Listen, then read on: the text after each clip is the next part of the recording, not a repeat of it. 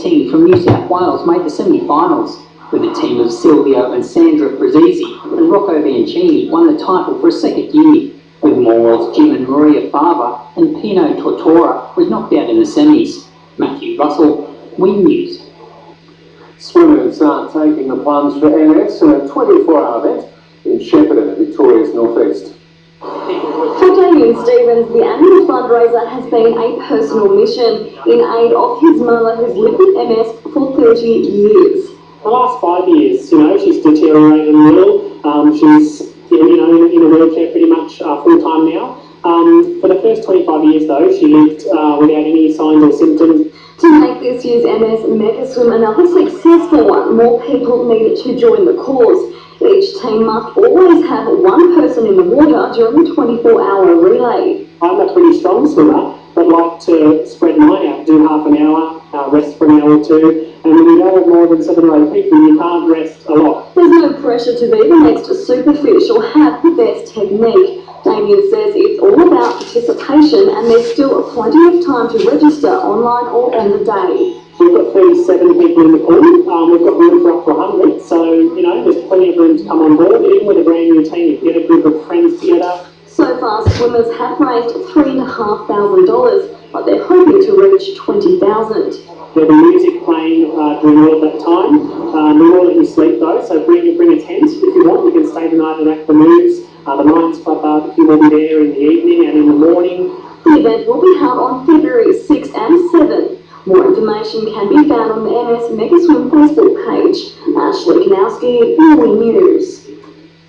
After a stellar fight back at Townsville, Ryder is heading into the last rounds of the BMX series, tied for first. 3 weeks out from the first 2 rounds of the National Series, doctors told Shelby Green there was no way she'd be a starter. But the teenager had other ideas. So I did 2nd grade ligament damage. Told me to stay off the bike for 6 weeks, but I don't have that time because, this year is a really important year. Understandably, Green had a slow start on the opening weekend, but raced back into contention during round 3 and 4. Claiming 2 firsts over the weekend in Cairns to tie for the overall lead. Been training more and getting my fitness back up and getting my strength back up, so I think that's what the outcome was. With 3 rounds remaining, the 15-year-old is confident of securing her 2nd straight series victory before stepping into the junior elite category. That's where the Olympic squad gets selected, that's where the world squads get selected, so this year was really important to, make it a good one, I guess. Shelby will travel to regional Victoria for rounds 5 and 6 next month. She'll be joined by fellow Townsville BMX rider Lucy Woodbury, who shocked herself by making 3 of the possible 4 finals in her maiden series. Definitely this year is kind of one of the years that I'm just doing it to enjoy it, and then next year I might come back and set some goals to kind of achieve higher. Meanwhile, locals have a chance to get on the bikes themselves for a 2-day competition and open day in the middle of February. Tim Morgan, Win News. A karting event for women and girls has been staged in Lithgow on the New South Wales Central Tablelands. More than 50 machines and their drivers came from across Australia for the Zigzag Motel National Karting event. Unlike other meets, under every helmet was the element of girl power. The competition running as Australia's only all-female karting event. It's very different competing against boys to girls. I prefer personally against the girls because, you're both females, you kind of bond fit in that way. But it is tough out there. The girls are still very, very fierce. So it's been a bit of a tradition, and the event also does a great job towards raising money for breast cancer research. Once again, little Stevie Smith made the trip from Hobart, Tasmania. We have a few problems with the car, but I reckon we're going to get them. After winning her class last year, confidence was high. The next shows me how it's going to be enough run and I'm going to win the pink plate for Tassie. But she had to settle for second, picked at the post by Ruby Gibson. Male or female, the bar is still set high. I want to end up racing V8. While numbers were down from last year, organisers say it's due to the recent rule changes and not a reflection on female participation in the sport. A little bit disappointing compared to past years, but at the moment there's a few challenges in karting with some changes to engines and tyres, and that's knocking the numbers around a little bit. The weekend still raised more than $13,000 for breast cancer research. Felicity Henry. And that's all for now. I hope you're enjoying the program. I'm Bruce Roberts, and thanks for your company. We'll see you next time.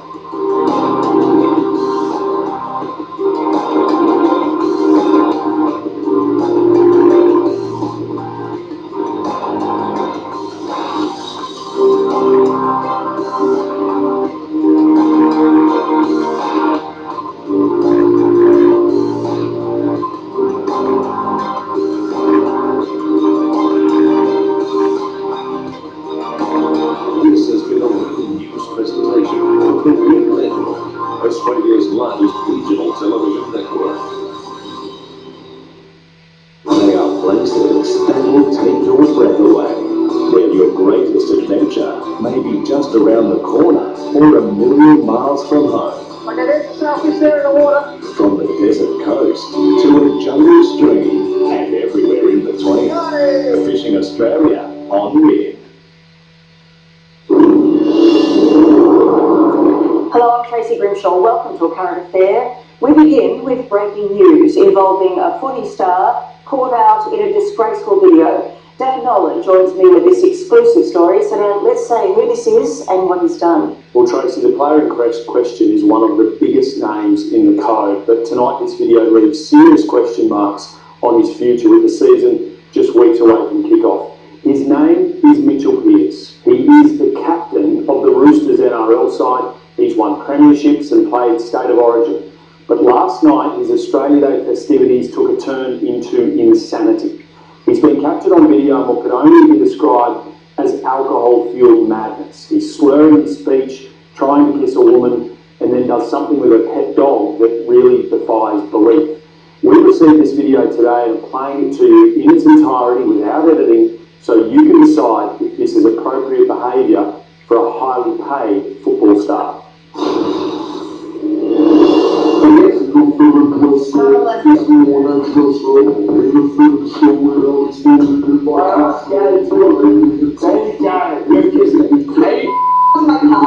What's your name? What's your middle name? Exactly.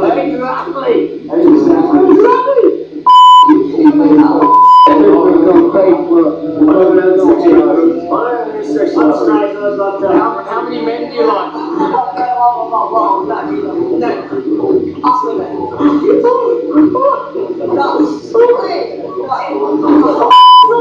Get out.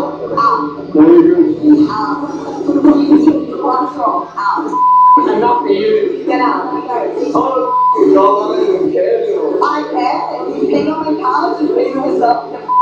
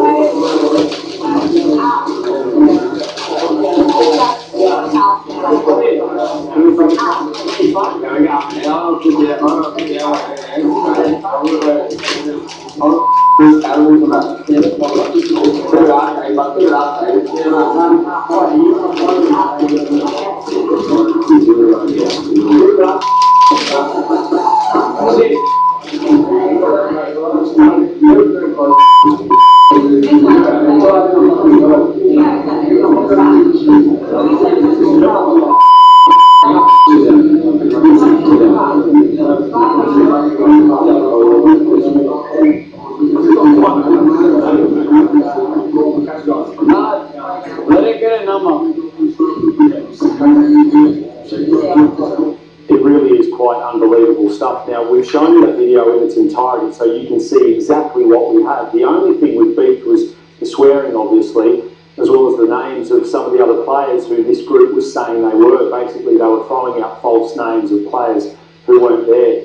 To give you some context, earlier yesterday, Piers posted these pictures on his Instagram account.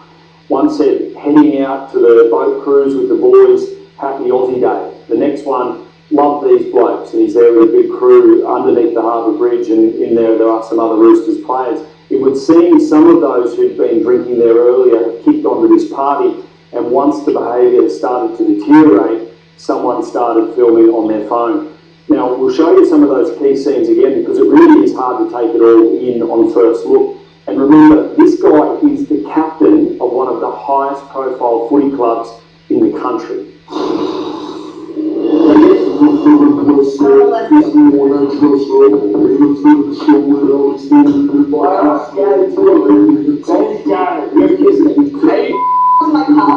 What's your name? What's your middle name? Exactly.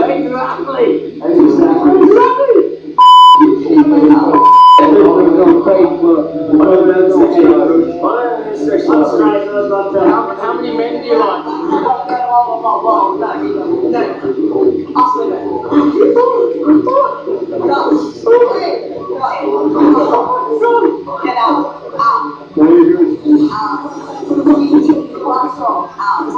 Enough for you. Get out. I care. If you think on my couch, you bring yourself the out.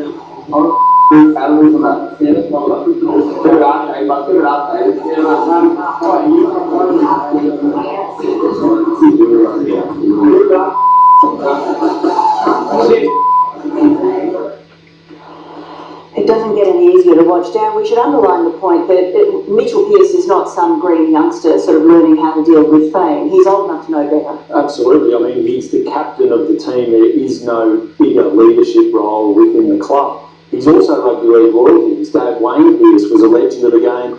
His dad was also, or now serves on the Rugby League Commission, which controls rugby league in this country. If ever a player should have known better, it would be Mitchell Pearce. He does have a troubled history with alcohol, though, doesn't he? He does. An alcohol incident cost him his place in the State of Origin team 2 years ago. That was in King's Cross.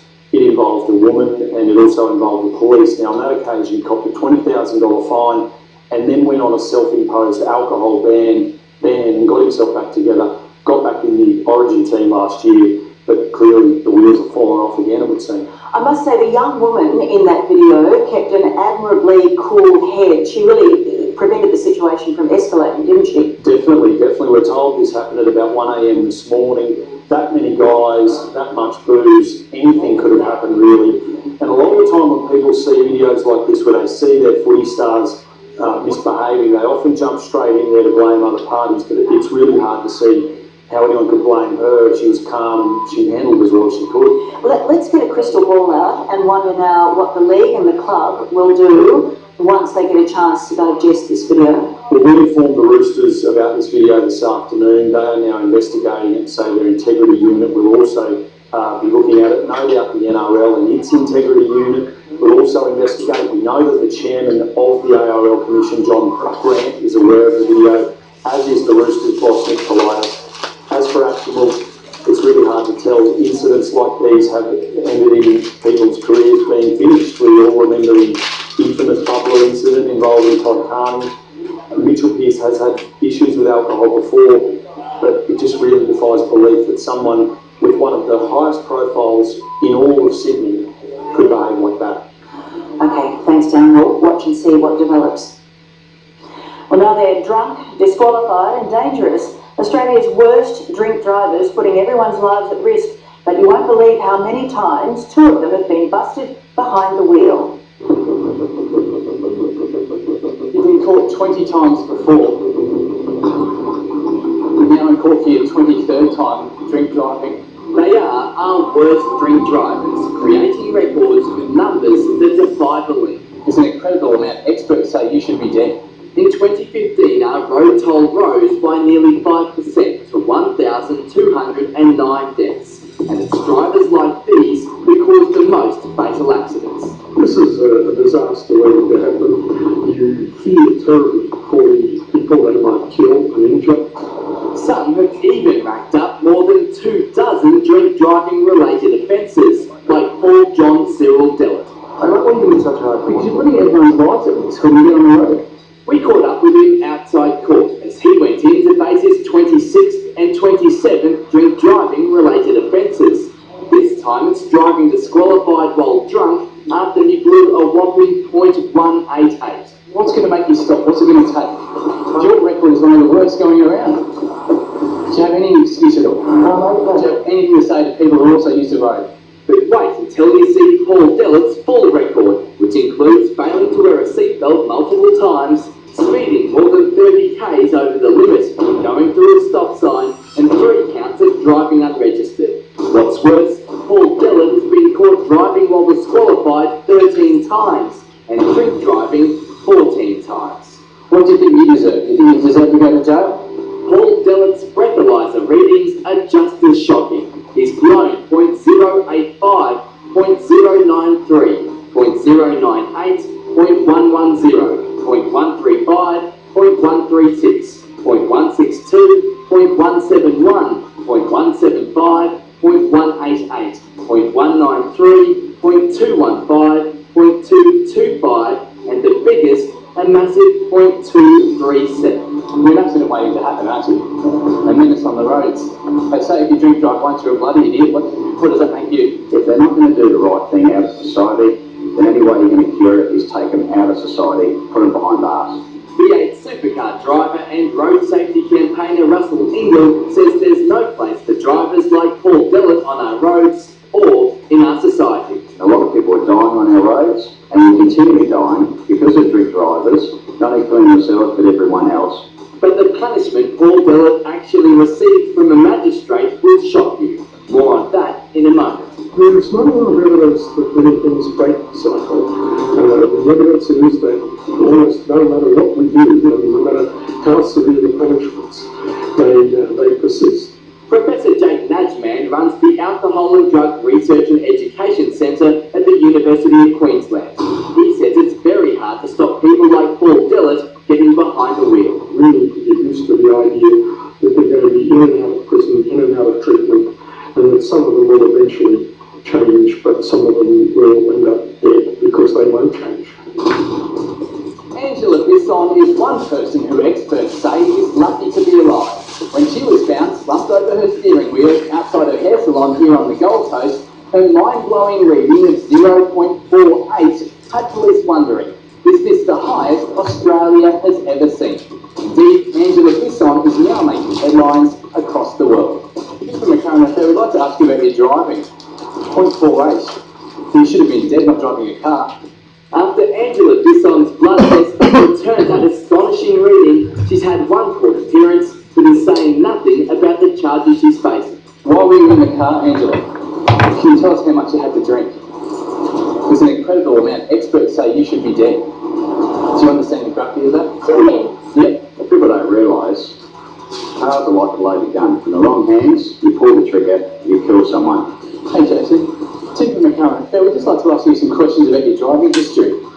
Jason James Maloney is another with a hideous traffic record, including defective, unroadworthy and unregistered vehicles, as well as speeding more than 30 k's over the limit. He's been caught driving unlicensed 6 times, driving disqualified 13 times, and drink driving 10 times. Do you have any explanation? Will jail stop you from doing this again? His readings are another long list. .051, .062, .088, .122, .126, .138, .154, .165, and another 2 times when he was too boozed to give a sample. Do you understand how dangerous you are to people on the roads, Jason? Do you have any excuse for your driving history? His criminal history is another sorry tale. Fraud, assaulting police, entering a dwelling with intent, public nuisance, willful damage, breaching bail, and possession of weapons without a licence. Will jail stop you, Jason? Can you give us an explanation? What will stop you? This was Jason Maloney's last taste of freedom, though, with the magistrate sending him to his 4th stint in jail, where he'll be behind bars for the next 6 months. As for Paul Dellett, who has a longer traffic record, well, unbelievably, despite it being the 14th time caught for drink driving and the 13th time for disqualified driving, the magistrate has allowed Paul Dellett to walk free. Paul, you must be thanking your lucky stars for that decision today. Paul Dillon appeared before a different magistrate and was handed a 15-month jail term, but he was given an immediate release without a day being served. There was no fine and no community service. How can you have any guarantee you're not re-offending again when you've been done so many times for? Paul Dillon did have another 3 years added to his current driving disqualification, which means he won't be able to apply for a licence until 2024. Though you have to wonder if that will stop him. The story is usually that they try many times to stop. They're usually not successful. Hopefully you're staying in the passenger seat, Paul. Keep everyone safe on our roads, eh? Angela Bisson will face court in February and Jason Maloney is due to be released from jail in July. Well, now the new IT diet that claims you can activate your skinny gene by eating certain foods. And the good news, chocolate and wine are on the menu. But does it really work? Tonight, medical experts weigh in. You could lose between 3 to 4 kilos in the first week of this diet. There are a number of genes that can help people stay thin. We've all heard of skinny jeans, but do you know our bodies have their own cellular version? And it's thought activating these genes helps us lose weight faster and live longer. Sirtuin genes are a type of protein linked to bodily processes like aging, inflammation, and weight management, earning them the nickname the skinny gene. And they're at the centre of the latest IT diet, the Cert Food diet. So the theory goes that the more of these certain foods that you eat, then the healthier your body's going to be. Nutritionist Amelia Phillips says while she's not usually a fan of diets, the Cert Food program has a lot to recommend it. I actually quite like this diet. Now it's only 3 weeks, so you don't see it as a whole lifestyle change, but rather a bit of a tweak to what you're already doing. So pretty much most of the green leafy vegetables that you see out there contain polyphenols. So kale is a big one, spinach, rocket, parsley is another one, celery is great as well. Other Cert foods include extra virgin olive oil, walnuts, dates and strawberries, tofu, chicken and salmon, and spices like turmeric and bird's eye chili. There's also some unexpected ingredients. Yes, yeah, you'll be pleased to know that you can actually have moderate amounts of red wine. You can have chocolate, dark chocolate of course, so 80% cocoa or higher, and coffee. Not on the list. Highly processed foods such as your crisps, your soft drinks, your high sugar foods, all the processed baddies that we know. This is how it works.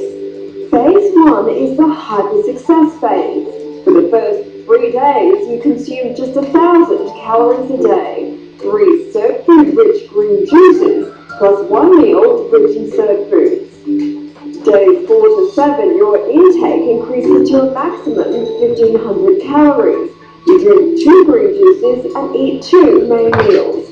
Phase 2 is maintenance. For 14 days, you eat 3 meals and drink 1 green juice.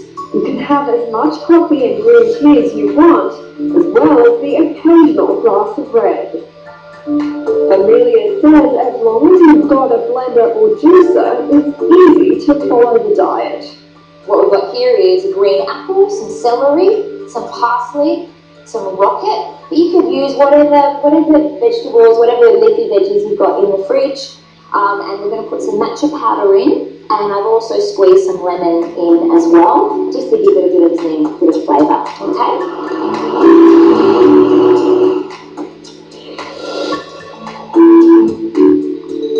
There we go, thank you. 1 Cert Food juice coming right up. Cheers. Cheers. It's very healthy. Yeah. They're basically talking about what is really the next big thing in diets, which is polyphenols. Medical expert Dr. Ross Walker says Cert foods are rich in polyphenols, or plant chemicals which have proven health benefits. These foods are good for you. Whether there's any proven weight loss benefit or not is yet to be seen. We have hundreds of genes that determine our body weight, so the hunger impact, and your genetic makeup determines where this large environmental component to that. Professor Margaret Morris is the head of pharmacology at the University of New South Wales. She says while some people have a genetic predisposition for thinness or obesity, how well they eat can override that.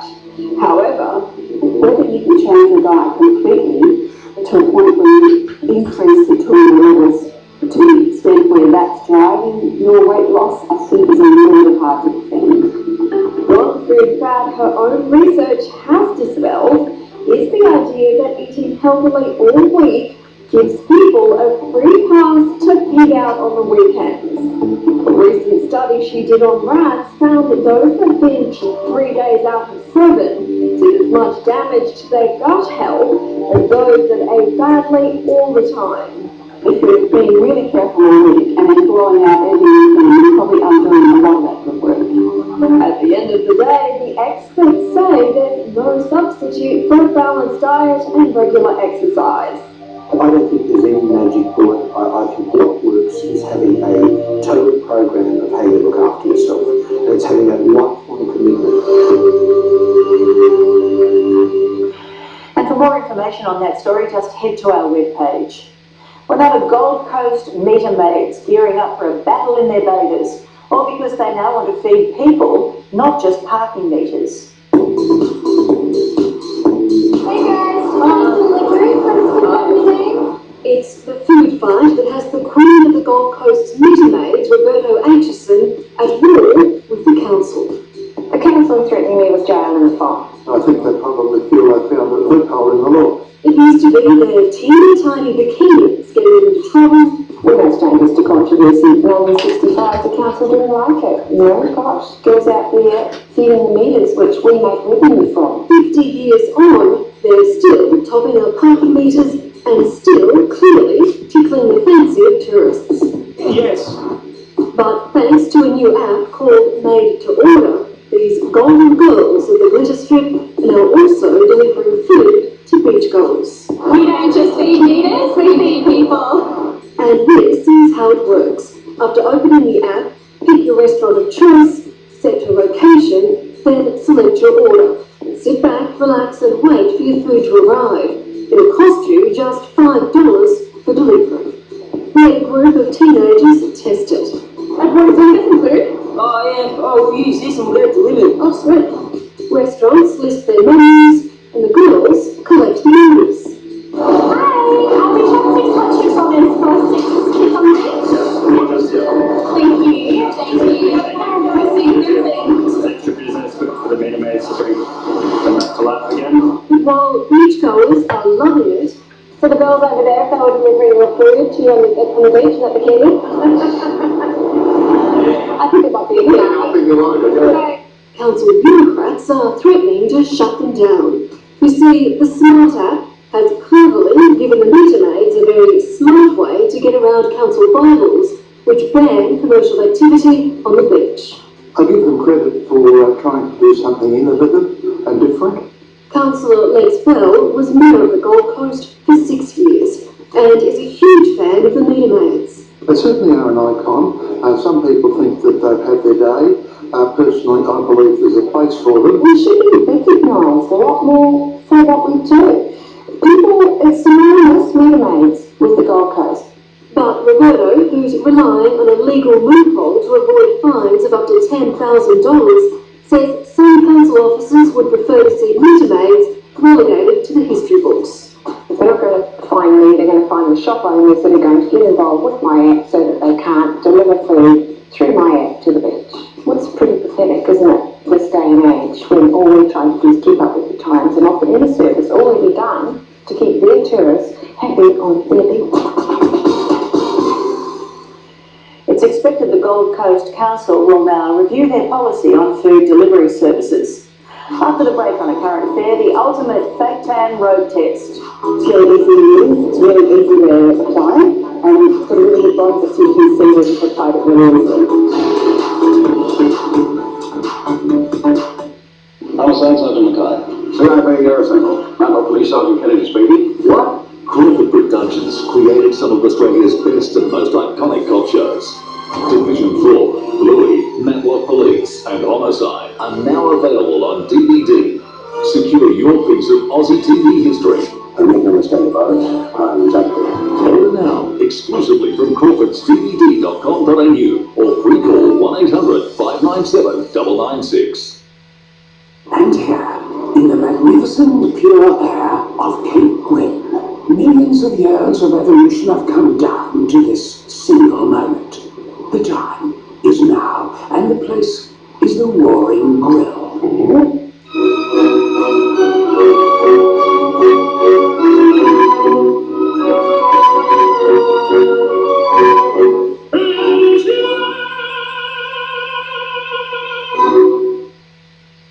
If you're tired of leaking, bursting hose fittings and getting wetter than your garden, then I have an incredible offer that will solve your problem forever. You get 2 legendary hose leak starter kits for your hose, 2 quality metal spray guns, 3-year warranty plus free delivery. All this for only $39.90. That's a massive 40% saving. You can only buy direct from us, so visit hoselink.com.au or give us a call. I promise you'll be glad you did. Don't put it off any longer. Get the time-saving Pressure Pro today from Teledeals. Call now. The first 50 callers pay absolutely no shipping or handling costs. You'll love the Pressure Pro, the amazing automatic pressure cooker that lets you cook fast, healthy, and nutritious family favourites not in hours, but in minutes. All with the touch of one button. Cook a tender, juicy roast in just 30 minutes, or 2 frozen chickens in under 35 minutes. The secret to one-touch cooking is the Pressure Pro's 10-in-1 Smart Steam technology. Chops, roasts, rissoles, chicken, lamb, all cooked to perfection. Don't pay hundreds of dollars for space-wasting, time-consuming appliances. Get your one-touch multi-cooking Pressure Pro today for only 5 easy payments of $39.99. But that's not all. Get the Pressure Pro today and we'll give you an exclusive Pressure Pro cookbook absolutely free. But that's not all. Call now to get free shipping. That's right. Call now to get the Pressure Pro free exclusive cookbook and free shipping, but you must call now. Who designs the amazing technologies that create your world? Who keeps you connected with those around you, wherever you are? Who brings your favourite sports to life? Right to the light! Who powers you through your fly? And gets you home safely at night? Who makes the technology that cools and warms your home and keeps your food fresh? Mitsubishi Electric. Our world is your world. In the best countries, Australia, right there, people. Wake up with Australia's best breakfast.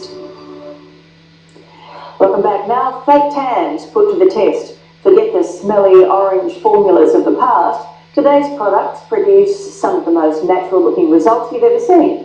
Tonight, our guide to the best budget-friendly tans in a can.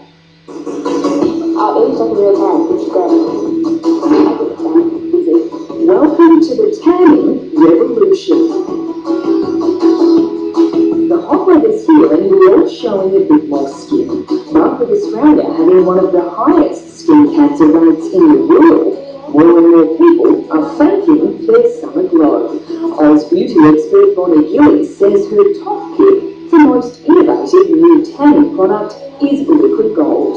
Liquid Gold sold out really quickly. It's actually quite hard to get your hands on at the moment. The formula developed by Aussie brand Bondi Sands. This product is different because it's in a solution which is a dry oil. It dries instantaneously, so you can get dressed and walk away and you don't feel like you've got anything on your skin. So we decided to put it and some other big sellers to the test, revealing the cheapest per 100ml and the best, according to our road testers, 10 fitness fanatics from CrossFit Rise Up in Melbourne sunshine.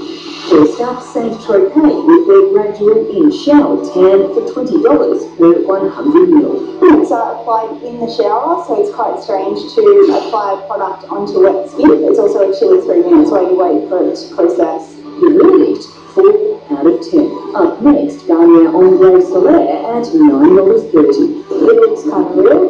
I'll give it an 8 out of 10. The Tan Instant Fast Tan is under $10. It's very easy to use, it's really easy to apply. The rating, 8 out of 10. The Sands for Palmer's Cocoa Butter Natural Bronze Instant, a bargain at $5.60. It's pretty natural looking. It's not too orange, it's more natural. Combo Sounds light to medium foam is under $10. They went on really easily and had a nice even tan, and it's not very nice. I'll give it 8 out of 10. The $13.33 liquid gold also rated well. I really loved it. I'd give this product a 8 out of 10. I'd use it again. I think we'll practice there. Next, under the microscope, Rimmel Sun Shimmer Mousse at $11.33. It doesn't have to be expensive, but I think it's one of the best ones I've ever used. It scored a 9 out of 10. The same score, iconic product Saint Tropez Bronzing Mousse for around $33. I loved it. But this one's really nice, it smells good. Two products got a perfect score. The first, Dove Summer Glow, the cheapest product at $3. I haven't had any streaking, which is awesome. And Jade Blonde's Tanning Mousse, around $23. I think it's fantastic. It's been really good. So, any tips for the novice tanner? Good preparation, so making sure your skin is well exfoliated, so no moisturiser, no deodorant. And the other thing is, after your tan's developed and you wash the product off, is maintaining your skin with moisturiser. This will prolong your tan, because the drier that your skin gets, the quicker your tan will fade. Your action-packed, total luxury holiday awaits aboard this $10 cruise liner, Australia's mega cruise ship, tonight set at Braggie and Wynn. In Volume 3 of the box, promiscuity is the order of the day. It's just in move. It's one scandal after another. Expect the unexpected. The Box, Volume 3, is now available on DVD. Order exclusively from corvinsdvd.com.au. For a free call, 1-800-597-996. I've been working about 8 years now. Very nice people, they help me out all the time. They're pretty kind, we always want to joke around, you man, so it's awesome. Everyone is really, really friendly and nice. My next goal is find volunteer mission to help people. I'm looking forward to my job here one day in the future. I really love working at Oak. Nice, friendly, good people. Oak Tasmania, empowering people with disability to achieve their goals. Have you ever looked for a hotel online? Did you notice that there are so many different prices out there for the exact same room? Well, Trivago does the work for you and instantly compares the prices of over 600,000 hotels from over 200 different websites. So instead of searching for hours or spending too much, Trivago makes it easy for you to find the ideal hotel for the best price.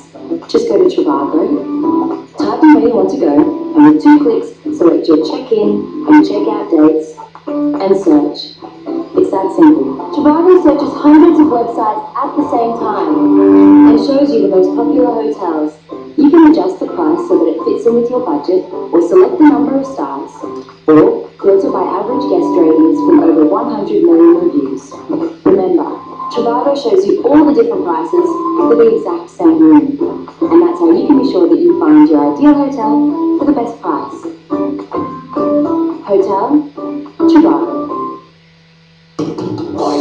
Riley Hose and Handling are the hose and fitting specialists. Whether it's hydraulic, power steering, rubber, PVC, metallic, Earl's Hose and Speedfly fittings, our factory-trained staff can repair or manufacture any hose assembly while you wait, with all the latest crimping and fitting equipment on site. When you need it done right, call the hose experts. We will better any genuine quote, conditions apply. Riley Hose and Handling, 1 Langton Avenue, Derwent Park, and 130 Foster Street, Invermain. Can I help you with anything? No, mate, I'm all set. Got everything we need for a paddle. Have you thought about what type of paddling you want to do? And safety equipment. You might need these. And it's worth checking out the Marine and Safety Tasmania website for water safety tips and about the next paddle safe session in your area. Thanks, mate. Get informed. Visit mast.tas.gov.au for your newest paddle safe session and tips on how to stay safe and have fun on the water this summer. If your shower dribbles like this, you might think it's a pressure problem. The real cause? Calcium buildup. So CLR it. CLR cleans and removes calcium, rust and soap scum, which will have your bathroom running and looking like new. CLR is tough on stains but gentle on the environment, so it gets dishwashers and washing machines working like new. CLR is great on outdoor furniture. A few scrubs with CLR and rust stains on driveways disappear. With CLR, calcium, lime and rust are gone. Can our heroes sizzle in the next prime time T20 Spectacular? Australia, India, Friday, live on Win.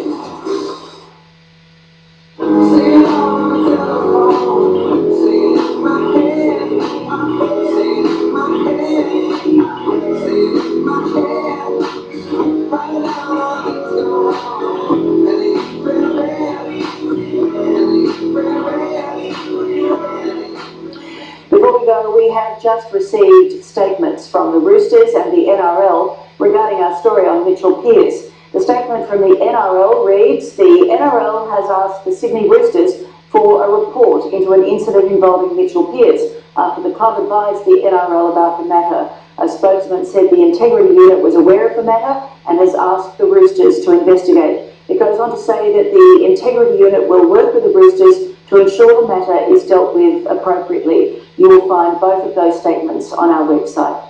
Thanks for your company. Good night.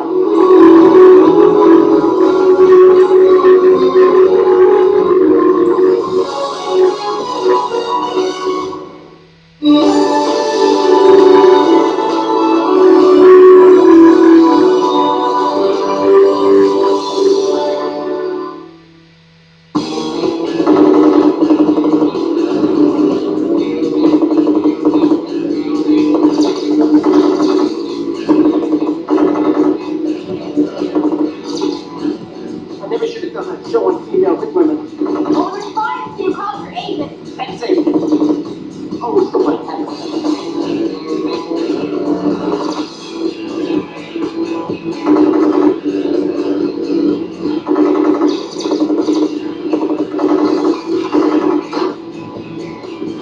Oh, God. I think they hit the gas now.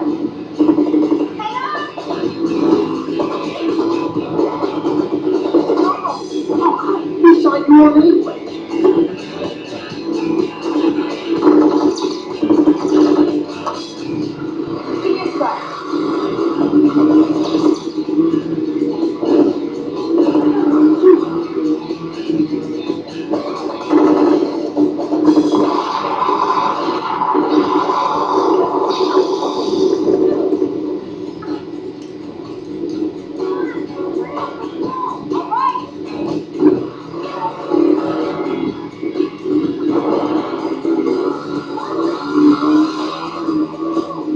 Wow.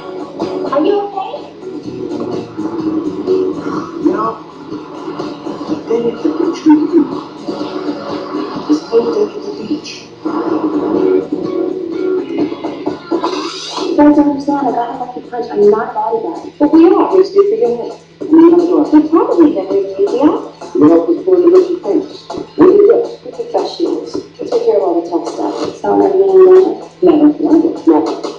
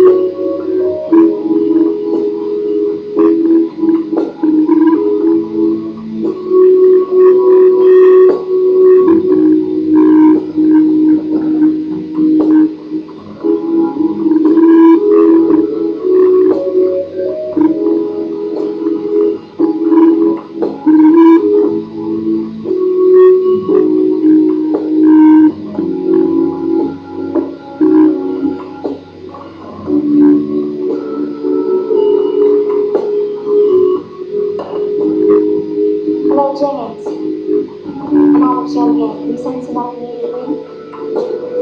Thank you.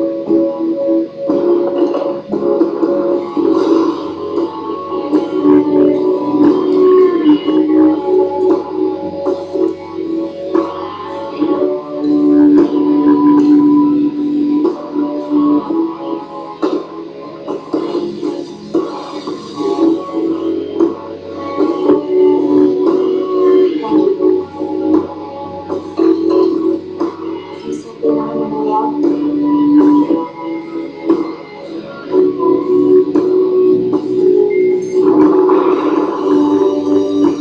I said set the alarm, not set it off.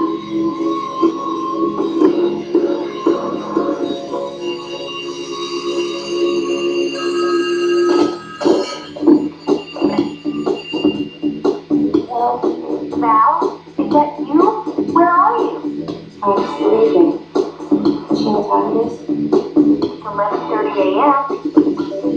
Oops. Eric Calder.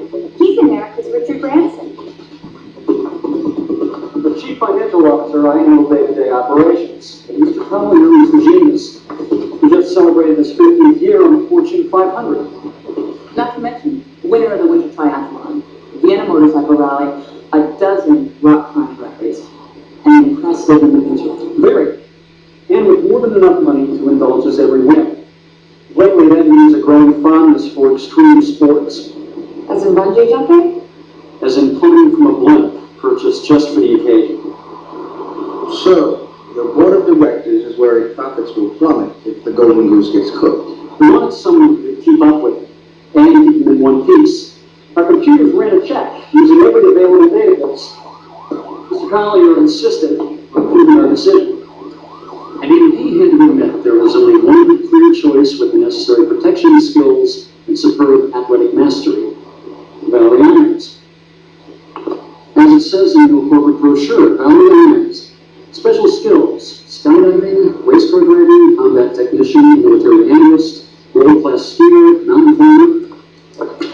May I go on? No, you need not. Miss Irons is so modest. I mean, yeah, she is bragging. But you obviously realize great talent comes at a great price. Just fill us on completion. She haven't even heard our fee. This briefcase is a birthday gift from Mr. Collier. Carved from a single piece from the last remaining stand of ginkgo trees in the Amazon rainforest. Priceless. Trust me, whatever you charge, it's pocket change. I'll arrange everything.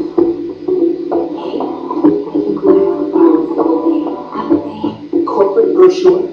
I just had them printed up. And you have 2,000 out.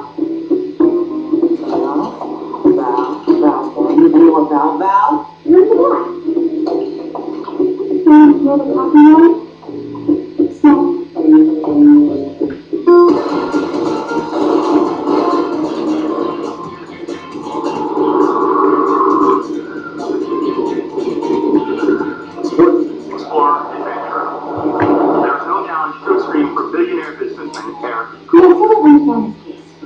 Biggest threat is Collier.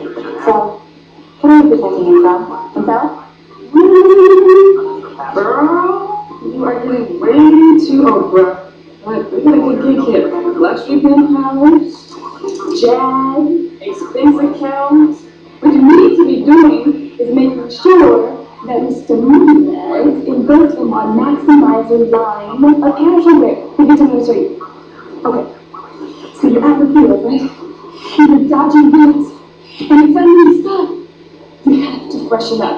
But with all the guns and the brass knuckles and everything, where do you put your lipstick? My Chanel backpack. Wrong!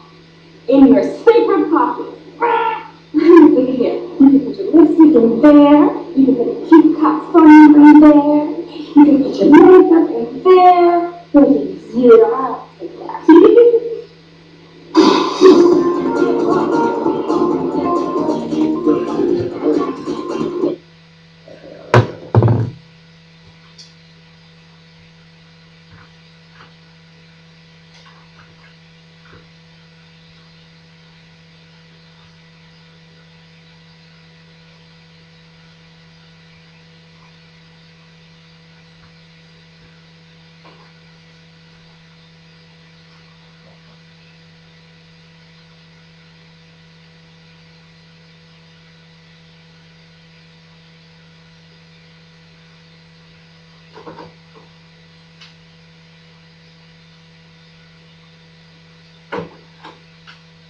the 9 million couples out there to choose from.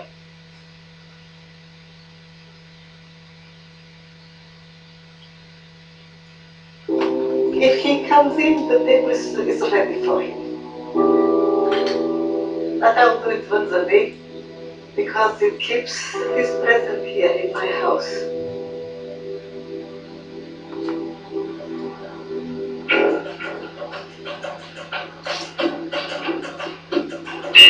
Chris Maharaj was sentenced to death for the murder of 2 men in a Miami hotel room.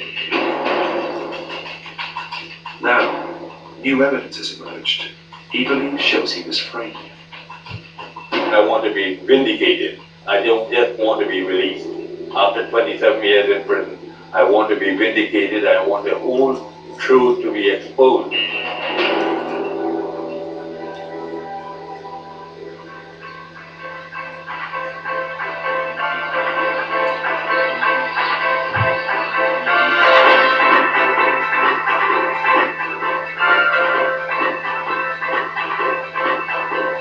It's showtime at Santiago Women's Prison in the Dominican Republic.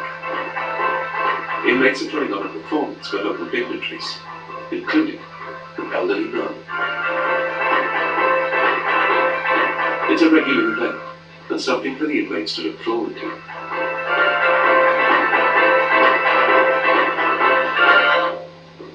But Nicole Reyes, doing 12 years for running over her husband, does not feel like joining in.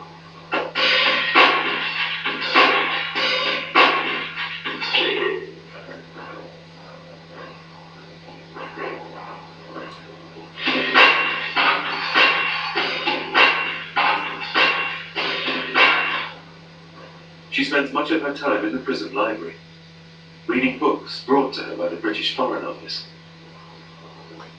Basically, they bring me a bag of books, I store them here, I read what I think I'll enjoy, and then when they come back in 3 months' time, they swap them over for me. It just gives me a bit of reading material because I've actually read all the English books in here.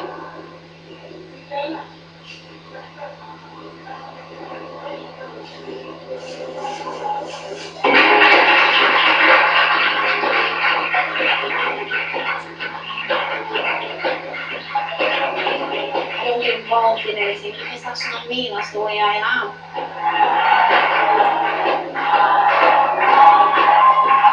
I'm used to interacting, and here I feel I can't interact very well because of the language. And there's times I feel so frustrated because I want to say something and I can't say it. And that's what I find really difficult. I'm here for something I didn't even do.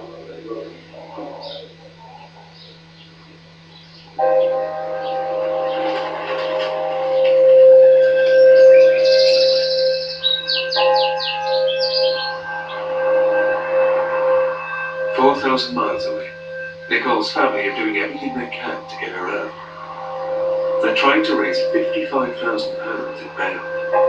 Thank you so much. Thank you. I really appreciate it.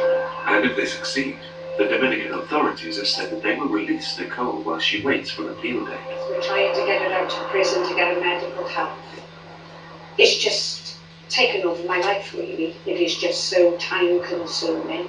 But when it's your daughter, it doesn't matter what it is, as long as you can sort of help it, you'll do anything. And I've realised that more than ever now. My mum is the most special person in the universe to me. She's just been there all the time. She won't give up. She said that as long as she got breath in her, she won't give up. She just wants me home. In London, it's time for Dan McDonald's day in court. He's facing a European arrest warrant from the Czech Republic. They want to put him on trial for smuggling 10 kilos of hash into the country. He still hasn't found the police officer or the letter she handed him, telling him the case had been dropped. My life's in 3 other people's hands today, and I've got no control over it. Just trying to comprehend what I'm about to go through. It's going to be hard to do whatever I have to do. And my life will either get back to normal, or it's about to have the biggest change I've ever had to deal with, which is scary in itself. If he loses, he'll be extradited to the Czech Republic. Dan is one of 3,000 people facing extradition from the UK this year alone. It's a record number.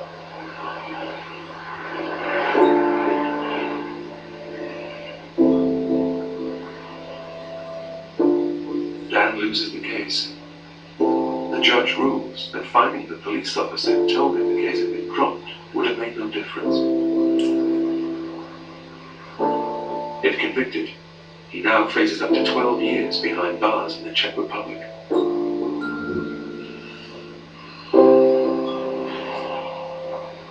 Oh, it's terrible, they extradited me. You know, fucked. It's the worst thing I've ever had in my life. So right.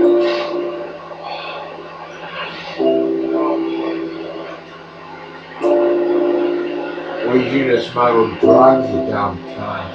How can you be ready to face such a terrible time in a terrible foreign jail with all sorts of people, rapists, murderers, kidney diddlers, all in the same place, all, you know, there's no separation like over here. And I've now got to deal with that. And now I've got to deal with anything from 6 to 12 years. Dan has been given 2 weeks to put his affairs in order. After that, he'll be told to hand himself over to the police at Heathrow to be extradited.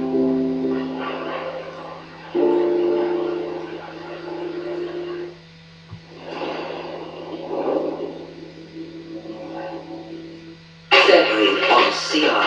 Ever wondered why serial killers do what they do?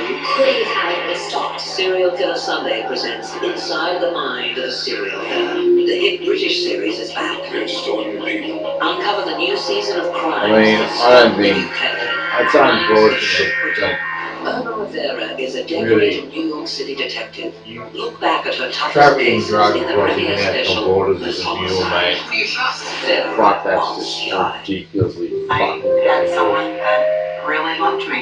I started noticing something was wrong. Now I know this is a psycho.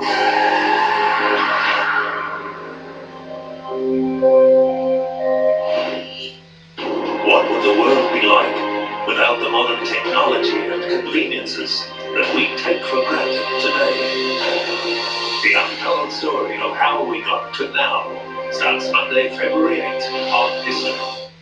Get top brand tyres at online prices. Go to tyresales.com. Tyresales.com will change the way you shop for tyres. With drivers saving hundreds of dollars, it's no wonder we're Australia's favourite online tyre store. Genuine top brand tyres at online prices delivered free to over 1,750 installers nationwide. And with a tyresales.com money back correct tyre guarantee. At the click of a button, you can find the best tyres to suit your vehicle and your budget. There's no ringing around finding the right tyre at the right price. Plus, you can instantly locate the installer who is nearest to you. The easiest way to get a better deal on your new tyres. Genuine top brand tyres at online prices, delivered free to the installer of your choice. And with a tyresales.com money back correct tyre guarantee. Buying tyres has never been easier. For top brand tyres at online prices and the best deal in tyres, go to tyresales.com. Let's just not shoot something like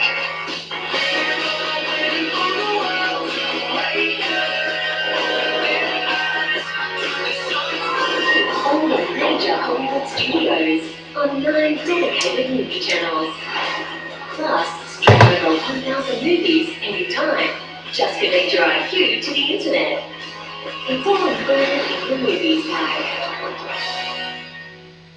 The whole town was in an uproar. Frustrations just built up in him, and where are they gonna go? This was a crime that just exploded. Killer Kids, Friday, 9:30 on CI. I can't imagine a more horrific experience to go through. Crimes that are hard to imagine. For a father to have committed this horrendous crime, it just is beyond comprehension. But impossible to forget. As soon as I saw the fire, I knew it wasn't an accident. Never thought anything like this would happen, ever. Britain's darkest taboo. News. New episode Monday, 8:30 on CI. Artifacts unearthed. New evidence uncovered. Old theories undone. Rome unwrapped. New episode Tuesday, 7:30. Part of Rome Month, only on History.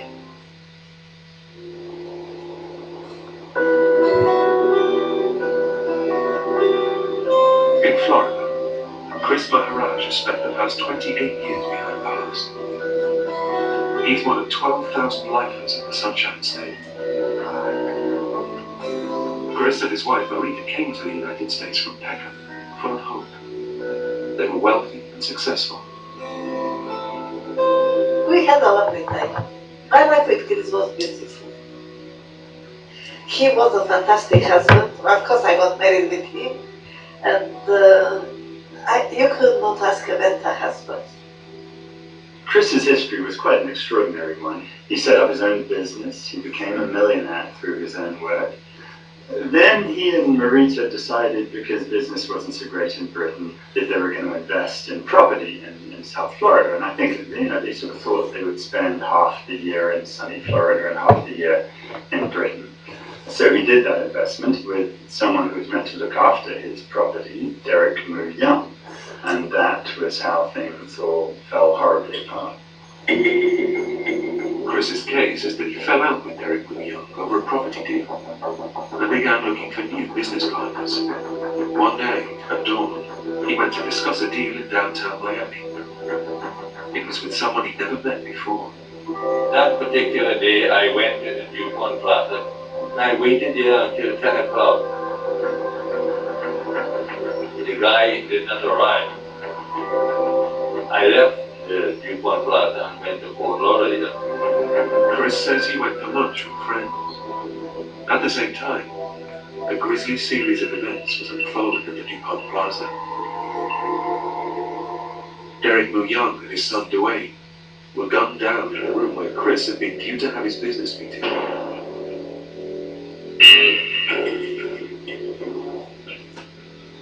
A few hours later, he was having dinner with Marita. A detective walked in and said to me, "You're under arrest for murdering these two people." I said, "What the hell are you talking about? I didn't murder anybody. I never seen them."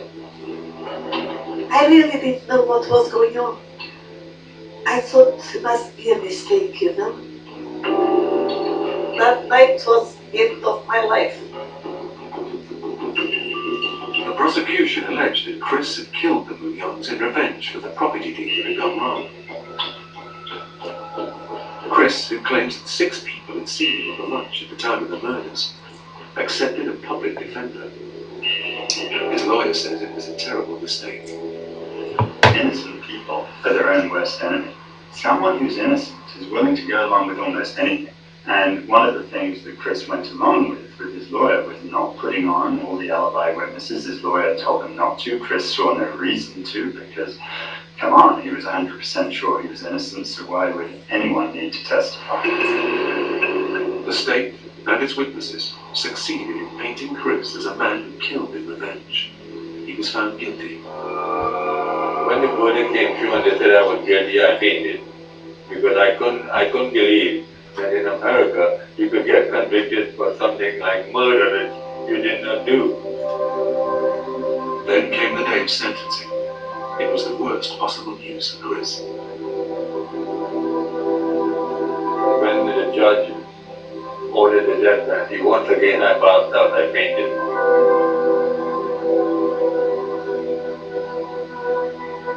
I got up and I screamed. And I think, you know, and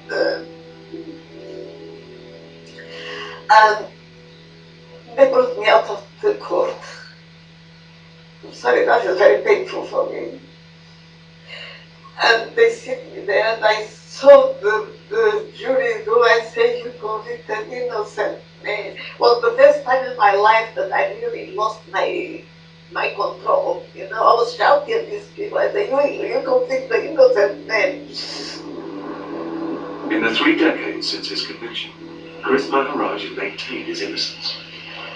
And Marita has stood by him.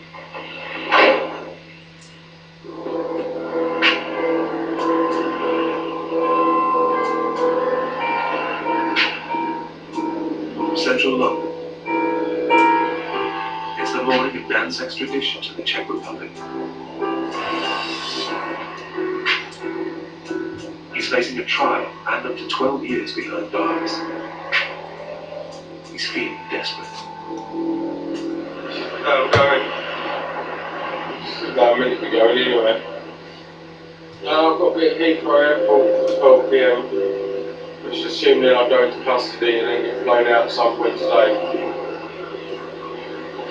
That's their plan.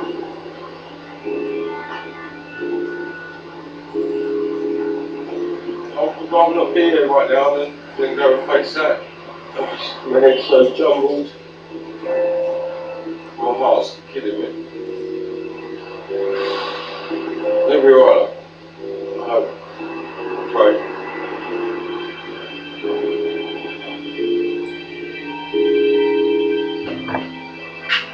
Dan vanishes. Several minutes later, he puts up a post on Facebook. He's willing to do almost anything to avoid extradition.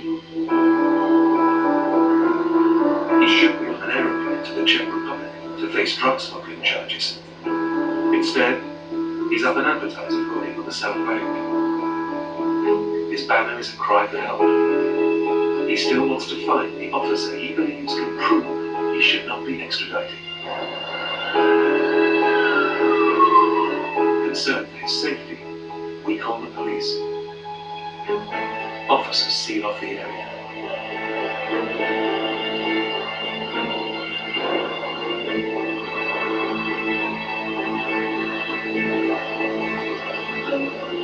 Fire brigade and specialist paramedics arrive. Then the police negotiators get there. They call Dan's solicitor to see if he can help talk him down. I think the good news is we're here, because part of where he has been feeling is that nobody cares. So we're not even able at that point that he's gone straight down. You want to take my cue from you? Steve Law says it's common for people in Dan's situation to take extreme measures. Some will threaten suicide, some will say that it's affected them psychologically, and maybe section of the mental health act. I've had that happen. I've had people disappear. I've had other people try to fight it unsuccessfully, and that's caused them almost as much grief than if they hadn't done. Eventually, they managed to talk Dan down.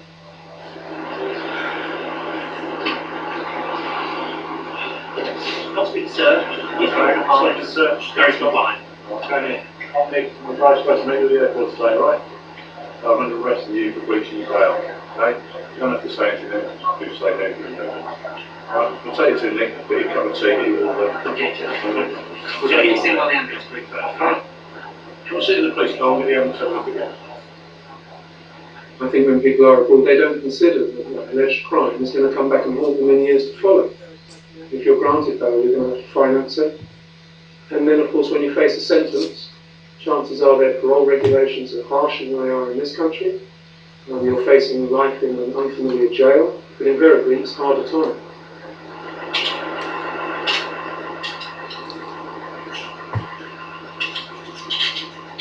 Dan is taken to Brixton police station and then to court.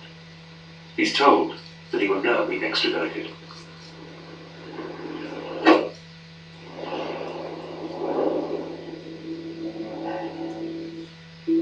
Our little girl, quiet, watched us. 30 years ago, the unspeakable happened. Crime Investigation Australia, the Anita Cobby murder. Next Tuesday, 8:30 on CI. They carried devastating weapons, took millions to the heart of war, and inspired terrifying cruelty. The 8-part series exploring how these metal monsters transform the art of war. Combat Trains, Tuesday, 8:30 on History. From the first footprints on our continent to the present day, what did it take for an ancient land to become a modern nation? An extraordinary tale of adversity and triumph. The people, places, and events that have shaped us. Australia, the story of us. Wednesday, 8:30, part of Frontiers on History.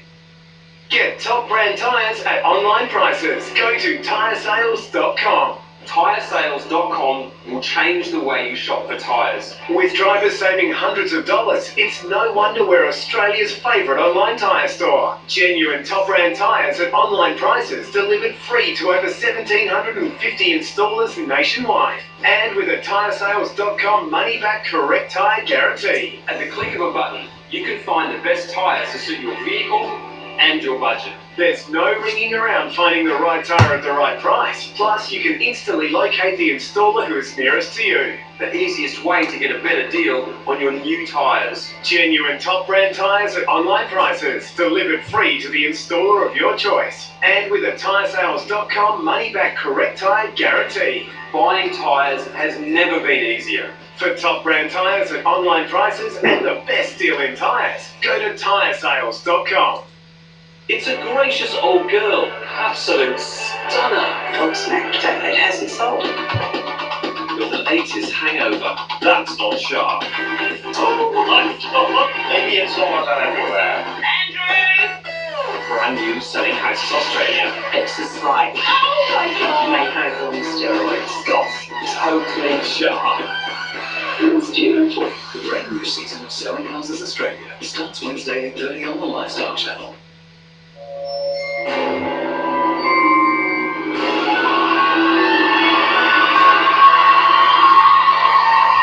Serial Killer Sunday presents Born to Kill. Sunday at 8:30 on CI. This February, history visits the Eternal City, Rome. Such a colossus in the story of human history. How did they rise from humble beginnings to create the greatest empire man has ever seen? Groundbreaking architecture. This one had to be the best. Hidden underbelly. Without structures like this, we wouldn't have Rome. The most famous of ancient towns has never seen before. Rome Month. This February, only on History. Across London, another case is moving towards a dramatic conclusion. 12 years ago, Clive Stafford Smith got Chris Maharaj's death sentence overturned. Now he's uncovered startling new evidence. It leads to the heart of one of the world's most ruthless drug smuggling networks. We've finally been able to make contact with some of the big name drug dealers who have come forward and put their hand up and said, look, this was not Chris Maharaj doing this murder, this was us. It was Pablo Escobar ultimately was behind this murder. Pablo Escobar was head of the infamous Medellin cartel. It generated so much cash that murder and corruption spread through Miami. In the mid-1980s, the place was awash with dollars, and the corruption was concomitant with that money. Evidence unavailable to Chris's defense team shows that the Youngs, whom he was convicted of killing, were money launderers for Pablo Escobar. Instead of the Youngs being businessmen making $24,000 a year, as was told to the jury at trial, they're trying to offer money around the Caribbean to the tune of $5 billion. And immediately you begin to see something very different is going on here. Chris's case is that the Youngs weren't content to just launder the money. The Youngs, it's clear, were trying to skim 1% off the top of the money that they were laundering for Pablo Escobar. Now, if you rip off Pablo Escobar, you're dead. What we now can show is that Escobar knew, and he would have then After 28 years behind bars, Chris hopes he can finally prove his innocence in a new court hearing. They have amassed a load of evidence which is, I would say, impossible for any sane person who's seen the evidence to say, I'm not innocent, that I was not framed for the murder. It could be his last chance to get out. I am not going to ask for mercy. I did not commit the crime. It was a conspiracy and corruption of unspeakable magnitude. It's difficult for me to plan what my future is now. Things have changed in 28 years. As my wife tells me, it takes me 6 months to get used to the cell phones and everything else. I don't know. I'll decide as I go along. She, as I said, she's the heroine of this tragedy. And we go from there. I'll sort of decide what she wants to do and not what I want to do. I think I owe it the rest of my life. That is life at the end of the tunnel. Actually, I start to pack things to go home. You know, so I just can't wait and Chris can't wait that we go home. We don't have much life left, but at least whatever we have, I hope that we can live in peace, quiet, and without worrying every day what's going to happen.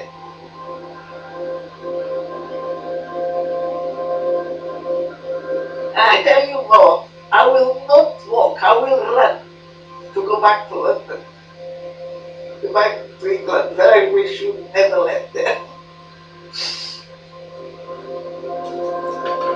But Marita and Chris's dream will only be fulfilled if the judge overturns the verdict.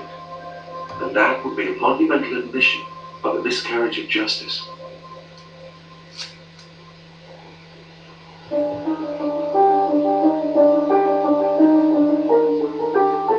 In Santiago prison, Nicole has been given a job by security. At 11:30 and also 5:30 when it's lunch and dinner, I have to get the spoons, make sure that there's 51, go and wash them, hand them out to the people that don't have any plastic spoons. Once they finish, wash them and count them in front of the supervisor of the day to make sure that there's still 51. Nicole has to guard the spoons in order to stop fellow inmates turning them into weapons and attacking one another. Nicole's family is increasingly worried about her safety and health. They feel abandoned by the British government. I pray every day. I pray.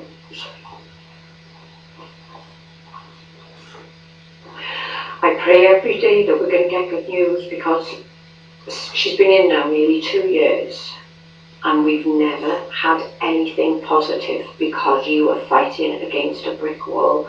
And I really believed if you were abroad, if you ever needed to go to the government for help, that they would be there for you. And I've really, really been shocked.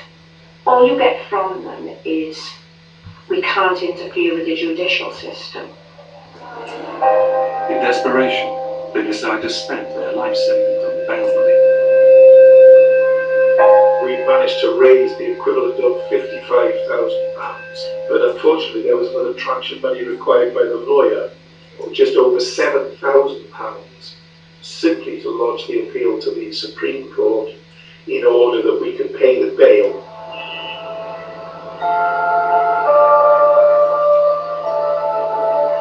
With the bail paid, Nicole is released. She goes into hiding, she says for her own safety. The room she finds is in a slum controlled by drug dealers. She and her family now have to work out what to do next. This final appeal now, this is the last ditch to the Supreme Court. It could take up to 2 years. That if they find the court was correct, then she remains convicted and she's picked up off the street and taken back to prison. Mike and Jeanette decide to take radical action. They're going to try to get her out of the country. They film their journey. Just pulling into Heathrow now on our way. At last. It's the beginning of one journey. I hope it's the end of another for Nick. Mike and Jeanette are not confident their plan will work. Does everything going through your mind? Is this going to go wrong? Is that going to go wrong? Mike and Jeanette arrive in the Dominican Republic. They head straight to the slum where Nicole is hiding. So we've been Sunday had one. We've in the town to pick Nicole up in the barrio.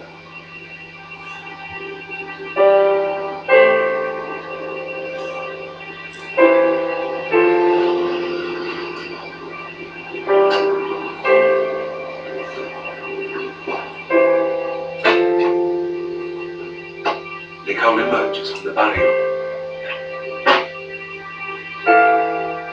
So at the moment, when you first saw your mum,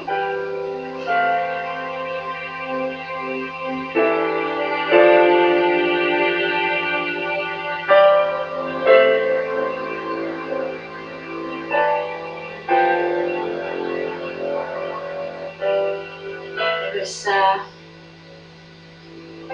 rather strange.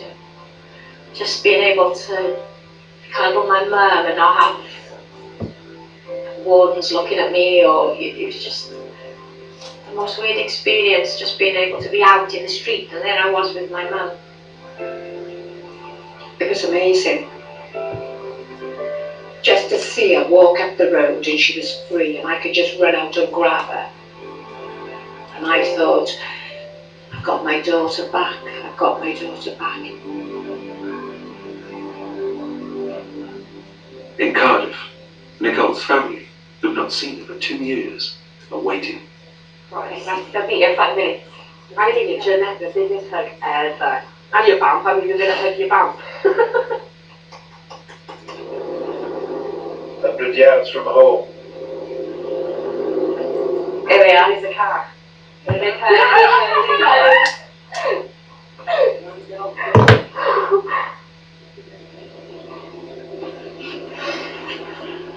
Come on, take me on first.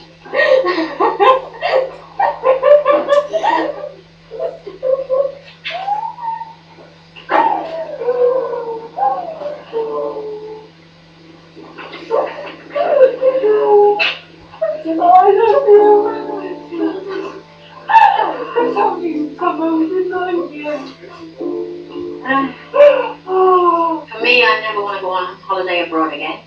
I'm happy to go to Butlins. It's scary to think that you get stuck in a system. Come here,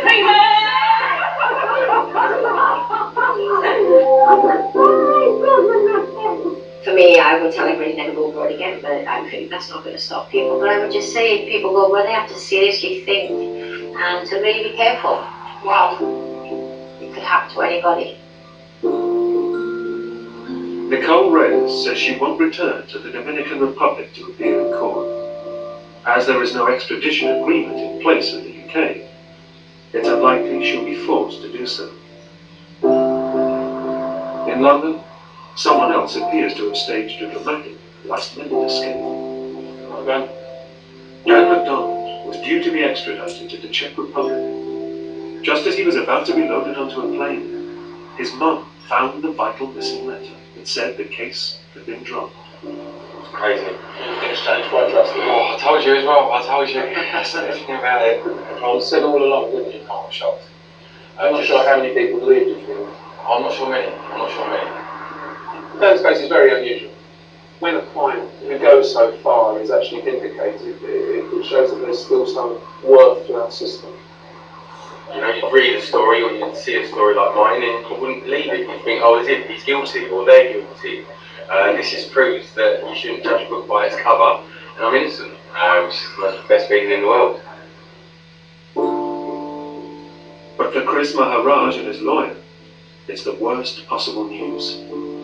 But it's such a disaster. I flew across the Atlantic absolutely certain that Chris was going to get a new trial, and what should happen? The judge denied it all. The judge ruled that the new evidence in Chris's case is hearsay, so inadmissible. It clearly wasn't hearsay. It was a bunch of people saying, we did it. And it's the sort of evidence that puts people in prison every day of the week beyond a reasonable doubt. And yet it wasn't even enough to get poor old Chris Maharaj and his wife Marita a fair shake.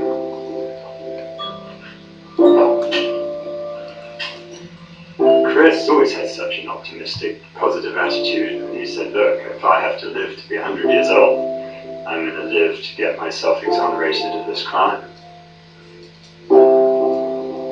Unless he can persuade the Florida courts to overturn almost 30 years of findings against him, Chris Maharaj will die behind bars.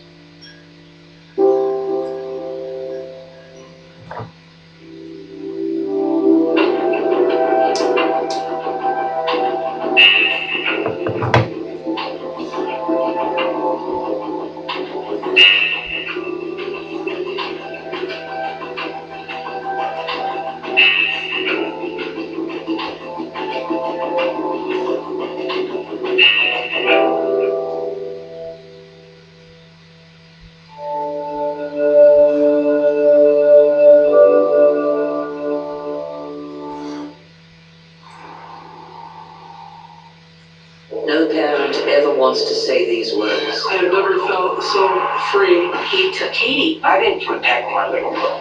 No parent wants to think the odds are against them. Timing in these cases is critical. We listen to the clock ticking away the seconds of my daughter's life. But they never give up searching. You don't want the bad guy to win. And they never give up hope. That's when the sunlight did birthday. They took our child. We got her back. New episode tonight, 9:30 on CI. Murder is anything but perfect. Something is always left behind. That's all we got. The trained hunter knows that the devil is in the details. Once he catches your trail, the hunt begins and doesn't stop till justice is served. Did you be the person I'm looking for? Homicide Hunter. New episode tonight, 7:30, only on CI.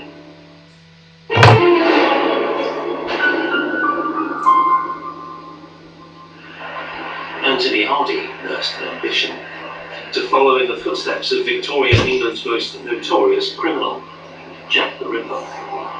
When Hardy took to the evening streets, no prostitute was safe. Jack the Ripper, he did talk a lot about. He was fascinated by his brain. When he went into deep things, like, murders and Jack the Ripper, well, that could go on for hours. One night in November 2002, Bridget McLennan, a sex worker, was looking for punters. She did not spot Anthony Hardy furtively watching her. 2 weeks earlier, another prostitute had disappeared and Hardy's neighbours had heard mysterious sounds coming from his flat. He had an electric jigsaw, I think, and a hacksaw, so he used both. What puts Bridget's life in such great danger is the fact that Hardy, seen here on CCTV, believes he shares the same destiny as Jack the Ripper, to escape justice. Perhaps he was teasing people. Perhaps he was teasing the police. Come and get me. I'll beat you again. Hardy asks Bridget if she'd like to go back to his flat. Her answer will decide if she lives or dies. For more great crime programs, keep watching CI.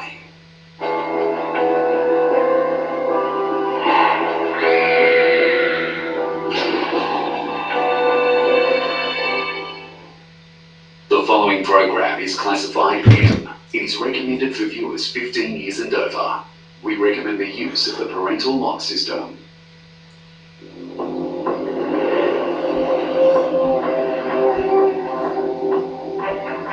People always say, be careful what you wish for. You just might get it. But what if you meet someone who can make your dreams come true?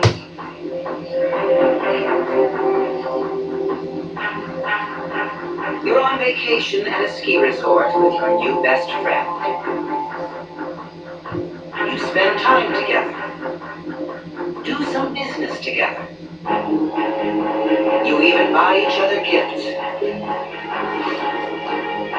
But what you don't do is catch on to him before he checks out.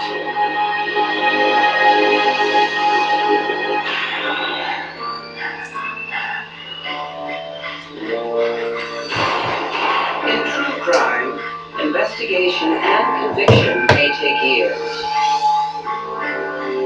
But every detective knows that the crucial clue is always there, somewhere, in the first 72 hours.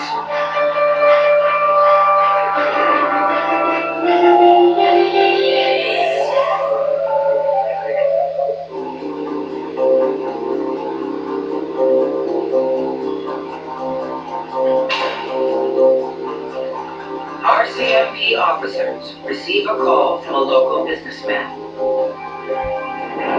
Corporal John Stein takes the report. From the appearance, he was a successful businessman. And he had a public company that he was looking for investors. I think over his lifespan, he had several companies that he had taken public and profited from them. The businessman, Martin Gifford, tells Stein he was shocked to find $50,000 of unexpected charges on a recent company credit card bill. His friend and major investor, Michael Van Hoven, has just gone missing. Gifford fears there may be a connection. Michael Van Hoven was brought to him through another person and introduced as a potential investor in his business because he was looking to invest in some companies in Vancouver. The two men first met 5 weeks earlier. Gifford needed investors for his latest invention, a groundbreaking advance in ultrasound technology. The more Gifford told Van Hoven about the invention, the more enthusiastic Van Hoven became. He said it was the kind of thing that could make a man rich. Van Hoven insisted on paying for the meal. Wealthy and eager to invest, Van Hoven looked to be the perfect partner. Gifford asked Van Hoven to come by his office as soon as possible to work out the details. They talked terms of contracts and everything else and what he was looking for in an investment, and they came to some sort of terms. Van Hoven's initial investment was to be $5 million. His family's bank in Switzerland would wire Gifford the money. Van Hoven wanted their business dealings kept private. He asked that Gifford sign a confidentiality agreement. Gifford agreed.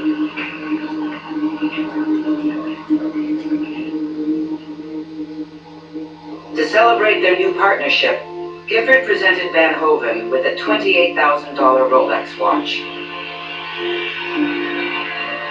When Van Hoven left his office that day, Gifford says he was excited.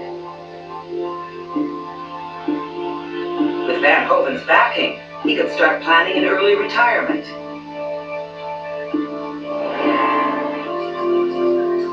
Two weeks later, Van Hoven's wife and son arrived in Vancouver. Gifford helped the family find an apartment in his building. After years of living alone, Gifford was happy to have people around him again.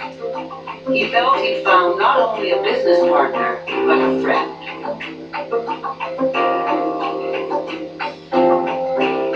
Van Hoven and his family included Gifford in everything they did. Van Hoven even bought Gifford a new pair of skis. He insisted he join the family on an upcoming holiday in Whistler. Gifford rented an SUV so they could all drive up together.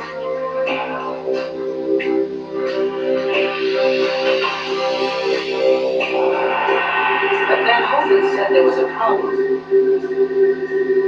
He couldn't book a hotel room without a credit card. Michael Van Hoven said he didn't have a credit card because he doesn't carry credit cards with him. So he had used the businessman's credit card to hold the hotel. Gifford was happy to put the Van Hoven's reservation on his card. Van Hoven said he'd pay cash once they got there.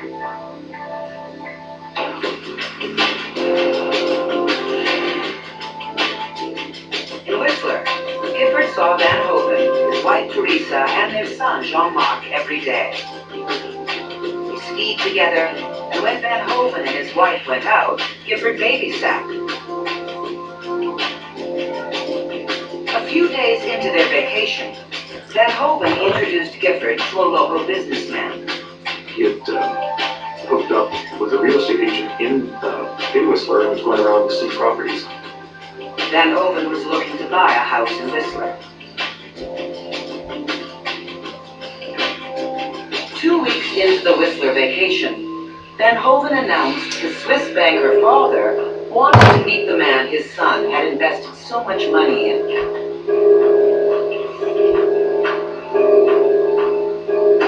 So while Van Hoven and his family remained in Whistler, Gifford flew off to Geneva. But the Geneva meeting did not go as planned. Van Hoven's father had scheduling problems. Every day, there was another delay.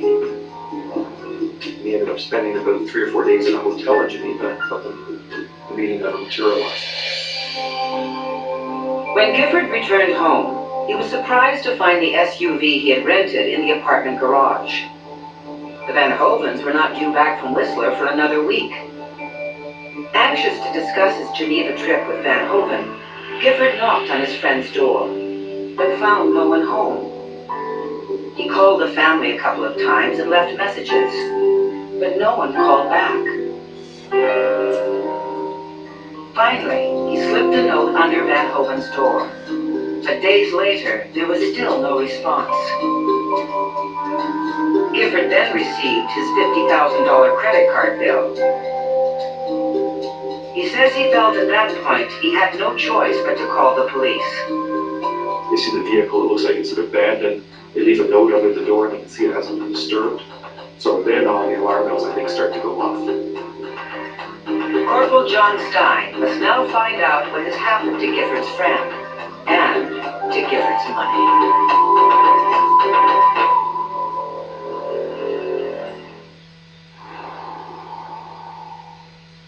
February on CI. Ever wondered why serial killers do what they do? I heard nothing suspected. Lurking deep within their psyche are the triggers that kickstart their psychopathic behavior. Had he had the right type of intervention, could he have stopped? Serial Killer Sunday presents Inside the Mind of a Serial Killer. The hit British series is back. They're stalking people. With dramatic interviews, reenactments, and rare archive material, uncover the complete story of crimes that stunned the UK. The new season of Crimes That Shook Britain. Erna Rivera is a decorated New York City detective. If I was a victim of a crime, I'd want her on the case. She looks back at her toughest cases, where her intuition and drive found justice for victims. The premiere special, Miss Homicide. Doesn't have to be a victim like that. Who do you trust? February on CI. Get top brand tyres at online prices. Go to tyresales.com. Tyresales.com will change the way you shop for tyres. With drivers saving hundreds of dollars, it's no wonder we're Australia's favourite online tyre store. Genuine top brand tyres at online prices, delivered free to over 1,750 installers nationwide. And with a tyresales.com money-back correct tyre guarantee. At the click of a button, you can find the best tyres to suit your vehicle and your budget. There's no ringing around finding the right tyre at the right price. Plus, you can instantly locate the installer who is nearest to you. The easiest way to get a better deal on your new tyres. Genuine top brand tyres at online prices, delivered free to the installer of your choice. And with a tyresales.com money-back correct tyre guarantee. Buying tyres has never been easier. For top brand tyres at online prices and the best deal in tyres, go to tyresales.com. This world will change itself. It's here for us to take it. The faith that we've been waiting for is here for us to make it. Waiting for the world to wake up. Congratulations, you're a cutout. All the major Hollywood studios. On 9 dedicated movie channels. Plus, we'll stream over 1,000 movies anytime. Just connect your IP to the internet. It's all included in the movies pack. I had someone that really loved me. I started noticing something was wrong. Now I know this is a psycho.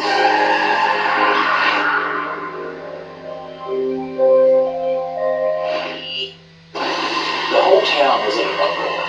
Frustrations just built up in him, and where are they gonna go? This was a crime that just exploded. Killer Kids. Friday, 9:30 on CI. I can't imagine a more horrific experience to go through. Crimes that are hard to imagine. For a father to have committed this horrendous crime, it just is beyond comprehension. But impossible to forget. As soon as I saw the fire, I knew it wasn't an accident. Never thought anything like this would happen, ever. Britain's darkest taboos. New episode Monday, 8:30 on CI. Vancouver RCMP investigators are looking into the disappearance of venture capitalist Michael Van Hoven, his wife, and his child. Corporal John Stein first tries to determine whether Van Hoven is still in the country.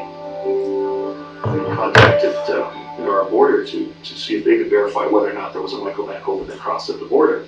On top of that, I made calls to Whistler, to the attachment up there, to see if they had anything. Whistler police talked to real estate developer Don Wensley, the last person to do business with Van Hoven. Wensley recalls the first time he and Van Hoven met. I said, "Hi, how are you? What are you looking to accomplish?" But he said, "I want to buy a house. I want to buy a castle." And I said, "Well, we're not big on castles, Whistler, at the moment." And then it dawned on me, there was a castle. Private gate, butler's quarters, coach house for the cars and the little. It was a gorgeous, gorgeous place looking out over the lake, totally private. And it was $10 million. He had an emotional orgasm when he walked in the front door. And he just said, "This is perfect. This is exactly what we need." The next day, he wrote an offer for $8 million and it was accepted. Van Hoven had a Swiss bank make the arrangements. He told Wensley a $500,000 deposit would be arriving soon. Wensley tells Whistler police Van Hoven then presented him with a confidentiality agreement. While Wensley found this unusual, he thought about the large commission he stood to make on the sale and let it go. Police discovered that Van Hoven's favorite Whistler hangout was the Barefoot Bistro. Owner Andre Saint-Jacques remembers the client very well. He would walk from, like, to the bar to his table, like it was almost like some people that had never been in the restaurant could have possibly thought that he was the owner. He had this sort of like air of like feeling that, this is where he belongs and so on. And he used the Barefoot definitely as his headquarters. Police learned Van Hoven entertained at the bistro constantly. In just 5 weeks, he spent tens of thousands of dollars here. He would actually charge his bill to the hotel where he was staying at. And I guess he'd go through pricing on the wine list, and ones that were more expensive, he would just sort of order. The Monte Chandon 1914 is $10,000. Picture 70 is $3,200. Don't Bring 59 is $2,500. But if you sort of like start asking him any questions, I think he had this way of like sort of having two sides of it. One is very charming, and then one of it can be like very aggressive, and you feel like this guy's gonna kill me.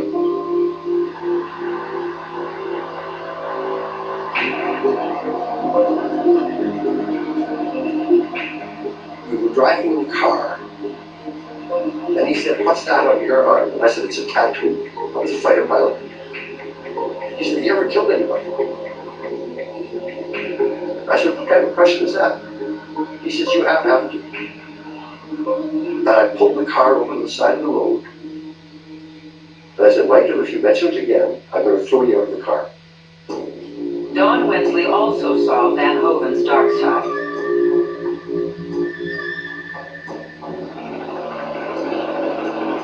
Wensley tells police that the last he heard, Michael Van Hoven had left Whistler. Wensley has given up all hope of ever seeing the $500,000 deposit. The story Stein hears from Whistler police confirm his suspicions. He pays Martin Gifford another visit. So I think the first part of it was trying to convince the businessman that this didn't appear to be a con artist and that he wasn't going to be coming back. Gifford wants to believe that it's all been just a misunderstanding. He still thought that the deal might be going through, and that was part of his concern for bringing the police in, because if he brought the police in and Michael Van Hoven had showed up with a check or several checks, he would have been embarrassed. Stein is familiar with fraud, but he's never come up against anyone quite like Michael Van Hoven. It's rare in my job to get an actual con artist that does this traveling roadshow type of thing. He's probably moved on, we might not catch him. The only evidence Stein has is the rented SUV. He has a team search the vehicle for clues. Stein's partner, RCMP Corporal Cara McMillan, leads the search. It was all, their personal belongings were in there, and in the suitcases that were inside the vehicle, but there were no fingerprints. Within 72 hours of receiving Martin Gifford's call, police get their first break. Inside the suitcase, Corporal McMillan finds several passports, bearing different names, and a checkbook belonging to Christopher Rocancourt. Cara McMillan begins to process the evidence. Late that afternoon, she does a search on the internet. I just thought I would try these at the end of the day before going home. One last ditch attempt to locate this guy. Nothing comes up for Michael Van Hoven. But Christopher Rocancourt is a different story.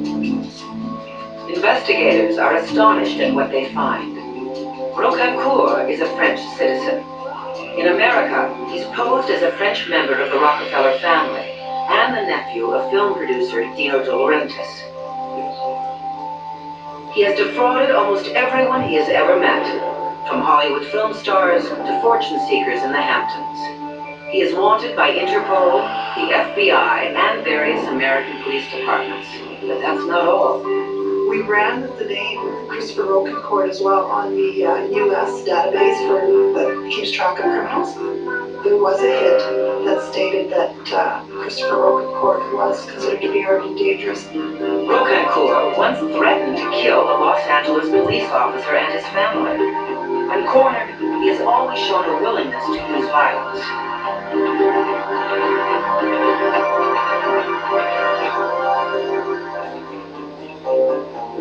Stein and McMillan contact Martin Gifford. They tell him Michael Van Hoven's real name is Christopher Rocancourt, and that Rocancourt is one of the world's most wanted con artists. Then they tell Gifford what he needs to do if Rocancourt is going to be caught.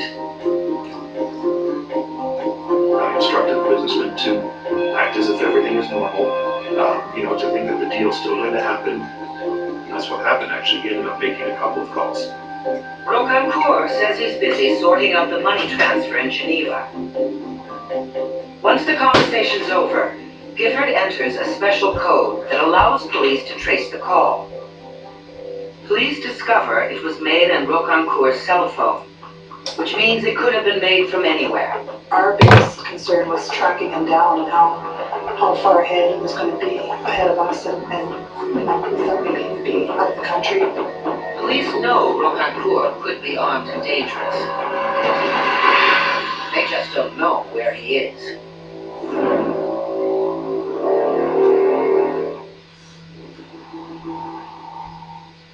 Aussie officials are calling it the worst massacre in over 100 years. Nothing can pay you for what you're about to see. These horrible crimes just recently taken across the line of what society could tolerate. Those things were simply horrific. And changed the way we live our lives forever. I felt that I had to do something. Crimes that shook Australia. Tuesday, 7:30, Heart of Frontiers on CI. From the first footprints on our continent to the present day, what did it take for an ancient land to become a modern nation? An extraordinary tale of adversity and triumph. The people, places, and events that have shaped us. Australia, the story of us. Wednesday, 8:30, Heart of Frontiers on History. Thinking of diamonds, this is as close as you'll get to perfection. Flawless cut, exclusive to Shields. 1 carat of gorgeous diamonds, just $3,499. And this forever pendant, brilliant for only $999. Flawless cut collection, just perfect from Shields. Selling the family home after so many years was hard. How do you find an agent you can trust? Open Agent took all the hard work out of choosing an agent. The agent we chose sold our house in just 5 days. Find your perfect estate agent at openagent.com.au. You seem to have the gift of madness. Then we all have it. Somebody did us. I've never experienced anything like it before. You are campus in Coffee. is for the young ladies to make themselves pleasing to you now. If your heart surrenders, you lead me to. I'm in love, my friend. We are strong. I challenge you.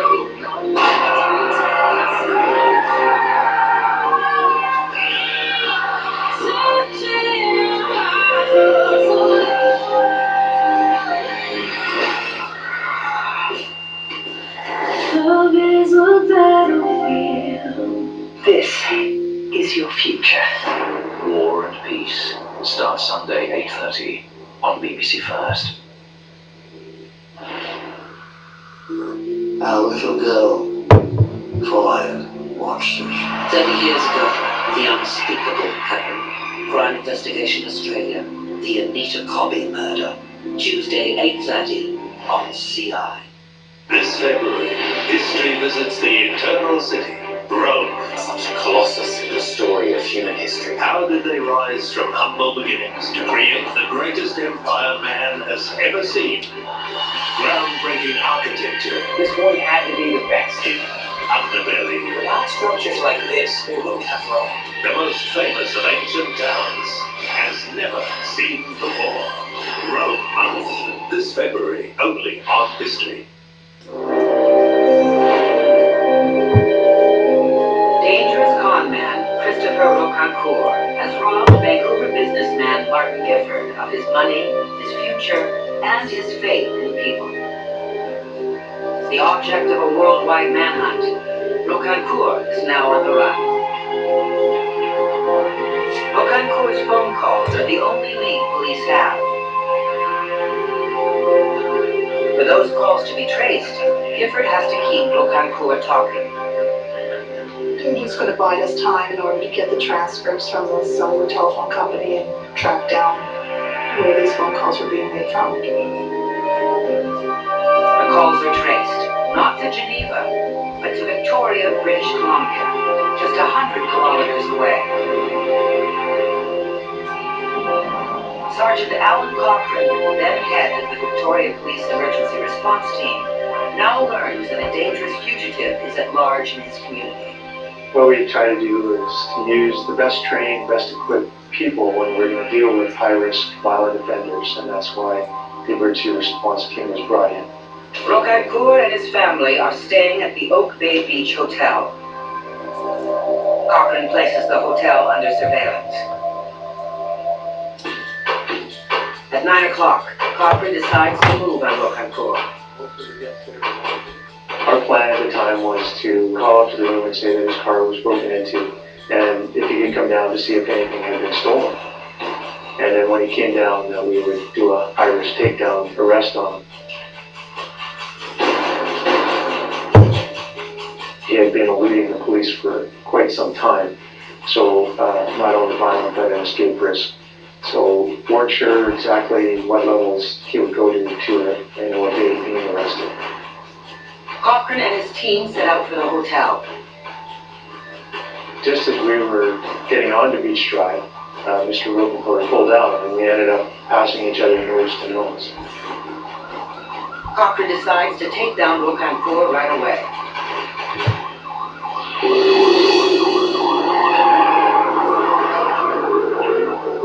He was really shocked, I think. It happened so fast and kind of overwhelmed. The first thing he said was, "Oh, they brought the FBI SWAT team in to get me." We kind of had a chuckle about that. That was the local Victoria team. The man Alan Cochrane and his team now have in custody has eluded police capture for years. Christopher Rocancourt's arrest makes headlines around the world.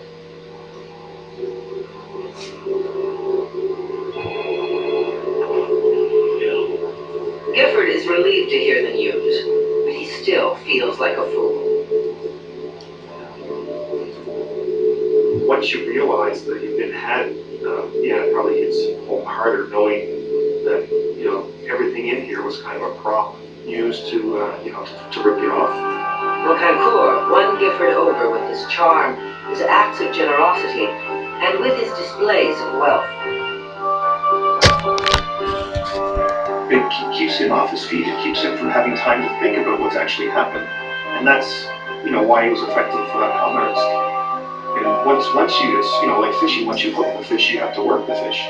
The confidentiality agreements were just a distraction, designed to demonstrate that Rocancourt had serious intentions. Like any con, you have to keep the person at bay, and you do that by throwing different things at them. And in this case, buying the houses, $10 million, it kept the businessman from learning the truth. Don Wensley is philosophical about the experience.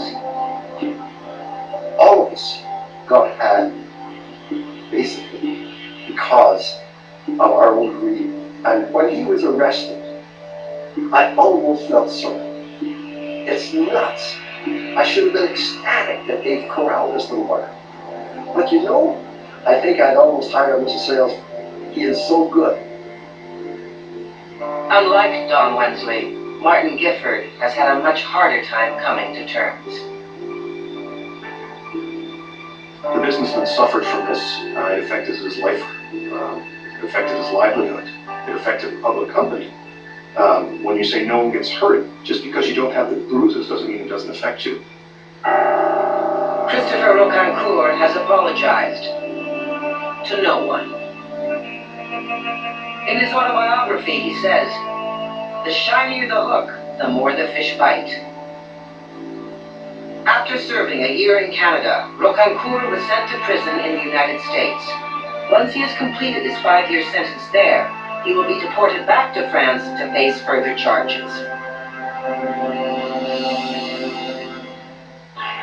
The stories on 72 Hours are true.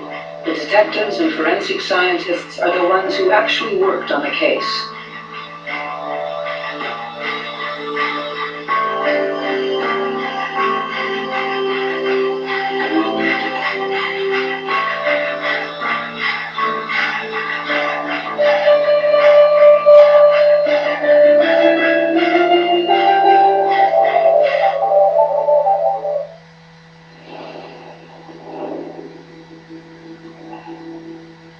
Murder is anything but perfect.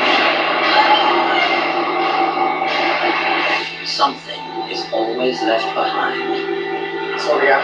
The trained hunter knows that the devil is in the details. Once he catches your trail, the hunt begins and doesn't stop. Justice is served. Did you be the person I'm looking for? Homicide Hunter. New episode tonight, 7:30, only on CI.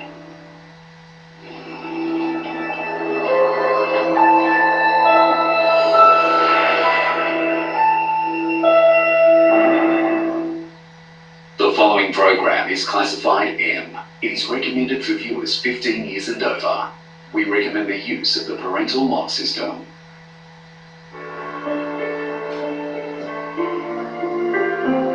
A woman's body is found floating in a canal. What made this case so difficult was a killer could literally be anyone.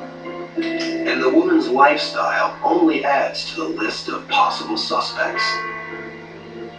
It appeared that the killer really controlled what occurred in this crime.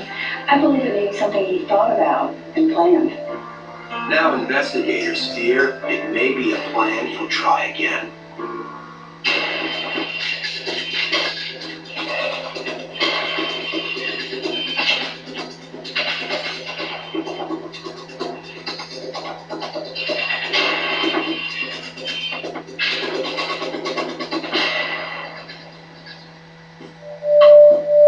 Palm Beach County, Florida, is normally the setting for posh homes, sparkling water, and picture-perfect sunsets.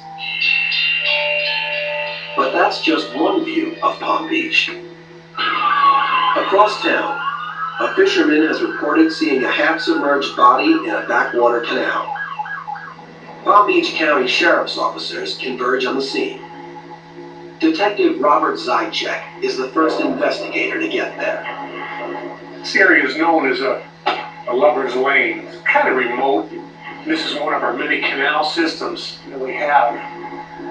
And in this area here is where we found the body at.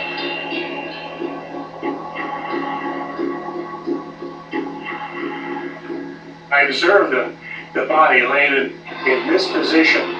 His feet were here, and the head and upper torso was at approximately 18 inches of water. I observed that she was a white female, about 30 years of age approximately. Detective Zychek suspects he's looking at a homicide.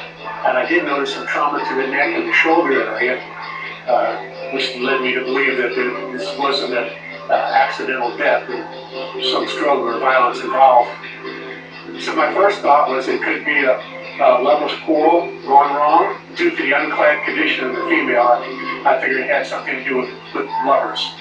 No purse or wallet is found with the victim, but on her body, detectives noticed one possible clue to her identity. On her chest area was a tattoo, a little pink squirrel, approximately 1.5 inches long.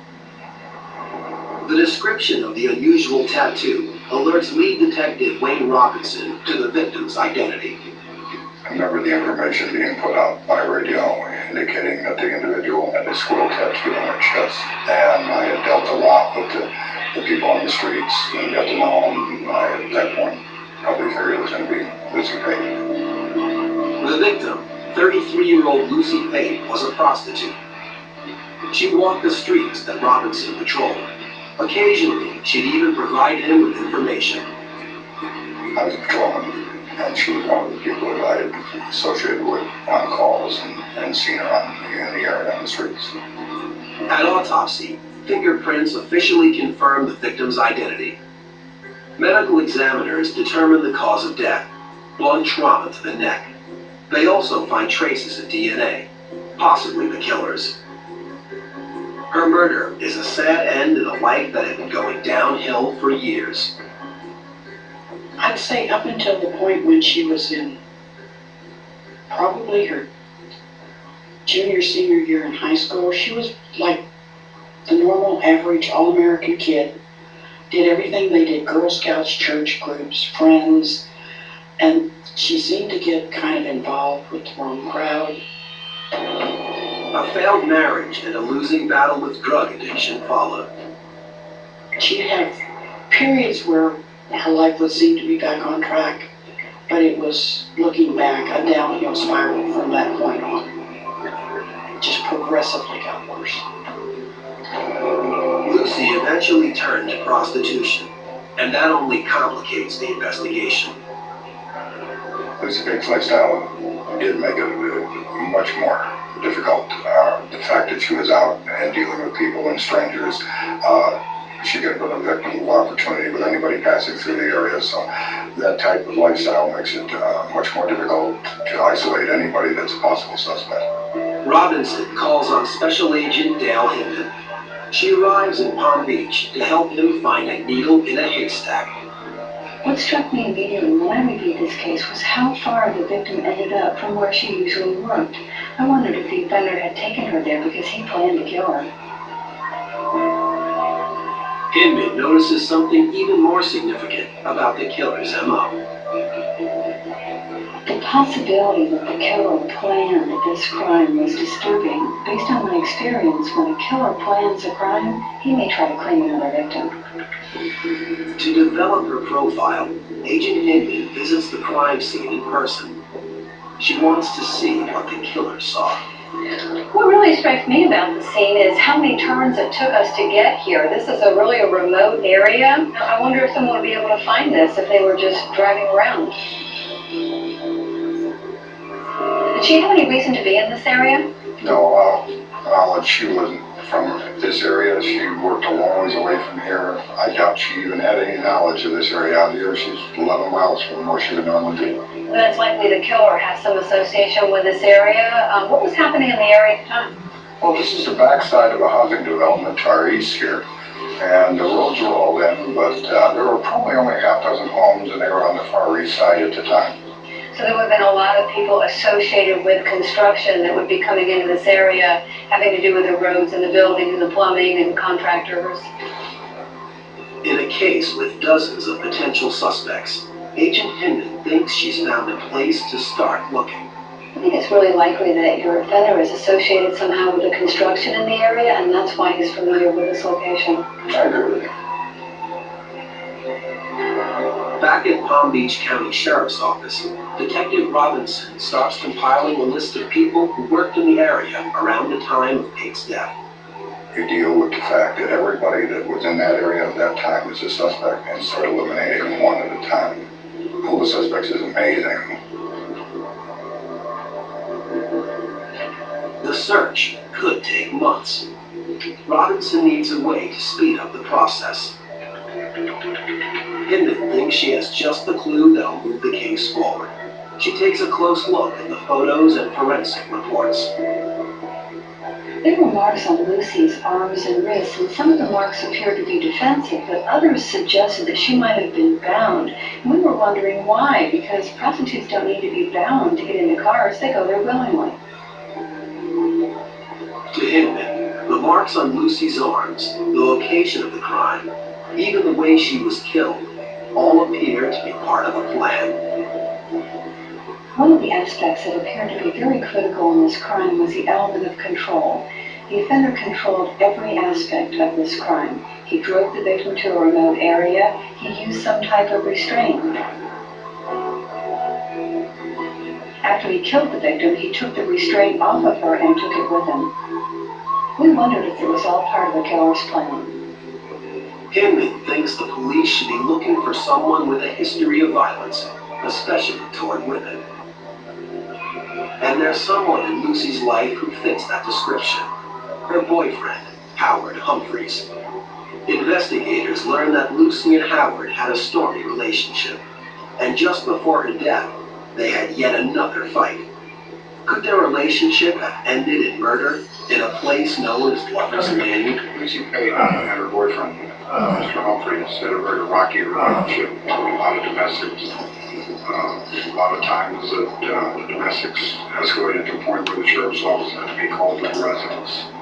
The neighbors would complain about the domestics. And investigators learned something even more telling. The night before Lucy was murdered, the couple had another argument. And this time, fearing for her life, Lucy ran away. It was a place like this that Lucy spent her last night, drowning her sorrows after a domestic with her boyfriend. Too afraid to return home, she spent the night in a vehicle parked behind the bar. Eager to see where this new lead takes him, Robinson follows Humphrey's trail. Howard Humphreys is a logical suspect, but Hinman isn't so sure. In a homicide case like this, it's just good police work to investigate everyone who was associated with the victim. I really didn't think Howard Humphreys had anything to do with this case. Even though he had been violent with the victim in the past, why would he take her out to the location where her body was found? When body of evidence returns, investigators suspect Lucy might have been killed by her boyfriend, a theory that calls Hinman's profile into question.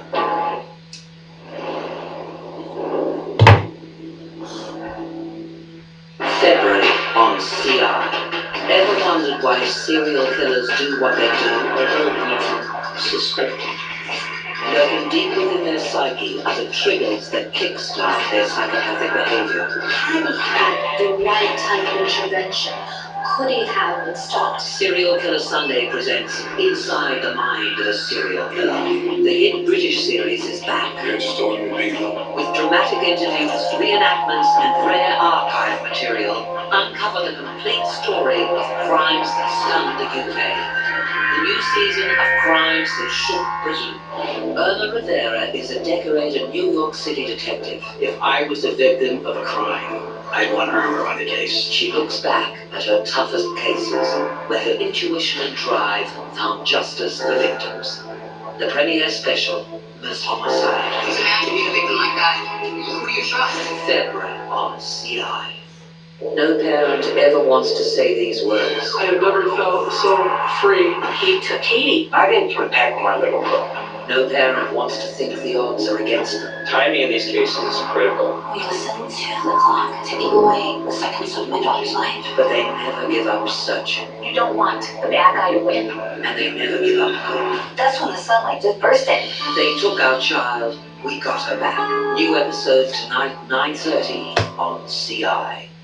Get top brand tyres at online prices. Go to tyresales.com. Tyresales.com will change the way you shop for tyres. With drivers saving hundreds of dollars, it's no wonder we're Australia's favourite online tyre store. Genuine top brand tyres at online prices delivered free to over 1,750 installers nationwide. And with a Tyresales.com money-back correct tyre guarantee. At the click of a button, you can find the best tyres to suit your vehicle and your budget. There's no ringing around finding the right tyre at the right price. Plus, you can instantly locate the installer who is nearest to you. The easiest way to get a better deal on your new tyres. Genuine top brand tyres at online prices, delivered free to the installer of your choice. And with a Tyresales.com money-back correct tyre guarantee. Buying tyres has never been easier. For top brand tyres at online prices and the best deal in tyres, go to Tyresales.com.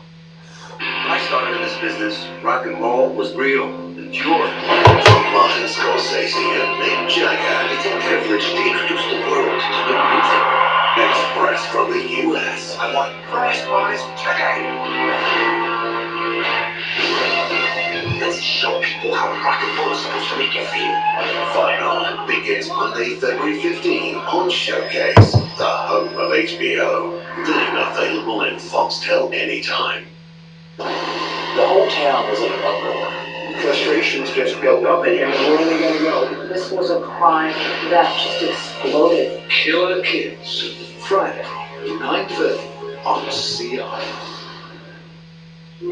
I can't imagine a more horrific experience to go through. Crimes that are hard to imagine. For a father to have committed this horrendous crime, it just is beyond comprehension. But impossible to forget. As soon as I saw the fire, I knew it wasn't an accident. Never thought anything like this would happen, ever. Britain's darkest taboos. New episode Monday, 8:30 on CI. Artifacts unearthed. New evidence uncovered. Old theories undone. Rome Unwrapped. New episode Tuesday, 7:30. Part of Rome Month, only on History. Lucy's boyfriend, Howard Humphreys, has a history of domestic violence. When Lucy's body is found, investigators pick Humphreys up for questioning. He readily agrees to submit to a blood test. DNA collected from Lucy's body at the time of her death is compared to Humphrey's blood sample. The result? Agent Hinman was right. It turned out Humphreys was eliminated as a suspect. His DNA didn't match what was found on the victim, and he had an alibi that checked out. We started looking for other clues. Agent Hinman has some questions about how Lucy was restrained before her death, and she has an idea of where to find the answers. Hinman turns to Palm Beach County Medical Examiner, Dr. Michael Bell. I know you're interested in looking at the photographs that I took at autopsy. We're hoping that something in these injuries will help us to determine who our attacker was. On her right, the lower arm just below the elbow, there was a very thin bruise that completely went around her lower arm. And that's more consistent with the ligature. So this appears to be a restraint to you then, something to control this victim. Certainly on her right arm, yes. But it's the type of device used to restrain Lucy that intrigues Agent Hinman. We have a thin linear scrape or abrasion. You see how it branches to form two parallel abrasions? Mm-hmm. So when I saw this, I thought immediately of handcuffs, which is... This is precisely the clue Hinman is seeking. The visit with Dr. Bell has paid off. Hinman has uncovered just the clue they need. The possible use of handcuffs cracks the case wide open. When we learned that the ligature mark on Lucy's arm could have been caused by a handcuff, this opened up the possibility that the individual who killed her could have been posing as a police officer. If the killer is on the streets pretending to be a police officer, no one is safe. The investigation takes on even greater urgency. And Hinman believes that this new theory, if true, might actually work in their favor. When we considered all of the activity that occurred in this crime scene, we wondered if this was the first crime he had ever committed. So we decided to see if there were other women who had been approached by a man who was pretending to be a police officer, and they were able to get away. Robinson begins to scour police records, looking for unsolved assaults involving someone who posed as a police officer.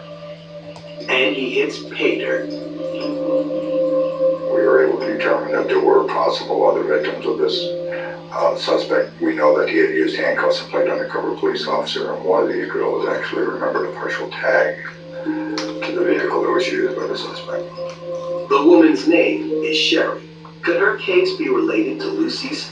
Detective Robinson brings her in and records their conversation on audio tape. What happened? You were picked up by an individual? Yes, and he pulled out a badge underneath his seat, real quickly. He said I was under arrest. They were doing a sting operation on prostitutes. That he had taken her out west to a location within a half mile or a quarter mile where Lucy Bates was found. As they prepare to get out of the car, the man tells Sherry he will have to put her in handcuffs, which he claims is standard procedure. I begged him not to, thought it would be good, and he said he would get in trouble.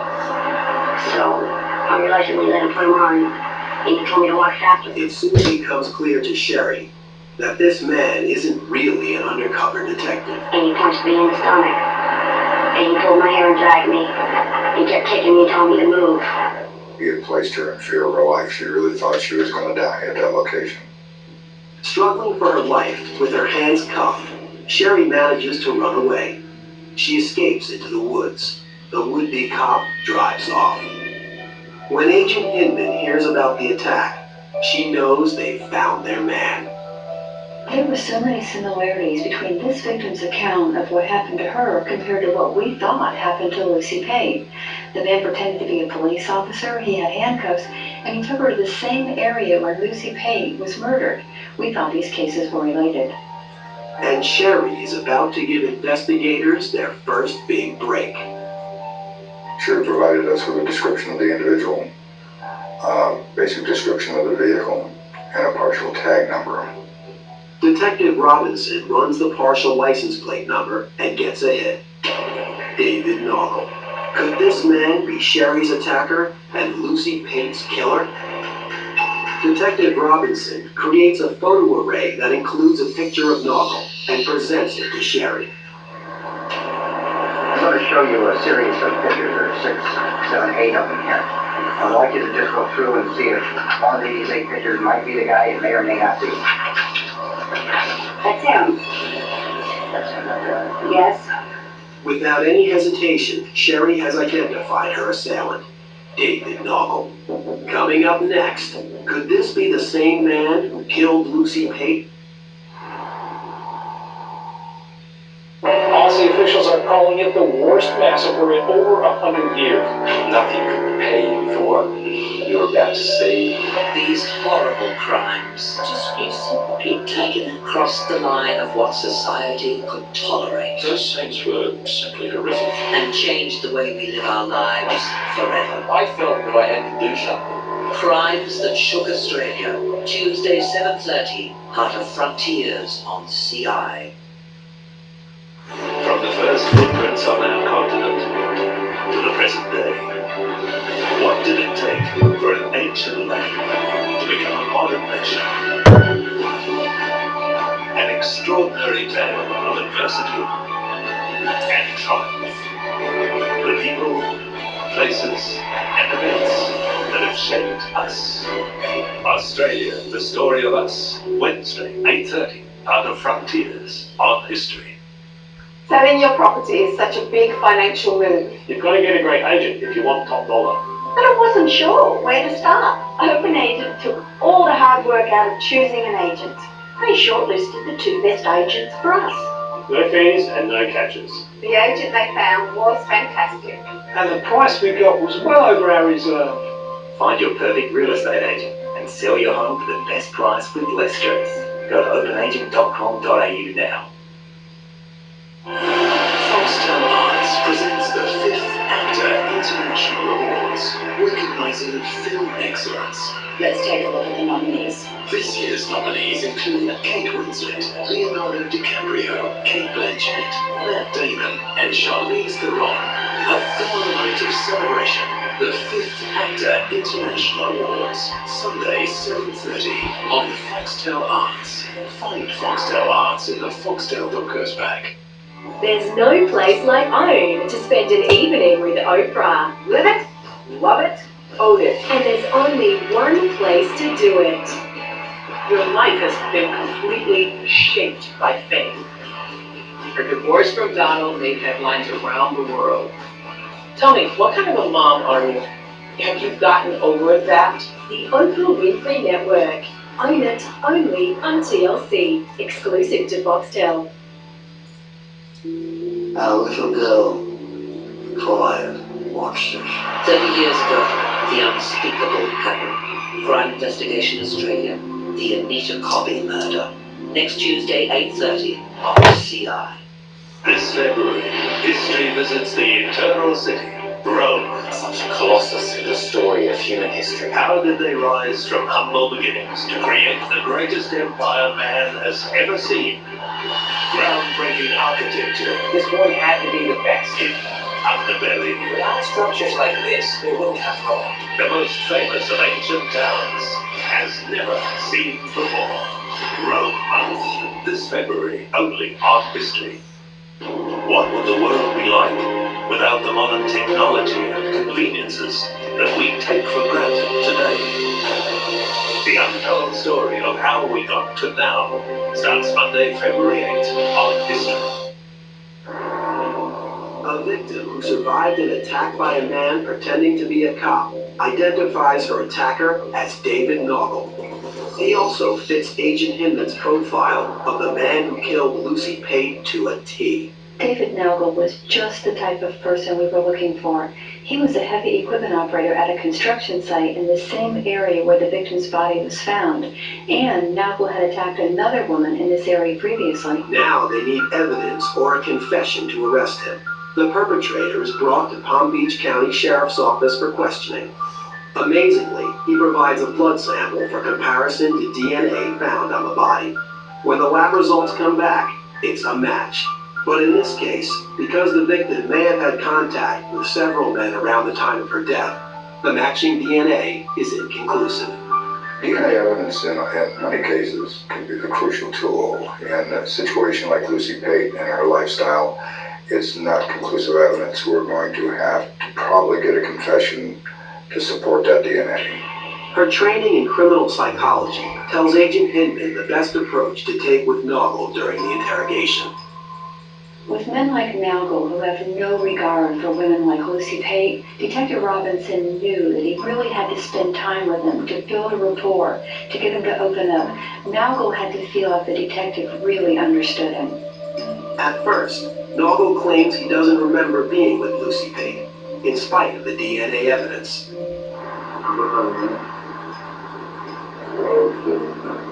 I don't recall.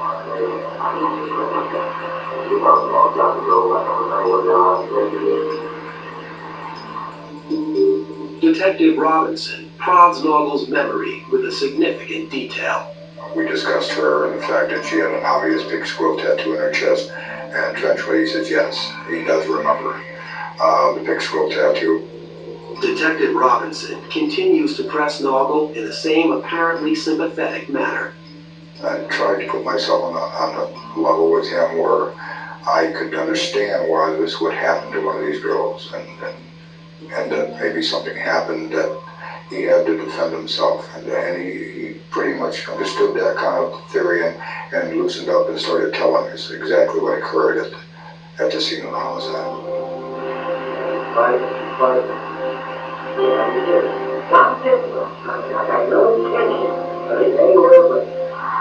I still remember trying to get my thoughts together. She wasn't moving, she was just laying on the ground. After that, I figured what had happened and crossed her legs. And she wasn't giving a breath. And she lay there. So I picked her up.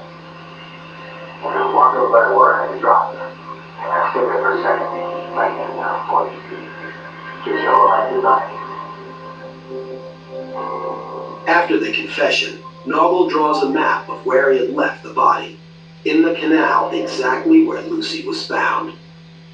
Much to Naugle's surprise, he is placed under arrest. He was shocked. He really didn't have an idea that he'd be going to jail. He thought we bought into his self-defense theory, and he was going home.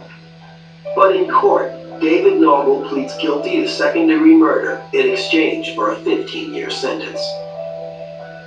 Lucy's mother, Carol Payne, is grateful her daughter's killer is behind bars, though it doesn't really ease the pain of her loss. I miss her every day of my life, and I always will. She was my little girl. It made me feel wonderful that somebody finally cared enough about this person to try to find out what happened. Police believe putting Naugle behind bars may have saved the lives of other women. David Naugle might have thought that Lucy Payne and so many other women like her were insignificant, but to us, every life has value.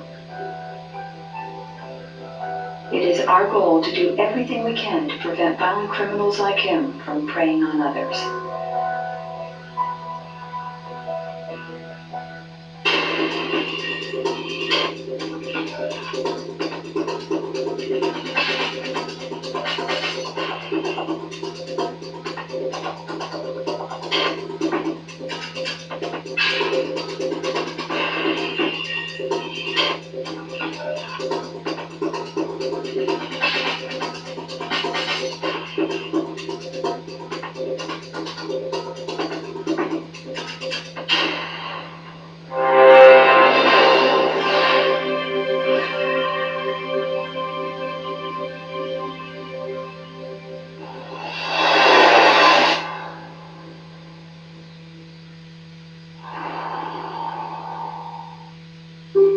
She was somebody that was easy to talk to. I had someone that really loved me. You always hope that you find that person. I started noticing something was wrong. Transition was like night and day. Hectic, but Now I know this is a psycho.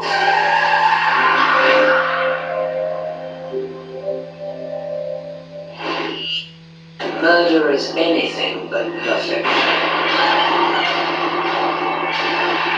Something is always left behind. That's what we got. The trained hunter knows that the devil is in the details. Once he catches your trail, the hunt begins and doesn't stop till justice is served. Can you be the person I'm looking for? Homicide Hunter. New episode tonight, 7:30, only on CI.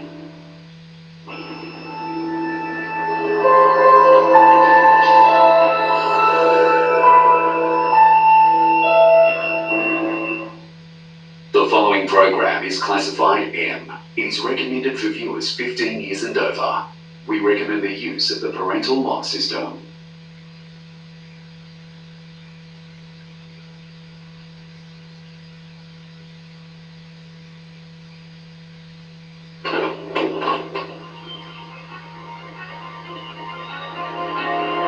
Police investigating the disappearance of a woman in Iowa close in on a suspect. But to prove murder, they must identify a severed torso pulled from the Mississippi River. In Ohio, a grave is unearthed at a construction site. A makeshift coffin and human bones are all investigators have to lead them to a killer. An Illinois state trooper makes a gruesome discovery on the side of the road. Investigators must make their case from the unknown victim's teeth. Some killers believe that they have left no trace of themselves or their victims behind. But forensic scientists have found ways to decipher a killer's calling card by reading clues written in bone.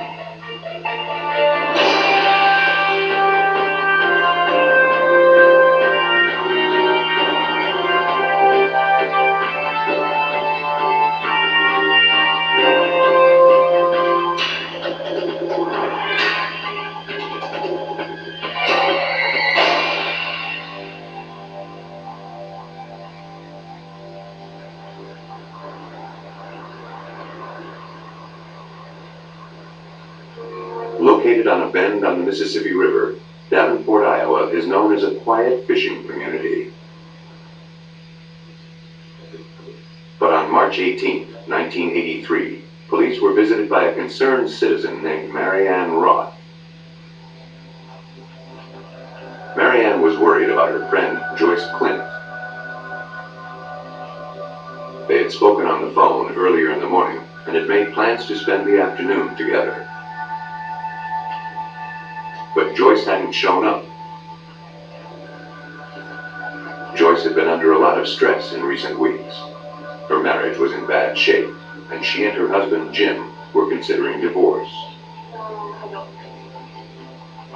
Marianne described Joyce as a dedicated mother, not the type to simply run off without a word. For the sake of their son, Bart, Joyce had tried to keep the marriage together.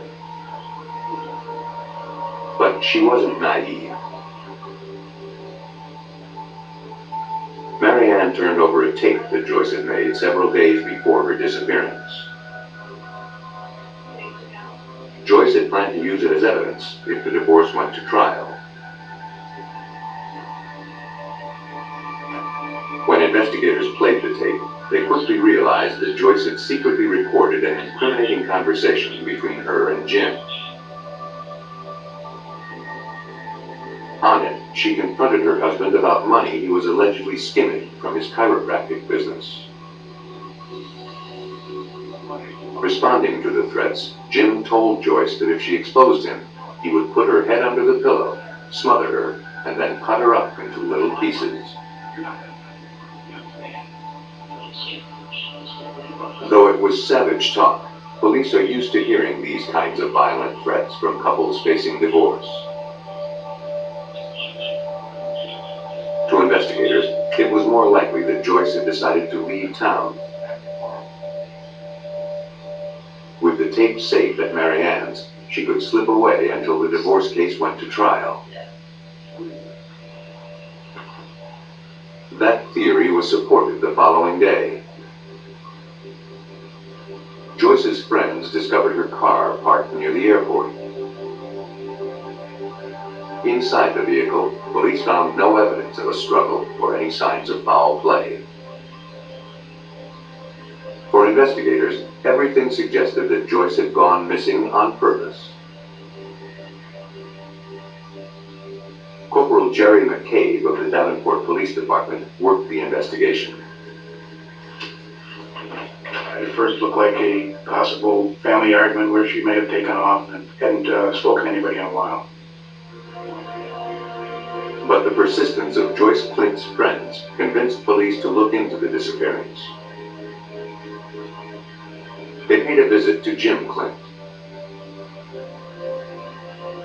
Jim readily admitted that he and Joyce had fought on the morning of the 18th.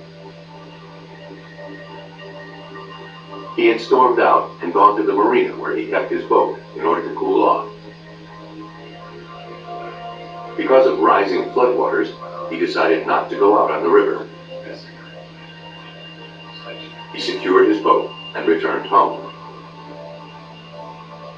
By that time, he said Joyce was gone, along with a closet full of clothes and $4,000 of his money. Investigators checked on his alibi with a visit to the marina. A restaurant manager confirmed that she saw Clint that morning, around 11 a.m.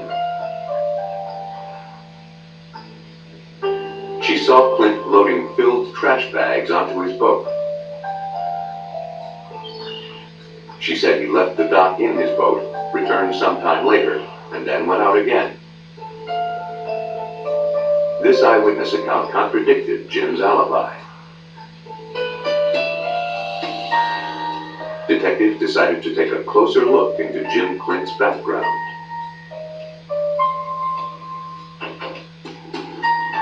Jim Clint's drinking and philandering were well known in the small community of Davenport. Police learned that he had been having a blatant affair with one of his patients. Hoping to learn more, investigators tracked the woman down. She told investigators that on the day of Joyce's disappearance, Jim had invited her over around noon. He had a surprise.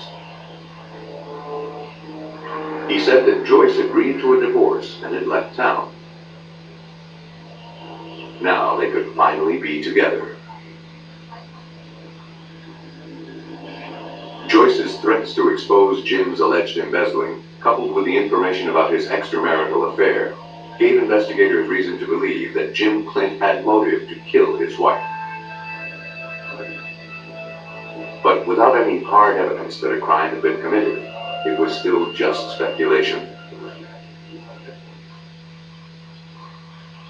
But on April 15th, nearly a month after Joyce's disappearance, the Mississippi River would offer a gruesome clue. Several miles south of Davenport, two fishermen noticed something floating in the river. As they got closer, they could see that it was the remains of something human. They fled the scene and called 911.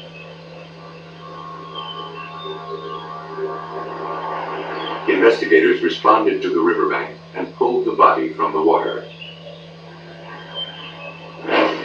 It was a female torso, severed just above the navel and just below the tops of the thighs. For even the most seasoned detectives, the scene was difficult to comprehend. A limited autopsy determined that the victim was a Caucasian woman who'd been in the water anywhere from 2 weeks to 4 months. The cut marks appeared to have been made by a chainsaw with a 5/16 of an inch chain. Mindful of the violent threats Jim had made on the tape, investigators believed they had found Joyce Clint. But they were a long way from proving murder. To make their case, they would first have to identify the remains. And that wouldn't be easy. Investigators turned to renowned forensic anthropologist Clyde Snow at the University of Oklahoma. His approach is simple. And basically what we try to do is look at the skeleton, all 200 bones and 32 teeth, and we're trying to answer two questions primarily. Who is this person? Who was this person? And how did they die? Snow's expertise allows him to develop a profile from the barest of bones. Even with only the torso to work with, Snow could tell a lot about the victim. To determine her age, he studied the area of the pelvis known as the pubic symphysis. The surfaces of this joint undergo some fairly regular changes with age. In younger people, there's a system of strong grooves, you might say, and ridges. They gradually begin to disappear in the 20s, 30s, and 40s, so on, until finally you wind up with a rather flat, featureless surface. Based on the ridge detail in the victim's pelvis, Snow believed the victim was between 26 and 34 years old. Next, he studied the dimensions of the remaining leg and hip bones and calculated that she was between 5 feet and 5 feet 6 inches tall and weighed between 125 and 140 pounds. Even though Joyce Clint fit those measurements, police soon learned that so did dozens of other missing women.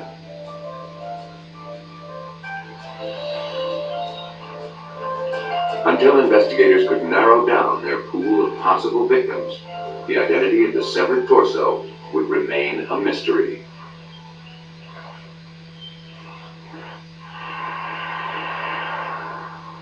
Police in Davenport, Iowa struggled with two cases, the disappearance of Joyce Clint, and the discovery of a severed torso pulled from the Mississippi River.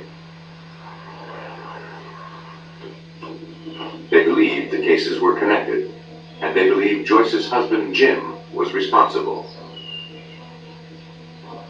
But until they could positively identify the remains, they couldn't prove murder.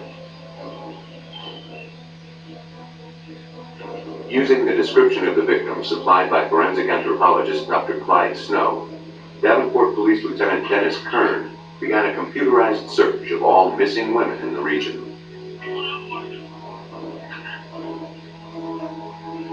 The computer returned the names of 17 missing women. Detectives were able to eliminate 8 of the women since they had disappeared after the torso was found. 2 of the women were ultimately found, and another 3 didn't match the physical description. When we were finished with 4 people, one of whom was Joyce Clint.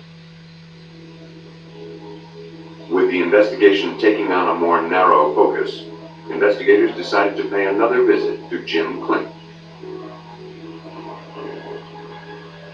They returned to his home, this time with a search warrant.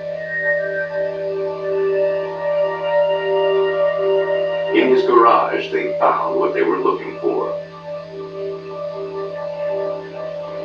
A chainsaw with a 5/16 of an inch chain, the same width as the cut marks on the body.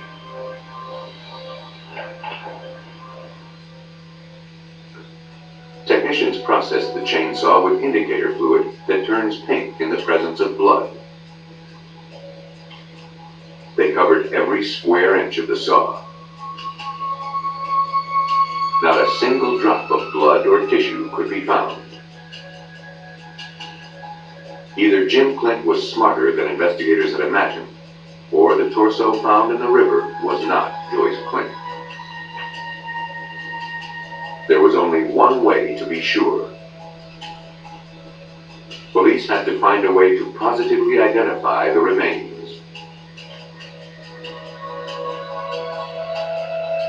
Though DNA analysis hadn't yet been developed in 1983, there were new ways of identifying an individual from genetic markers in blood enzymes. Blood samples were subpoenaed from Jim Clint and his son Bart.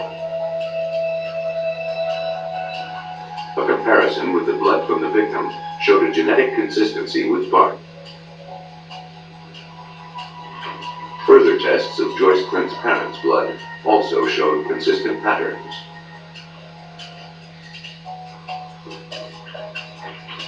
The genetic information on its own was not enough to establish identity. But out of the 4 unaccounted for women, only Joyce Clint matched both the physical description as described by Dr. Snow and the genetic description provided by the blood tests. The conclusion was unmistakable. Looking at the women that met these physical characteristics, what of those 4, what were the odds that any one of them would have matched the genetic picture? And the odds were infinitesimal. The torso belonged to Joyce Clint, and all of the evidence pointed to her husband Jim as the killer. So division of monies, properties, and that he was going to lose. He was going to have a lot of things taken away from him because she was done, got up, ready to go. And the girlfriend motive was there. There were so many that he thought that were in his way of a happier life.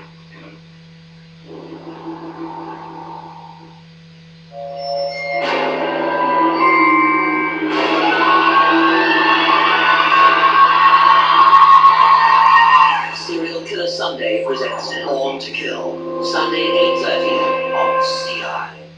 February on CI. Ever wondered why serial killers do what they do? Please have it stopped. Serial Killer Sunday presents Inside the Mind of a Serial Killer. The hit British series is back. They're stolen people. Uncover the new season of crimes that stunned the UK. Crimes that shook Britain. Irma Rivera is a decorated New York City detective. Look back at her toughest cases in the premiere special, This Homicide. Who do you trust? February on CI.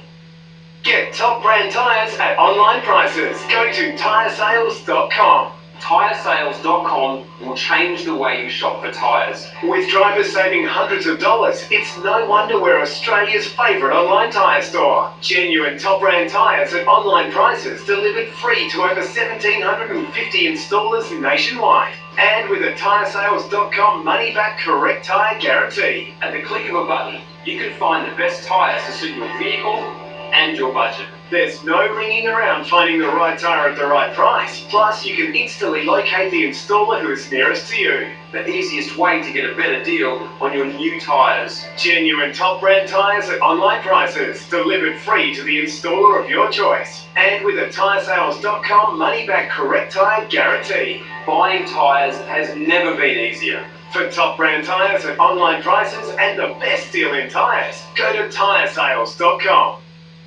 Thinking of diamonds? This is as close as you'll get to perfection. Flawless cut, exclusive to Shields. 1 carat of gorgeous diamonds, just $3,499. And this forever pendant, brilliant for only $999. Flawless cut collection, just perfect from Shields. Gotta keep my bid hand strong. It's a new year. It's a new season. And this time, the gloves are coming off. All new storage wars, followed by Barry Strikes Back. Monday, 7:30, only on A&E. Hi everybody, how you doing?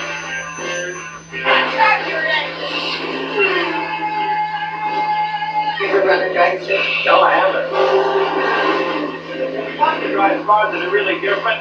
This one's a death trap. Oh, I see, because it's dangerous to ride. I love the smell of napalm in the morning. Let's do this. All new Jay Winners Garage premieres Monday night at 8:30 on Discovery Turbo. The whole town is in a uproar. Frustrations just built up, and where are they going to go? This was a crime that just exploded. Killer Kids, Friday, 9:30 on CI. They carried devastating weapons, took millions to the heart of war, and inspired terrifying cruelty. The 8-part series exploring how these metal monsters transform the art of war. Combat Trains, Tuesday, 8:30 on History. Jim was arrested and charged with the murder of his wife. Police believe that Jim executed his plan on the morning of March 18th.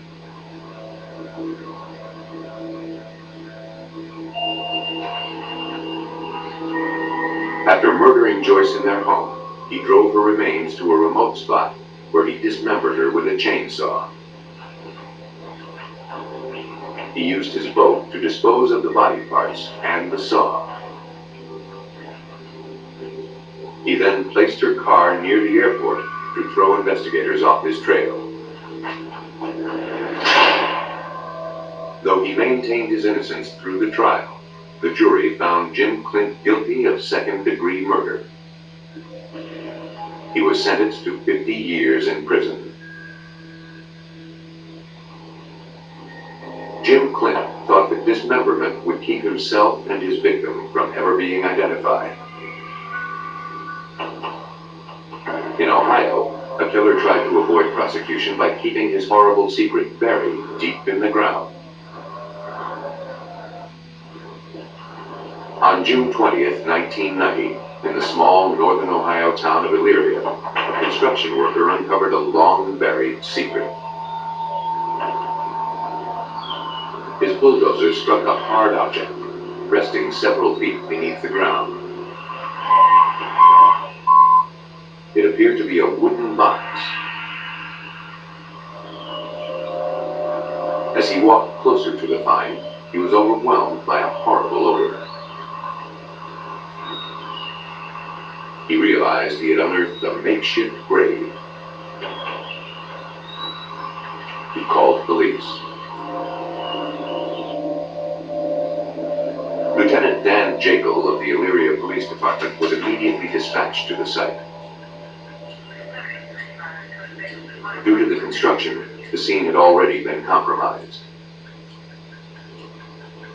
Well, we were concerned about the evidence. The evidence was being pushed down by the bulldozer. There were bits and pieces in wood that might have been carried 25, 30, 40 yards away, besides the initial scene that we had to protect. That wasn't their only problem. Rain clouds threatened to destroy possible trace evidence. With the site now exposed, they would only have this one chance to get what they needed.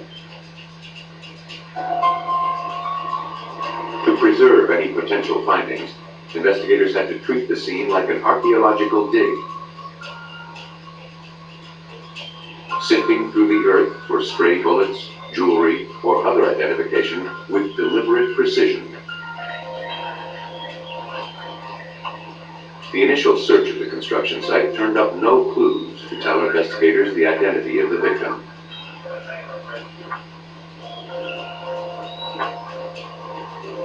After several hours, the badly decomposed body, wrapped in garbage bags, was hand-dug from the grave.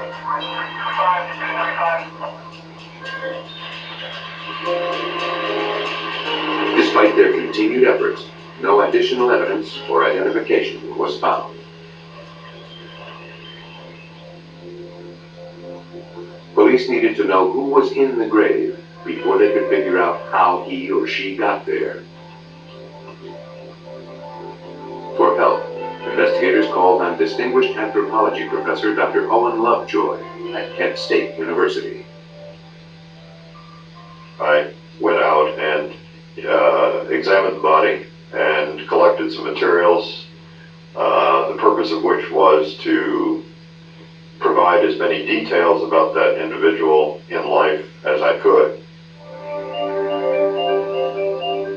From the condition of the pelvis, examiners were able to determine that the body was a female, somewhere around 28 to 30 years old. An examination into the shape and proportions of the skull told them that the victim was Caucasian.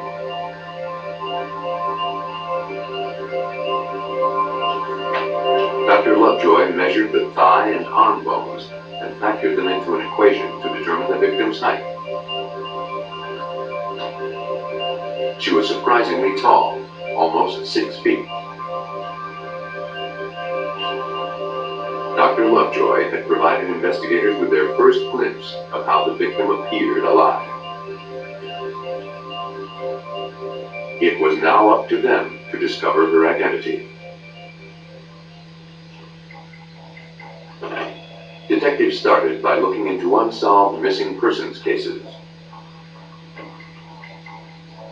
But in all of those cases, none of the missing women fit the description of the buried body. Investigators turned their attention to the only other piece of evidence. Though it seemed like a long shot, they called in a draftsman to measure the fractured pieces of the makeshift coffin and render a detailed illustration of it. Investigators turned the illustration over to the local paper, along with the description of the unidentified woman. Days later, a woman called to say that she thought she recognized the makeshift coffin. The woman remembered admiring the piece in her friend Sandra Stuller's apartment. She told police it had been over 3 years since Sandra disappeared without a goodbye.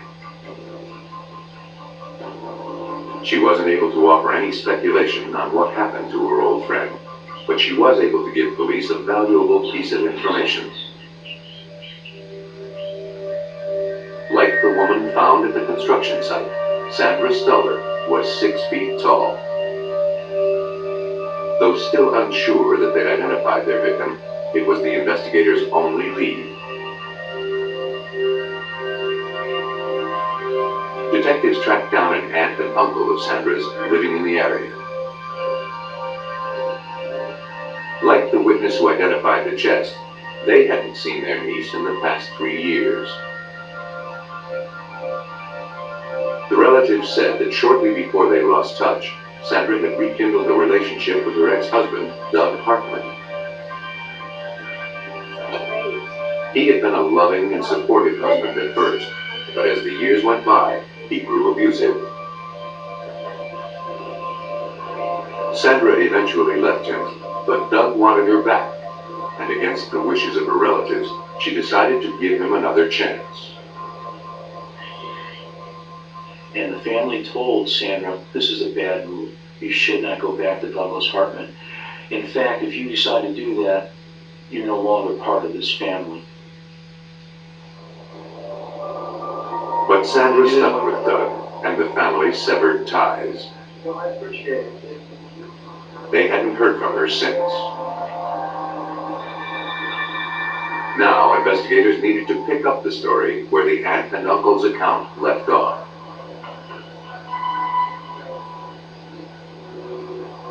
They tracked down the manager of Sandra's last known apartment, where she lived just before she disappeared in 1987. Apparently, the reunion with Doug had been short-lived. Sandra had been living alone at the time. The manager remembered that the circumstances surrounding Sandra's departure were strange. In December of 1987, she saw a man moving Sandra's belongings out of the apartment and into a rental truck. The manager had not seen the man before. She didn't see Sandra that day, or ever again.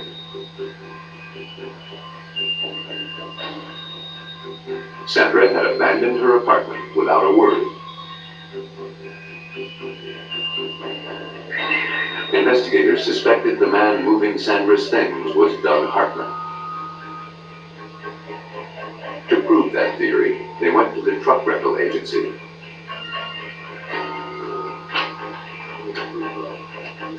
They pored over hundreds of receipts from 3 years before. On one of the receipts from December of 1987, they found what they came for. You happen to remember anything about this gentleman? The name of Sandra's ex-husband, Doug Hartman. I appreciate it. It was time to question Doug, but there was no record of him living in town. But detectives managed to find a relative still in the area. He told police he hadn't heard from Doug since he had gone to live with his grandmother in Fredericksburg, Virginia, a few years back. Detectives wondered what had prompted Doug to leave town.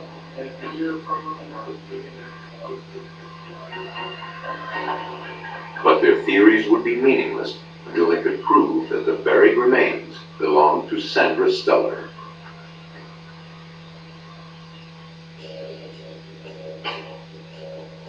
Detectives in Elyria, Ohio believed that the body and the makeshift coffin unearthed at a construction site belonged to Sandra Stuller. And they suspected that her ex-husband, Doug Hartman, had put her there. Word of the investigation into Sandra Stuller's whereabouts spread quickly.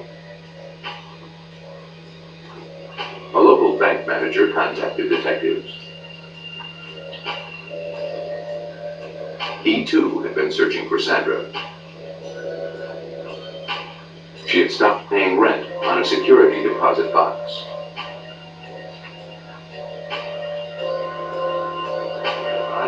Investigators obtained a search warrant.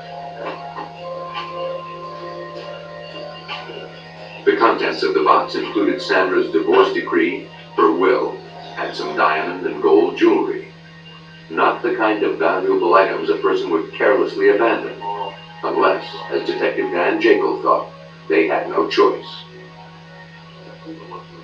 And that reinforced my idea that the person that we uncovered on Shadden Road was in fact Sandra Stuller, but I had to prove it. Detectives were running out of ways to accomplish that goal.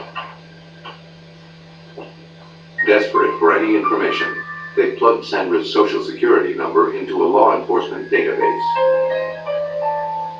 They got a hit.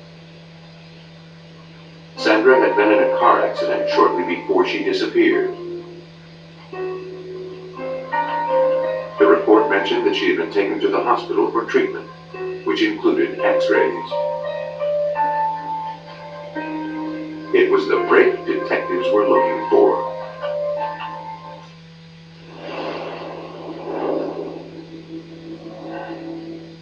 From the first footprints on our continent to the present day, what did it take for an ancient land to become a modern nation?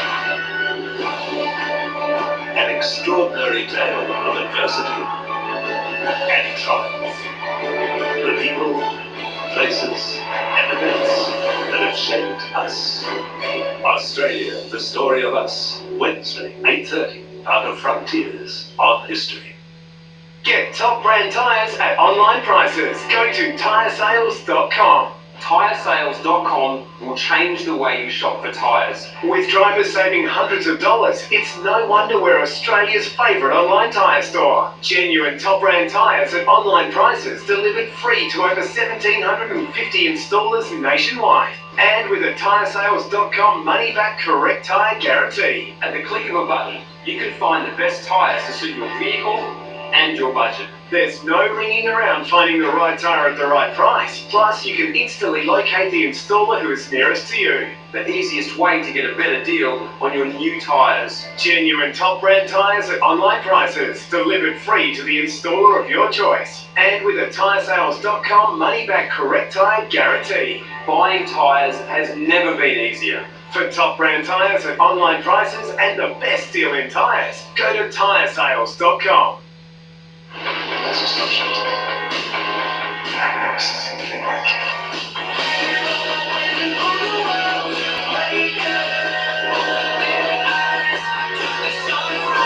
All at major Hollywood studios on 9 dedicated movie channels.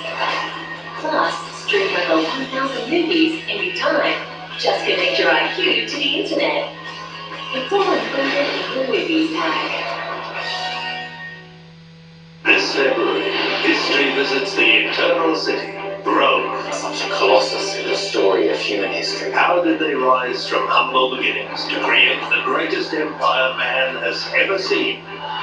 Groundbreaking architecture. This one had to be the best. Hidden underbelly. Without structures like this, we wouldn't have Rome. The most famous of ancient towns has never seen before. Rome. This February, only on History. When I found out that there was a chest x-ray taken, I knew that this would help the case. And when I contacted Dr. Lovejoy, he told me if I can get that original x-ray, there's a real good chance that he can identify the remains. Investigators visited the hospital and subpoenaed Sandra Stuller's x-rays. Now that they had a source of comparison, they turned back to the expertise of forensic anthropologist Dr. Owen Lovejoy. Initially, when we looked at her skeleton and compared it to these chest films, we realized that there were a number of very special characters that were very rare.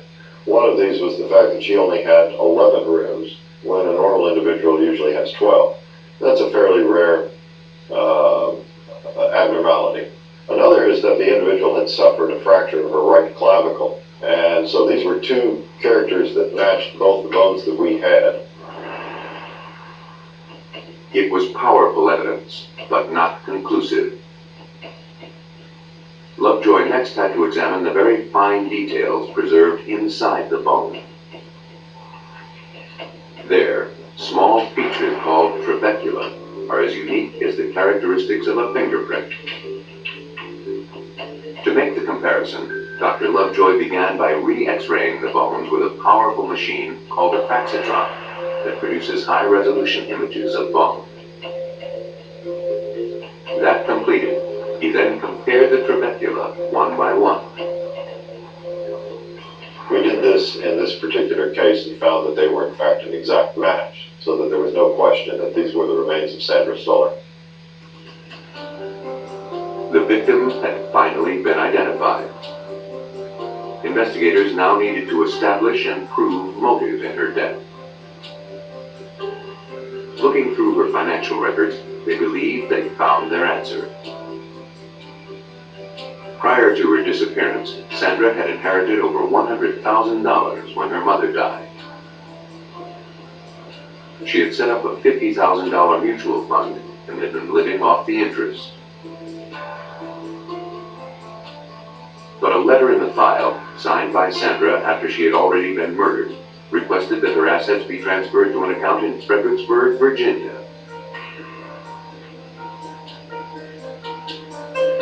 That account was in the name of Doug Hartman. Sandra Stuller had been murdered for her money. And through bank records and subpoenas, I was able to track that $51,000 into Douglas Hartman's own personal checking account. I did have a motive then. Doug was brought back to Ohio for questioning. When investigators confronted him with all of the evidence, he began to crumble. He confessed to killing her, but claimed that it had been an accident. Police believed otherwise.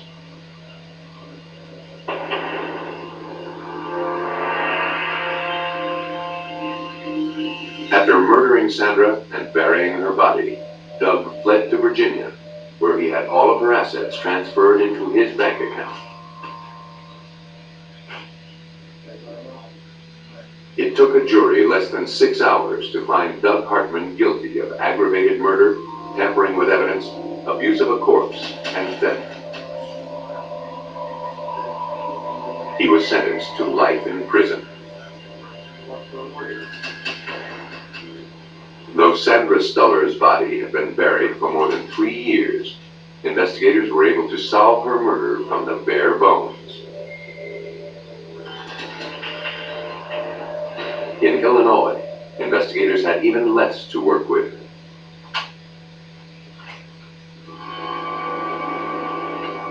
Stretching from Chicago to Springfield, I-55 is one of the most heavily traveled highways in Illinois. State troopers regularly cruise its length, hunting down speeders. But on March 10, 1986, it was not a speeder that caught the troopers' attention. Something was burning on the side of the road.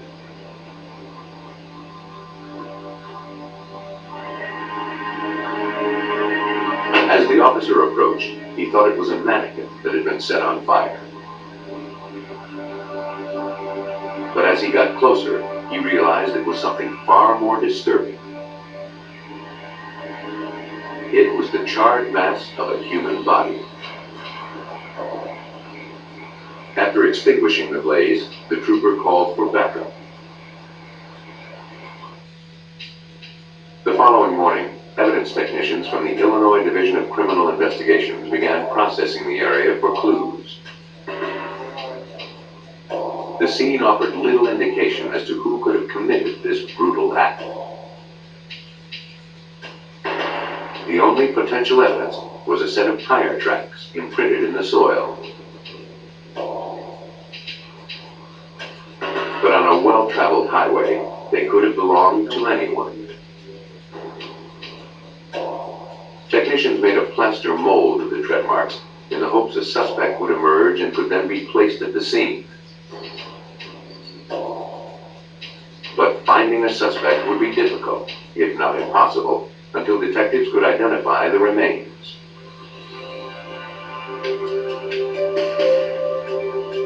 At autopsy, the examiner concluded the female victim had died from blunt force trauma to the head. The only identifying features that survived the fire were her teeth.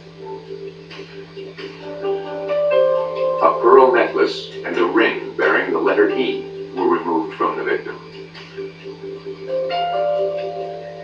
Based on her petite stature and slender hip dimensions, the examiner believed the victim to be between 18 and 25 years old, and possibly Hispanic. For Lieutenant Carlos Heviat of the Illinois Department of Criminal Investigations, the information wasn't a lot to go on. The first order of business is to identify who's the victim. In this particular case, we had difficulty because of the fact that we didn't have a photograph to go around when we were doing canvassing. Nonetheless, investigators began questioning people in the neighborhoods around the scene of the fire. One clerk at a nearby gas station remembered selling a can of gasoline the night before. He helped investigators come up with a composite. The sketch was publicized, but no one came forward to name the suspect. Investigators launched a statewide media campaign. A flood of tips came in, but after 2 weeks, detectives still couldn't match the remains to any missing persons cases. With their whole case hinging on identification, investigators sought help from the state's Forensic Anthropology Department. After taking a life-sized X-ray of the victim's skull, they built a three-dimensional model, sculpting a face in modeling clay. It might not be an identical match, but hopefully it would bring about a spark of recognition from the public. Photographs of the reconstructed head and the victim's ring were sent to local press. But again, no one came forward to identify the young woman. Now, several weeks after the murder, chances of solving the case were dwindling away. A methodical killer still walked the streets.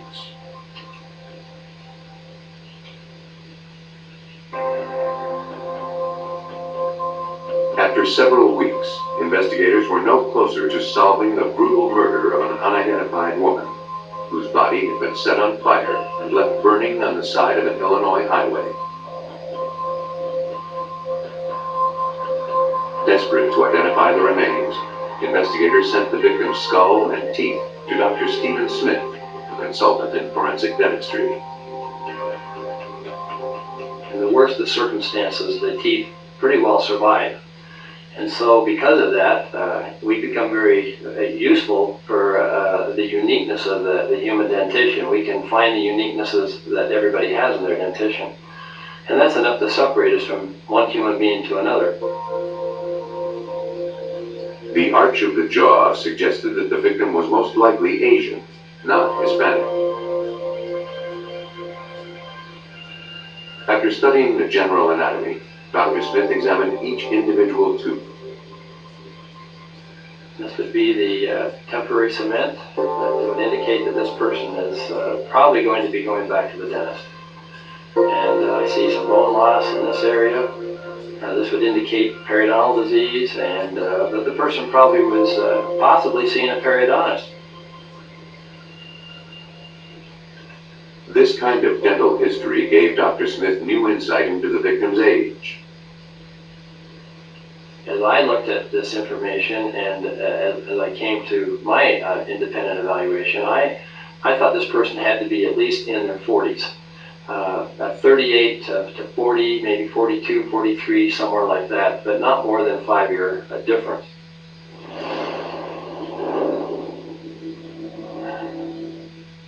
Dig deeper into history.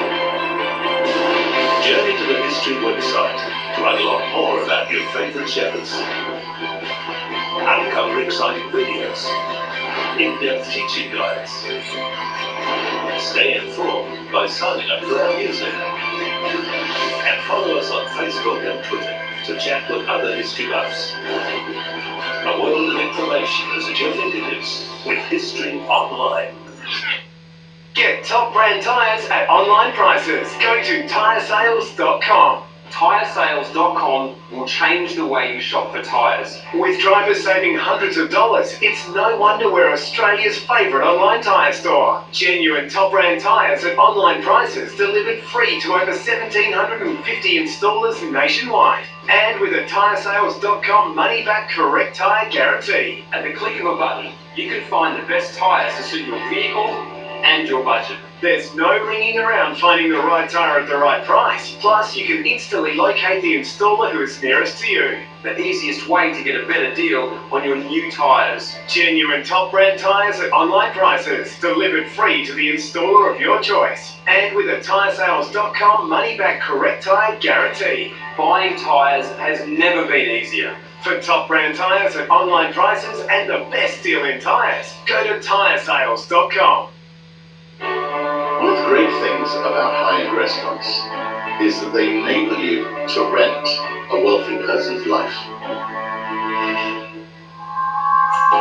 This is a feeling everybody in their lifetime should at least try once.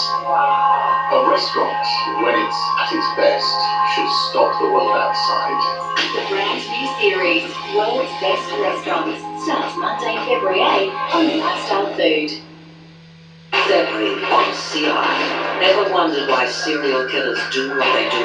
Please have me stop. Serial Killer Sunday presents Inside the Mind of a Serial Killer. The hit British series is back. They're destroying people. Uncover the new season of crimes that stunned the UK. Crimes that shook Britain. Mona Rivera is a decorated New York City detective. Look back at her toughest cases in the premiere special, This Homicide. Who do you trust? February on CI. Dr. Smith's detailed analysis had exposed a critical flaw in the original description of the victim. She couldn't have been between the ages of 18 and 25 as previously thought. He showed that she was some 20 years older than that. In this particular case, we were scrambling because we were chasing an 18 to 25-year-old missing person that was not our victim. So when they came up with that, it was like somebody just opened the door, you know. Now, almost 2 months after the burning body had been found, detectives went back to the statewide police computer network and modified the victim's description. The new findings paid off. Within hours of modifying their search, investigators received a call from nearby DuPage County Sheriff's Department. They had a missing persons case that matched the new description.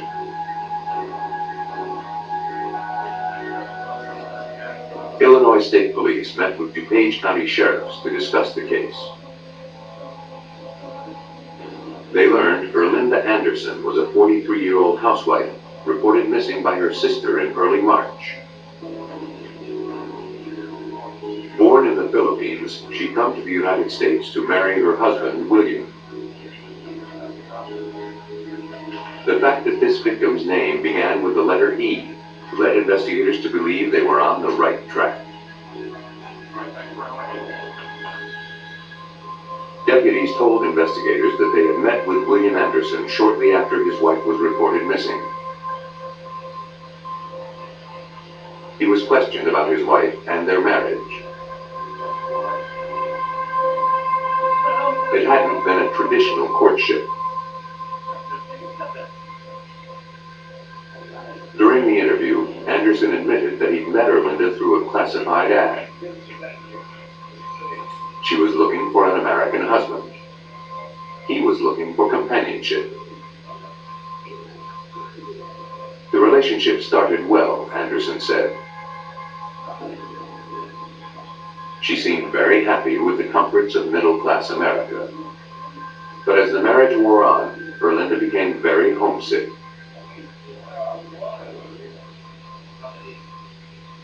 He insisted Erlinda wasn't missing. In fact, he'd seen her board a plane bound for the Philippines in early March.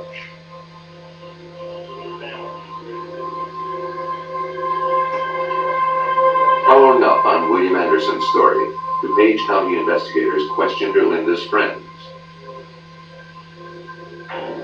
They confirmed that Erlinda had been unhappy with her life in the U.S., mostly because of her marriage to William. And she had been longing to return home. But it was strange that they hadn't heard from their friend in months. William Anderson's inconsistent story, coupled with Dr. Smith's forensic analysis, led investigators to now believe the victim found burning on the side of the road was Erlinda Anderson. And that would make her husband the leading suspect in her murder. But so far, there was no evidence to prove it.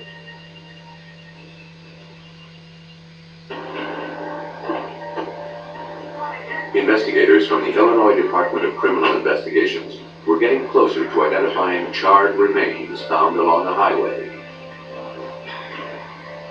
They believed the victim was 43-year-old Erlinda Anderson. But until they could be sure, police wouldn't be able to make a case against the prime suspect, her husband, William.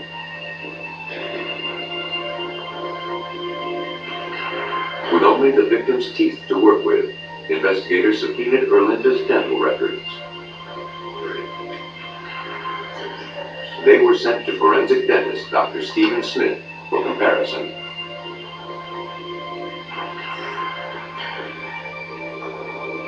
While awaiting the results of his examination, detectives began scrutinizing William Anderson's alibi. He had claimed that he had seen Erlinda board a plane bound for the Philippines.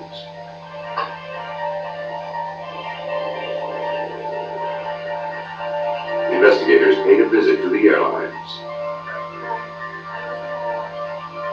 Anderson had in fact purchased a ticket to Manila in Erlinda's name. But a week before her body was found, records showed that William Anderson cashed in the ticket. Erlinda never boarded a plane to the Philippines. William Anderson had been caught in a blatant lie. But if Anderson had killed his wife, the question now before investigators was why? A further background check revealed that Erlinda had been William's fifth wife. Based on a search of Anderson's phone records, they learned that he probably didn't intend her to be his last. Many of the bills reflected calls to one of Anderson's female co-workers. The woman, who was married, reluctantly admitted that she and Anderson had been having an affair. Anderson complained to her that Erlinda was constantly spending his money, always sending gifts to her friends and family in the Philippines. The day after the body was found, William took her out for a romantic dinner. He told her to leave her husband and marry him instead. She questioned Anderson about, what his wife. And Anderson told her, "Don't worry about my wife, she's not coming back." The case was now in the hands of forensic dentist Dr. Stephen Smith. When making an identification, Smith superimposes the living dental records with the x-rays made after death. On this case here, I can take and move it around, and all of a sudden I see a clear picture. It was fuzzy, now it's totally clear. It means that the one film overlays the other one perfectly. In myself, if I'm asked, is this a match? I could say yes. I would be assured, looking at this film, that this film matches that film, and I could say that this dentition belongs to that remains. After months of frustration, the burned body had finally been identified as Erlinda Anderson. And with a new romance brewing, William Anderson had motive to get rid of her.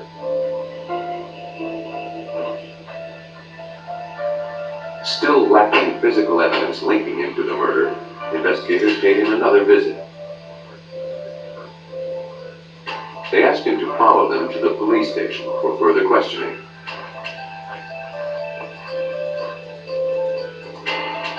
While police began their interrogation, a warrant was obtained to search Anderson's car. Though the tire treads did not match those found at the crime scene, the trunk and the items inside it were splattered with red stains. Indicator tests confirmed the presence of human blood on a windbreaker and a tire iron. The blood was too deteriorated to make a detailed comparison, but it was one more piece of incriminating evidence. The results were brought up to police. William Anderson was placed under arrest.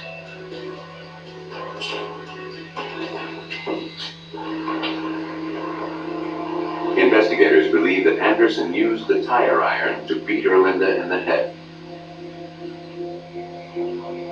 After she was dead, he drove her body down Interstate 55.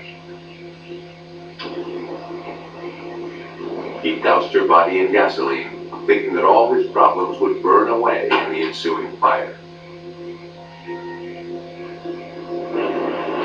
Without the insights of forensic dentistry, he might have gotten away without a trace.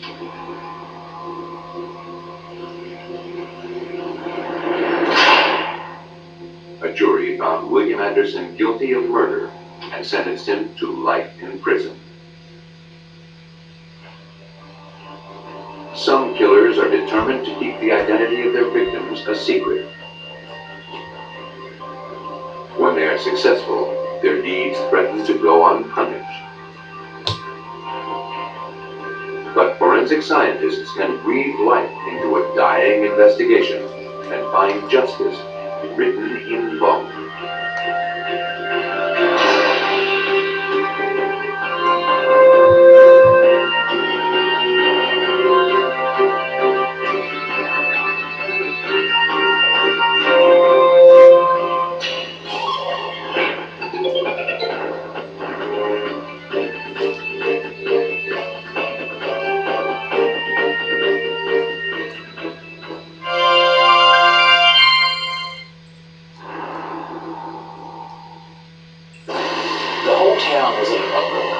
Frustrations just built up in him, and where are we gonna go? This was a crime that just exploded. Killer Kids, Friday, 9:30 on CI. What would the world be like without the modern technology and conveniences that we take for granted today? The untold story of how we got to now starts Monday, February 8th on History.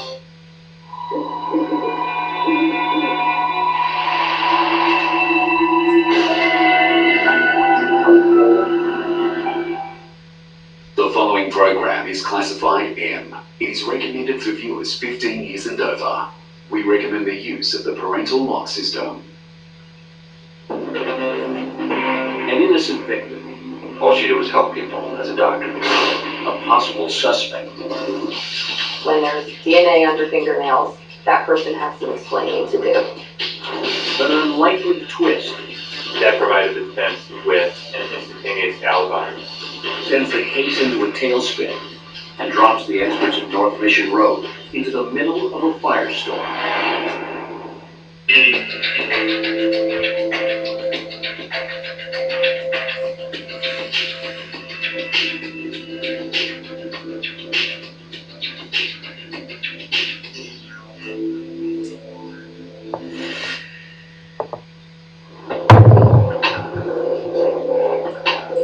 April 2001.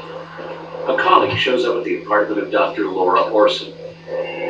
She hasn't been to the medical clinic where she works for 2 days, and no one has heard from her. Hello, Dr. Orson. There had obviously been some type of a struggle in the living room. There was furniture that was messed up. A pan was broken and on the floor.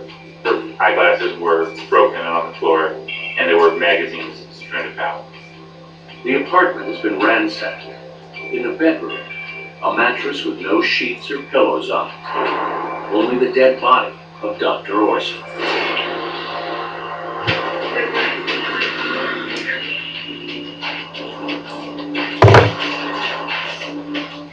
The victim was lying on her back with her knees up. She had a shirt and sweater on, and from the waist down, she was naked. The coroner investigator John Cadis and criminalist Michelle Sandberg from North Mission Road are called to the scene. There are no two crime scenes that are ever alike. I'm there as a scientist. My job is to be unbiased and collect all of the evidence that I can find. And science will play a crucial role as this case unfolds. For now, investigators are puzzled. Dr. Orson's apartment is strangely empty. There were no pictures that were hanging. The place was sparse with furniture. Especially curious are a half dozen garbage bags filled with clothes. So I had made the assumption she had just not unpacked her items yet. But Dr. Orson's colleague tells police she had lived in LA's eclectic Los Feliz area for some time. A detective goes to Laura's medical clinic to find out more. The victim was from the Philippines. She was a trained medical doctor. She was a devout Catholic woman that would go to church every Sunday. Dr. Orson was meticulous in manner of dress and makeup and hairstyle. She just kept to herself. No one seems to know why Laura's apartment was so empty. So that was unusual. That was unusual. Back at the crime scene, every moment counts. To estimate the time of death, the coroner investigator makes a small incision of the victim's side. He inserts a thermometer. We know that the liver will cool after a person dies. And generally speaking, we know it cools about 1.5 degrees per hour after death. Criminalist Michelle Sandberg is also busy collecting samples of the victim's hair and fingernails. Her fingernails were manicured, very clean, so I could only hope that there had been a struggle and that she had gotten us some evidence underneath her fingernails. Preliminary indications are that the victim was sexually assaulted, but this will need to be confirmed during the autopsy. While investigators continue their work, they're surprised to see the medical examiner, Dr. Louis Pena. Because of his workload at North Mission Road, he rarely has time to visit crime scenes. It helps in a number of ways when I'm able to go, but basically it gives you an initial assessment of the body found at the death scene without the body being disturbed by an outside party. Pena studies the body, noting details he will closely examine during the autopsy. On the right and left sides of her neck had very extensive bruising. Her arms and her forearms, they had taken a beating like she had tried to protect herself. When investigators examined the body that Tuesday, it appeared that Orson may have been dead for as many as 3 days. I'm guessing over 36 hours. Take a liver temperature. The liver temperature was a good piece of information to have, but it wasn't enough to really pin down an exact time of death.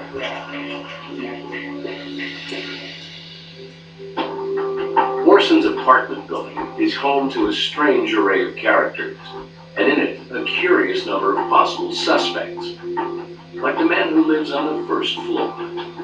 Among a number of other things, he had women's clothing in the house, and we weren't sure, well, maybe that was the doctor's clothing, because he'd say he lived there alone and no women lived there with him.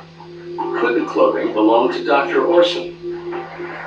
Maybe this would explain why her apartment was so bare.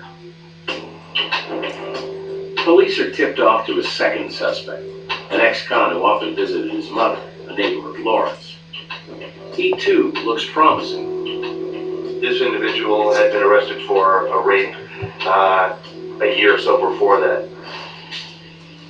Detectives are then approached by another neighbor, who says she had been living with a part-time actor who had abused her. But suspect number 3 is long gone. She said he had moved possibly to New York. And there's a 4th suspect, the victim's ex-husband.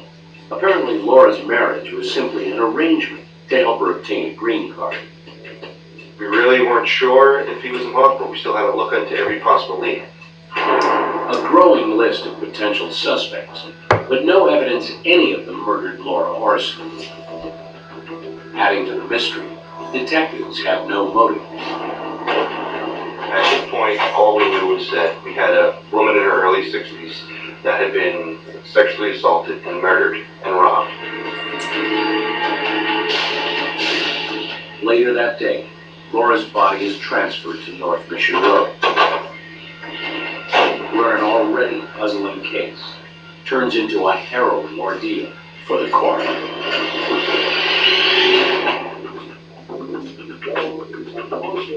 Laura Orson, a painfully shy 63-year-old physician, is found murdered in her apartment not far from Hollywood.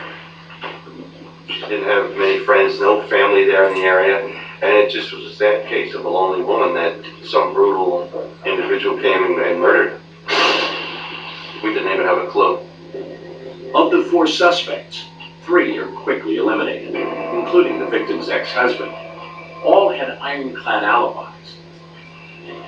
That leaves 31-year-old Jamie Hendricks, the man who allegedly abused a neighbor of Dr. Orson. She said he had moved away and that she had taken him to the bus station on Saturday night. It's possible Dr. Orson was murdered on Saturday night, 3 days before her body was found. Had Hendricks killed her and then skipped town? The autopsy may provide more clues about her time of death and lead police to her killer. I noticed around her neck right off the bat that she had some what are called abrasions or scraping areas. So I knew there was some neck trauma or perhaps what we call a neck compression event going on. Dr. Pena lists the cause of death as strangulation. He also notes blunt force trauma to the head.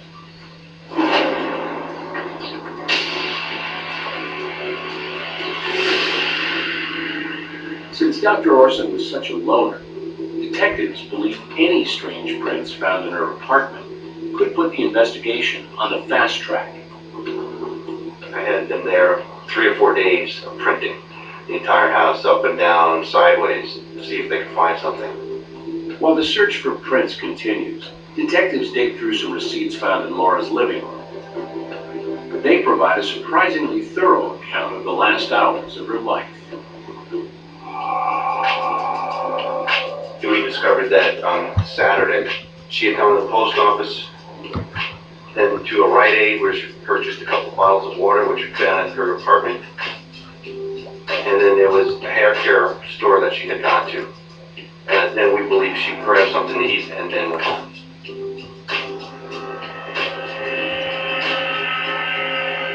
The receipt showed that the last time that she was seen stripping outside of her home was at 5:52 on Saturday, April 14th.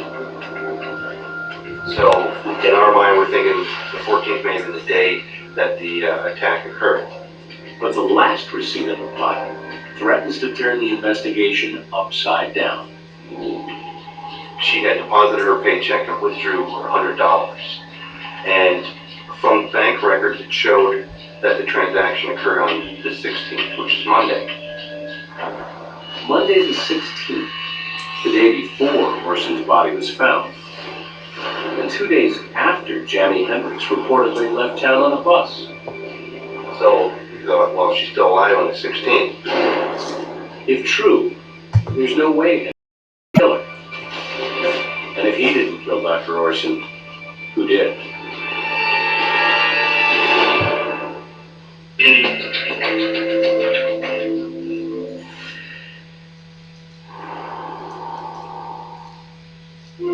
I can't imagine a more horrific experience to go through. Crimes that are hard to imagine. For a father to have committed this horrendous crime, it It's beyond comprehension. but impossible to forget. As soon as I saw the fire, I knew it wasn't an accident. We never thought anything like this would happen to us, ever. Britain's darkest taboos. New episode Monday, 8:30 on CI. No parent ever wants to say these words. I have never felt so free. He took Katie. I didn't protect my little girl. No parent wants to think the odds are against them. Timing in these cases is critical. We listen to the clock ticking away the seconds of my daughter's life. But they never give up searching. You don't want the bad guy to win. And they never give up hope. That's when the sunlight just bursted. They took our child, we got her back. New episode tonight, 9:30 on CI. From the first footprints on our continent to the present day, what did it take for an ancient land to become a modern nation? An extraordinary tale of adversity and triumph. The people, places, and events that have shaped us. Australia, the story of us. Wednesday, 8:30, part of Frontiers on History. Get top brand tyres at online prices. Go to tyresales.com. Tyresales.com will change the way you shop for tyres. With drivers saving hundreds of dollars, it's no wonder we're Australia's favourite online tyre store. Genuine top brand tyres at online prices delivered free to over 1,750 installers nationwide. And with a tyresales.com money back correct tyre guarantee. At the click of a button, you can find the best tyres to suit your vehicle and your budget. There's no ringing around finding the right tyre at the right price. Plus, you can instantly locate the installer who is nearest to you. The easiest way to get a better deal on your new tyres. Genuine top brand tyres at online prices, delivered free to the installer of your choice. And with a tyresales.com money back correct tyre guarantee. Buying tyres has never been easier. For top brand tyres at online prices and the best deal in tyres, go to tyresales.com. They're number one in rugby and number one in league. But in cricket, Australia rules. February on Fox Sports. A history of fierce rivalry continues. 3 one-days, 2 tests. Australia's tour with New Zealand. Every match live in HD on Fox Sports. Get an epic year of sport with the Sports Pack. This February, history visits the Eternal City, Rome. Such a colossus in the story of human history. An ancient society which has created a lasting blueprint for modern civilization. We're going to be able to uncover not just how Rome worked, but how it became the superpower of the Mediterranean. Where leaders were born. Here was a person who modernized the city, gave it new infrastructure. And made. How did they rise from humble beginnings to create the greatest empire man has ever seen? This is the power of Rome that's on display. Groundbreaking architecture. This one had to be the biggest, this one had to be the best. Underbelly. We're going down into these underground worlds. Without structures like this, we wouldn't have Rome. The most famous of ancient towns has never seen before. Rome. February. Only on History.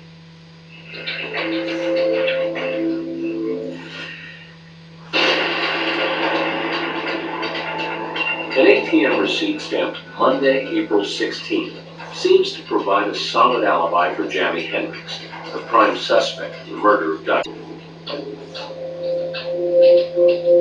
But when cops check Orson's bank records, Hendricks is suddenly back in play. We discovered that that was just the date that the bank would post it on their records. The actual transaction occurred on Saturday, between 12 and 1 on Saturday afternoon. Police think Dr. Orson was killed on Saturday, and Hendricks reportedly didn't leave town until late that evening. So determining when Laura died is now crucial. The various factors determining time of death. The liver temperature, the temperature of the apartment or the environment, that's been the guideline used under ideal conditions. But in these kind of deaths that we face, these are not ideal conditions. While Dr. Pena tries to narrow the time frame of the murder, detectives continue their search of the victim's apartment. Called in our chemical processing unit, which is a section of our print unit to do chemical processing on the walls that will pick up if anyone has touched the walls. Finally, a hit. Prints belonging to Jami Hendricks are found at Dr. Orson's apartment, and his M.O. is becoming clear. When we interviewed a number of women Jimi Hendrix had befriended, he would kidnap them in their own house and then rape them and attack them. The stakes just went way up. If Hendricks killed once, he might kill again. But detectives still have no idea where he is. Then, the woman who had lived with Hendricks calls police with a lead. He said, yes, I spoke with him, but he's no longer living in New York. He's living in Austin, Texas. I contacted Austin Homicide, and they said, yeah, he's been arrested here for assaulting women. He also pawned off women's jewelry on April 17th. April 17th, 3 days after Nora was last seen alive. So it's certainly possible it's her jewelry. A detective in Austin follows up on the lead. He ran down to the pawn shop to see if the jewelry was still there, and by sheer luck, all of it was still there and never been sold. Photos are taken and faxed to Detective McCartney. Orson's co-workers confirm the jewelry is hers. And the items are sent to LA. It's the victim's jewelry that was taken from her after she was murdered. We were getting close on the case. We were looking at a possible suspect, Jimi Hendrix here, and everything is starting to kind of fall in place. Detectives believe Hendricks killed Dr. Orson Saturday evening, fled to Austin later that night, and pawned her jewelry on Tuesday. But he's managed to pull off a disappearing act.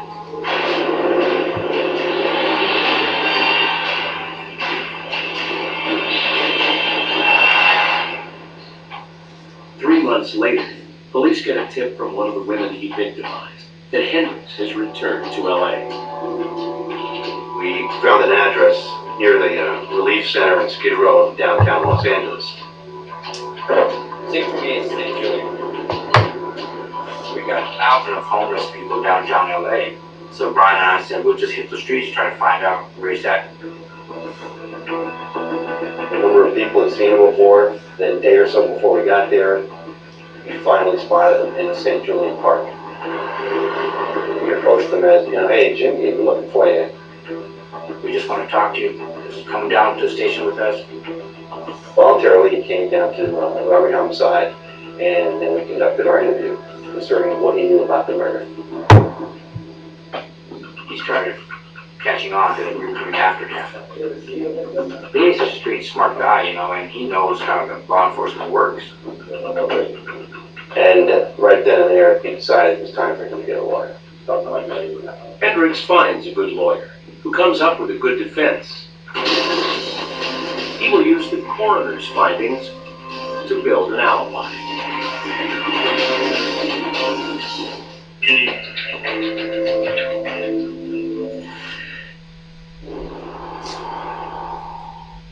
Aussie officials are calling it the worst massacre in over 100 years. Nothing could repay you for what you're about to see. These horrible crimes just recently crossed the line of what society could tolerate. Those things were simply horrific. And changed the way we live our lives forever. I felt that I had to do something.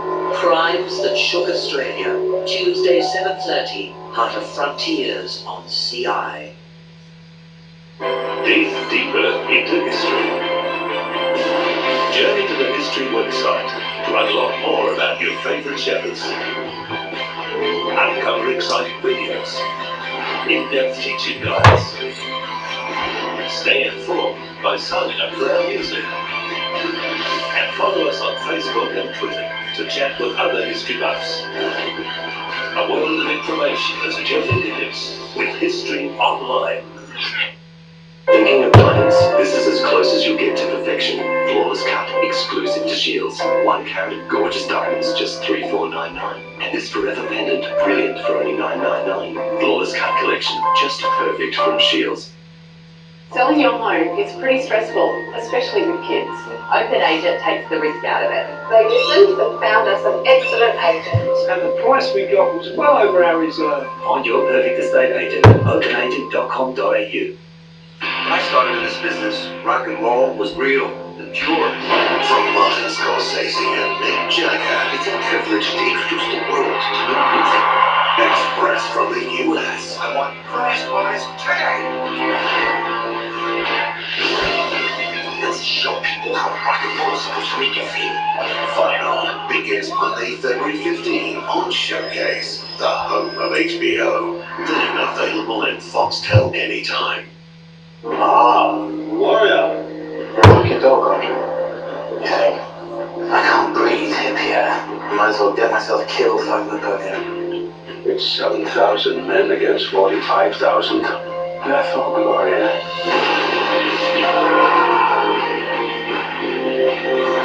Cross me with you, War and Peace, Sunday 8:30 on BBC First. Then available in Foxtel anytime. Our little girl, 5, watched us. 30 years ago, the unspeakable happened. Crime Investigation Australia, the Anita Cobby murder. Tuesday, 8:30 on CI. February on CI. Ever wondered why serial killers do what they do? Please have the stop. Serial Killer Sunday presents Inside the Mind of a Serial Killer. The hit British series is back. Good story, people. Uncover the new season of crimes that stunned the UK. Crimes that shook Britain. Irma Rivera is a decorated New York City detective. Look back at her toughest cases in the premiere special, This Homicide. Who do you trust? February on CI. Artifacts unearthed. New evidence uncovered. Old theories undone. Rome Unwrapped. New episode Tuesday, 7:30.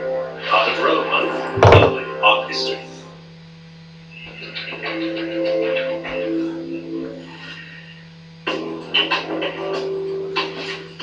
The man suspected of killing Dr. Laura Orson is in custody, but the case against him is circumstantial. Then, results come back on the fingernail clippings taken from Laura at the crime scene.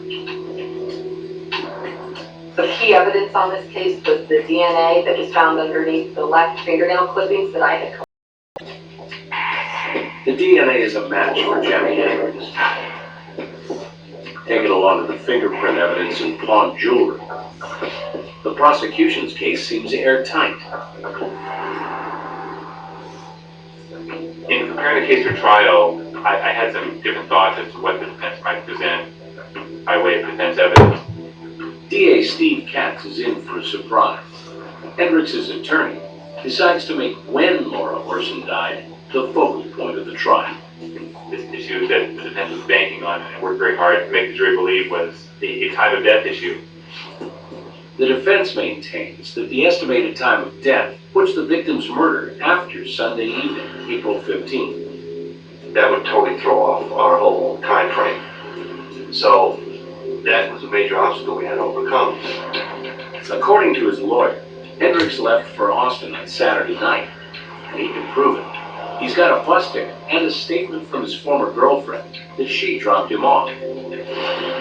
That was his initial alibi. Couldn't have been him because he was on a bus to Texas Saturday night. If the time of death estimate is correct, Hendricks could not be the killer, because he wasn't in town when the murder was committed. But the defense was not taking into account that time of death estimates are not precise in forensic medicine. The problem with the time of death is that it's just so variable from person to person. Time of death is just an estimate. It's not a science. It's very difficult to determine the time of death. And the best time frame is who last saw a person alive and when they're found is your best range. Hendricks' fate will now be determined by the forensic evidence. We have his fingerprints in the house. We have him taking a bus to Austin, Texas right after the murder. We have him pawning the victim's jewelry off. Then on top of that, we have his DNA underneath her fingernails.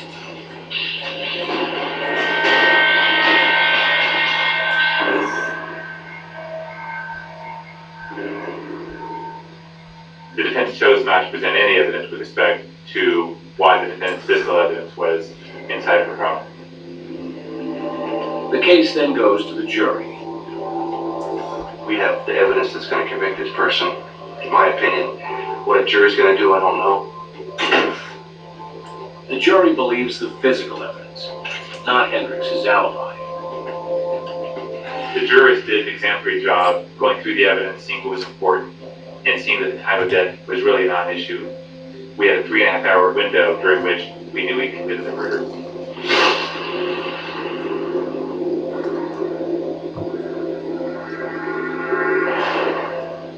As for why Hendricks committed the crime, We thought sexual assault was part of it, but the robbery was the primary motive. The defendant was sentenced to life in state prison with no possibility of parole release. She was a very intelligent, polite, humble woman that never hurt a fly. All she did was help people as a doctor. And for her life to end this brutally was horrendous. She didn't deserve that. a defenseless victim, a determined cop, and the forensic evidence uncovered by the experts at North Mission Road. Another case from the files of the LA County Coroner.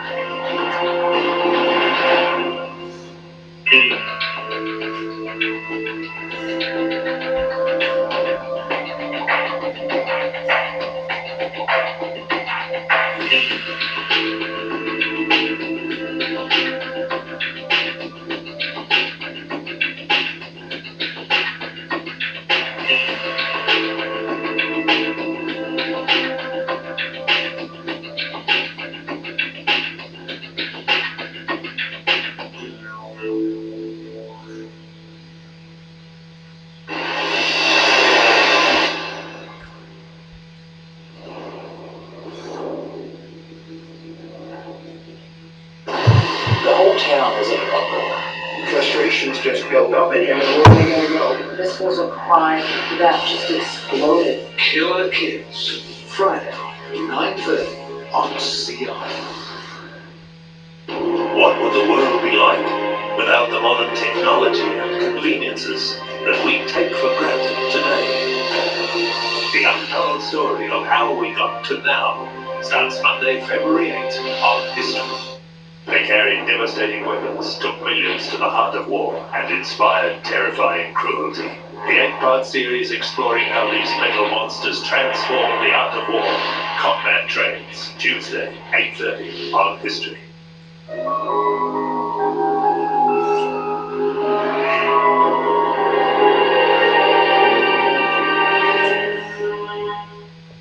The following program is classified M. It is recommended for viewers 15 years and over. We recommend the use of the parental lock system. Viewer discretion is advised.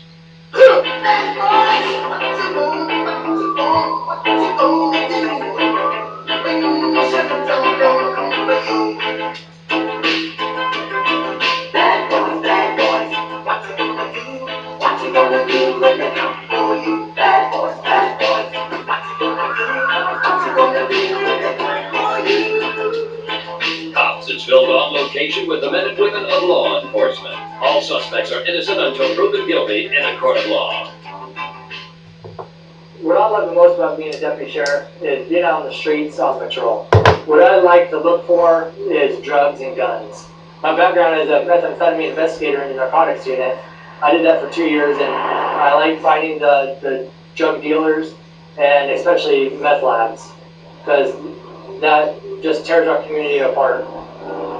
We're responding to a suicidal threat. A male caller said he wanted to kill himself. and he will kill any law enforcement that shows up on his doorstep. There's some deputies in the area, but they're waiting for more units before they try to make contact with this guy.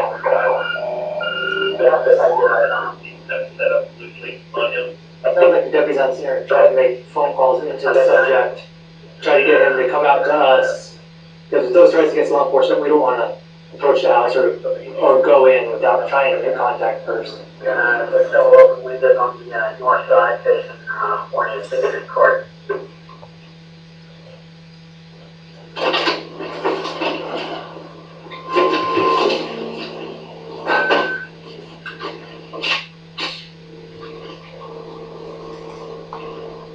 The house is on the street right in front of us to the right.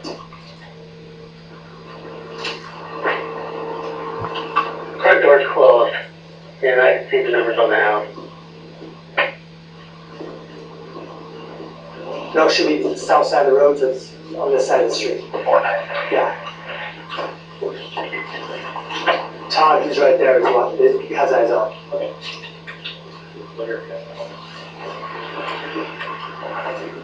You want to call him up and he'll let us know?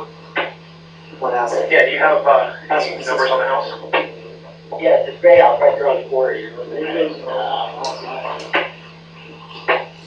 Hey, Todd, we're inside a car up there with a PA. The guy called the hospital and said he wanted to go to detox. And if any cops were to show up to take him to detox, they'd shoot us. So we're going to send a car up there with a PA. He might be passed out drunk, but we have no reason to force entry on him. He's made no threats to hurt anybody else, so he just wants to go to detox. So send the PA car up there with cover, because if he does make contact, there'll be eyes on that, because it's the white police car with the PA system. So if he does come out, that's where he'll most likely make contact for us.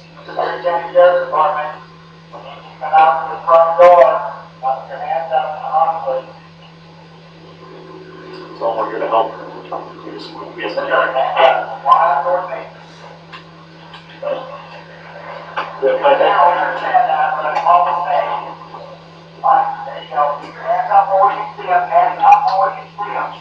Taser.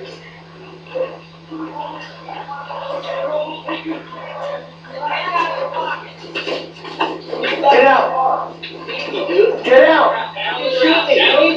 Get out! Get out! Get out! Get out! Hands out to your side! Hands out to your side!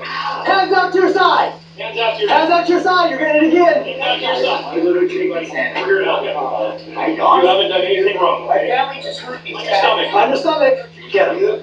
Get out! Hold on, let me lay down. Hands out to your side. No, hold a minute. Dude, I'm sore. Look at my face, dude. Hands out to your side. You're gonna get tased in the neck. I'm not done. Out to your sides. What's the blood on? It's clean. I just want to go to a treatment center, dude. That's all I want.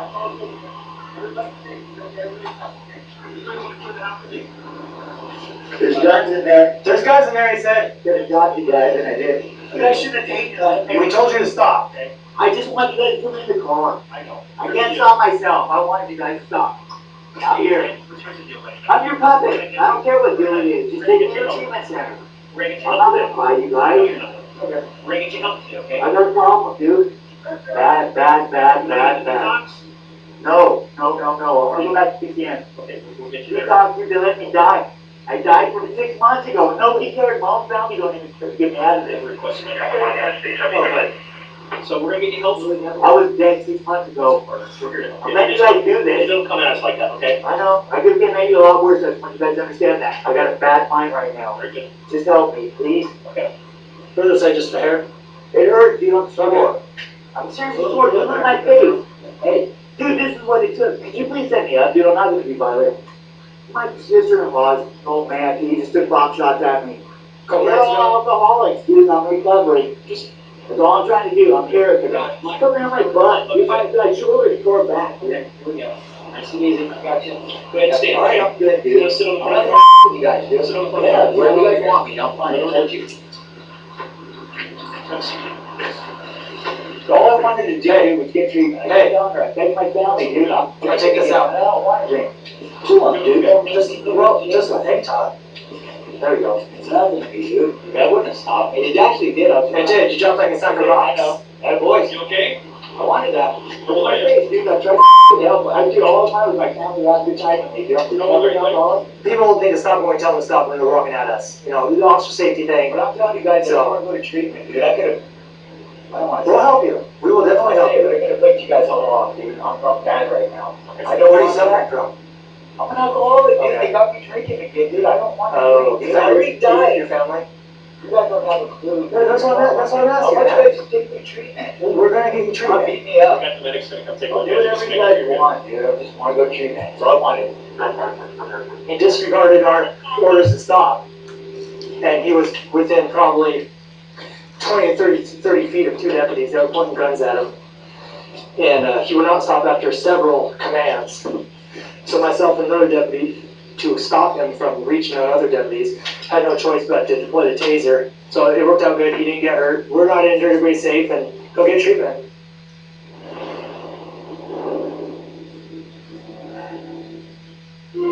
I can't imagine a more horrific experience to go through. Crimes that are hard to imagine. For a father to have committed this horrendous crime, it just is beyond comprehension. But impossible to forget. As soon as I saw the fire, I knew it wasn't an accident.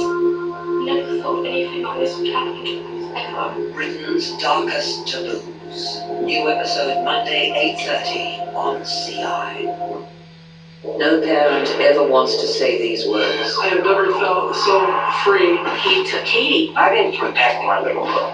No parent wants to think the odds are against them. Timing in these cases is critical. We listen to the clock ticking away the seconds of my daughter's life. But they never give up searching. You don't want the bad guy to win. And they never give up hope. That's when the sunlight just bursted. They took our child, we got her back. New episode tonight, 9:30 on CI. From the first footprints on our continent to the present day, what did it take for an act to become a modern man? An extraordinary tale of adversity and triumph. The people, places, and events that have shaped us. Australia, the story of us. Wednesday, 8:30, part of Frontiers on History. Get top brand tyres at online prices. Go to tyresales.com. Tyresales.com will change the way you shop for tyres. With drivers saving hundreds of dollars, it's no wonder we're Australia's favourite online tyre store. Genuine top brand tyres at online prices delivered free to over 1,750 installers nationwide. And with a tyresales.com money-back correct tyre guarantee. At the click of a button, you can find the best tyres to suit your vehicle and your budget. There's no ringing around finding the right tyre at the right price. Plus, you can instantly locate the installer who is nearest to you. The easiest way to get a better deal on your new tyres. Genuine top brand tyres at online prices, delivered free to the installer of your choice. And with a tyresales.com money-back correct tyre guarantee. Buying tyres has never been easier. For top brand tyres at online prices and the best deal in tyres, go to tyresales.com. Discover new movies. Our art is a reflection of our reality. It's an honor to be a legend. No, I'm in love with you. Kieran! I'm going to save my girlfriend. You want to start a war? Head down, one step at a time. Got it, boss. Escape to Fox Hill Store box office now. I had someone that really loved me. I started noticing something was wrong. Now I know this is a psycho.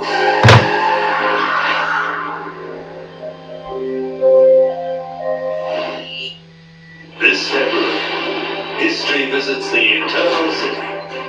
Rome, Such a colossus in the story of human history. an ancient society which has created a lasting blueprint for modern civilization. We're going to be able to uncover not just how Rome worked, but how it became the superpower of the Mediterranean. Where leaders were born. Here was a person who modernized the city, gave it new infrastructure. And made. How How did they rise from humble beginnings to create the greatest empire man has ever seen? This is the power of Rome that's on display. Groundbreaking architecture. This one had to be the biggest. This one had to be the best. Underbelly. We're going down into these underground worlds. Without structures like this, we won't have Rome. The most famous of ancient towns has never seen before. Rome. This February, only on History. All the gangbangers and the drugs that was called our unit, the jump out force. The guys are not paying attention. They actually have the deal going down. We ride up real quick, and before they can blink an eye, we're out on them. So that's the advantage that I see us having as far as us using plain clothes and using these unmarked cars. The only disadvantage of that is they know our cars, like Investigator Barksdale was saying, they know us, they know our cars, they know who we are. So as soon as we start coming out here, we're out here 4, 5, 10 minutes, these guys all have Nextels, and you'll hear it. They'll be chirping out, hey, the jump out boys are out, jump out boys are out. And we'll start hitting the plots that were completely packed. People are putting the drug dealers shut down for a minute, and then once we leave, they go right back up. That's exactly right. Right now, one of the team members, they're on the stop at 149 and 3 occupants in the car, so we're going to go back them up right now. You got a car coming out here.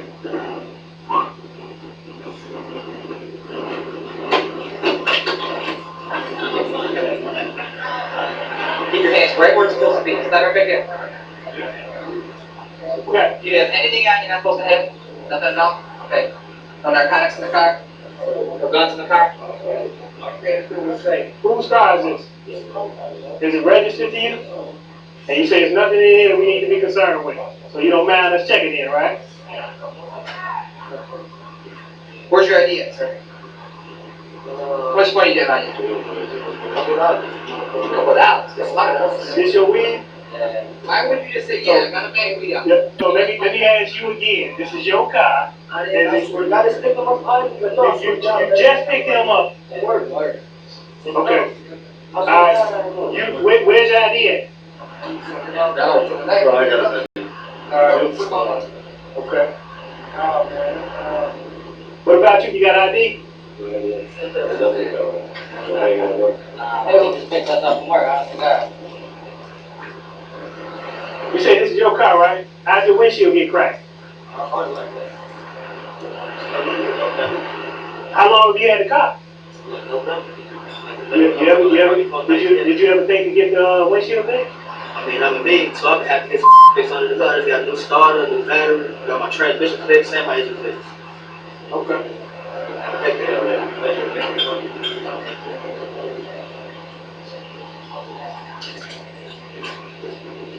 Gerald, I thought you told me it wasn't nothing else in the car, Gerald. What is that? What the hell no, man? You can't, no. I swear to God, that ain't mine, bro. Hell no, bro. This vehicle is yours and it is registered to you, right? I put that on everything I love. That's not mine, bro. Hell no. No, that is not mine. So I swear to God, everything I love. That is in the not back mine. seat. Hey, Frank, what you think, bro? Okay, well. That is not mine, bro. I swear to God. Calm down. Calm down. All right, so let me understand and be clear. This weed right here that we took out of the back seat, nobody knows who it belongs to? Bro, of the three of you guys, nobody's man enough. Can I talk or are you gonna talk? Of the three of you guys, nobody's man enough to take their weight for this weed. Is that what you guys, hello? Is that what you guys are telling me? That's right. It's a bag of weed. Because this weed that we found inside of this vehicle is an arm's length of the three of you guys. So if nobody's willing to man up and fess up to this one bag of weed, the three of you guys are going to go to jail for a bag of weed. Well, let me rephrase that. The two of you guys, because he was man enough to give his weed up. I'm telling you, bro. That's not my weed, bro. I swear to God. If I knew that was mine, bro, I would have put that in my back seat. Can you do me a favor and lose the bro part? I'm officer. Officer, I'm sorry, officer. I swear to God, officer. If that was mine, I wouldn't even put that in my back seat, officer. I would have put it in my ass. You would put it where? In my crack of my ass or something, bro. I swear to God, bro. Well, officer. I swear on everything I love. I won't even put it in my back seat. So now that that you mentioned that, do you have anything, John, right now? You can check me if you want to. I swear to God, I didn't even know that was in there. I swear to God, I did not know that was in there. This is your vehicle, and it is registered to you, correct? All right, well. You got some more cups? Cup them up too.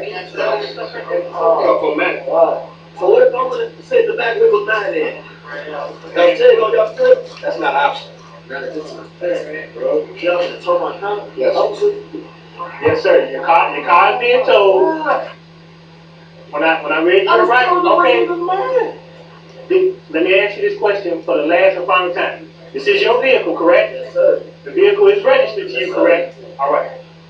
Do I need to explain to you any further than that? It's not bad, though. You're not nothing on me, though. I feel like that. I could have, man. That could have what? I could have been like anything. You know how much stuff I had in my back seats? How much change and stuff? How much I have in my back seat, man? Well, can I get my face on the radio? Go over there and have a seat. No, sir. What we had here was a traffic stop, and the stop was initially for failure to signal. And once we stopped the guys, we pulled them out and we had a conversation with them. And like we said earlier, you know, we investigate all crimes, no matter how big, how small, and it turns into something bigger. Now this started out as a simple traffic stop for failure to signal, and it turned into the cannabis possessions that we now have. So all three subjects are going to be taken into our lockup. We're going to process them, and the vehicle itself is going to be towed. For a $25 crime, they're going to spend at least $750 to get their car back. Murder is anything but perfect. Something is always left behind. That's what we got. The trained hunter knows that the devil is in the details. Once he catches your trail, the hunt begins and doesn't stop. Justice is served. Think you be the person I'm looking for? Homicide Hunter. New episode tonight, 7:30, only on CI. Aussie officials are calling it the worst massacre in over 100 years. Nothing could pay for what you're about to see. These horrible crimes just recently crossed the line of what society could tolerate. Those scenes were simply horrific. And changed the way we live our lives forever. I felt that I had to do something. Crimes that shook Australia. Tuesday, 7:30, Heart of Frontiers on CI. Selling the family home after so many years was hard. How do you find an agent you can trust? I'm so glad I talked to an agent first. They made it easy. They listened and found us an excellent agent. The agent they recommended was so caring and professional. He sold our house in just 1 week for a good price. I definitely use Open Agent again without any hesitation. Find your perfect real estate agent and sell your home for the best price with less stress. Go to openagent.com.au now. It's a gracious old girl. Absolute stunner. Gobsmacked that it hasn't sold. With an 80s hangover. That's not sharp. Oh my god. Maybe it's all that everywhere. Andrew! Brand new selling houses Australia. Exercise. Oh my god! Makeover on steroids. Goth. Totally sharp. It's beautiful. The brand new season of Selling Houses Australia starts Wednesday at 8:30 on the Lifestyle Channel. There's no place like home to spend an evening with Oprah. Live it, love it, own it. And there's only one place to do it. Your life has been completely shaped by fame. Your divorce from Donald made him The 80s. around the I didn't world. mind the 80s in terms of Tell me, gay what ball. kind of a mom are you? Have you gotten over that? The Oprah Winfrey Network. Own it only on TLC. Exclusive to Foxtel. No, I didn't mind that era. That was good. Our little girl, quiet, watched this. 30 years ago, the unspeakable happened. Crime investigation Now the they want copy murder. like Tuesday, high 8:30 on CI. Separate fucking on CI. Ever wondered I what am kind of like do what they do? Please have a stop. Serial Killer Sunday presents Inside the Mind of a Serial Killer. The hit British series is back. Uncover the new season of crime. Frank Lloyd Wright type sort of humor, sneaky. Rather than it's like I couldn't, I don't care. I don't care if my house doesn't look like that. Cases in the premiere special, This Homicide. Who do you trust? February on CI. Artifacts unearthed. New evidence uncovered. Old theories undone. Rome Unwrapped. New episode Tuesday, 7:30. Part of Rome Month, only on History. You know, as a kid, we used to watch TV. The good guys wore the white hats and the bad guys wore the black hats. And I think that kind of carried over for one reason I wanted to work in law enforcement. It's a good feeling inside to know that you try to help people out, but at the same time, you know it's the right thing to do. There's still a good element to people, and you just got to sometimes work harder to find it in today's society. We've got a vehicle in front of us with a non-working tag light, and it also looks like its validation sticker's out of date, so we're fixing to do a traffic stop in it and make contact with the driver.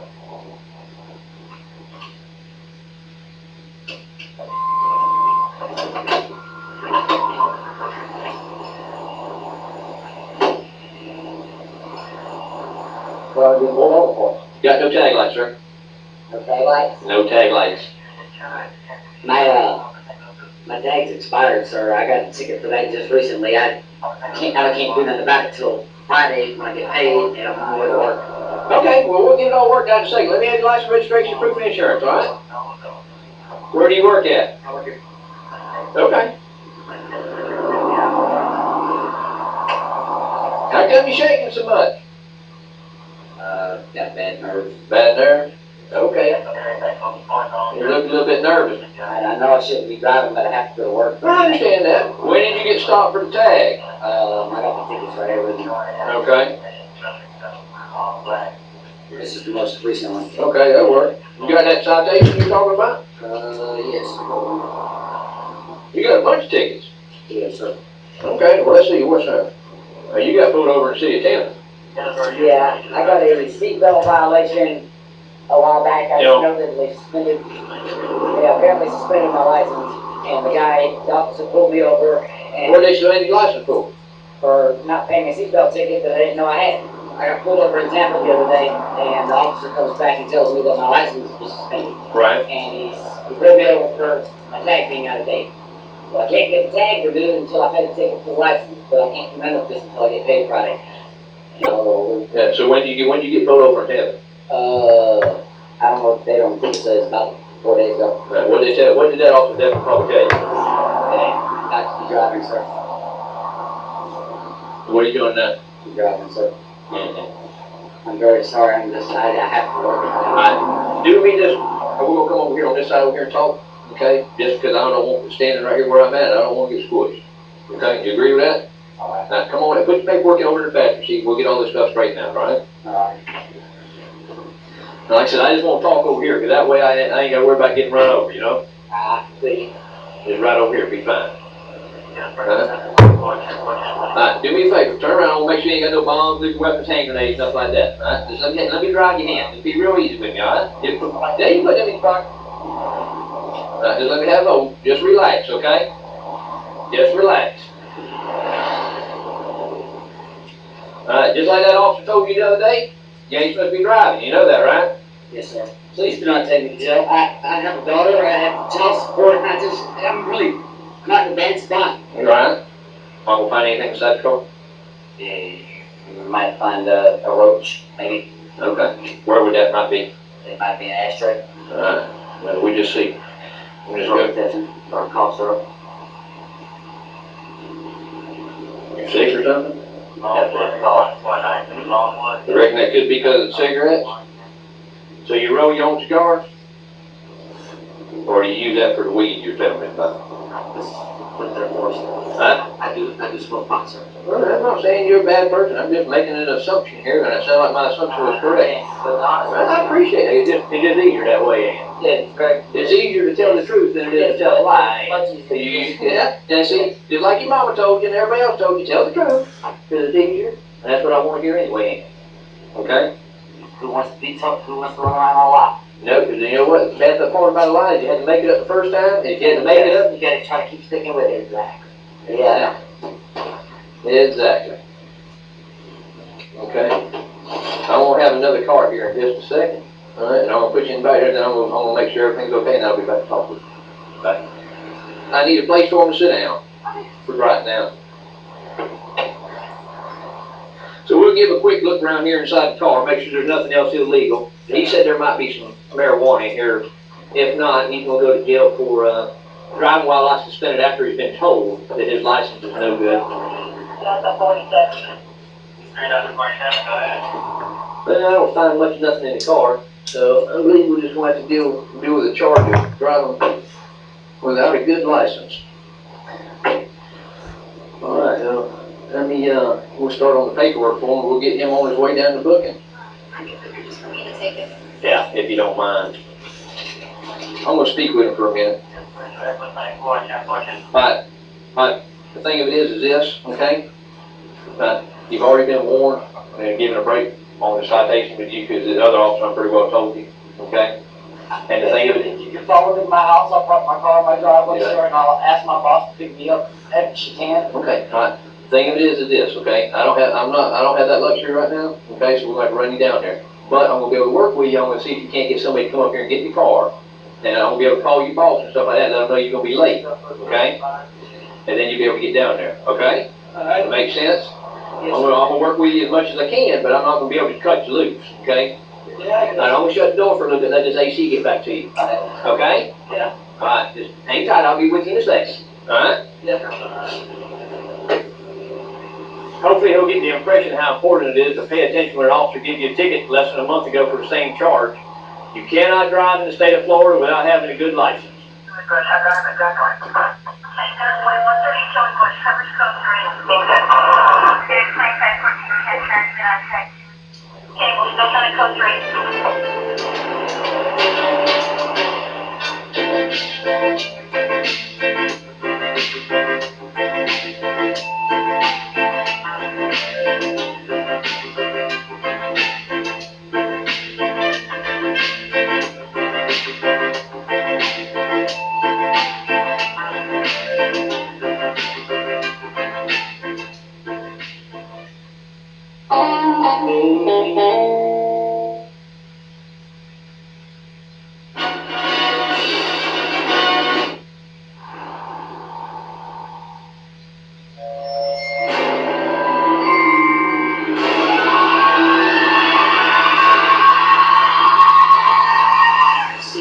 Sunday presents Born to Kill. Sunday, 8:30 on CI. The whole town was in an uproar. Frustrations just built up in him, and where are they going to go? This was a crime that just exploded. Killer Kids. Friday, 9:30 on CI. What would the world be like without the modern technology and conveniences that we take for granted today? The untold story of how we got to now starts Monday, February 8th on History. They carried devastating weapons, took millions to the heart of war, and inspired terrifying cruelty. The 8-part series exploring how these metal monsters transform the art of war. Combat Trains, Tuesday, 8:30 on History.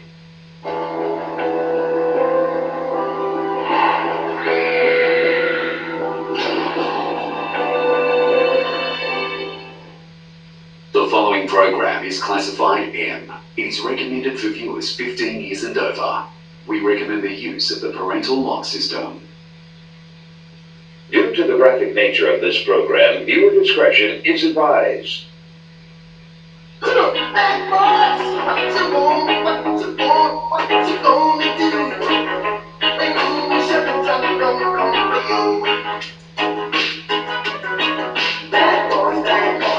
What you gonna do? What you gonna do when they come for you? Bad boys, what you gonna do? What you gonna do when they come for you? Cops is filmed on location with the men and women of law enforcement. All suspects are innocent until proven guilty in a court of law. Okay, right now we're being dispatched to a fight in progress call. Being dispatched to an apartment complex, doesn't have a name to it. Apparently they're advising there are several subjects outside, bats and belts. The caller heard say something about a juvenile and a possible sexual assault. We're actually getting added remarks now advising that the 14-year-old is just north of that location and is currently screaming. We should be arriving on scene here pretty quick. We'll see what we got. 17 Adam 7, that's the time.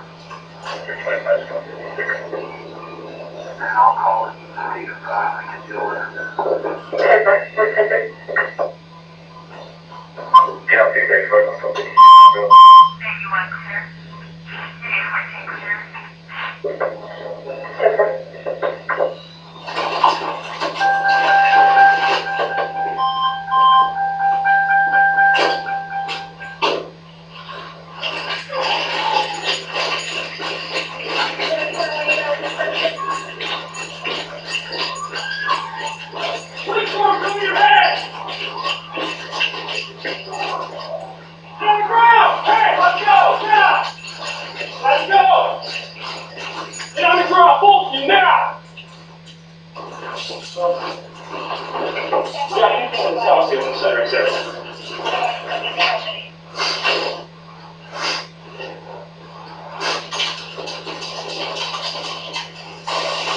Seattle County Police Department, open up this door. Yeah, that's me too.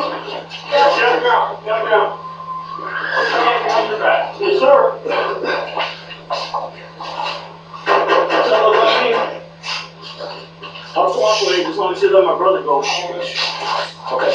What about it? You guys got anything on you we need to know about? No, sir. Come on, man. Get on the ground. Yeah. Get on the ground.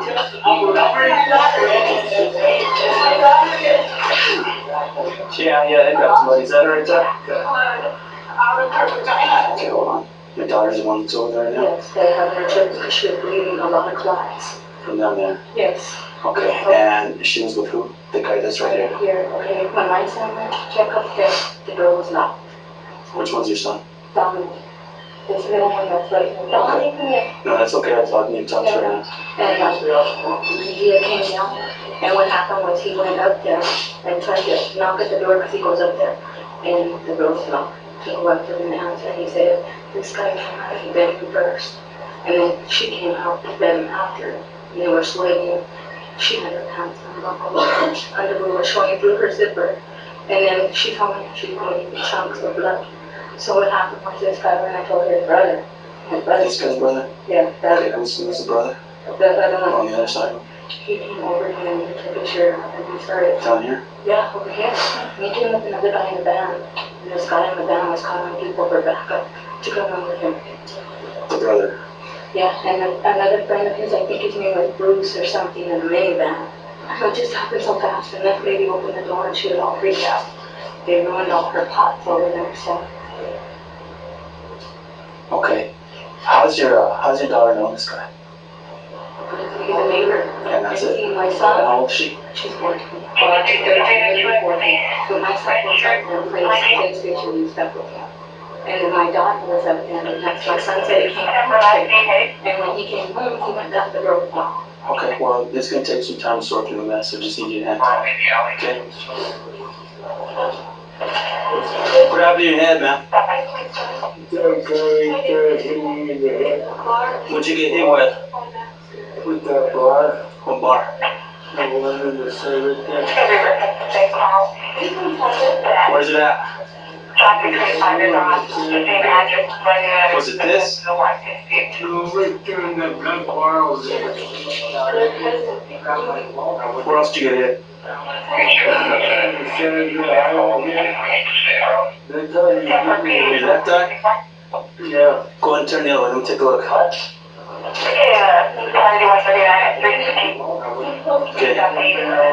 Same guys, now we've got rescue coming up. Because basically what we have right now is she's saying that I guess apparently her 14-year-old daughter was visiting this gentleman on the end over here. Her son went upstairs to go check on her. Found the door locked initially. Found it kind of odd. After a while, I guess apparently they opened the door, came inside, and he noticed that she came out. They both came out of the bedroom. He came out first.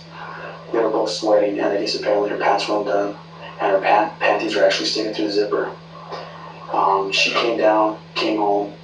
I just told her mom what the deal was. Dad over here became upset. Hey Philip, here's the deal, man. Check this out. We understand what's going on, okay? And I totally understand or can empathize where you're coming from.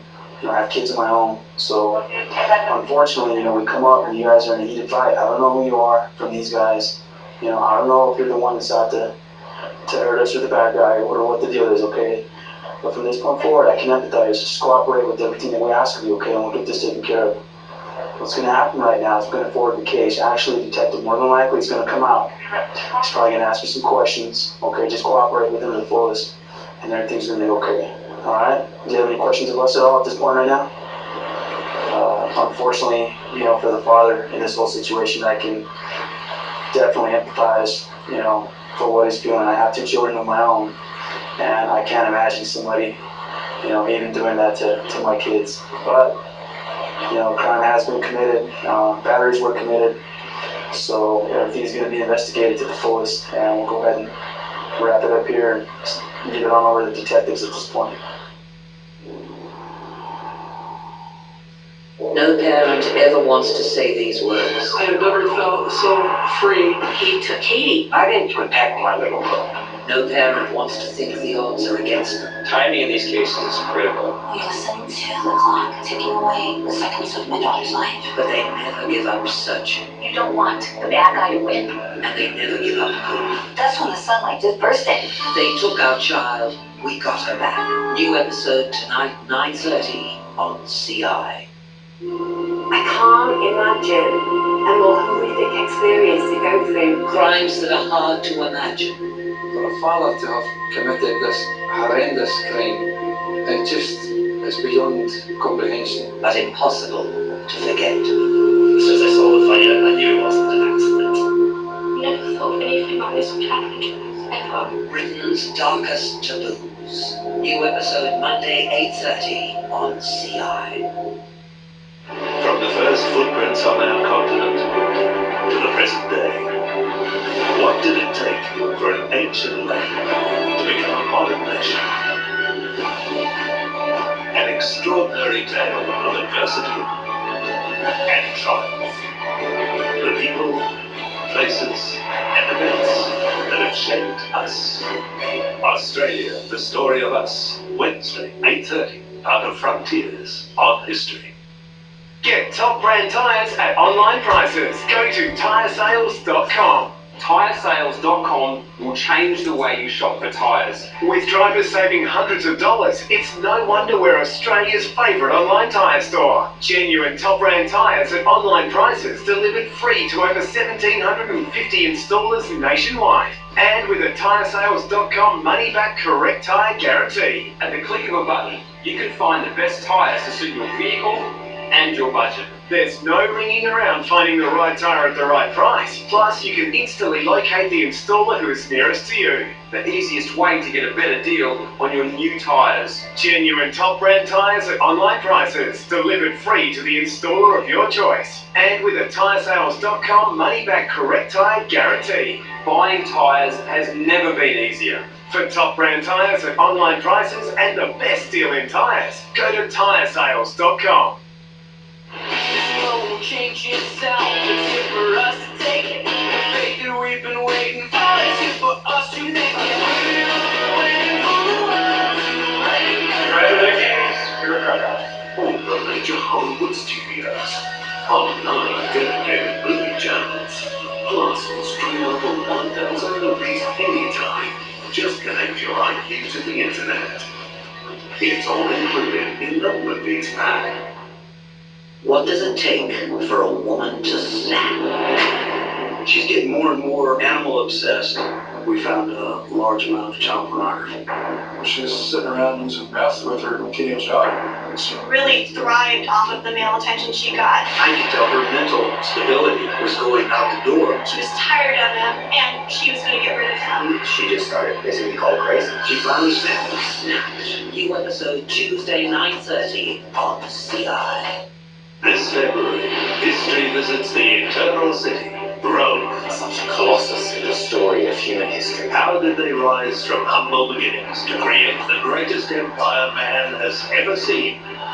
Groundbreaking architecture. This one had to be the best. Underbelly. Without structures like this, we wouldn't have Rome. The most famous of ancient towns has never seen before. Rome. This February, only on History.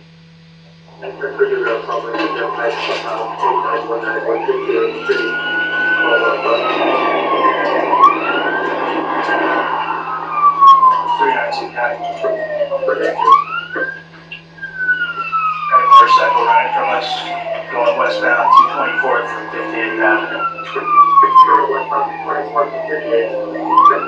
Affirmative.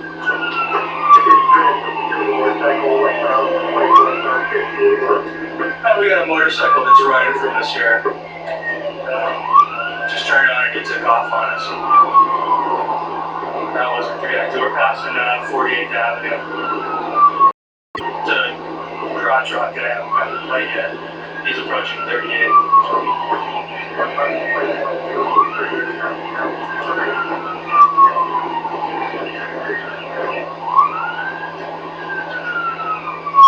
Northbound on Mountain Highway.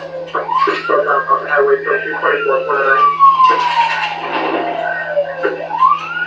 Headed toward entry cross position with D. No traffic. Speeds are about 70. He's going northbound on 2nd Ave.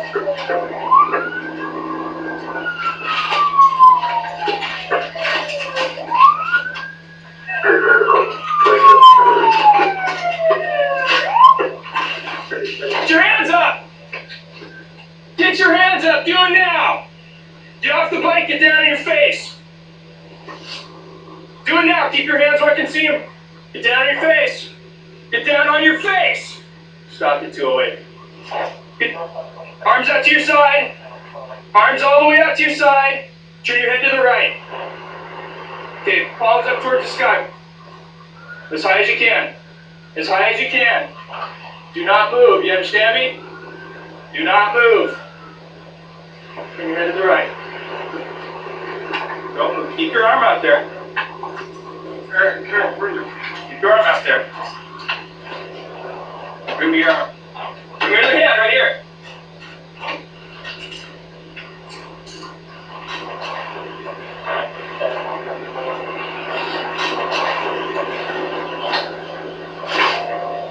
Got anything on you that's going to poke me or stick me? No. Alright.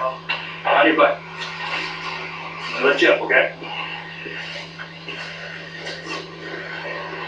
Let's go back there to my car, okay?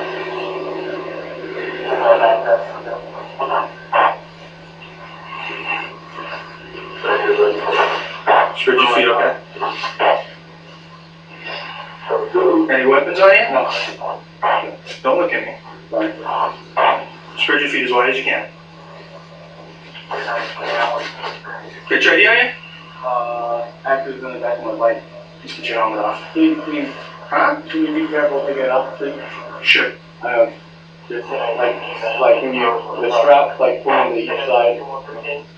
Thank you. I angle, please. Okay, look. Lift the. What? Lift the. Fix this, but what? Lift the front up first and then like. Thank you. Just to get on the plug in. You're all wired up, huh?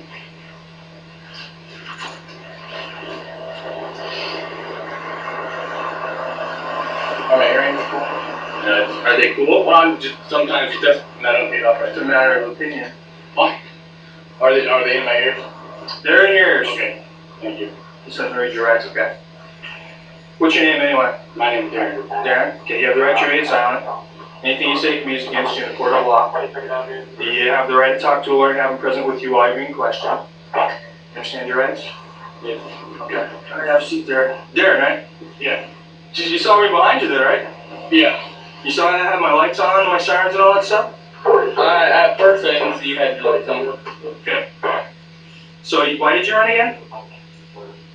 I don't exactly have the cleanest record tonight. What do you mean by not having the cleanest record? I've got a lot of tickets. What? I've got a lot of tickets. You have a valid license. Yeah. So you ran even with a valid license? Yeah, I was stupid. That was kind of silly. Well, kinda, come on now. I don't know, I just called, escalated everything. You ever ran from the cops before? I know, or you never got caught, or what? I went, the most I've done is like, like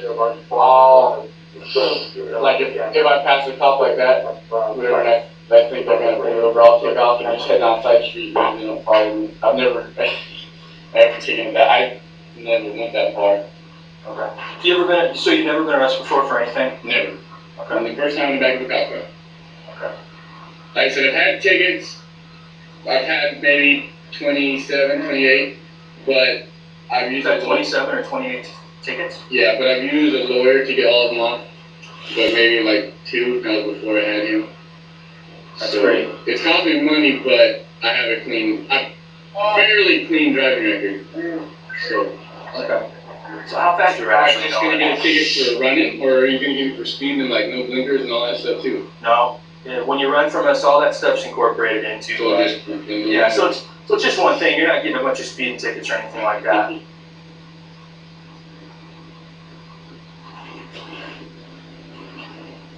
So how fast does that thing go? I've had it 171. Really? You're kidding me. On the freeway? No, across the tide flats, like kind of if you get down by Ruston, up, oh man, you guys gonna go sit there now. Oh, we ain't gonna go. You ever run from Tacoma? Run from them? Yeah. No, well, like I said, dude, I've only, like, the most I do is if a cop will come by, I'll take off and hit a side street and they won't even follow me. Alright. As soon as I turned around on this guy, he took off on us. And, the speeds he was going, he hit some railroad tracks back there. I thought for sure he was going to lose it. But, yeah, he was real lucky that he didn't go down. I hope they learned a lesson. Don't realize if they crash, they're not moving 100 miles an hour. So, we'll see. All right.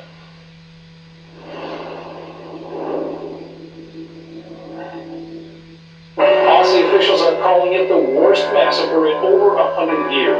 Nothing can pay you for what you're about to see.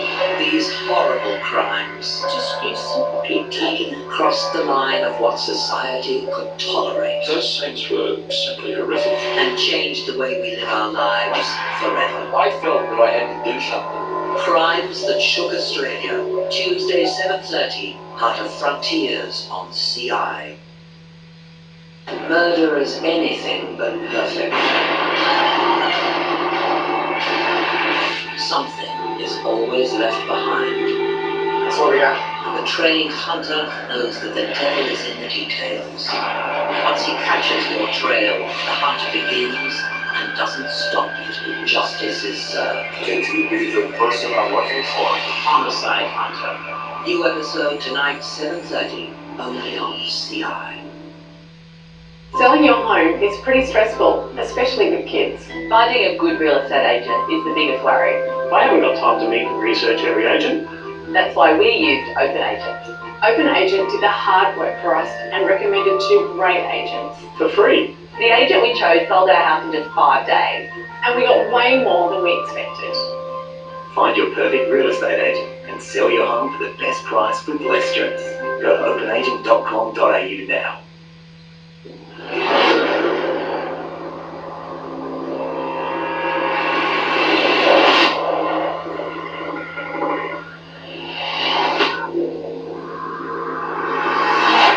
Let's face it, if we took you any closer, you'd be in it. Big Cat Week starts Sunday, February 14, new to Wild. And number 1 in rugby. And number 1 in league. But in cricket, Australia rules. February on Fox Sports. A history of fierce rivalry continues. 3 one-days, 2 tests. Australia's tour of New Zealand. Every match live in HD on Fox Sports. Get an epic year of sport with the Sports Pack. February on CI. Ever wondered why serial killers do what they do? Please have it stopped. Serial Killer Sunday presents Inside the Mind of a Serial Killer. The hit British series is back. They're just doing the big. Uncover the new season of crimes that stunned the UK. Crimes that shook Britain. Irma Rivera is a decorated New York City detective. Look back at her toughest cases in the premiere special, This Homicide. Who do you trust? February on CI. Artifacts unearthed. It's very historically accurate as far as we can tell. Mysteries unlocked. The entire regions of the greatest part of the world are covered. Taboos uncensored. It's got lots of clues in it about ancient Roman sexual mores. Old theories undone. Gladiatorial games have moral purpose. Rome unwrapped. New episode Tuesday, 7:30. Part of Rome Month. Only on History. 213. I went right to a local hotel to check for Southern. Was one for in the domestic object court. We're staying in the hotel for several different other stays. I want to stand by for another officer, and it's reported he may take off if he sees us coming in. Do you know where that room's at, man? What side? Not yet, I gotta go in here and find out. Sheriff's Officer Baker, 213. Baker 213, 79 Lewis requirements. Well, PR's advising the female is now on the roadway.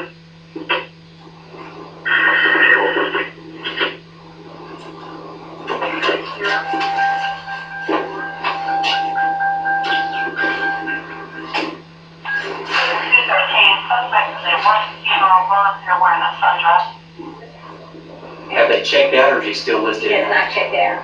Okay. After I spoke to the lady at the church, the minutes later the pastor showed up, and he asked me what was going on, and I told him the same thing I'm telling you. Okay. So he's gone, and they haven't checked out the room yet? The room has not been checked out. We have an outstanding bill, a phone call. Okay. The church is paying for the room, with the phone calls for his responsibility. That he was in the bar with his spending money for drinks, and that's what got the ball rolling. Okay. And we felt like the church was helping him out. And this is Baptist Church? How long has it been gone? Oh, this has been out. What room is it? 127. Right down Is it here? the end of the hall down here? But after the end of the hall, it makes a left and come over again. Let's check and see if he gets some answer. She gets some answer. How long have you been with she said since you left? About 6 o'clock, about 3 hours.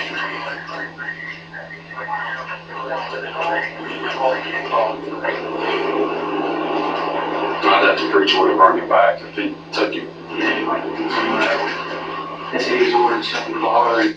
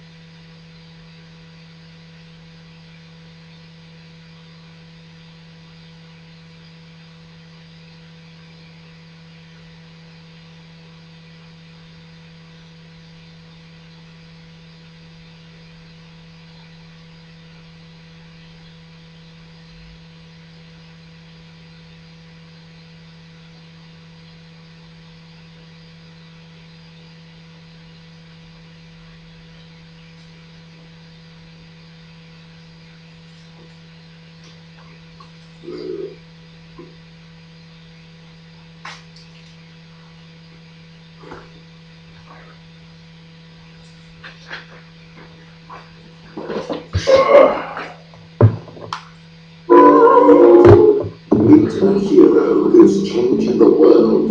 He fled certain death, a refugee with nothing, to become a pioneering Australian surgeon. All we use cutting-edge technology. Helping people to walk again. She's not walking now. 150 kilos down. This is our dad. And his name's Bridget, and this is his story. Not wrong. New Inside Story starts next Thursday, 7:30 on Win. This week, in Betty's Better Bargains at Better. Reserve code for 50-year drive, $2.98, save 51. TCL 50-inch LED TV, just $6.49, save $1.50. That's better. The virtual gastric band is a remarkable weight loss program. We use hypnosis to try to condition the subconscious mind into believing that a gastric band has been placed around your stomach in order to create a small pouch, thus reducing the amount of food one needs in order to feel full.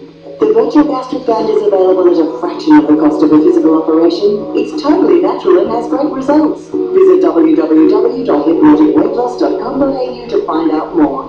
Now taking bookings in Hobart. Super specials from the A1 Fruit Market Glenorchy. Tansy cherries, $6.90 a kilo. Kensington dried mangoes, 3 for $3. Seedless green grapes, $3.50 a kilo. And bananas, $3.30 a 1.5 kilo bag at the A1 Fruit Market Glenorchy. At the Tile Centre, we stock the latest designer styles, floor and wall tiles in a huge range of colours and sizes, with inkjet and candy-glazed ceramics from Brazil and Asia. If it's tiles in the latest designs you need, it's Tile Centre. Getting organised to send the kids back to school, but can't find that matching sock? And when you do, they need to be done, or even worse, they smell! Now you need to replace shitloads of socks! Kids cotton blend low-cut socks with reinforced heel and toe area for that bit of extra comfort. 3 pairs, $4.44. Or Quarter Crew Kids socks with fully cushioned cotton blend foot for extreme comfort. 3 pairs, $4.44. So bring a bag box and school loads of feet. The Freedom $20 million sale has been extended. Don't miss your last chance to save up to 50% on thousands of items store-wide. But be quick, the sale must end Monday. So come in store or online and save that freedom. Love coming home. For whatever project,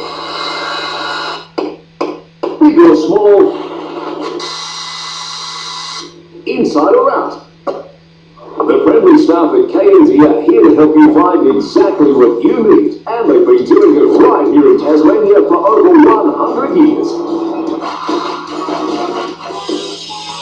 KNZ Warehouse, serving Tasmanians since 1902.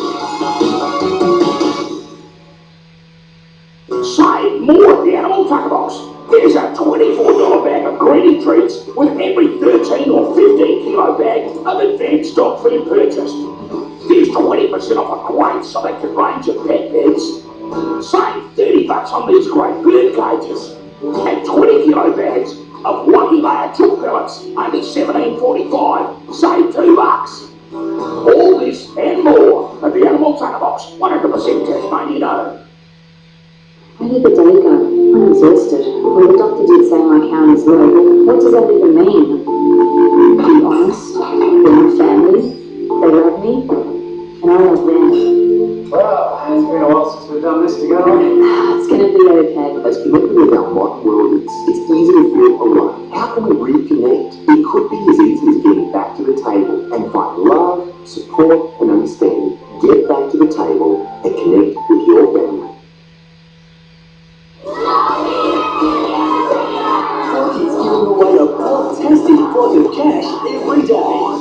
We're giving away a life-changing $20,000. And this is your chance to wake up a winner with today. Answer the phone within 5 rings and say, I wake up with today. To register, call 1902 555 999 or SMS your full name and suburb to 199 555 999. All calls are made on Australian Eastern Daylight Saving Time. Good luck.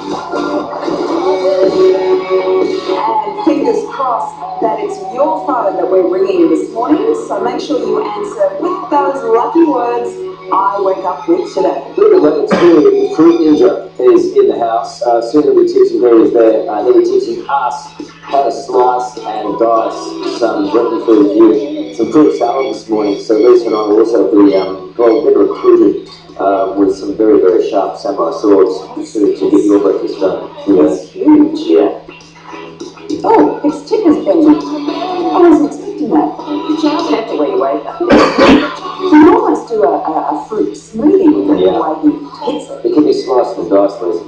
about that. Okay. Anyway, so we're live and we're very, very dangerous a little bit later on in the program.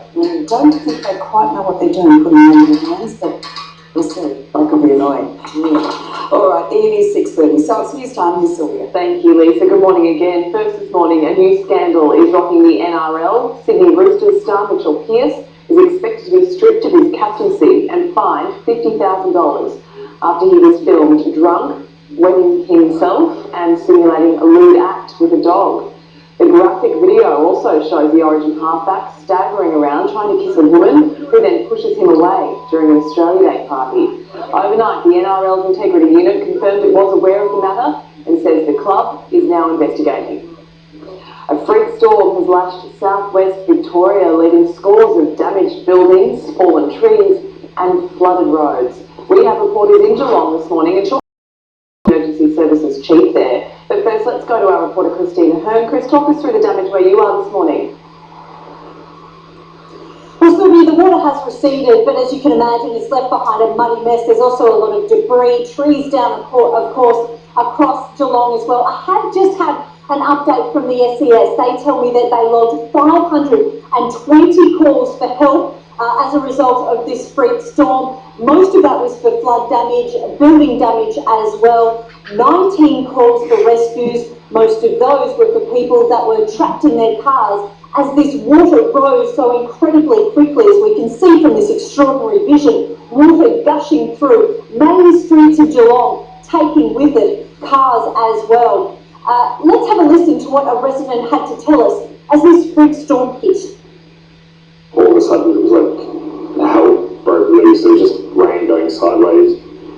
And it looked like snow. The rain was that heavy. Just to give you an idea of the intensity of this storm, Avalon received 72 millimetres of rain. That is double their monthly average. It's not just homes cleaning up this morning, it's businesses as well. They've been inundated with water. Instead of opening today, they'll be mopping up. Sylvia. A very big job indeed ahead of them, Christine. Thank you. We're joined now by EMV Commander Mark Cattell. Mark, good morning to you. A hugely busy night for your crews. Just how bad was this storm?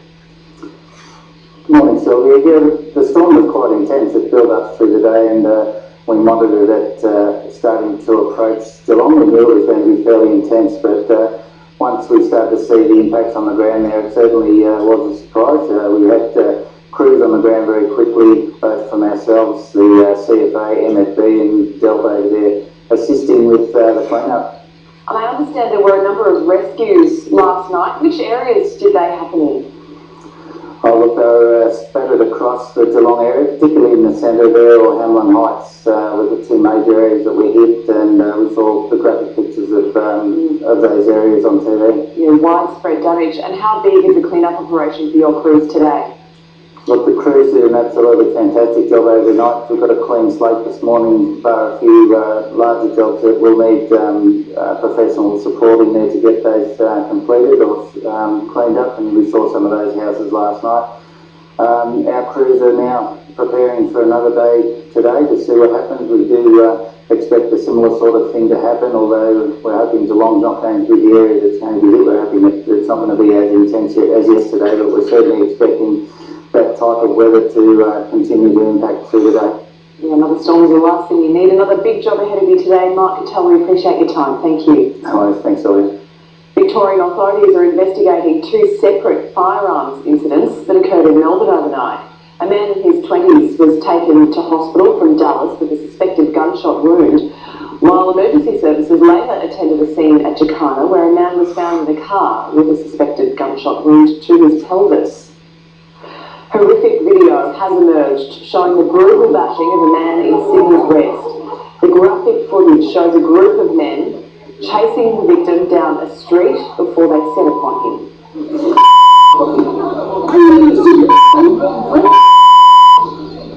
What we can't show you in this film is the group violently kicking and hitting the man with a chair as he lays motionless on the ground.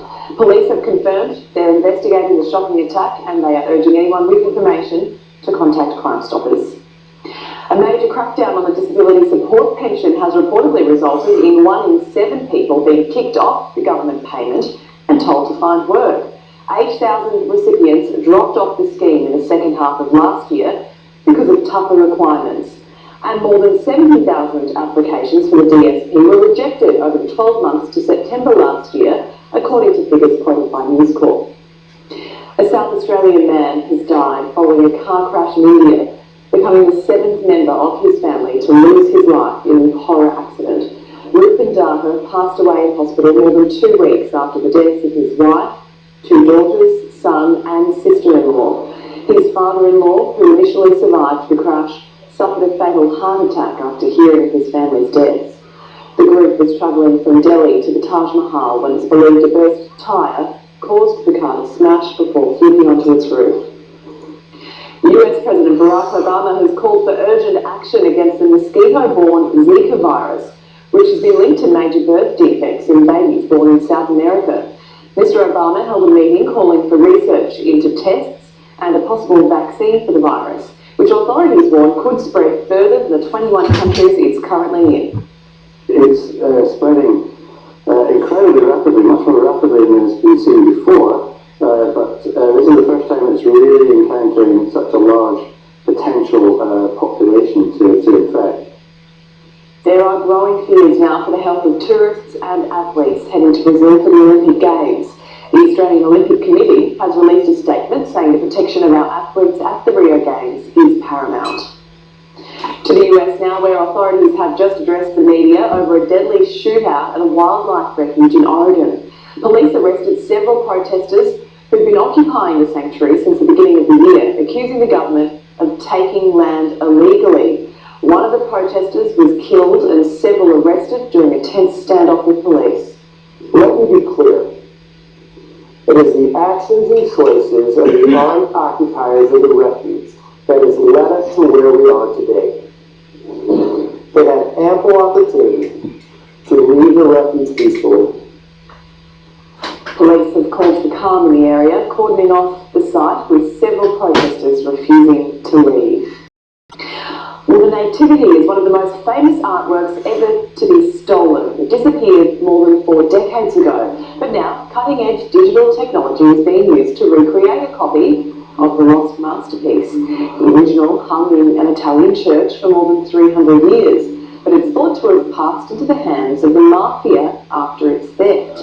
After thousands of hours of work, tourists are now flocking to see it. And while nothing can replace the original, the digital reproduction comes very close. It's in the hands of the mafia. Good luck getting it back. Yeah, apparently it was stolen in the late 60s. The mafia were a bit kind of loose and out of control, and felt making movies about them. Yeah. There you go. They're sort of much more mainstream now, mafiosi. Yeah, they're a little harder to spot these days. Yeah. Good on them too. Thanks a lot. Recreated the image. It's good, isn't it? You need to laminate it. Just pass through here. Let's get some support. Don't forget the cannoli. Yeah. Starting with cricket, and a huge congratulations to David Warner for claiming his first Allen Border as Australia's top cricketer. The opening batsman took last year's winner Steve Smith by just 21 votes following a stellar summer in which he scored 4 Test centuries. That's remarkable. Warner was also named Test Player of the Year. Glenn Maxwell taking home top prizes for the one-dayers. Elise Perry was awarded the best female title, and Dave will join us a little later on the show. Milos Raonic will push for his first Grand Slam final appearance when he meets Andy Murray in the Australian Open semis. It comes after the big Serbian Canadian last night cruised into the final 4 with a strong win over Frenchman Gael Monfils. Murray earlier had counted for David Ferrer in 4 sets. Let's get straight to Paul McNamee. Of course, well done Milos Raonic, but he's not going to win the next one, is he? Tough against Andy Murray, but Raonic has got Carlos Moya in his camp as his coach. Carlos, of course, made the final here in 1997 against Pete Sampras, so I think it's a very good choice of coaching appointment. Raonic has been knocking on the door, so he's certainly going to be in Grand Slam finals in the future, but I think Andy Murray, coming off a win in the Davis Cup final, is a man on a mission. 3 times runner-up, and he'll want to go one further here. Yeah, Ferrer hadn't dropped a set, and Murray just dominated, didn't he? But today we have Federer and Djokovic, and they'll be out for a place in the final. We're split on the desk here. 2 have gone Federer, 2 have gone the Joker. Where are you going to go? Well, so 2 have the hand, 2 have the heart. I think that's where You've really got to go with Djokovic. The 22 matches apiece, but the last few years he really has dominated. Well, weather on the way for parts of Western Australia today with cyclone warning issued for the Kimberley and Pilbara. Residents in those areas have been warned to prepare their homes. Wind gusts are expected to be 85 kilometres an hour as the storm tracks south, and heavy rainfall also forecast with a flood warning in place for the Pilbara. President Obama has called for urgent action against the mosquito-borne Zika virus, which has been linked to major birth defects. Obama held a meeting to emphasise the need for a vaccine to stop the spread of the virus, which has now spread to 20 Central and South American nations.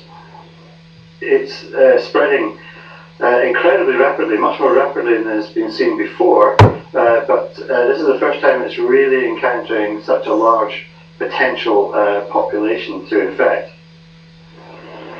It comes as the Australian Olympic Committee released a statement saying that the health and welfare of athletes competing at the Rio Games was paramount. Residents in Victoria are facing a huge clean-up after a severe thunderstorm caused flash flooding in Geelong. Emergency services received hundreds of calls for help as raging torrents swept through the city, damaging homes, businesses and cars. A storm like this only happens once in 50 years, which is a small relief for Geelong residents this morning after flash floods ripped through the city yesterday afternoon. Gone through everything. 42 millimetres of rain was recorded during the thunderstorm, almost double January's average in just an hour. The city's drains simply couldn't cope. The raging torrent swept away fences, damaged homes, and left cars floating on what used to be a street. Other vehicles became trapped in underground car parks. They're hoping to get it out before any more water gets down in there, so we'll see how we go. The Bureau says the wild weather was caused by a string of extremely humid days, combined with a low pressure system. The slow-moving storm created traffic troubles with roads more like rivers. At least 18 people had to be rescued during the flash flooding. The SES received almost 500 calls for help. The heap of water started rushing in and next minute, bedlam. The football stadium didn't escape. The Cats' home ground left underwater. For these surfers, the storm delivered a bit of fun, but there won't be much of that for locals today. As the waters recede, they face a big cleanup and a huge damage bill. Let's have a look at the newspapers for you now, and first of all, the Australian $5 billion hit as NDIS fund dwindles, Labor's financing gap sparks a budget crisis. The grubby booze hounds, Mitchell Pearce, the front page of the Courier Mail today. The Daily Telegraph, Mitchell Pearce, disgrace Origin stars Dog Act. And lots of coverage on that story, of course. And also, Michelle Payne is a nice change and a wonderful Australian that we can celebrate. The highest profile female jockey in Australia, looking for a ride at the Hobart Cup, which happens next month. Put a tweet out to ask if there's a chance to be a part of that. The Canberra Times today, and uni chiefs are publicly condemning the ATAR university admissions system after Fairfax media investigation revealed that a policy of admitting substandard students was rampant throughout the sector. And on the NT News, the story needs more explanation, as they often do. 3 senior bikie gang members get vests stolen from a rural property and then ask for them back. We've got all the sport for you. Greg Thompson after the rain, including David Warner, the Cricketer of the Year. Much celebrated. Also the tennis update with the Canadian continuing his solid form this summer. He looks a place in the Australian Open.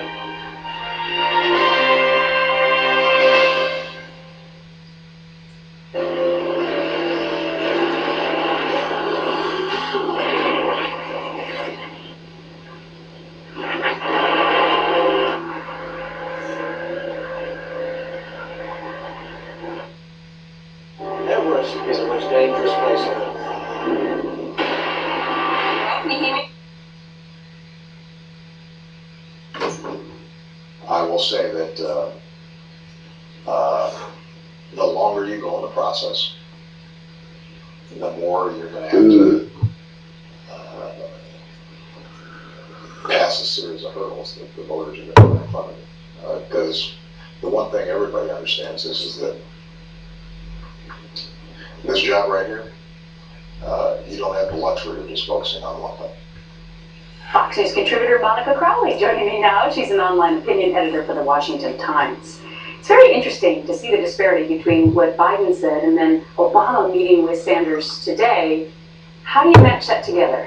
It looks to me like the president and the vice president are playing a little good cop, bad cop with Mrs. Clinton. Remember, there were a couple of different dynamics happening. One is that Mrs. Clinton's popularity among the Democratic base, soft to begin with, and is growing softer. In fact, you look at her poll numbers in Iowa, New Hampshire, favorabilities, electability. Those numbers are sliding. Bernie Sanders is gaining, if not passing her in the early states, and is looking increasingly more electable to the voters who really count. So she is vulnerable politically. But then you have the other track of the FBI investigation. Mrs. Clinton has bent over backwards over the last week or so to really tie herself to Barack Obama, praise him. He's returned the favor a little bit in this political interview, but he's been very careful to say he's not endorsing either one. Yeah, but which one would President Obama, or Joe Biden for that matter, want to see in office? Which one would carry on Barack Obama's 8 years? Well, you know my theory, neither. I happen to think that the FBI investigation, we don't know what the end game yet is,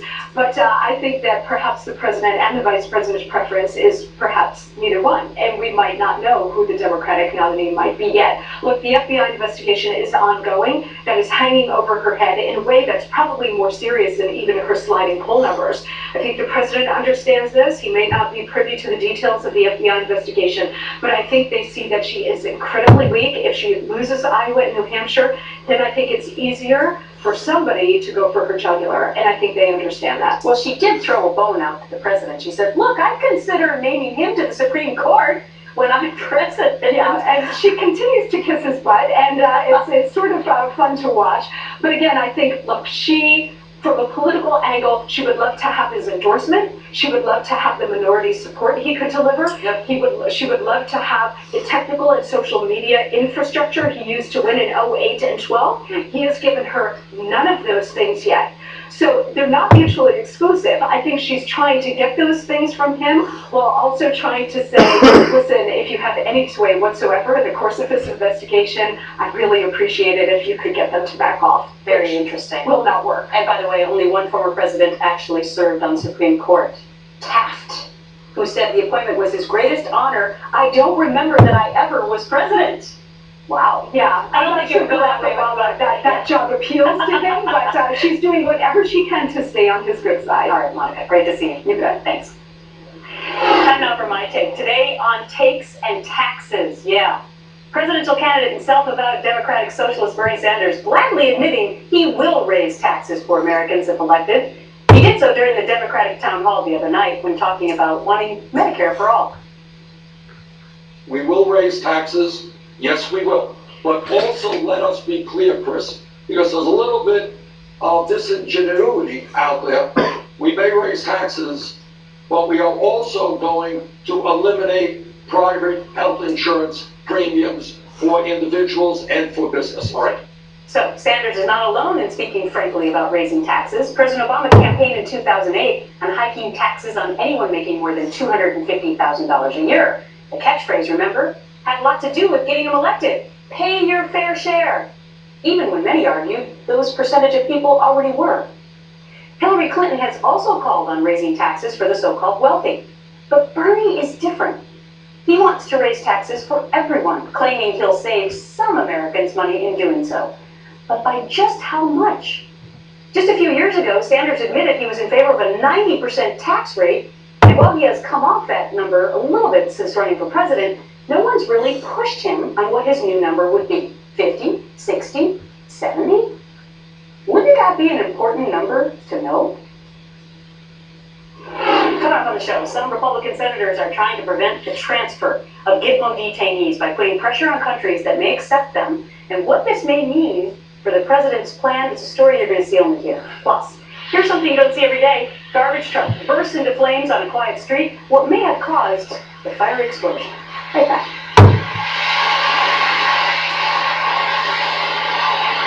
Tonight, Sean's in Iowa. Breaking down the all-important caucuses. How will the Hawkeye State shape the GOP race? Ted Cruz and Jeb Bush react on Hannity.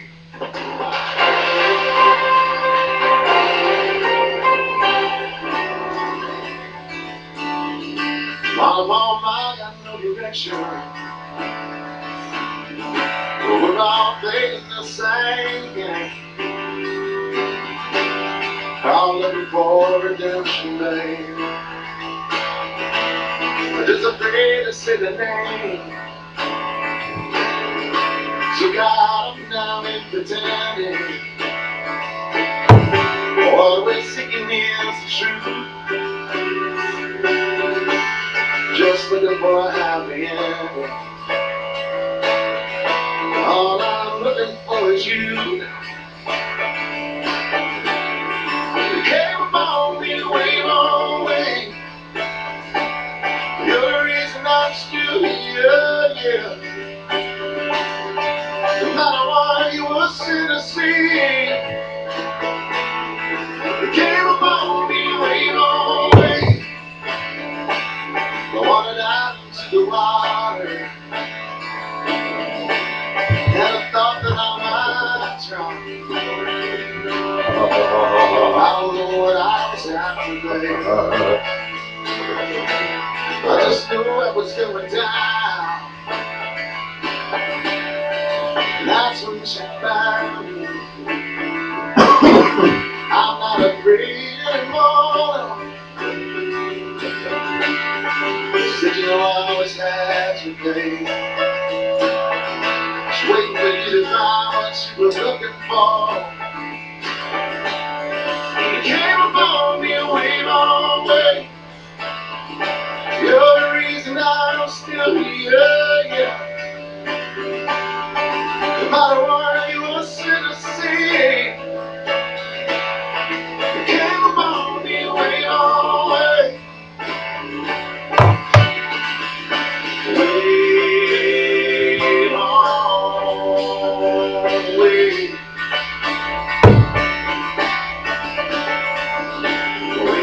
Way long way.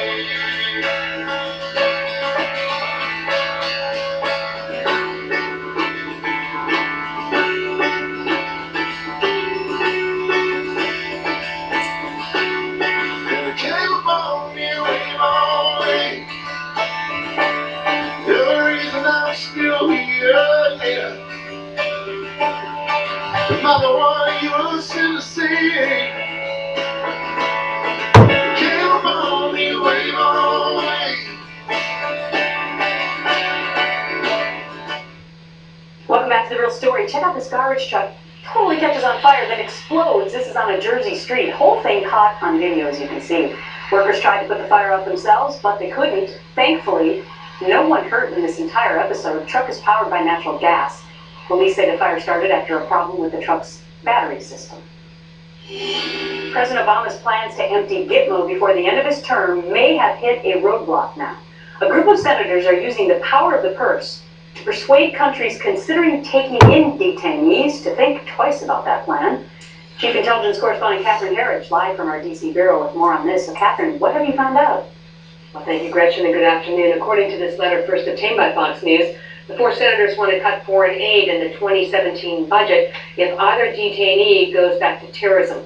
Mahmoud Omar Mohammed bin Attaf was transferred to the African nation of Ghana earlier this month. He is an admitted member of the Taliban, fought for Osama bin Laden, and spent close to 14 years at the military camps. In addition, a military review under the Bush administration found him to be a high risk to U.S. national security interests. The other detainee, Khalid Mohammed Salah al-Dubi, was part of the deal, and like bin Attaf, he is an admitted member of the Taliban, trained with al-Qaeda in Afghanistan, and also spent close to 12 years at the detention camps. He was deemed to be a medium risk by a military panel. The four Republican senators say the African nation has never taken Gitmo detainees before and really has no previous experience with cases like this. And the prison system in Ghana is, quote, plagued by decay and mismanagement. The senators are suggesting language in the 2017 budget that's kind of like a penalty, a cut of $10 million in foreign aid if each one of these reoffends, Gretchen. All right, and we've all seen the recidivism rate, and it's relatively high. So let's go back to Gimel for a minute. How many detainees are left there now? Well, the administration is now below what's considered the magic number of 100 as the White House really moves ahead with its plan to close the detention camps. Their calculus is that the resistance will wane as the numbers get even lower and the static costs, such as the buildings and security, remain the same. But the reality is that the Obama administration is willing to accept more risk and transfer detainees that would have stayed locked up by the Bush administration. And what's important here is that they're now having to go away from traditional allies. They've taken these detainees in the past, and they've had to go to very small countries like Ghana, like Montenegro, also like Bosnia, to take one or two or a handful of detainees at a time. So what the senators are doing now is kind of an interesting strategy. If they can't deter the White House, they're going to try and create a penalty or a disincentive for these small countries that really rely so totally on foreign aid in many respects, Gretchen. Very interesting. Great reporting, Catherine. Thank you. Your senior citizens getting into the Super Bowl spirit. All right. They may not be your typical cheerleaders, but they've got just as much team spirit. Oh yeah, they got the moves too.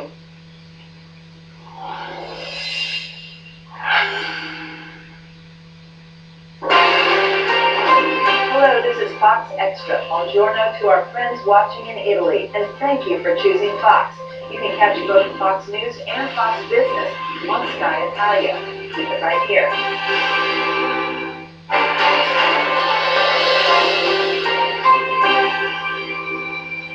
There are some big changes coming to the military in 2016 when the Pentagon plans to start opening up combat jobs to women. To help prepare for the change, military researchers are developing a unisex test to help determine which troops are physically fit for combat regardless of gender. Well, as of 2011, nearly 15% of the active duty force were women. Nearly 17% of those were officers, but they made up just 3% of the military's frontline units. And that's partly because women were barred from the infantry, but were allowed to serve on gun crews, air crews, and in seamanship specialties. Jonathan Seri is live for us in Atlanta, and I know you got a first-hand look at this, right, Jonathan? Oh, I sure did, and these are some rigorous tests. Male and female soldiers alike are signing up for these rigorous activities. It's all to help the Army create an objective test to evaluate whether soldiers have the physical capacity to take on combat roles. Watch. The test will start in 5 seconds. These Fort Stewart soldiers, men and women, are simulating combat duties to help Army researchers and commanders create physical standards for future recruits. The Army has what's called the ASVAB. It's a test that looks at various cognitive and other intellectual capabilities, language, etc. We don't have the analogy test for physical. The study takes on added importance now that the Pentagon has ordered the military to integrate women into combat roles. Females should have the opportunity to do it if they're physically capable, which some females are, we're finding out. Unlike traditional fitness tests involving running and push-ups, these tests are related to actual battlefield duty. This overall effort is about matching skill sets and attributes to the right job. This test simulates rescuing a casualty from a Bradley fighting vehicle. Wearing 73 pounds of gear, I have to pull this 100-pound bag out of the turret. Oh, that's tough. Wow, I have renewed appreciation for America's men and women in uniform. So, Gretchen, you can see I was a little out of breath there, prompting many jokes out of the control room, but researchers are hoping to wrap up this study by October of 2015. Gretchen? You know what? I just give you an attaboy for getting in there, in on the action and trying it. Great job, Jonathan. Thank you. Thank you.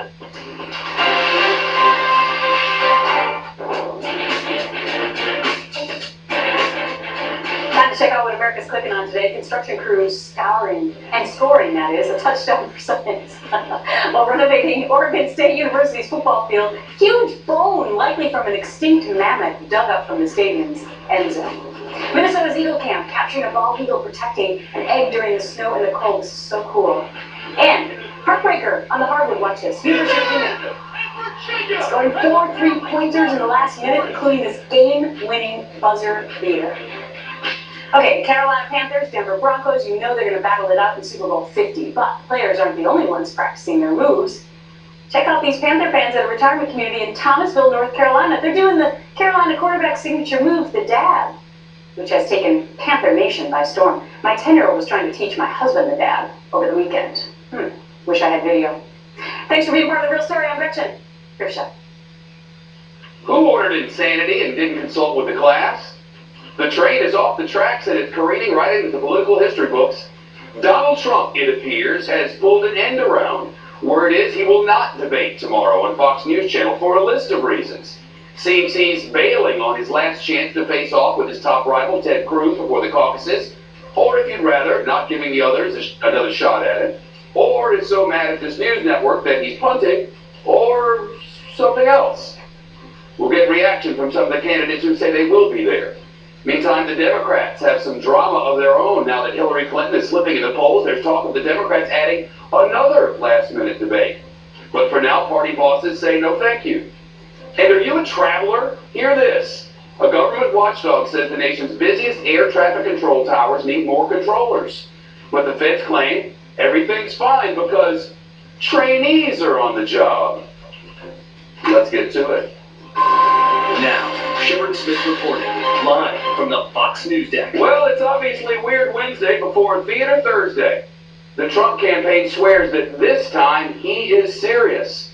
Donald Trump really will not show up for tomorrow's GOP debate here on Fox News Channel. This is the third time he's threatened to boycott a debate. First, CNN over advertising rates, then CNBC over debate length. Now it's Fox News for any number of available and ready reasons, one of which may or may not be the real thing. It started at the first GOP debate when Megyn Kelly quoted Trump's comments about some women. Trump said it was unfair and biased. And then he called Megyn Kelly all sorts of names on Twitter. He demanded Fox News replace her as a moderator tomorrow. The network refused and pointed out the leaders of Iran and Russia might also treat him unfairly if he becomes president. After that, Trump took shots at Fox News and our chairman and accused this channel of playing games. On with Bret Baier last night, he said we'll discuss it. Minutes later in the news conference, he said he probably will not be at the debate. And minutes later, his campaign manager said it's a done deal. He definitely won't be there, and that Trump's word is his bond. Though Trump has not actually ever worded the whole I won't be there part. His word people worded that, so who knows? That said, instead of the debate, his campaign officials say Trump will hold a fundraiser in Iowa for veterans and wounded warriors. That has some critics accusing Trump of pandering. Conservative commentator Bill Kristol tweeted, and I quote, Trump using wounded vets for campaign stunt is disgusting. If Trump wanted to help vets, he could quietly write checks to groups helping them. Trump's decision to skip the debate is also fueling his Republican rivals. His closest competitor in Iowa, Ted Cruz, is challenging Trump to a one-on-one, mano-a-mano debate. Cruz tweeted about Donald Trump, quote, trembling at being questioned by Megyn Kelly. In fact, Trump himself once accused candidates who would not debate of being cowards. This was back in 2011 when Trump sat down in his office with Megyn Kelly. So far, only Newt Gingrich and Rick Santorum have agreed. We're not seeing a lot of courage here, are we? Not so far. Not lots of courage. Are you still going to do it? They're supposed to be brave. Supposed to be brave. Now critics on Twitter who say Trump is trying to duck some tough questions are using the hashtag Donald Duck. All this as a new Monmouth University poll shows Trump with a wide lead in Iowa days before the caucus is there. He's jumped 11 points since last month to the biggest lead ever in this particular survey, while Ted Cruz has essentially held steady. So with all of that as a precursor, we have Team Fox coverage this afternoon, and I, for one, am excited about it. Ed Henry is covering the Democrats in Iowa, but let's start with campaign Carl Cameron, who's live this afternoon in Des Moines. Nothing much happening here. I'm sure it's quiet there. Hi there, Chuck. Ted Cruz last night actually challenged Donald Trump to a debate, and today Trump said, I've beaten him in the last 5 or 6 debates, and yeah, maybe, sort of, but how about we do it in Canada? A reference, obviously, to Cruz's eligibility, being born in Calgary. Here's what the debate stage will look like absent Donald Trump. And you'll see there that Rand Paul is actually being added to the roster up from the undercard. This has caused quite a stir amongst the Republican candidates, and from Rand Paul to Ted Cruz, they have all been weighing in on it. Cruz was first to strike last night, not only with his challenge for a mano-a-mano debate, but also to suggest that Mr. Trump is either afraid or just not equipped to be commander-in-chief. I think anyone running for president of the United States owes it to the people of Iowa to have the humility to come in front of you, to make the case, to answer the hard questions, to look you in the eyes. This is a job interview. The range of attacks on Trump include, as I said, Rand Paul, who will be back on the debate stage and said the absence of Donald Trump ensures that the IQ will go up. Ted Cruz and Marco Rubio, I guess now we can have a bigger battle between the two of those, right? Well, the absence of Donald Trump does give the other candidates an opportunity to really talk about policy and not have to worry about somebody sort of slamming them with an elbow. So Cruz and Trump have been going at it for several weeks now, going after their records, their character, their honesty, calling each other dishonest at every turn. Marco Rubio today took on Trump for the no-show threat or reality, but managed to make it a two for going after Cruz. Watch. I'm looking forward to the debates. You know, I think this whole thing between Donald and Ted Cruz is theatrics and an interesting sideshow. But this is about the future of America. I'm not focused on the future of America. I'm focused on defeating Hillary Clinton and ensuring that we don't have another 4 years like the last 7 years. Yes, elections are about the future of America, but they also follow traditions and always have a history. And the history in Iowa is, as it is in New Hampshire and South Carolina, the voters demand attention from the candidates. And candidates who turn their backs on debates generally don't fare all that great. Trump's way ahead of the polls, Jeff. It's better than everything and worse than every other thing. I spy a museum piece on those shoulders, those reporter shoulders of yours there, Carl. This is the coat, Shep. This coat made its first campaign in 1984 when Brett Hume wore it on the campaign trail. It is ratty, it is ragged, but it has been literally in every single presidential campaign since then. Britt gave it to me when he came to Fox in 1996, and I've had it on the campaign trail at least once or twice in every cycle since. So think about that. 8 presidential campaigns, maybe someday the museum, but I just want to let Brett know I'm still wearing his coat, still trying to wear it and do it justice. He's Britt. That's what happens when you put a Brett in a Britt's chair. You get their names mixed up. It happens. Well, yeah, you know what? If I get out of it and back into my other one, it'll probably be warmer too. Probably. I think maybe Trump could do it like Mystery Science Theater style. Like from the side, just... He said he's going to do some sort of an alternate event during this. There's no word on whether or not they've found one, whether or not it's permittable, whether or not the Secret Service could actually make it safe, and whether or not it'll be a fundraiser for veterans, but that's what he says. We'll all look back on this one day and giggle or vomit or something. Thank you, Carl. Have fun. Thanks, Jeff. That Republican debate will happen here tomorrow night. It'll happen. You know who'll be there in the early debate? It'll be Bill Hemmer and Martha McCallum. They'll host them one at 7 Eastern, 6 o'clock in Oxford. And then Brett Baier, Megyn Kelly, and Chris Wallace. They'll eat some soup and hang out and moderate and watch the debate and have a fantastic old time out in Iowa. I mean, who wouldn't? That'll be 9 o'clock Eastern Time, 8 o'clock Central Time, right here on Fox News Channel, America's choice for news and information plus political coverage here in America. And for that, we thank you. We do. Now the Democrats, Bernie Sanders, met with President Obama at the White House today. Senator Sanders says they, quote, talked a little politics, but he did not ask for an endorsement, we're told.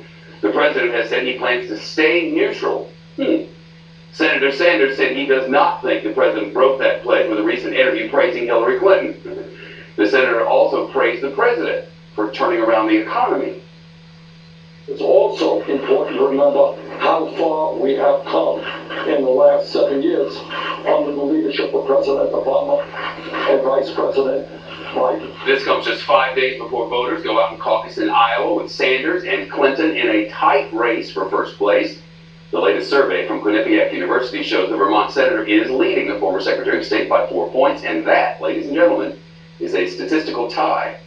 Team Fox coverage continues now. Ed Henry, also in Iowa, this time in a town called Adel, I believe it is. Not the singer, but the town. Senator Sanders is heading back there to Iowa for some kind of rally tonight, right, Carl? I mean, Ed. Yeah, and it's called Adele, similar to Adele, but they wanted to make that clear to the locals when I talked to them about it. But the bottom line is, Bernie Sanders is at the White House. He's looking for equal time, because you're right. President Obama says he's not going to endorse anyone, but it really has looked like he's tilting a little bit to his former Secretary of State, some gushing words to Politico earlier this week. They've also, Clinton and Obama had a series of cozy lunches at the White House, not something that Bernie Sanders has gotten, but today he said he certainly hopes to repeat what Obama did here in Iowa in 08. Listen. And if there is a large voter turnout, I'm not saying we can do what Barack Obama did in 2008. I wish we could, but I don't think we can. But if there is a large turnout, I think we win. If not, I think we're going to be struggling.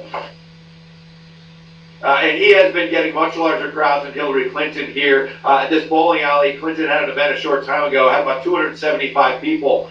Sanders has been having events in Iowa. The other day, there was one with over 2,000 people show. And Secretary Clinton also played up her ties to the president today.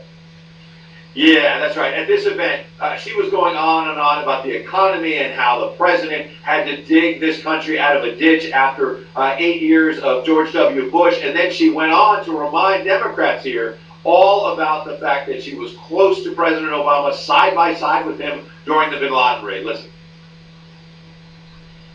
Spent hours sorting it out, even arguing about it. Not all of his advisors were in agreement. But I advised that it was absolutely essential we keep going after bin Laden, bring him to justice for what he did to our country. Clinton and Sanders right there, you can see they're competing for the hearts and minds of liberal Democrats by reaching out and saying, look, I'm the natural heir to the Obama legacy. The other thing going on real quick is the Democrats are thinking about adding a debate on February 4th in New Hampshire. Ironic because, remember, at the beginning here, the DNC was sort of protecting the frontrunner, not having a lot of debate. People close to Clinton now tell me they think they want more debates because they think she does well in that format, and they might be regretting now that they had so few early on, Jeff. Times they are changing. Ed Henry at the Adele Family Fun Center in Adele, Iowa.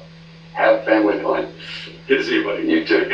One militia member is dead this afternoon. Several others are arrested.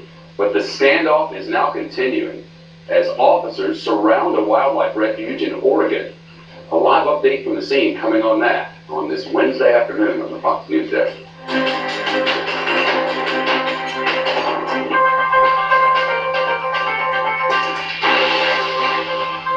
There's a new frontier in curing deafness for millions of Americans. It's a harmless virus which carries genetic treatments to regrow the tiny hair cells in the inner ear. Once the virus injects the DNA into the cell, it then takes over the cell's own machinery to make the new protein. And that new protein now will then cause the non-hair cell to become a hair cell. Hearing is an intricate process. Sound travels down the ear canal, vibrates the eardrum, makes its way to the cochlea and its tiny hair cells, which vibrate and send signals to the brain. In an era where our young people are plugged into their headphones and our baby boomers are aging, hearing loss has now reached epidemic proportions. Hearing cells die off from excess noise, medication side effects, disease, and aging. Other species can regenerate them, but we can't. Birds need hair cells in order to know which way is up to fly. Fish have hair cells in their lateral line so that they're able to school. And if they lose their hair cells, they get new ones. And we're just trying to do that in people. Novartis has now begun to test the revolutionary treatment in humans, though problems still exist. The inner ear is encased almost completely in solid bone, and getting the gene therapy to the right cells was one of our biggest challenges. Jay Lichter is hard of hearing in his left ear. He founded Autonomy, a biotech company that developed a long-lasting treatment gel for the inner ear. It is an injection, so it's just like getting a shot in your arm. You take the needle, you put it across the eardrum. Lichter hopes his gel will help hearing-impaired patients return to full function without needing implants or hearing aids. Dr. Lustig, a pioneer in combating hearing loss, is hopeful this genetic therapy will be available in 5 years. He says the pharmaceutical industry's growing involvement in new treatment options signals that there is great promise. In New York, Dr. Mark Siegel, Fox News.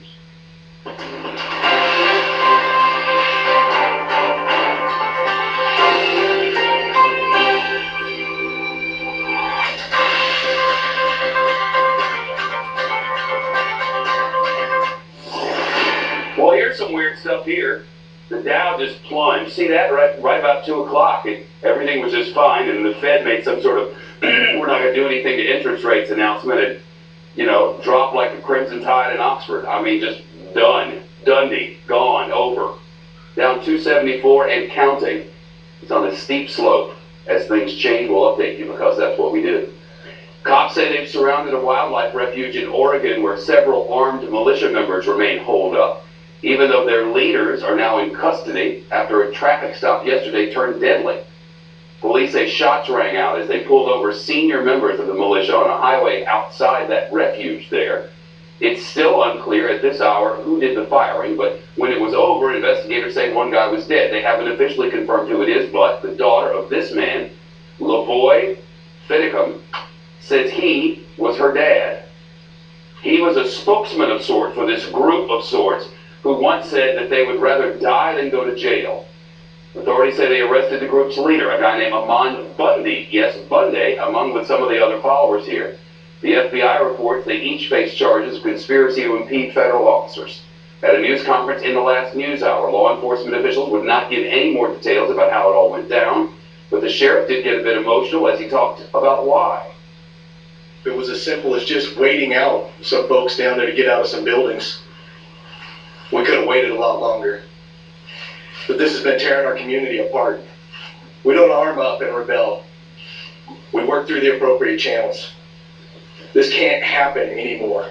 This can't happen in America, and it can't happen in Harney County. But it's happening right now as a number of militia members continue their protest of federal land control at that wildlife refuge. In an internet post, or series of them, they warn that they still have people guarding the place, and they're asking for reinforcements. Dan Springer's at the refuge outside Burns, Oregon. What's happening out there today, Dan? Well, yeah, Jeff, the big difference today is that we're not able to get anywhere near that federal refuge because at about 1 o'clock this morning, the Fed set up a huge blockade. They are keeping us away. They're keeping people from coming out of that refuge.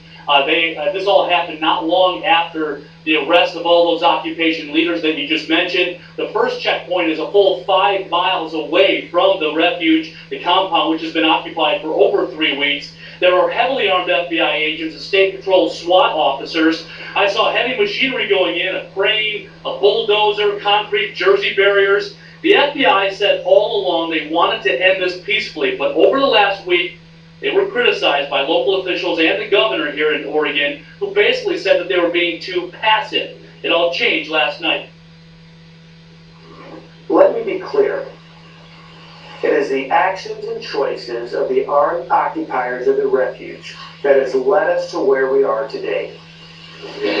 They had ample opportunity to leave the refuge peacefully. And as the FBI and our partners have clearly demonstrated, actions are not without consequences. 7 of those 8 people who were arrested last night will have their initial court appearance next hour in Portland, Shep. And we really don't know all that much officially about that shooting that ended in a death, do we? In fact, the public hearing, or the meeting was packed. A lot of people from the public here in Burns showed up because they wanted answers, and they got none from the FBI about the details of the shooting. There are rumors that Lavoy Finicum, the Arizona rancher who was killed, had his hands up when he was shot. Those rumors being fueled by Cliven Bundy, who said his son, Ammon, the leader of the occupation, told a friend that Finicum was not a threat. But Finicum was also very vocal about his rights, and he frequently said that he would never allow himself to be arrested. The new leader of the occupation told me this morning that he is still there. There are many more people there, and they're not going anywhere until their grievances are addressed. Shep? All right, Dan Springer, thank you. There's word that it could be decades before the U.S. finally manages to pull any troops, or all of our troops, out of Afghanistan. Decades. The Washington Post with a blockbuster report that some of America's top military commanders are considering plans to dramatically extend what is already America's longest war. The suggestion now that some of those who will fight in Afghanistan have not yet been born. We'll speak with one of the journalists who broke the story. That's next.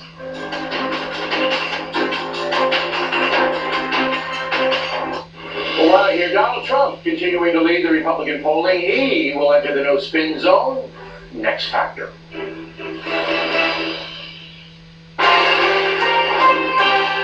Hello, our viewers in New Zealand. Thanks for watching Fox on Sky. For more, go to foxnews.com and foxbusiness.com. Keep it here.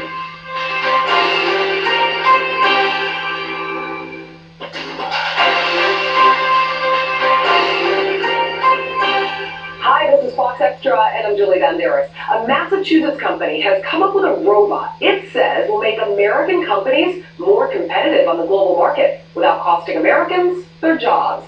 Fox News correspondent Douglas Kennedy introduces us to Baxter. The idea behind the face is it tells you that Baxter is happily working, or if he's confused. Meet the world's most sophisticated and friendly, artificially intelligent working robot. Baxter's doing the work that people don't really want to do. Goes in at an angle. His name is Baxter, and according to one of his creators, Scott Eckhart, Baxter is about to transform American manufacturing. So unlike previous manufacturing robots that cost hundreds of thousands of dollars, you're putting Baxter on the market at an affordable price. Yeah, Baxter is only $25,000. At that sort of price, why do you need to outsource to China? He can package boxes, load and unload material, and perform precise tasks with machinery, all while letting those around him know if he's okay. And you can see it from 50 feet away. The biggest thing, however, that separates him from other working robots is how he learns. Baxter is taught by example, rather than being programmed by computer. So in order to teach Baxter to pick this up, you simply move the arm back and forth a couple of times, and he will learn to do it and then do it over and over again. That's exactly right. It's so easy that a typical factory technician can train Baxter to do a job in 15 minutes. But will Baxter's price point and ease of use cost more Americans jobs? This economist says no. Robots like Baxter are definitely helping grow jobs much more quickly. They take away, in many ways, the back-breaking tasks. And that allows the workers to do all the high-end jobs that are needed in the factories. So they have to be comfortable that this is their co-worker. Eckhart says Baxter is the first robot specifically designed to help small businesses compete on the world market. In Boston, Massachusetts, Douglas Kennedy, Fox News. For this and other stories, visit foxnews.com. I'm Julie Banderas. Thanks for watching Fox Extra.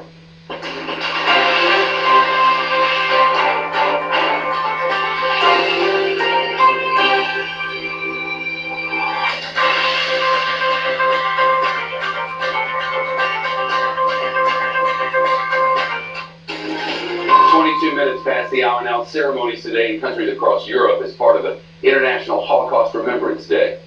Today marks 71 years since the liberation of Auschwitz, the largest Nazi concentration camp. And some images to show you in our slideshow this afternoon. This first photo is from Auschwitz, where dozens of Holocaust survivors attended a memorial today. This one's from the same ceremony. You can see soldiers carrying a wreath there.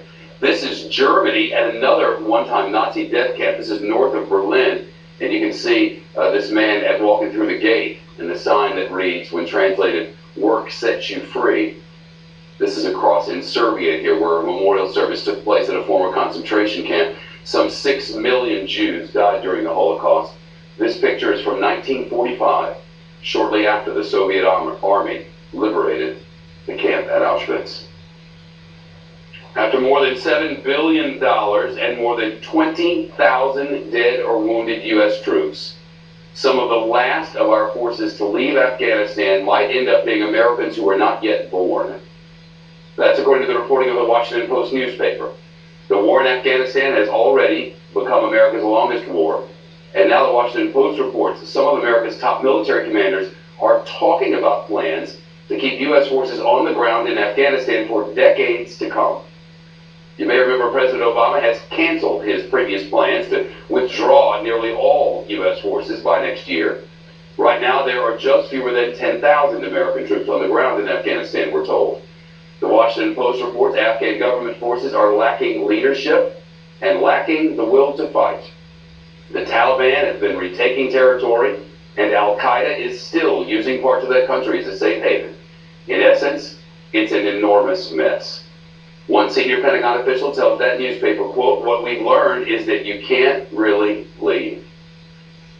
The Post reports it could take a generation and billions more dollars and more funding to build an effective Afghan security force. It also reports American military leaders are taking into consideration the Islamic State's rise in Iraq after U.S. forces left that country. Missy Ryan is a Pentagon correspondent for the Washington Post and co-wrote this report. Missy, thank you. Thank you. Decades.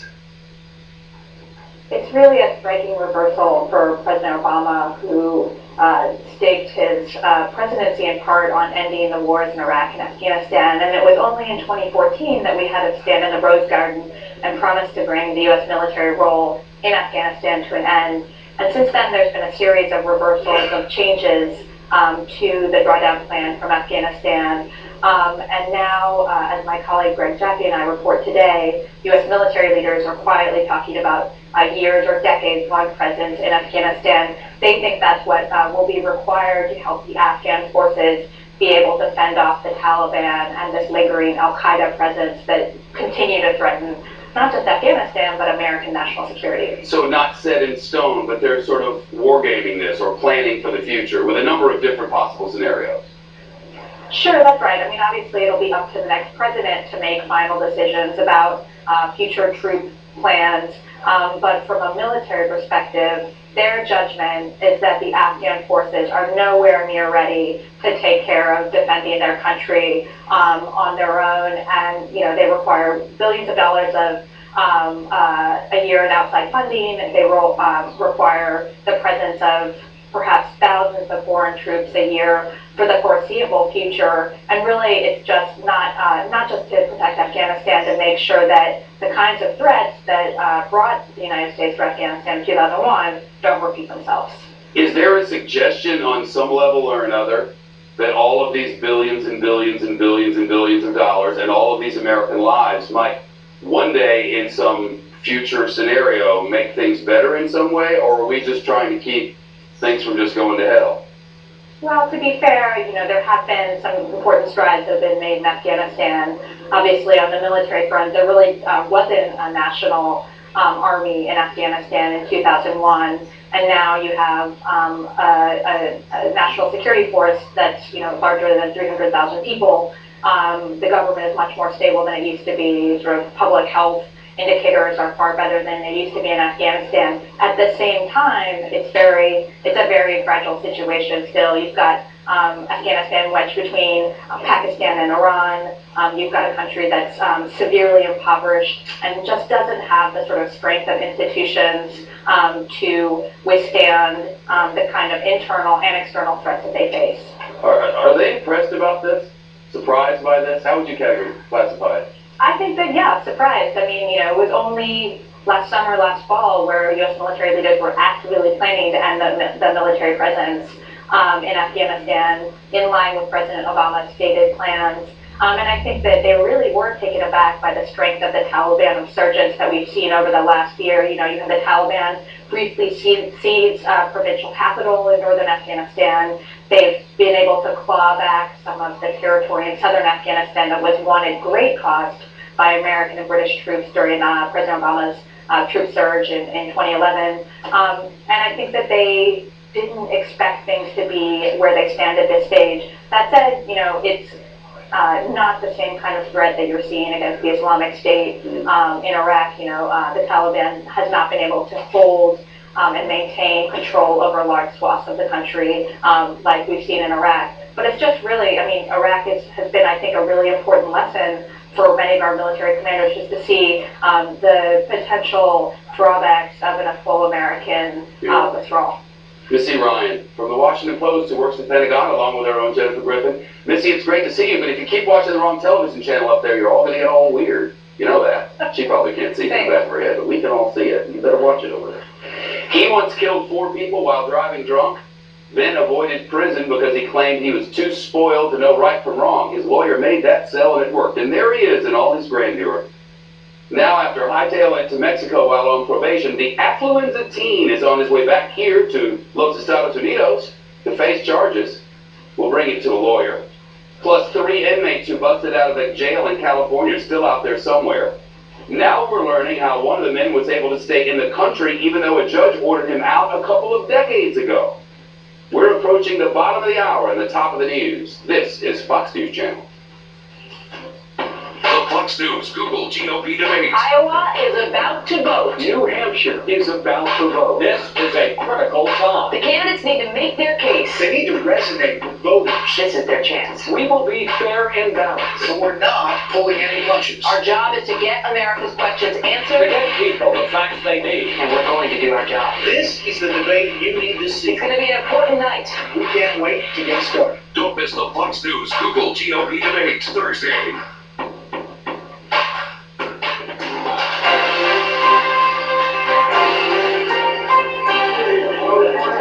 The groupies who follow this tour do it by 40-foot mobile home. And the hit song they sing along with is from 1905. His eye is on the sparrow, and I know he watches me.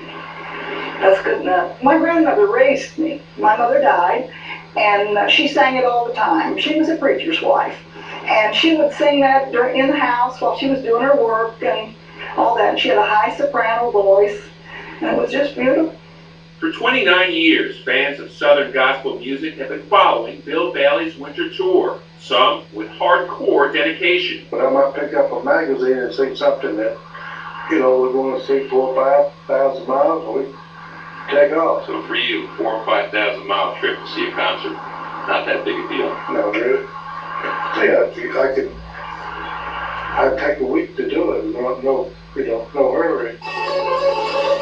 The tour director says the enthusiasm of septua and octogenarians is no different than that of teenagers. Just as passionate about the Booth Brothers as you would see a teenager passionate about Taylor Swift or Miley Cyrus. To me that's pretty cool. But there are, fans say, some differences. We don't yell and scream or anything like that. We just clap and say amen a lot, 25 groups appear in a week-long stop in Central Florida before the tour and its groupies hit the road again. In Bradenton, Florida, Steve Harrigan, Fox News.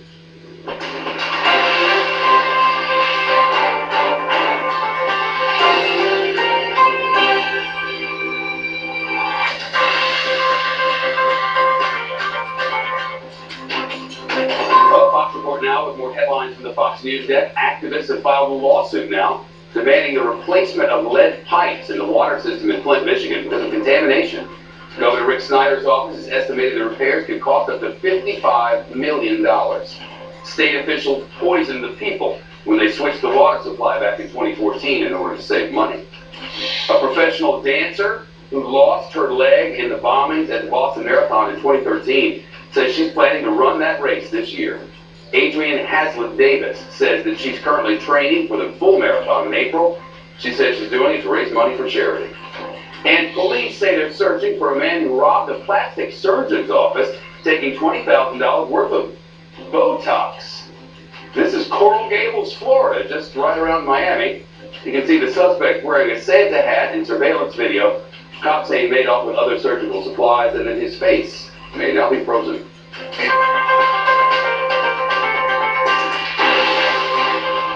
Acne is not just for teenagers anymore. Doctors say the skin condition is appearing more and more in the adult population, and dermatologist Dr. Adam Friedman says some people don't get their first case until they are well into adulthood. I think it's a common misperception that acne is a disease of adolescence. In fact, about 40% of adults get acne at some point, and even some adults will get acne for the first time in their late 30s or 40s. Friedman is the director of dermatologic research at Montefiore Medical Center in New York.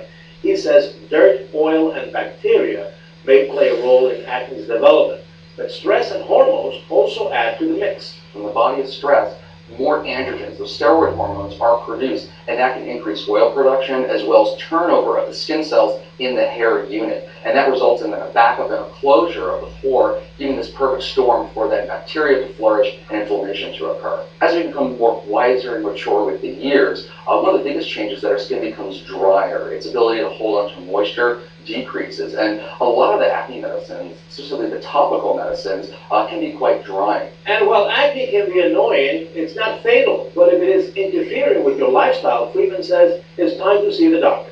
I think a rule would be if you're using over-the-counter product for 6 to 8 weeks and you're seeing no effect, that's a general point when you should see a doctor. There's no reason to hold out and wait, because truthfully, this is an inflammatory skin condition. The longer the skin is inflamed, the more likely you're going to get dark marks, red marks, or even scars. So treating it sooner is definitely the best approach. Dr. Friedman says between 12 and 40% of adult women will get acne at some point in their lives, while only about 3% of adult men will suffer with it. In New York, I'm Dr. Manny, Fox News.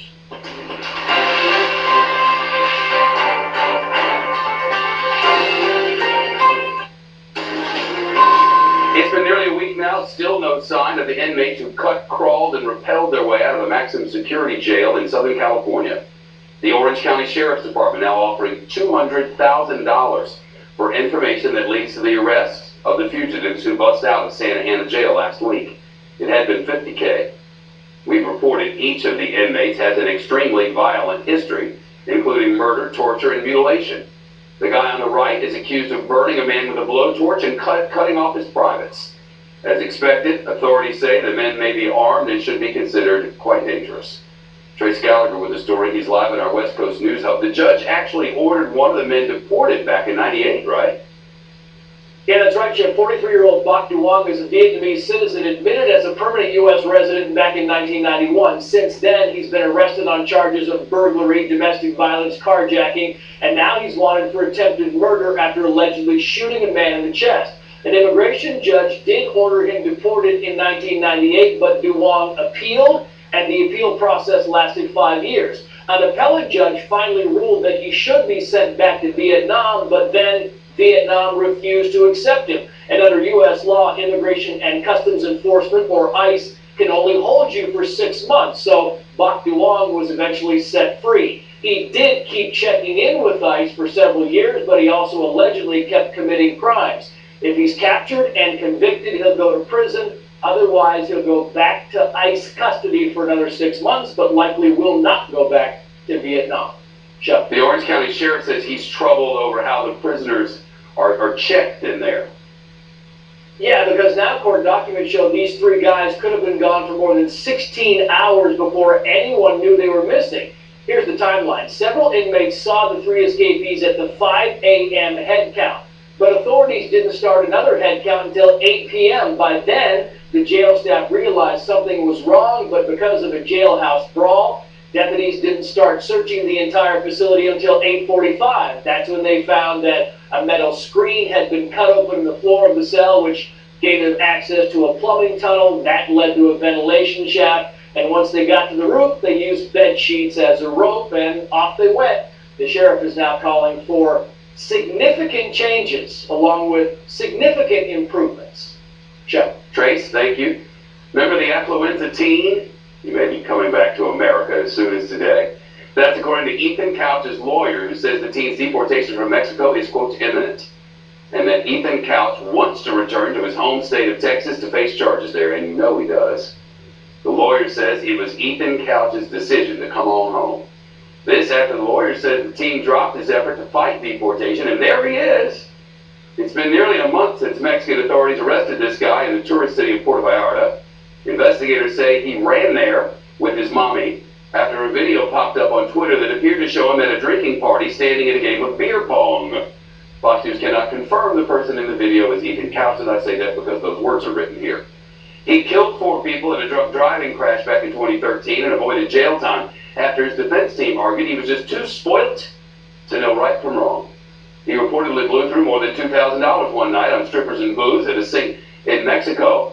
He was so drunk that the workers there said they had to carry him back to the hotel so that mommy could pay his bill. It's been quite a few months. Mercedes Coleman is the Fox News analyst. Now, Well, he's learned his lesson, hasn't he? Oh, I'm sure. Go party in Mexico. Why not? should be just fine now. Originally, a VOP, a violation of probation, could have gotten him, what, 10 years? 10 years. I mean, that's what Is that still where we are? It's still where we are, but there's going to be some negotiation because, and the crux of it is, was you actually ingesting alcohol? I mean, that's one of the things. I think the prosecutor is going to have a tough time saying, you violated probation because, oh, you're in this photograph. We don't have any evidence that he was ingesting alcohol, and that's a key factor as to whether or not he violated probation. I think he just reacted. He panicked, his mother panicked, and they're both, she's the enabler, they carted off to Mexico. Sometimes the terms of probation include don't leave the country. Right. And stay in touch with your probation officer, which is actually in his plea deal. Which he didn't do. Which he didn't do. So ultimately, he could have just said, look, he could have just kept in touch with his probation officer because it really wasn't anything. I'm not sure he consulted with anyone before he took off to Mexico. Of course, the only reason anybody talks about this, and especially us here, is that his defense was, I'm too spoiled to know better. The judge bought it and gave him probation after killing 4 people. Smack the judge. Seriously? Really? I mean, the judge really should not have accepted that plea. It's ridiculous. Well, I mean, and prosecutor's obviously another one who's really in the mix. He's the one that said to the, this is fine with the state that we're going to accept this plea deal. It's ridiculous. If something else happens with this kid, who's not a kid, he's 18 now. Right. But if something else happens with him, if they don't lock him up or whatever it is, there's going to be a lot of pressure this time, isn't there? Oh, undoubtedly. Yeah. Look, this is, and frankly, the fact that he's back in the U.S., someone has to step in and say, look, now, maybe it's not going to be 10 years, but you're going to have to sit in jail for a period of time. And hey, mommy, the fact that you assisted a felon, maybe not 10 years because you don't have a criminal record, but we're going to put you on probation and a very short leash. So that's really doubtful she'll have to do any jail time. But he needs it. I hope she talks in some courtroom. I want to hear from her. I want to hear from him. I want to hear from all of them. We've come to know them, so. It's Big true. Trouble show tomorrow night. Why don't you call him? Maybe you can call him and say, come on, Mr. Trump. I've never spoken to him. I wondered if maybe he has a severe case of FOMO. I mean, you don't want to fear of missing out. You don't want to miss out on such a big thing. He's the center of the stage and everything. He would be pretty amazing if he showed up, but we'll see. If he doesn't show up, it's lost. There will be cameras there. Yes. Usually, it's hard to get between a Trump and a camera. But isn't he having, he's having some other function this night, so we'll see. Some sort of hoedown right around the corner or something. I don't know. I think he really should show up right here. No. He should be here. Not invited. Oh, okay. Well, never has been. Okay. Thank you. Thanks, Love. Nice to see you. Great to see you. We like having you here. I love you. Thank you, Mercedes. Well, I mentioned that because politics coming up, including a detailed look at Bernie Sanders and Hillary Clinton's tax plans. The one thing the two Democrats seem to agree on, but not completely, but tax plans. Hang on now, tax plans.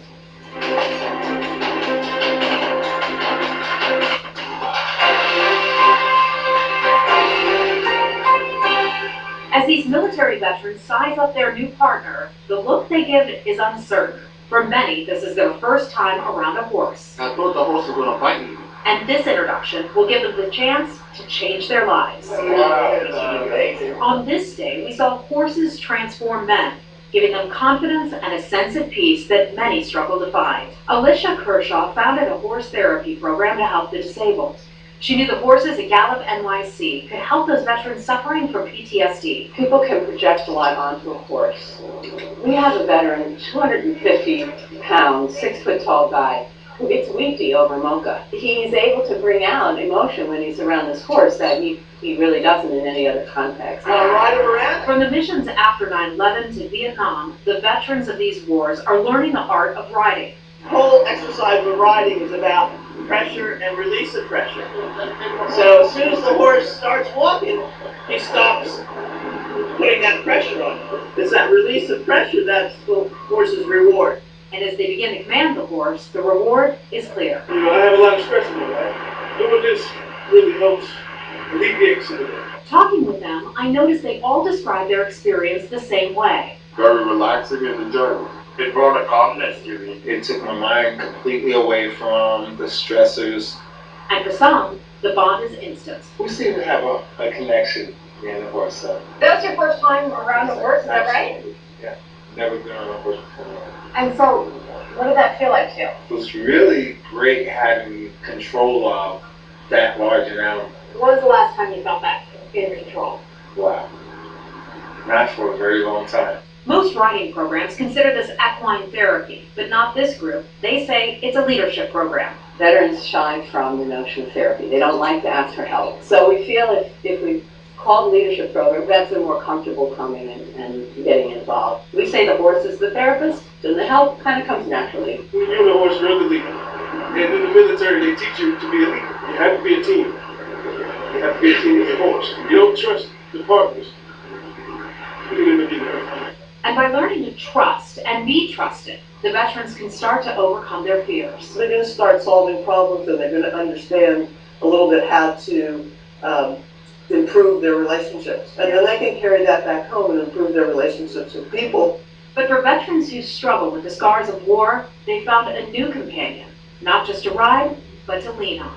I remember that horse today for the rest of my life. Totally stoked, and I'm going to come back. I'm just so grateful.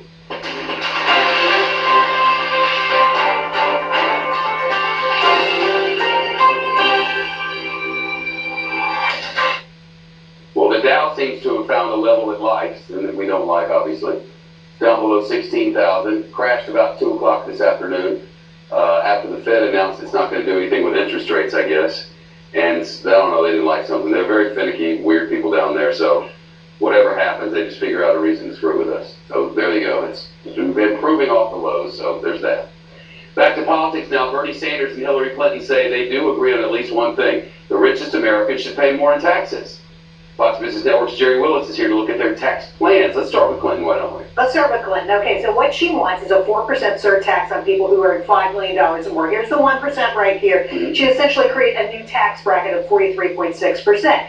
And then she would... On everything above $5 million? Yep. Okay. And if you're more than $1 million, she wants to make sure that you're paying at least 30% of your income in taxes. That's the so-called Buffett rule. She put that in place too. She also wants to raise the estate tax. She wants the rate to be 45%, and she reduces the exemption amount to $3.5 million, meaning if you have a home you want to hand over to your kids, it's 3.6, you're paying that 45% tax rate on it. And now that's at like $5 million or something. Yes, exactly right. And then there's Bernie Sanders. His is similar, but more, I don't know, bigger numbers. Can I tell you one thing about Hillary, though? Because, look, the critique of this is you're going to reduce GDP. It's going to hurt GDP. But they say, no, we're going to help middle Americans, and here's how we're going to do it. We're going to extend that tax credit for college students of $2,500 a year. That becomes permanent. That's there all of the time. And we're also going to make sure that if companies share profits, profit-sharing plans, I know you've heard of these. Of course. We'll give them I remember those back in the day.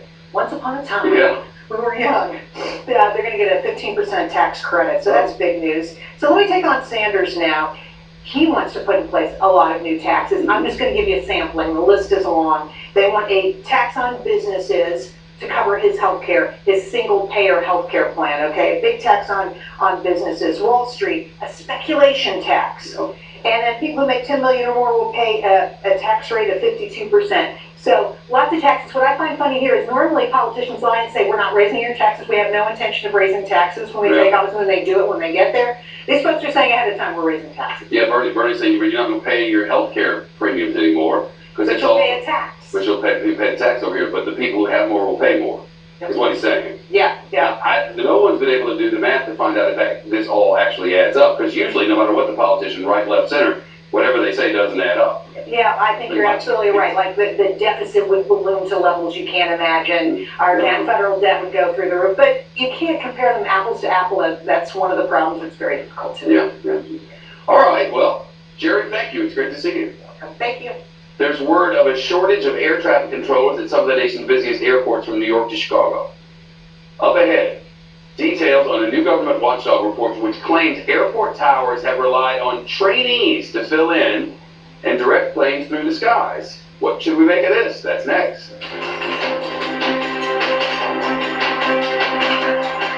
This weekend, Neil Cavuto live from Iowa, covering the biggest political headlines and breaking down the business behind the caucuses. Don't miss Neil's special coverage.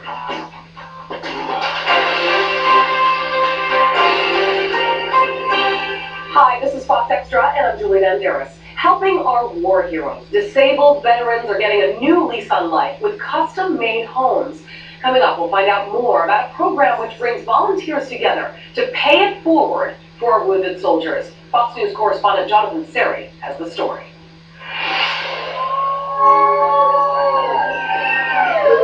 Thank y'all for coming out today. This is amazing. Sergeant Alan Holland is home for the holidays. Woo! Let's check this out. His own home, thanks to a nonprofit group assisting wounded veterans. His families with their injuries, they don't make enough money. They 100% disabled. They'll never get a mortgage, so they'll never have a home. So that's what we do here at Operation Find Home. We try to make that possible. 2 years ago, Sergeant Holland was serving in Afghanistan. An insurgent detonated a truck filled with explosives. The blast breached Sergeant Holland's Army compound, causing him serious permanent injuries. I was very worried about the future. And this donation of a house changes everything for us because it can take some of the pressure off my wife because she became the sole provider for the family. And it gives us a place to call home. We haven't had a place to call home in a long time. Operation Finally Home can build a $250,000 house like this for less than $60,000 because the organization partners with builders and their subcontractors who donate their services and supplies. There's rarely a dry eye at an event like this, and I'm a little choked up just talking about it right now because it's something that's deeply rewarding for me. While the home was still in the framing phase, trade contractors who donated supplies and labor wrote on the wall studs messages of encouragement for the Holland family. When they move in, they know that this home is just wrapped with people that care about them, that remember what he sacrificed, and just the love that that they deserve. There's a lot of times that I need to spend in solitude. Sergeant Holland's new home is tailored to his specific needs, including ground-level entranceways without any steps. I mean, everything. Thank you so much. It's the result of an organization and builders who took a keen interest in this wounded veteran's story. I want the country to know that when they see a veteran, whether disabled or completely ambulatory, I would like them to not just say thanks for your service, ask them about their service. Where were they? What did they do? How are things going for you? The Hollands say it was completely unexpected, but very much appreciated. In Beaufort, South Carolina, Jonathan Seri, Fox News. For more on this story, go to foxnews.com. Thanks for watching Fox Extra. I'm Julie Banderas.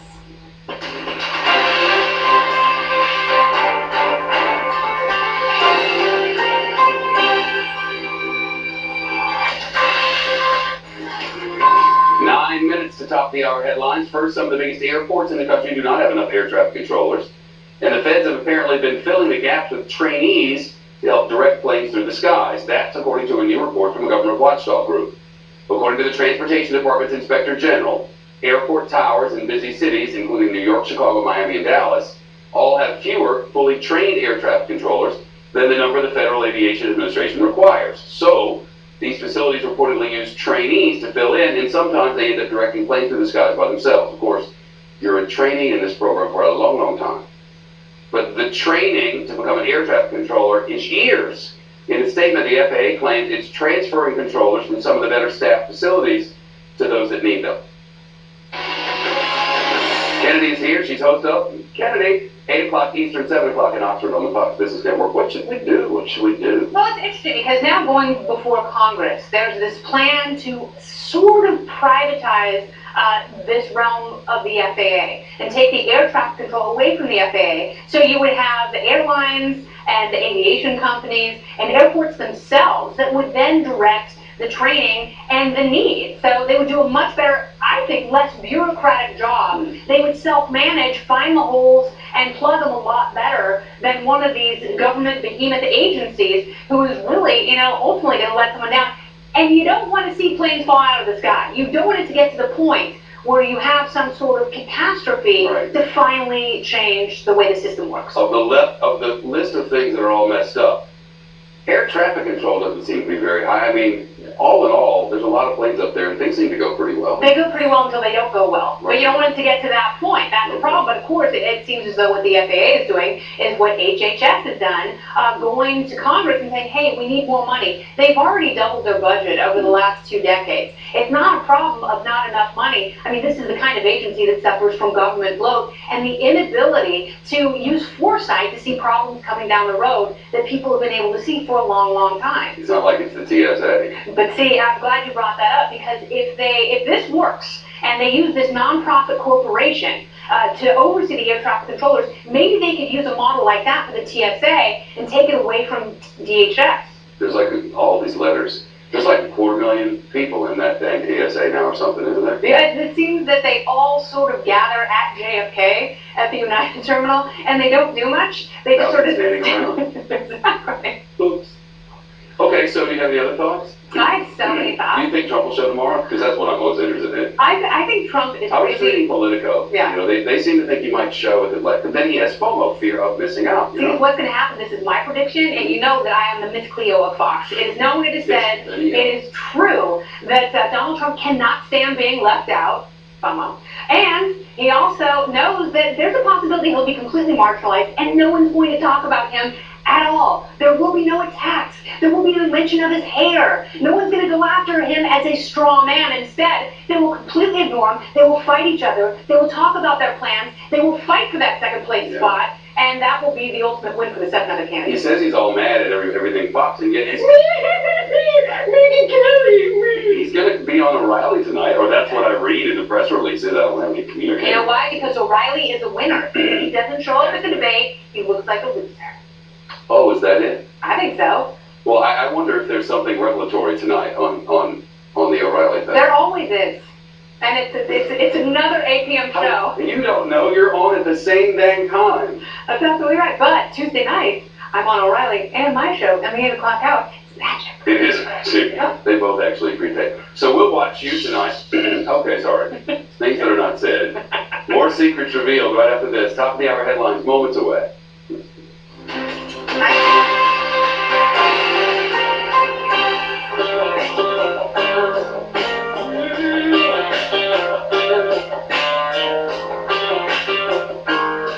Oh, hey, boy with your hat back, I kinda like that. If you wanna walk my way, I won't shoot you straight up, show me what you're made of. I don't have time to waste on the boys that are playing the games, leaving the girls crying out in the rain. So tell me, baby, do you got what it takes? If you're gonna hold me like I'm leaving. You're gonna kiss me like I'm leaving. Baby, if you're not, your best kiss is leaving. You're gonna love me like I'm leaving. If you're gonna talk, you better walk it. If you wanna keep me like you lost it. You're gonna say it, make me believe it. If you're gonna love me, boy, love me like you need it.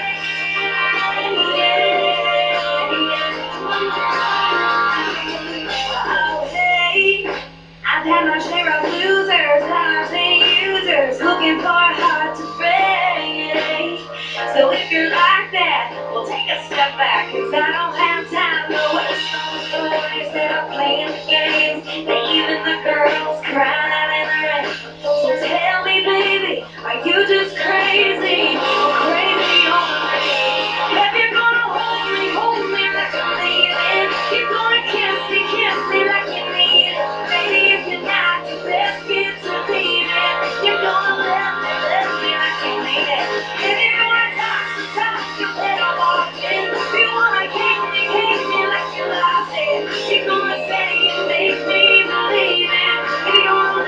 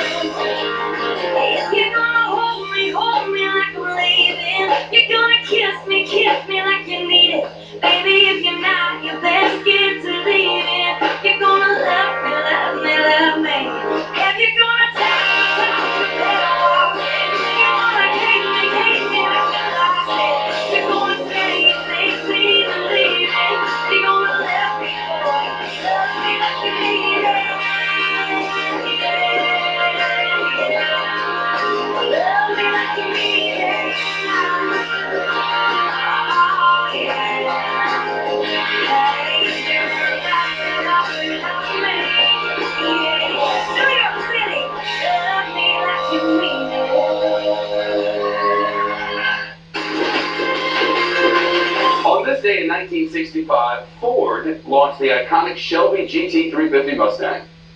When the original Mustang came out a year earlier in The Greatest Year Ever, some people dismissed it as a secretary's car. Ford later teamed up with designer Harold Shelby to produce a faster and more powerful version of the Stang. Ford execs said they also wanted a car to compete with the popular Corvette. The GT350 was a quick hit and went on to become one of the most celebrated racing cars of all time. In fact, Ford's still making a version of it today along with the iconic stripes after the debut of a classic sports car 51 years ago today. Well, the Dow's recovering just a little bit, and I say just a little bit because we were down more than 300, now we're down more than 200, but these people are incorrigible. You know, enough already. And there'll be a debate tomorrow night, and it's going to be fantastic. And don't you wonder? I wonder. I do. I really do. Well, incorrigible is one word for him, Shep, but I gotta tell you, a lot of people were coming up with far more colorful ones that you can't repeat on air. Welcome everybody, I'm Neil Cavuto, and everything looked like it was going just hunky-dory at the corner of Wall and Broad, and then Janet Yellen made her statement at 2 p.m. It wasn't a big surprise after a 2-day meeting, the Federal Reserve opting not to hike interest rates again, in fact, not to move on at all this go-round. But here's what got these guys so flustered and at the end in such a mood to sell.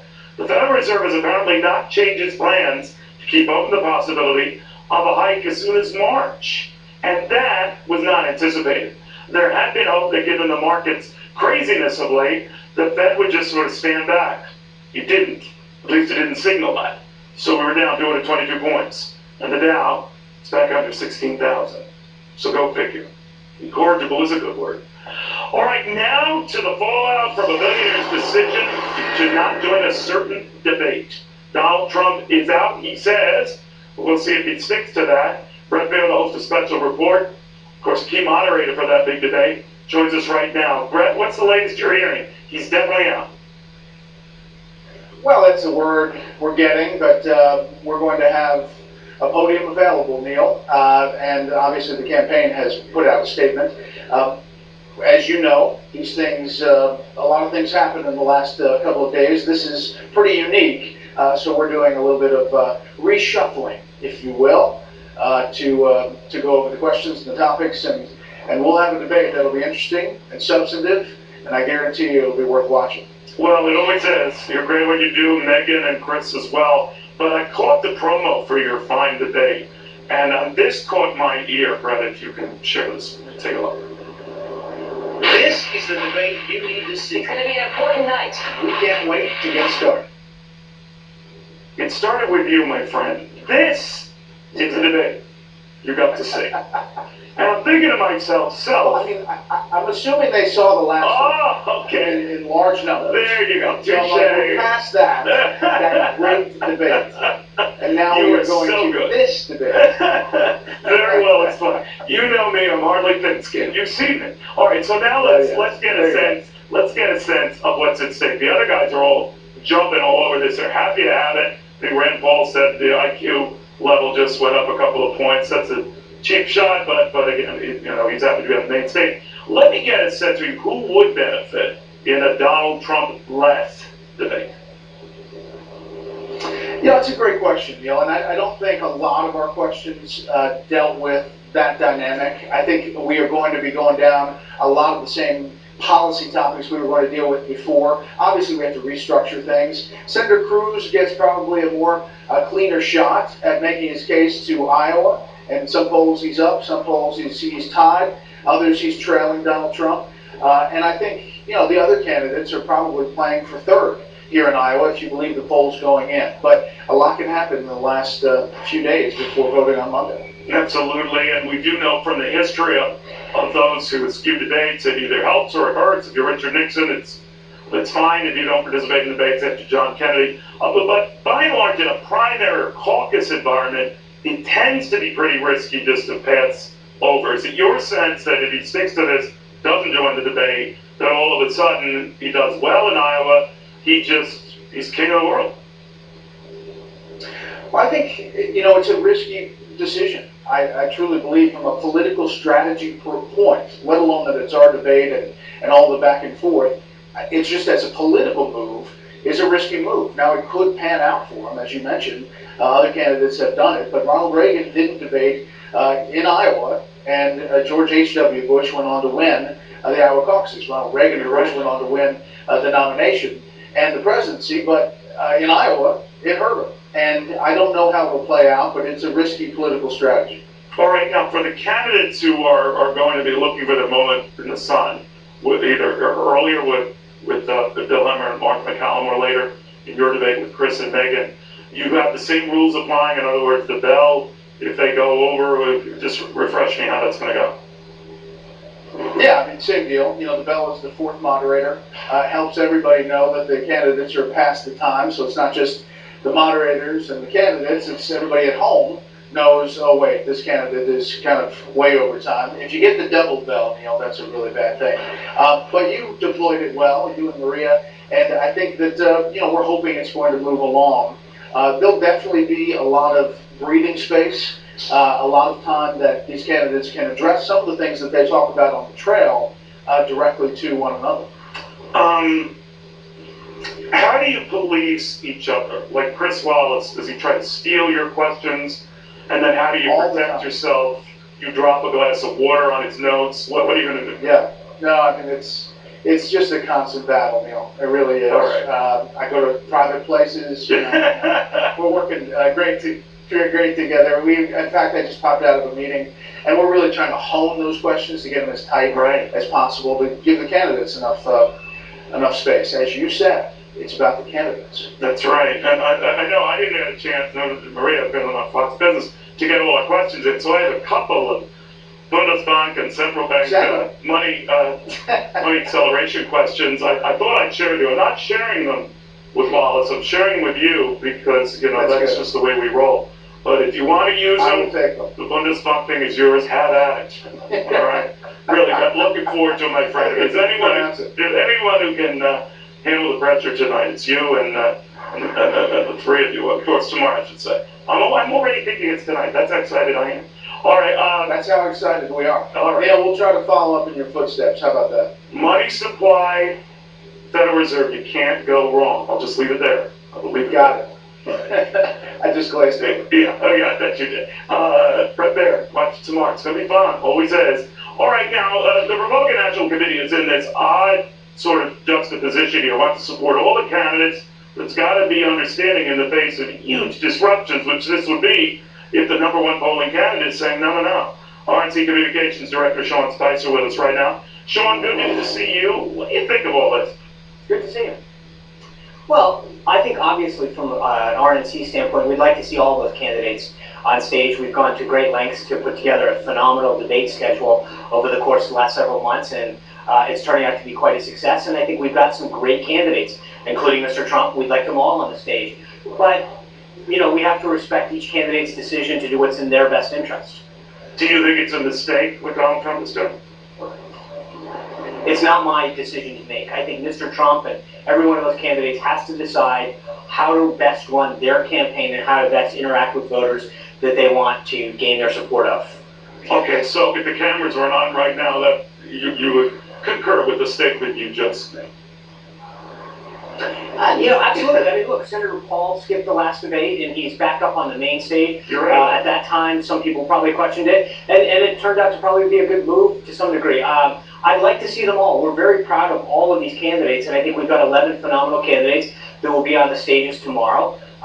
But, you know, that's not for us to second guess. I think part of what we're seeing, Neil, not just in terms of Congress and politicians, but I think politically is they don't want the RNC or people in Washington telling them what should or shouldn't be done. They want each of these candidates to do what they want to do and run the campaign they want to run, and that's what's happening. Nicely. No, I was just trying to embarrass you and entrap you, maybe risk your job on national TV. Didn't work, but I appreciate that. Anything I can do. Sean, I do want to, one thing I did notice, you and I chatted about it when we were at the FBN debate in Charleston, this sense that night, the bromance, certainly, if there was such a thing, between Donald Trump and Ted Cruz had come off. These interviews kind of confirmed that. We're going to go back onto that interview. Oh, it looked like you guys had been almost like a bromance thing going on. But not tonight. Well, I thought he was very nice, and then all of a sudden he hit me with this. I think he made a mistake. Romance gone? Are you two, you hate each other now? Listen, from my end, I like Donald. I'll continue to sing his praises. I am not attacking him. I'm going to defend myself. All right, well, obviously it has escalated to the point where Ted Cruz is there to have a one-on-one mano-a-mano debate.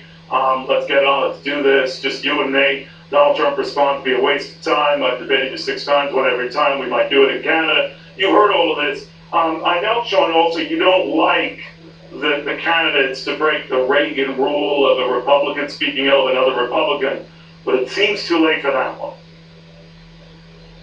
Yeah, I mean, and as I've also said, that while I'd like all these candidates to be focused on talking about what they want to do and focusing their attacks on Hillary Clinton, and by the way, it now seems we might want to focus some attacks on Bernie Sanders the way he's rising in the polls. But we're 5 days out of Iowa. It's tight. There's a lot of really engaged folks here on the ground in Iowa that are paying attention, and a lot of individuals who are going to caucus for the first time. And so it's I think these campaigns really understand what's at stake and, go at it a little. And while it may not be what I would particularly like to see, I think this is part of the process. We understand it's a contact sport. And as long as they kind of keep it within bounds, we continue to see the energy and excitement and enthusiasm on the Republican side. And ultimately, I think that's what's going to propel us to victory in November. Sean, you intimated about this. It maybe isn't a given that it's Hillary Clinton's Democratic nomination, that Bernie Sanders is moving up far and fast in Iowa and New Hampshire. Are you guys prepared to recalibrate here that if the candidate you thought you'd have to face isn't the candidate you will be facing? I think if it's Bernie Sanders, that's a disaster. That's going to be interesting. It really is foretelling of how bad Hillary Clinton has sunk, that she is now calling for additional debates in New Hampshire because she has fallen so badly and so quickly in the polls. This was supposed to be a slam dunk for her, as we all know. She talked about a 50-state strategy, how their data operation, their ground game, they were going to run circles around these meat competitors they have. And now she's down double digits to Bernie Sanders, a 74-year-old gadfly socialist from Vermont. That says a lot about how bad her campaign has failed. And I think that there's going to be continued questions in the Democratic Party about what this means if she does eventually become the nominee. She's coming out bruised. And I think what Bernie Sanders has done at the very least is expose the fault lines that this campaign of hers has. All right, Sean, it's always a pleasure talking. Thanks. Good luck with all the above. Sean Spicer, the RNC Communications Director. All right, now, we know about how important this debate will be for Ted Cruz. He'll have the stage kind of cornered and centered to himself that Donald Trump ends up not showing up. But right now, he's in a world of hurt. In some polls that say now he's dropped from being number 1 to number 2 in Iowa. The guy who sort of vaulted him up to that position in Iowa, Bob Vanderplaats, is having this nasty tit for tat with one Donald Trump. Now, to be fair, it wasn't really Mr. Vanderplaats who started all this, but it's on. And let's just say this evangelical, very influential figure is willing to go mano-a-mano himself into this. The Caputo Countdown to the Caucuses. Neil's live in Des Moines, Iowa, as the candidates are in action. Saturday, 10 a.m. to noon Eastern, with a special Cost of Freedom. Sunday, 1 p.m. to 3, a 2-hour Your World. And then the day it all goes down, Neil's teeing up special coverage on the Fox Business Network at 8 p.m. The first face-off, the first name in business news. If it's 2016, Neil's looking out for your grief. Be there.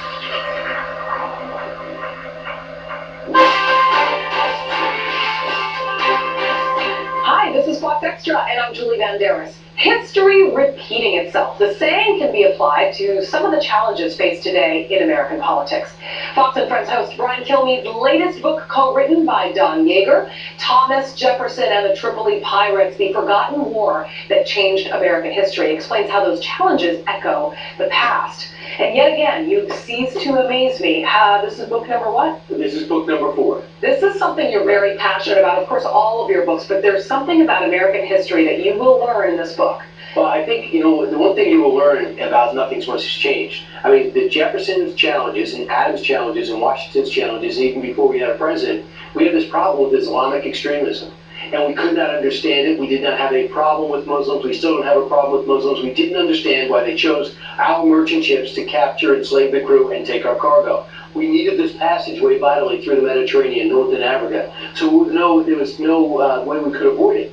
So we wanted to cut a deal, and in the end, they said, using the Quran as their crutch, they said, being that you're an infidel, we have the right to plunder your cargo and take your crew unless you want to convert, which my guys didn't. So in the end, 700 would be captured, 35 ships would be taken, and finally we had Jefferson stand up and say, we're not going to do this anymore, we're going to fight back. A lot of this history does speak volumes about modern day terrorism, Islamic extremism, as you said. A lot of us didn't really understand until we were hit on 9/11. This has been in the books for centuries. And you also talk about Thomas Jefferson and how perhaps modern day politicians could learn from Thomas Jefferson. Absolutely, because Thomas Jefferson was known as the pacifist president to some, because when they asked him to get a militia together to help fight the British, he said, sorry, I'm a thinker. Never did it. So that's why so many are surprised when he gets the job and wins the election over John Adams, that he says, I'm going to fight these guys. The way he did it was stop making the payments. They chopped down our flagpole, and that would be, you're at war with America. The first country to declare war on us was Tripoli, now known as Libya. Is Libya still a problem? Absolutely. Is it a passageway so terrorists can get into Europe? Absolutely. How do you stop it? You got to confront it and head it off. The only thing we understood from the 1780s to the 1815 was strength. And that's what we had to do. So if there's one takeaway from this book, what would it be? It would be, you'd like to talk your way out of it, but you cannot talk with extremists who are radicals who don't fit your agenda. And America is strongest when we show our strength, even though we choose not to use it. Brian Kilmeade, great to see you. Thank you, Julie. I'll see you and hear you on the radio. Watch out, Fox and Friends. And of course, to find out more about Thomas Jefferson and the Tripoli Pirates, or sign up for the Brian Kilmeade Book Club. There's a club. Yeah. I don't have a club. Visit BrianKilmeade.com. He has his own website too. Oy. I'd like you to join me. You're an overachiever. Thanks for watching Fox Extra, everyone. I'm Julie Banderas.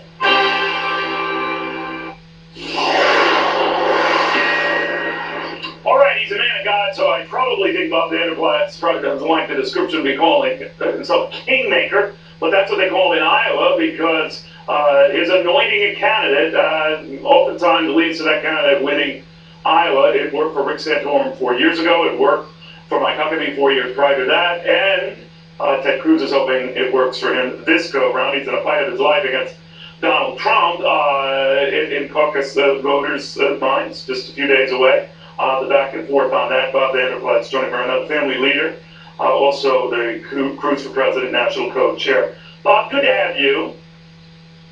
Always good to be with you, Neil. Thank you for coming. Now, obviously, you know, a candidate scorned is a candidate angry. A billionaire candidate scorned is very, very angry. He is now saying of you, and I know you have responded to this in other venues, why doesn't phony Bob Vanderplaats tell his followers all the time he asked for him and his family to stay at my hotels, didn't like paying? You say what?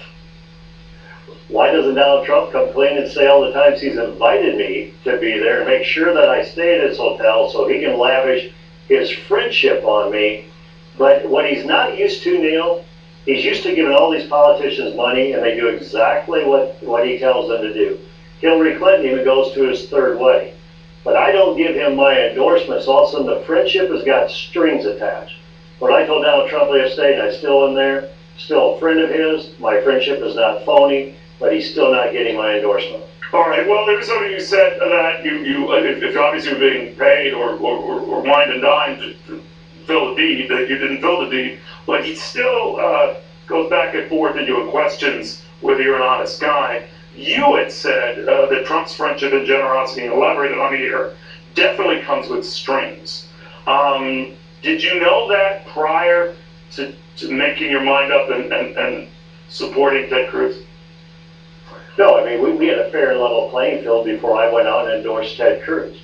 Now, with Donald Trump, he has a history of this. I mean, ask Chuck Todd at NBC News, ask Megyn Kelly now with Fox News, ask Frank Luntz, your favorite pollster, what happens there. And even ask the people of Iowa. When Donald Trump slipped in the polls in Iowa and Ted Cruz overtook him, what was his first comment? His first comment was, are the people of Iowa stupid?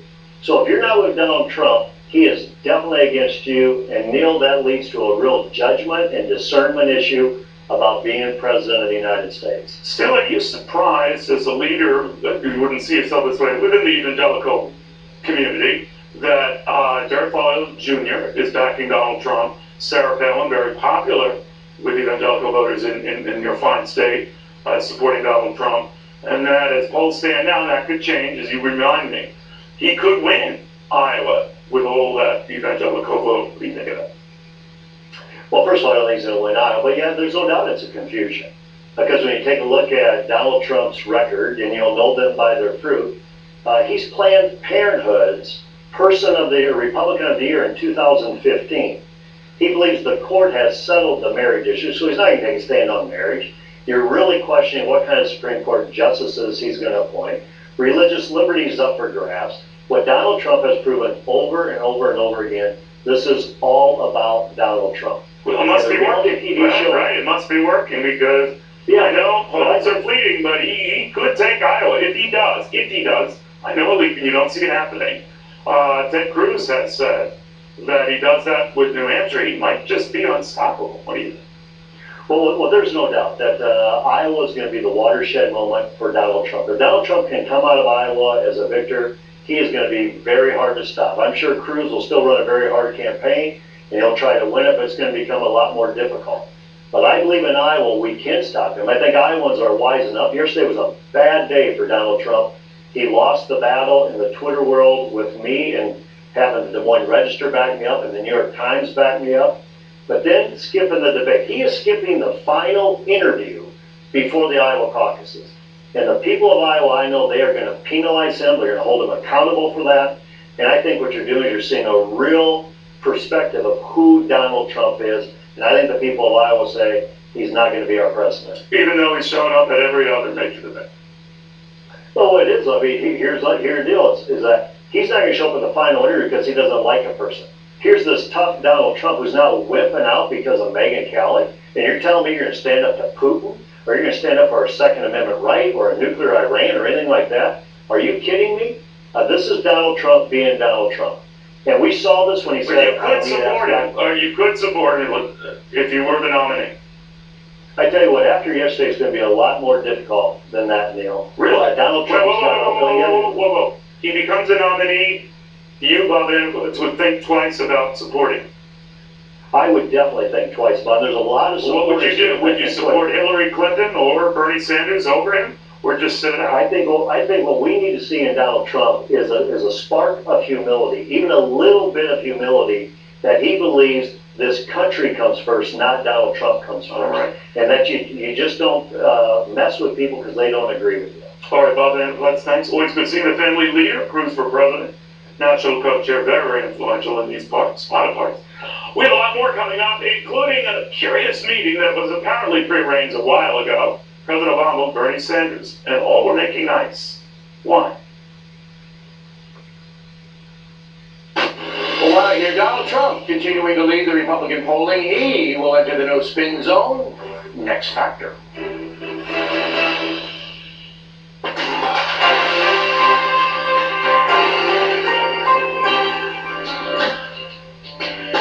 Somewhere down south there's a swinging screen door, sundress beauty on a high front porch, knocking one back, baby, on my lord. Have mercy, shooting out gravel, saying on my stars, she stood a hazard in a daddy's car, amazing grace in a mason jar.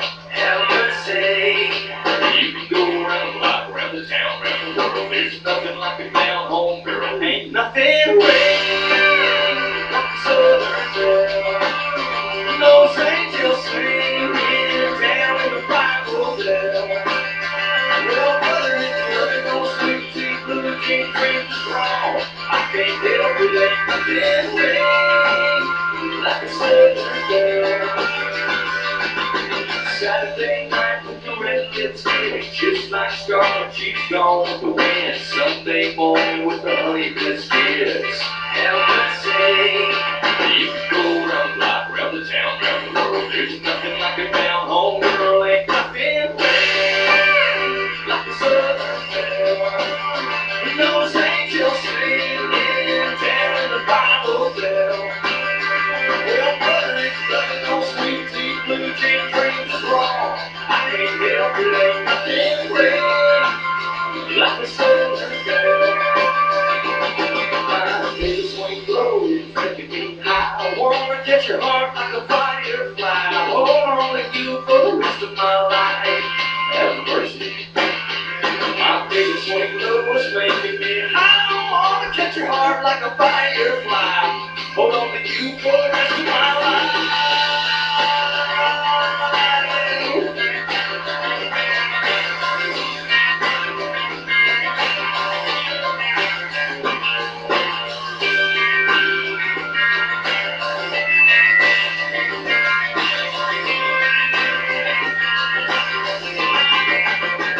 Ain't nothing red like a southern belle. Those angels singing down in the Bible Belt. Well, loving those sweet tea, blue tea dreams is wrong. I can't help it, ain't nothing red. No, nothing red like a southern belle. Oh, like a southern belle. Well, loving those sweet tea, blue tea dreams is wrong. Yes, I'll be wrong. My southern belle.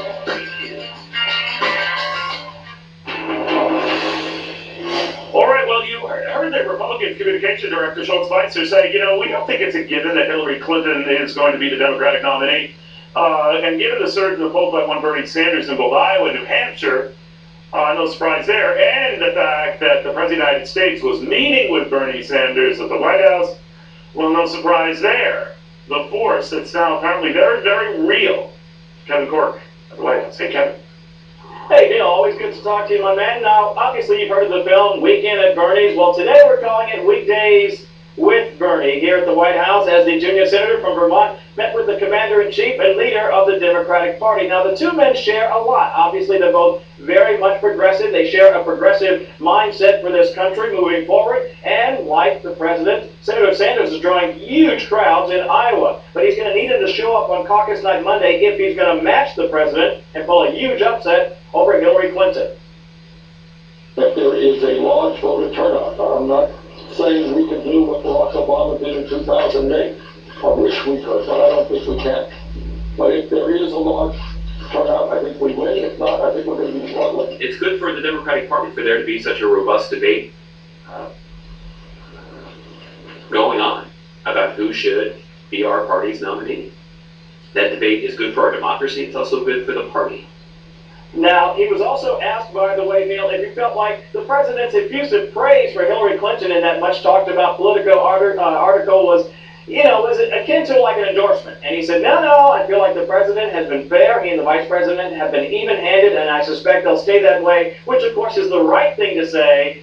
Although I think between just you and me and the people watching, it's probably not the truth. I'm sure he didn't like it one bit. I'm wondering, they say this was a pre-arranged meeting, but how long ago was it arranged? Well, let me tell you, it's been a long time coming, right? Because keep in mind, it's been ages since he's actually been here. But I believe, based on nothing more than my private conversations, and I won't say with whom, I'll just say with an administration official, that this really was an outgrowth of that article in Politico. They felt like, hey, listen, we need to make sure that he knows we're not playing favorites here, but make no mistake about it. And I think that rankled a lot of people in the Sanders camp, and so now they have an open line of communication, not just to the president, but also to some of his staff members. You and I talked about before, you got to be able to reach Josh Earnest and Dennis McDonough and others so that they have the same access, remember, it's about access, that the Hillary camp has. All right, thank you very much, buddy. Kevin Cork at the White House, getting to the bottom of this curious little powwow, right? Well, is the president, forget about Bernie Sanders for the moment, is the president the one who's hedging his bets and maybe rethinking that this was Hillary Clinton's nomination all wrapped up? So the Weekly Standard's Daniel Halper. Much can be made, Daniel, of reassessing this Politico article that the president and his people might have interpreted as backfiring on them. Certainly, a lot of people who were big enthusiasts of Bernie Sanders didn't like that. The impression the president was giving that he liked Hillary and he didn't like Bernie. What do you think is really going on here?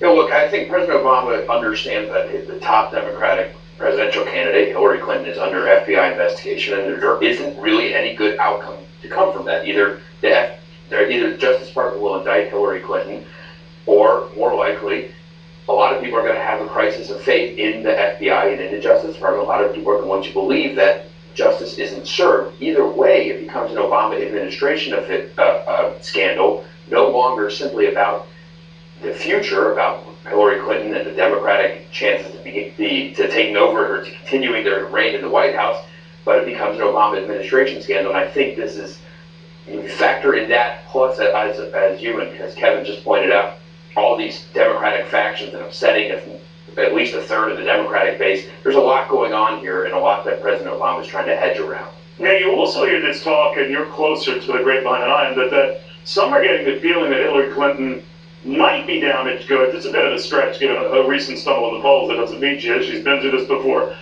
And that she would fare no better as a nominee than Bernie Sanders. So this idea that Bernie Sanders gets a nomination, he's going to go down to defeat. Some seem to be saying she could suffer the same fate, so why risk being rude or turn off Bernie Sanders, or certainly his rabid supporters? What do you make of that?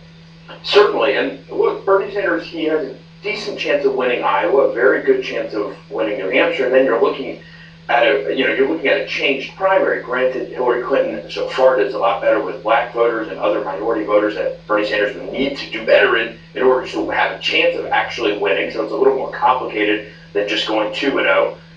Nonetheless, Hillary Clinton, she will have gone from the presumptive nominee. Everybody assumed that this race was even more sewn up than it was in 2008 against Barack Obama, to being 0-2 and just looking like a very bad candidate and a very bad general election candidate. And you will see a crisis in the Democratic Party, I believe, certainly in the Hillary Clinton camp and in the White House, about the future and about what's going on. And so, yeah, President Obama needs to hedge his bets. He needs to, not alienate a third of the Bernie Sanders supporters right now, a third of the Democratic Party, perhaps a growing percentage of the Democratic Party. It's important for him to do that as the leader of the Democratic Party himself. Daniel, well put. As always, my friend, Daniel Hubbard, the Weekly Standard. We shall say, all right, a lot of people are making a big deal of Apple shares. They were sliding again today. They're up close to 30% from their highs reached just late last year.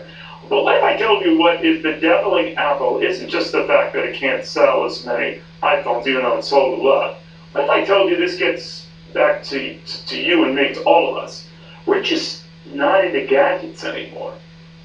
Or at least changing so frequently.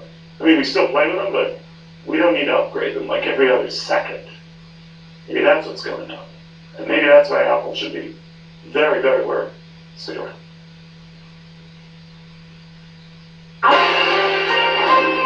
Hi, this is Fox Extra. If you're watching us in Australia on Foxtel, thanks for tuning in. Have a question or comment? Email us at foxaroundtheworld@foxnews.com.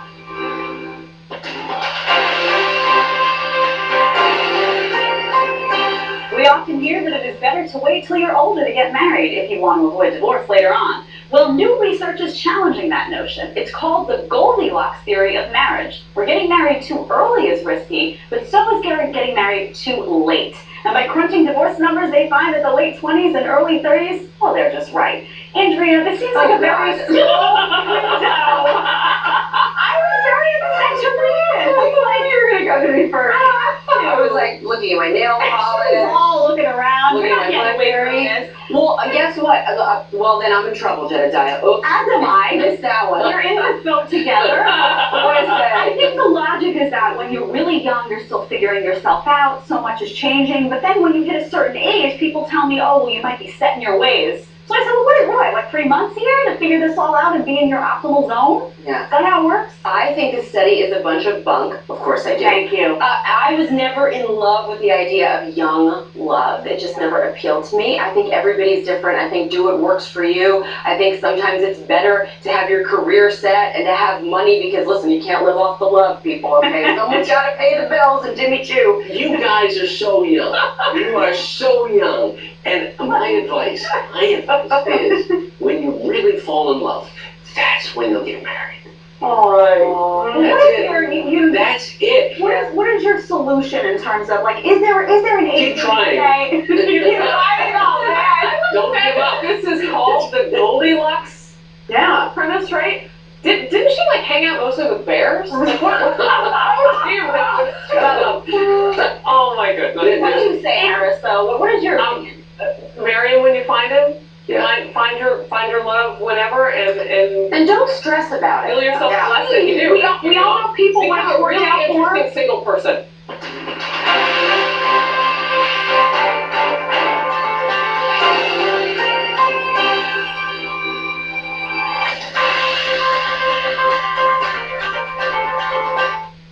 Well, the story goes, Ronald Reagan passed up a chance to debate George Bush Sr. right before the Iowa caucuses in 1980. He lost the caucuses. A message to Donald Trump not to do the same? Depends on who you talk to. That's this.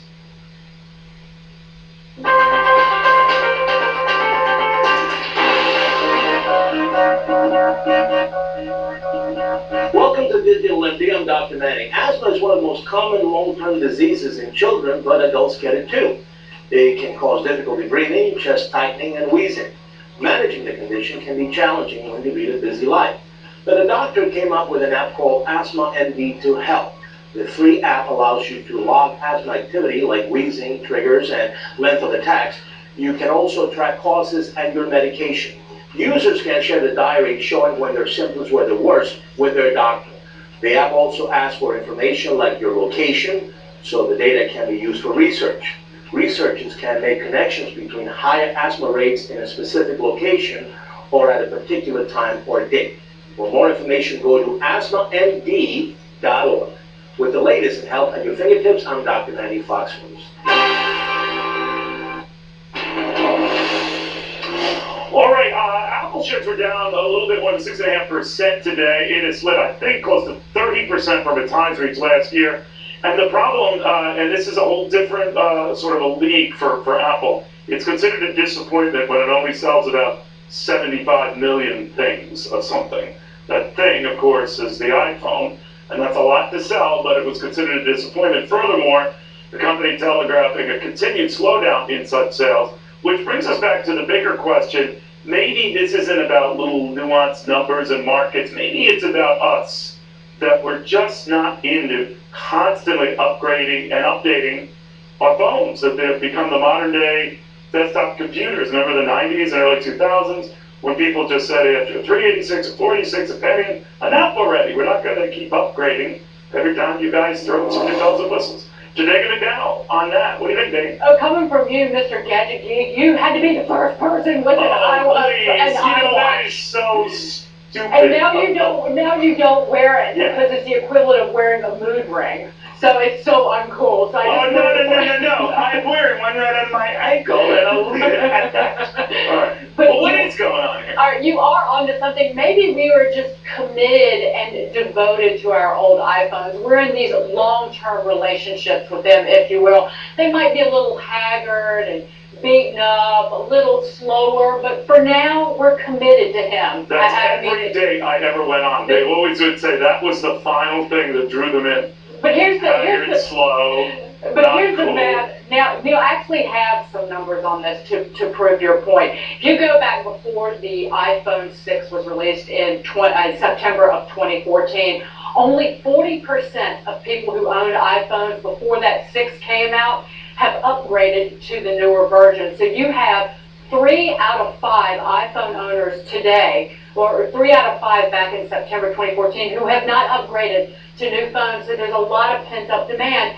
And as men will understand, eventually you'll want a trophy iPhone, one that is slimmer and lighter and newer and prettier and sexier and more new. Maybe nubile is the wrong word, but you know what I mean. Why do I get hot and bothered with you when you're talking about a phone? But by the way, the new phone, the 7, is supposed to be slimmer. But you know what they're saying already with that one? That, oh boy, this is going to be well worth the wait. And I guess it's coming in the fall. And normally, like lemmings, that's what people do, right? They buy that and all. What if they don't? What else does Apple have to fall back on? Do we know? Well, that's dangerous. There's been some speculation that they're going to come out with a smaller phone. You have to be careful if you start coming out with cheaper products because that is its bread and butter. It's a premium product, Neil. But I'll tell you that, see, we're kind of lulled into a sense of security because we get the free upgrade, the operating system upgrade. But I just upgraded the other day to the new one, and my battery life, well, it's less than, it leaves something to be desired. I would use an S word, but I might get into trouble. And that could get people to upgrade. This is a 6, by the way, if any fellows interested in buying me a new phone. You know, by the way, why is it that given that the allure is, and you said it as a woman, the new one coming out will be thinner, why don't women then gravitate to fatter? Because we like our purses to be light. Oh, okay. Did I ever tell you that I stayed within 100 pounds of my wedding weight? Doesn't count. All right, David, thank you very, very much. Love you. Isn't she the best? Love her. All right, as you were speaking, we're getting some of these Facebook numbers coming out. Facebook, another market barometer, very different from Apple in that its numbers handily beat estimates. The stock is up about 8%. Earnings, revenues that beat, users that beat. The worldwide domination of Facebook that started out as a guy trying to get dates in college. He's now a multi-billionaire, and he got richer in after-hours trading today. Is there no God? We'll have more after this.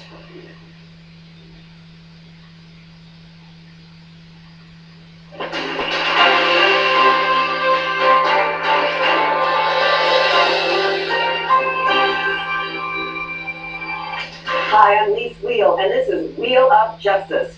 You're in your office sending emails, all fine, until someone hacks your work email. How can you protect yourself, and what happens if your account is hacked? Some of the most grievous cases of email hacking happen in the workplace.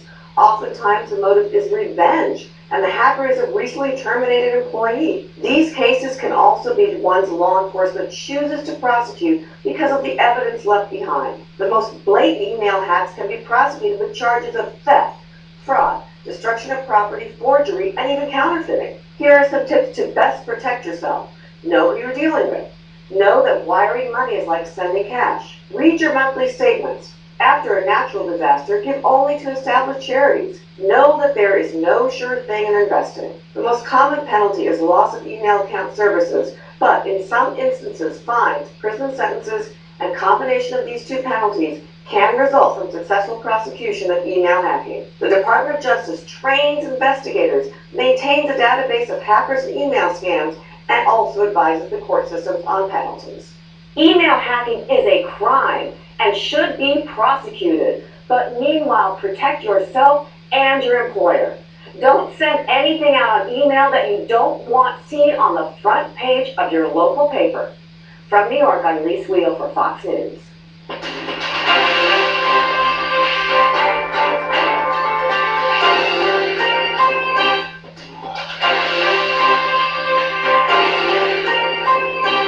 An Australian takes the title at the first U.S. National Drone Racing Competition.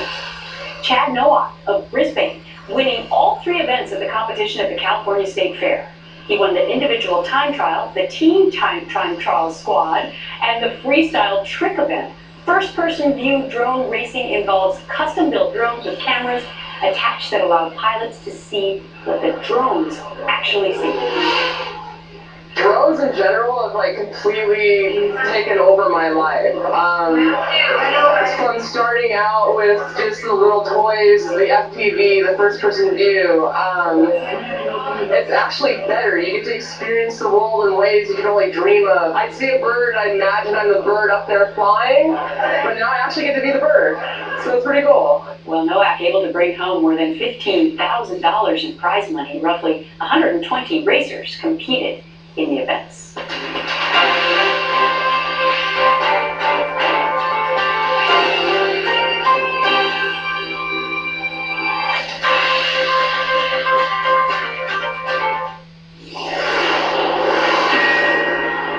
Okay, it is quiz time on Your World. What do Ronald Reagan and Richard Nixon have in common with this debate story and Donald Trump skipping out or planning to skip out on the big Fox News debate? I'll tell you. Ronald Reagan, right before Iowa in 1980 with George Bush Sr., opted not to debate him ends up losing the caucuses. Now, we do know that he went on to win when he regrouped and of course, had that famous microphone moment in New Hampshire. Richard Nixon, though, after feeling that he was bested, and most critics would agree, by John Kennedy in the 1960 series of presidential debates, opted not to debate his challengers in 1968 or 1972 when he was running for re-election, and it did not hurt Richard Nixon then. He went on to win, obviously, the presidency back and re-elected in a landslide. And of course, we know what else happened, but that had nothing to do with debates. To David Epson, the former chief political editor of the Des Moines Register. David, on that point, if you'll indulge me, it isn't always fatal not to debate, but is there a difference, and I suppose you think there would be, in passing up one like this right before the Iowa caucus? Well, it's a different, both of those were different eras. Reagan did take a hit for missing in 1980, and I think that's the same reason Donald Trump is taking some criticism now. Iowans expect to be courted. This is time for the closing statements, if you will. People are waiting to make up their minds, and Donald Trump bails out. And so I think this hurts him, just as it hurt Reagan in 80. And it was, by the way, it's a mistake Reagan did not make, and knew he made, because he fired John Sears as his campaign manager before they went into You're right, I forgot about that. But let me ask you, David, about the difference it makes that this debate's in Iowa. If it were in, let's say, Atlanta, or where I was with the FBN today in Charleston, would it be as much of an impact? You know, I think there'd be a lot of impact. I mean, we're in the age of television. Everything is everywhere, and it's instant. I think it is important that it's here, but I think the last debate in any presidential campaign is going to have an impact. I don't care where it is. All right, so he won't be rewarded. That is, Donald Trump would not be rewarded for all the debates he has made. He's got perfect attendance at these debates, but that wouldn't matter. The Iowans would be angry, you said. Well, I think they'll be unhappy. And furthermore, I think it might be a strategic error in the sense that we have all this talk about Donald Trump being a front runner. But if you look at this polling, a lot of these people say they could be persuaded to change their minds. There are undecideds. And in the caucus itself, which is a neighborhood meeting, people talk to one another. They talk to their friends. And so people make up their minds at the very last minute. So this was a chance for Donald Trump to make his closing argument, to fend off the attacks. Now he's going to be the subject of all kinds of attacks on that stage. He's not going to be there to answer. And these other candidates, for the first time in the campaign, are going to be given a shot of oxygen. So how much does it help?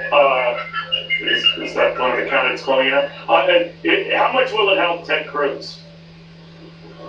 Well, I think it does help Ted Cruz. I think he he's running in second place. Right.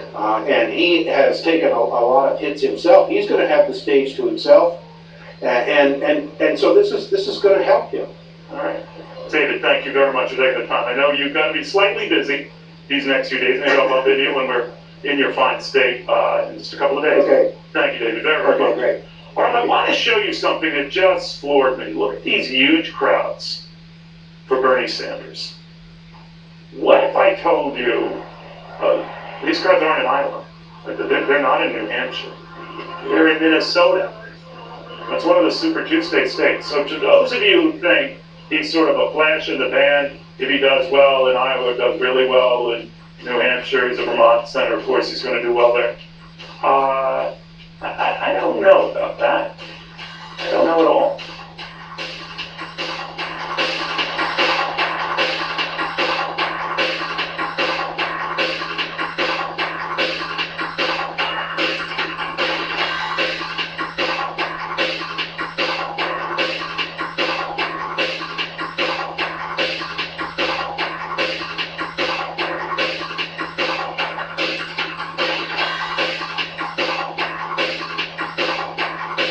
Thursday, don't miss the Fox News Google GOP debate. One network gets smart, fair, and balanced answers from the candidates. Don't miss the Fox News Google debate Thursday.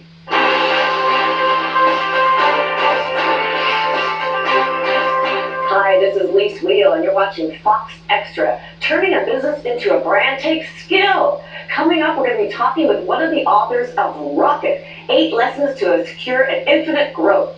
Michael Silverstein, thank you so much for being here with Rocket. I love this. I love the title. I love the cover. I love everything. I always want to know about inspiration, backstory. What's your inspiration and backstory to Rocket? So I've been with the Boston Consulting Group for 35 years. I've written 4 books before this book, and I said to myself, you got to put together a book that lays out for everyone in the outside world what are the secrets to growth. And I have a lot of clients in there, a lot of friends in there, and it's 16 entrepreneurs' stories told very succinctly. So you've got to figure out, if you want to start your own brand, whatever that is, whether it's a hair product, a clothing product, a coffee, who your customer is and how to serve them, even if they don't know particularly that they have that need yet. Let me describe it as a 3-step process. Okay. The first step is you have to have passion about a category. You got to know it inside and out, and you got to have a new idea. You have to have a difference, a point of difference that you can emphasize. It's really easy to get money to produce product, open a store, and do that. Then the second thing is, who comes to visit you? You got to treat them with amazing love. You got to hug them, and you got to bring them in. You got to know their names. You need to have a registration. And then you need to ask them to make referrals for you. You need to say to them, help me grow. You can't do it explicitly, you have to do it implicitly. Give them some incentives. And then boom, boom, boom, one store becomes 10, 10 becomes 100, 100 becomes 1,000. You're talking about a very personal, one-on-one sort of marketing. How does the social media fit in, and the millenniums coming up today? How does that have an impact on getting those customers in, and how do you use social media? So there are 2 rules that are important to remember at a Rocket. The first rule is this rule I just reviewed with you, 2, 20, 80, 150. The second rule is 10, 300.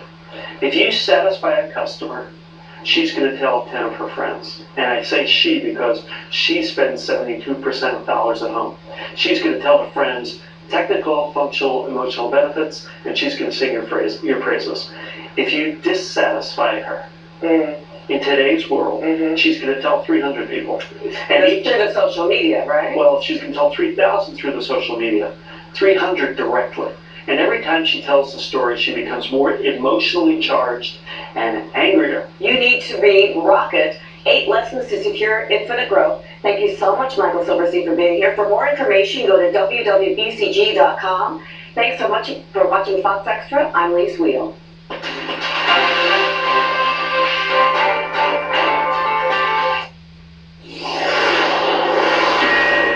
All right, I'll put eBay in a category of a sort of a trendsetter technology, and if it is so, it is a worrisome one because eBay indicating its 4th straight quarter of declining year-over-year sales, a disappointing earnings report that by and large has seen the stock fall about 7.5% in after-hours trading. Again, just not enough global bang for the buck there. eBay down after hours. All right, back to the political race and the passion for one Bernie Sanders. It is hard to believe, but crowds that are galvanizing are not just in places you would think, like his neighboring the state of New Hampshire. Keep in mind he's a Vermont senator, but he's also seen big crowds in Iowa, and also seen in Minnesota, which, by the way, is one of those Super Tuesday states. Real clear political writer, Rebecca Berg, on that. I think Rebecca, while pairing this with, his meeting with Barack Obama, it's as if the powers that be in the Democratic Party is saying, he could pull this off. What do you think? Certainly. I think we're past the point of Democrats being incredulous at Bernie Sanders, and we're well into the territory where he is a credible candidate now. Obviously, we've seen him leading in New Hampshire by a wide margin. He is now competitive in Iowa. And even if he wins just one of those states, he has momentum going into South Carolina and Nevada, and of course, into Super Tuesday. So Bernie Sanders is for real. I think we're seeing broad acceptance of that now among Democrats. You know what, I think what they were saying before is, sure, he might be able to take New Hampshire. They try to excuse it, well, he's a Vermont senator, he's a neighbor. Mitt Romney has the same argument they used for him. But Iowa would be a different story. Catching fire in the southern state would catch fury, catching a lot of attention in what is an enigmatic state like Minnesota. You could be changing the playing field here, couldn't you?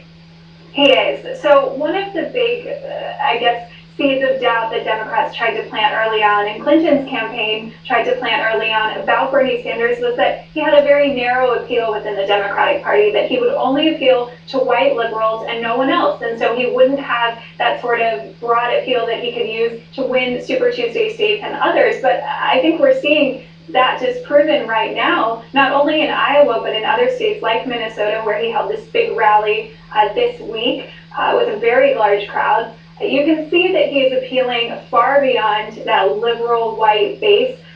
Surely he has cemented that support, Absolutely. but he's definitely growing his base, and it's a threat to Hillary Clinton, and that's why she's coming out with guns blazing against him at this point. I talked to even one person who really hates the guy, conservative. I hate everything he stands for, but I admire the fact that he stands for it and has throughout his career. Maybe that's what's galvanizing this. Rebecca, thank you very much, Rebecca Burr. All right, now we've got these dueling events to show you. Obviously, you got Ted Cruz, Marco Rubio in Iowa. Expect them to duke it out tomorrow night. Where's Donald Trump? He's in South Carolina. Isn't that interesting?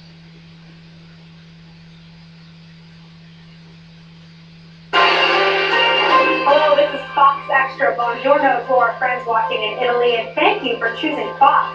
You can catch both Fox News and Fox Business on Sky Italia, beginning right here.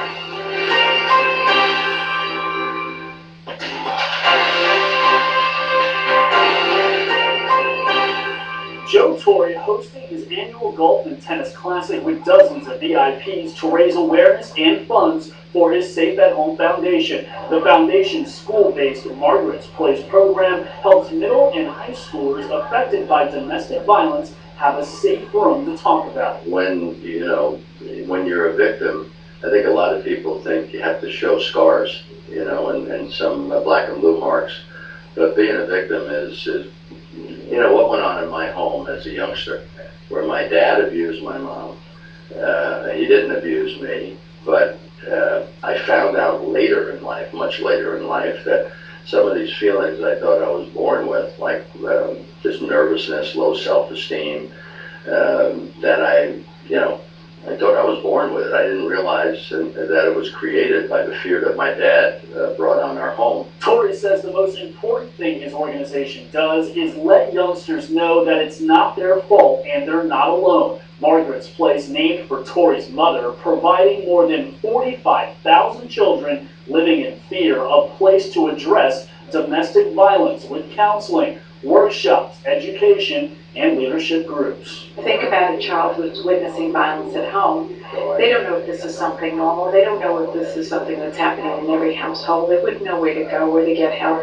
The fact that we're able to have a room in schools, have a trained counselor who is someone that they can talk to, someone that they can confide in, someone that they can, someone who can actually get help not only for that child, but for their parents. VIPs from the sports and entertainment world coming together, playing golf, helping the more than 15 million children who witness abuse get the help they need. It's a good way to raise money for charities like these. I have a charity for single moms, which is very related to what Joe's doing, so I know the struggle we're going through with this. Major League Baseball Commissioner Rob Manfred says the league is close to a domestic violence policy. In the meantime, former players are doing their part to help end the cycle. It is great, this outing. I do think that not only does it raise money, which is obviously important in terms of the program that Safe at Home undertakes, but it does raise awareness. Media's here, they're focused on the issue. I'll be candid, I hadn't been asked about our domestic violence policy probably in a month, and you know what, it's a good thing somebody asked. You can go to joetorre.org for more information. In New York, Brian Yennis, Fox News.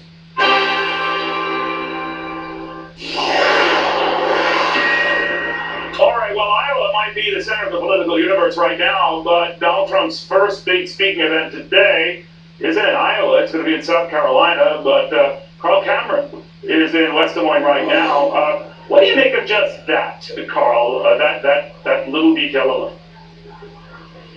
Well, he's got his own plane, so he can jump to the early voting states and back. And he's made it clear that while he won't be on the debate stage tomorrow, he plans to raise money for veterans and wounded warriors. That's what his campaign has said. That's what some of the tweets and statements have been about today. Hasn't said where, doesn't said with whom, and doesn't say exactly when.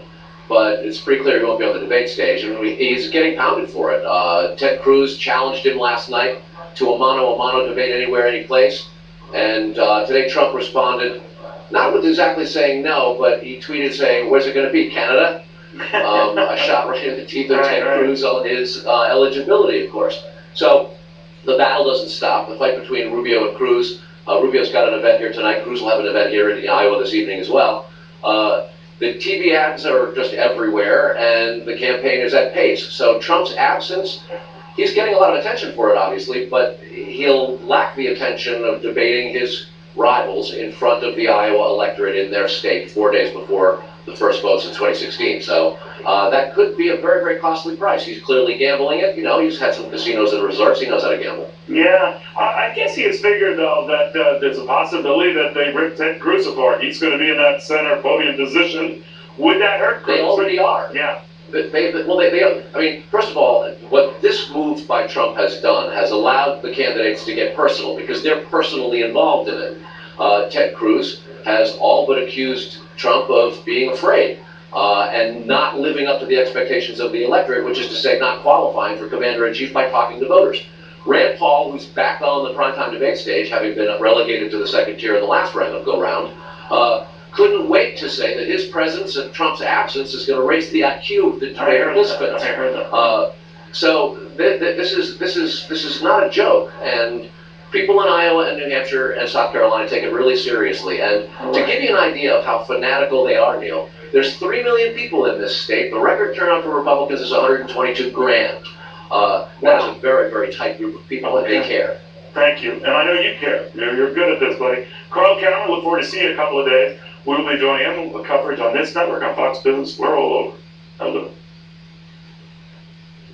Hello everyone, I'm Kimberly Guilfoyle along with Juan Williams, Eric Bowling, Dana Perino, and Jesse Waters. It's 5 o'clock in New York City, and this is The Five.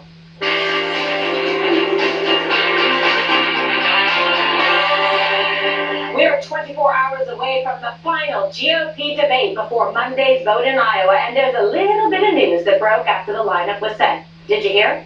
There will only be 7 candidates on the stage instead of 8, because the front-runner of the Republican race, Donald Trump, has pulled out. He objected to Megyn Kelly being one of the moderators following questioning he felt wasn't fair at the first debate. But Fox wouldn't cave. As you can imagine, the candidates who will be attending tomorrow night have a lot to say about Trump's pullout.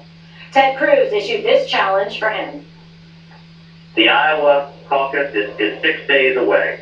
Donald and I are tied in Iowa. We are neck and neck. The voters of Iowa deserve to have a comparison of the records and vision of both candidates. So I am happy to debate Donald anytime and any place here in Iowa between now and the caucuses. Here's how some of his other opponents are responding. If other people want to focus on, Ted Cruz talking about mano-a-mano debates, it's, again, interesting sideshow, interesting theatrics, but it has nothing to do with the future of the United States of America. I didn't whine, I didn't cry, and I did not show up. I went behind the podium with the microphone. I put my views out to the American people. Because that's what you do, and that's what you learn when you're a governor. The IQ of the debate went up a couple dozen points, I would say, and I think it's probably a good thing for the party. It shows sort of his delusions of grandeur, that he thinks he gets to dictate everything. He thinks he's already elected himself king, so I'd say good riddance, and I'd say we're going to have a much better debate. All right, so that's a little bit of the takeaway, kind of the reaction coming out of this announcement on the debate tonight. So let's see what's the reaction around the table. Bowling, I'll start with you. Are you surprised, and do you think it's a good idea? Yeah, I'm surprised. For me, it's a good idea for Trump to pull. I think it's. I wish he wouldn't. Let's put it that way. I hate this. It feels just feels. I look fiercely loyal to Fox, fiercely loyal to Roger Ailes myself. I also know Donald Trump for a long time, and I hate to see it. I hate to see it going back and forth. I would love for something to happen between now and 26 or 27 hours from now, where Donald Trump changes his mind and he comes to the debate table. I think it would be good for both, but good for Donald Trump too, because he does well, in my opinion. A lot of people differ. I think he does well on the debate stage. Mm-hmm. He says he gets attacked, but that gives him the opportunity to do what he does best and fight back. And I think it's what Americans have really flocked to Donald Trump for, is his ability to fight back. And if he wants to fight back against other people or even moderators, so be it. But do it, because it's worked for him. a last minute pulling out of this, I hope he reconsiders, let's put it that way. Right, I think people generally would love to see him at the debates. They rate very well. There's always, a newsmaker for certain, especially with Iowa coming up. I'm sure the Islands would love to be able to hear him, especially just in advance of this, very important setting the stage vote and caucusing that's about to happen. And as Boley mentioned, Dana, he does do very well at the debates. It's a great forum for him. Extremely well. And I had a chance to go to the Charleston debate, and I was there. It is different when you have a chance to be there in the arena and feel the energy live. And he got some boos, but he punched back. Remember, that's where he had his great point about New York values, and actually that carries him to take back over the lead in Iowa against Ted Cruz. But I gotta tell you, I've worked here for several years since I left the White House, and I've always been proud to work at Fox News, but I think today is one of the times I'm most proud to work at Fox, and I admire Roger Ailes and the team for sticking up for journalistic integrity, because never should any news organization negotiate with a candidate who wants to be president of the United States about who should moderate their debates. And so I'm really proud about that. I have a chance to appear on the Kelly File later tonight, and so I get a chance to do that every week. And to me, having been a skeptic about the Donald Trump approach to his campaign since June 16th of 2015, I think that at this point, remember I've said I'm for addition, not subtraction. When Megyn Kelly asked him the question in August, she was quoting things that he had said before about women and about how he would handle the inevitable attacks from Hillary Clinton about the war on women. Frankly, I've always been surprised that Donald Trump was not prepared for a question like that from any moderator, but that it has bothered him so much also tells me that he's got a lot of work to do if he wants to actually win the general election. All right, Jesse, what's your take on it? I really want to see Trump tomorrow night debating. I think everybody at this table does, everybody in Iowa and everybody across the country. I think the Trump strategy is, I can win without Fox, but Fox can't win without me. He was obviously very stung by Megyn Kelly's question, took it personally, and then tried to roll her off the stage. Fox stuck to their guns, so he bailed. He's thinking eye for an eye. You're not going to take advantage of me. I'm not going to let my brand suffer. So he goes to a painful place. Let's hit Fox where it counts in the ratings. Ratings are going to go down if he's not there. He's going to try to inflict pain. He's going to probably say, I'm going to get hurt a little bit by this too, but not as much as Fox News. So I'll weather it, I'll spin it, and I'll probably win Iowa, hopefully. Now, he comes out of this the rebel, and I think that helps him to a certain extent. And people are chomping at his tails and things like that. But this whole campaign in Iowa with him has been a spectacle. Remember, he had the helicopter ride with the kids at first, and he kicked Jorge Ramos out of there, and he's got the Palin endorsement, he's fighting with the paper, and now he's blowing up the debate. This is a late-breaking caucus situation. I don't know which way this is going to spin, but I just want to see him on the stage tomorrow night, and maybe anything could happen. Yeah, well, what about that? Wouldn't that be because you kind of do your debate prep based on who's going to be on the stage, who you're going to probably take some hits at, kind of point, counterpoints you're going to bring up on. What if all of a sudden Trump enters the room, shows up for the debate last minute? Well, I think everybody's prepared for Trump to be there. And the question is, how do you handle it if Trump is not there? And especially that's the case for lower-ranking Republicans right now, with so-called the establishment wing. I think they would, especially with Rubio versus people like Christie, Kasich, who's been coming on, you're going to have to reconsider how do you go at each other, knowing that the number one ranked candidate is not on the stage. Let me say, though, I think this is far more interesting because, remember, this is really about how conservatives view American media. And boy, I mean, Trump has enough power that he got National Review after National Review said, Trump is not one of us. He got them knocked out of a debate that was supposed to be held in February. Think back when CNN was having a debate and he was threatening to pull out of that unless they donated some of the money. Trump sees himself as a wheeler-dealer, the art of the deal, and here's the art of the deal. He's got leverage, and as Jesse says, he's going to knock down the ratings a little bit, right? So he thinks he has power, and I also think part of it is he thinks he's got Iowa locked up. Can I throw one more thing in there, Donald? If you're listening, hopefully he's listening. You are a deal maker. Make a deal. Make a last-minute deal. This is what you prided your whole campaign on. You have the most successful business book, Art of the Deal. Make a deal. I'm sure that there are people around who'll be willing to entertain you. Make a deal. It'd be good for everyone. What would you deal? I don't know. figure it out. But that's why he's running for president. I'm just opining here. No, but you know what? Fox News shouldn't make a deal on this. I mean, look, if you let politicians start telling us what to do, then democracy is in trouble. I mean, maybe a deal that's good for just Donald Trump. Maybe good deal. There's no deal that's good on journalistic principle here. You know what a good deal would be for the American people is get another look at Donald Trump right before they make some decisions in Iowa, New Hampshire, and then yeah, but there's no saying that we won't get another look at it down the road. But what I'm saying is right now, and I hope for all time, that people like our bosses here at Fox do not make deals with politicians. I don't care what you feel about how he was treated the first debate, whether you think it was fair, unfair, or over the line. Look, you can't have journalists being told this is the deal for how we deal with good for everybody, including the viewer and the American people. Okay. All right. Trump once knocked Republicans for declining to attend the debate he was planning to moderate a few years ago. Take a look at this tape from 2011, where he also praised Megyn Kelly's moderating skills. Let's touch on this debate that's coming up that you're going to moderate for Newsmax with Newsmax. So far, only Newt Gingrich and Rick Santorum have agreed. We're not seeing a lot of courage here, are we? Not so far. Not lots of courage. Are you still going to do it? They're supposed to be brave.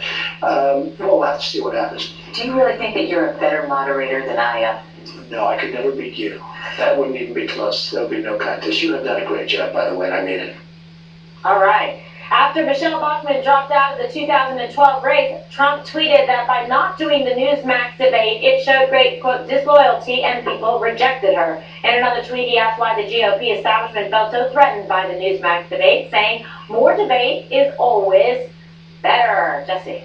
Well, Trump's always been kind of going back and forth with what he said. He was obviously buttering up Miss Megyn, as she's called, and I think he did a pretty good job of it there. To what Eric was saying about this, even if a deal doesn't happen and he doesn't do this debate, let's just keep this into perspective here. Trump's doing what's best, he thinks, for the Trump campaign. He's trying to win Iowa and New Hampshire. Fox News is doing what Fox News does, trying to get ratings, we're trying to host a great debate, we're trying to be fair and balanced. If those things don't intersect, fine. It's a long primary. I'm sure Fox is going to get great ratings this year. I'm sure Donald Trump is going to come back on Fox. This is a bump in the road. I expect cooler heads to prevail and everybody's going to come together and it's going to be a great campaign season. So I don't think it's Armageddon right now. No, I think people are going to come together. Look, don't put a happy face on this from my perspective. Because literally, from what I've read, I've been talking to our executives, but from what I've read, you have Trump's campaign manager basically threatening Megyn Kelly, saying, oh, if Megyn Kelly is there, we're going to put her through the ringer on the other end after. We'd hate to see her go through that again. I mean, what are you doing here? Basically, you're saying, we're going to run Fox News. Yeah, so he crossed the line, and that's obvious. But she's the campaign manager. You'll get past that. Trump's, if he's the nominee, we're not going to have him on the network. No, we'll have him on the network, but that is over. In the grand scheme of things, we're going to get past it. I'm not that worried about it. Can I jump in here just to make a comment? So if you look at what Trump was saying to Megyn Kelly, contrast that with today. It's not that he just thinks she's unfair. He actually does what he typically does when he disagrees with somebody, which is to attack them personally, whether on their looks or today, he called Megyn Kelly a bimbo. Again, I go back to Barack Obama beat Mitt Romney by 10 percentage points with women. You cannot afford to, in a general election, to alienate most of the women in the country by saying someone's a bimbo. In addition, he's a great businessman. And I think a good question to ask him in an upcoming debate would be, so if someone on the other side of the deal disagrees with something that your daughter or another woman on your team is doing, would you dump her as part of that deal? And I would hope that he would say, of course not. I remember when the Israelis tried to get Condi Rice booted out of the peace talks because they didn't like her, and they went straight to President Bush, and the first thing he did was call a meeting with everybody together and say, she speaks for me. That is how executives should stick by women, in my opinion. All right, well, let's get the band back together. Everybody show up for the debate, and let's get after it, right? A lot of work to do in this country. Taking the White House back. Coming up, Greg joins us from Iowa, plus we're going to be joined by one of the moderators of tomorrow night's debate. Brett Baer will be here, so please don't go away.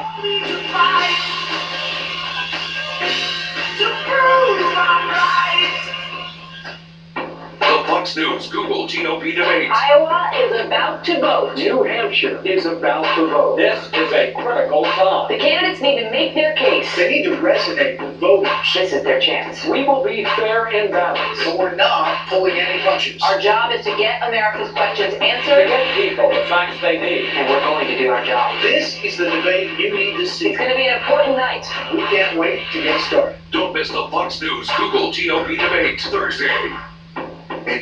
All right, here Donald Trump continuing to lead the Republican polling. He will enter the no spin zone.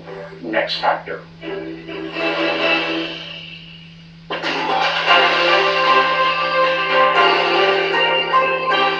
A new documentary tells the story of a group which helps veterans battle post-traumatic stress by taking them fishing. Watch.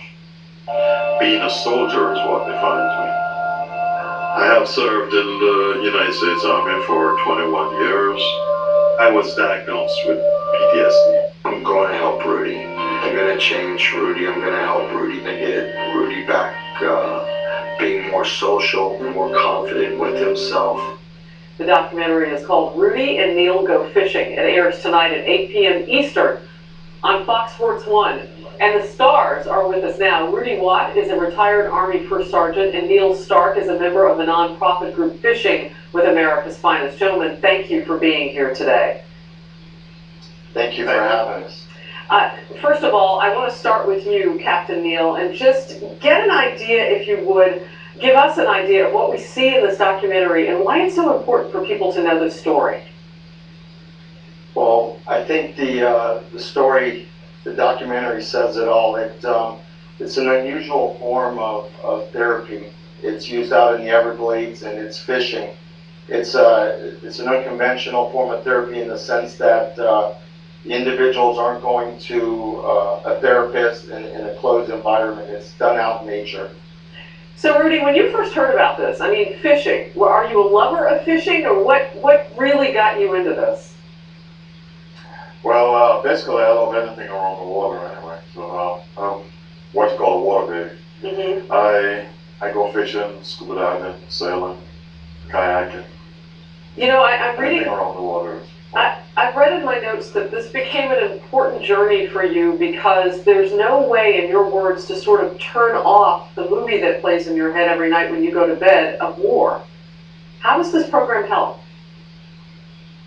It does, because you are away from thinking about that. You're out there in the environment. You're at peace with nature, I guess you would say, and it helps you to relax. So your mind is on what you're out there doing.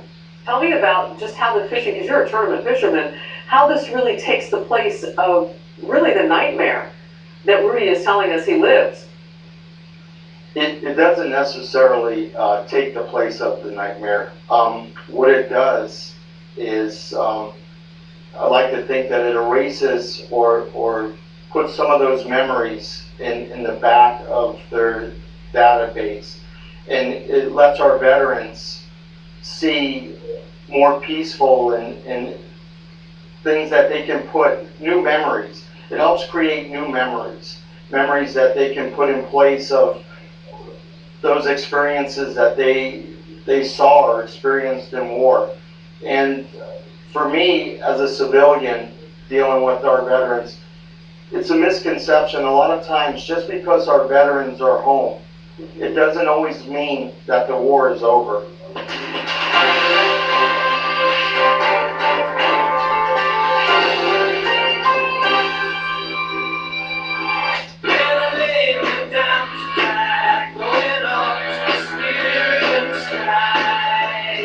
All right, back now to tomorrow's big GOP debate. Let's bring in one of the moderators. Special report anchor Brett Baer joins us live from Iowa. But Brett, as of right now, it's still 7 will be appearing tomorrow night with you. Maybe 8, who knows? You never know how these things play out. But let's assume it's 7. The 7 people who are there who aren't Trump now, do you think they're happy that they'll have a little extra face time, or upset that they won't be able to confront the front runner face to face? Hey guys, Eric, that's a great question. I haven't talked directly to the campaigns since the development. I've heard what some of these candidates have said on the stump, but I think that, listen, we're going to get into the same policy questions, the same substance and contrast differences with candidates, and I'm sure the candidates on the stage, if Mr. Trump is not on that stage, are going to make the contrast with him even if he's not there, because he is leading in the latest polls here, and whether he comes or not, we'll be ready either way. All right, Dana? So, Brett, we're in, I think this is the 8th or 9th debate with these candidates.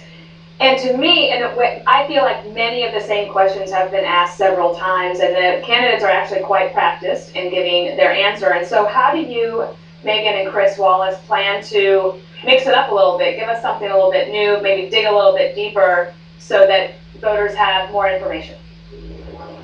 Yeah, so we have these huge binders, Dana, huge, that are, to quote Mr. Trump, huge, that binders of transcripts that are of all the debates that have happened so far, every topic, every question, every candidate, and so we know what has been said. We obviously watch all of those every minute.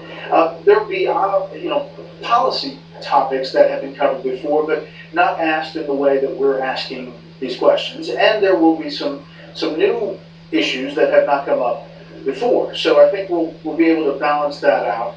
And as you know, the real deal is to try to get them off the talking points and to phrase the questions in a way that they don't have an exit ramp to get back on their stump speech from the campaign trail. That one. So, Brett, what do you make of this controversy with Trump? I don't know what to make of it. I think, I think it's a shame overall, but I do think that we're going to be ready either way. We're obviously restacking things and changing things if he does not show up, but there'll be a podium if he does. You mean you're going to leave an empty podium? Oh, I don't know what the plan is, but there'll be a podium in the room. If he walks in the door, we'll be ready for him. Clint Eastwood might show up. Ooh. All right, Jesse has a question for you. Brett, I'm curious how you feel Cruz is going to be able to capitalize off the fact if Trump is not there. Because I think the other day he was out there warning supporters, if Trump wins Iowa, this guy's going to run the table. And I know, he peaked a couple of weeks ago, and then Trump kind of regained the momentum. I'm curious to how you feel Cruz stands right now.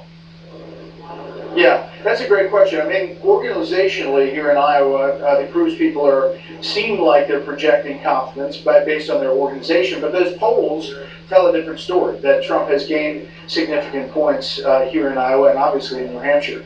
I think not having Trump on the stage takes away a swing, a counterpunch that Donald Trump effectively did at the last FBN debate. Yeah. And he really provided a couple of hits to Cruz that I think stuck in the minds of some. So in that sense, he's freed up a little bit, but he also doesn't land any punches if Donald Trump's not on that stage. Right. All right. Who do you think has the most to gain tomorrow night in terms of trying to capture some audience, momentum and voting momentum going into these crucial Iowa caucuses? Well, I think any of those candidates who are not Donald Trump and Ted Cruz, I think they are all fighting here in Iowa for third, if you believe the polls, and they're kind of crowding each other out.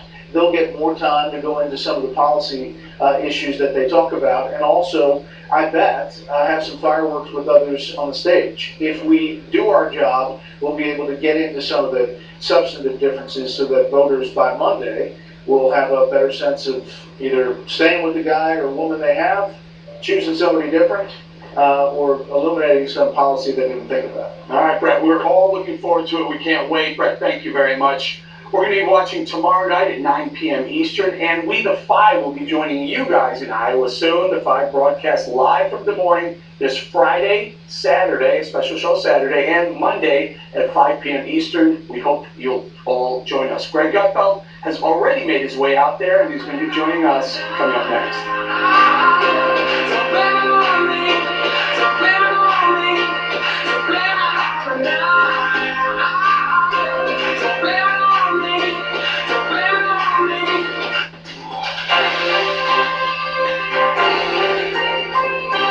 Well, you love him and you know him as one of the biggest stars in country music, but do you remember when Darius Rucker guest hosted Fox and Friends? Watch this.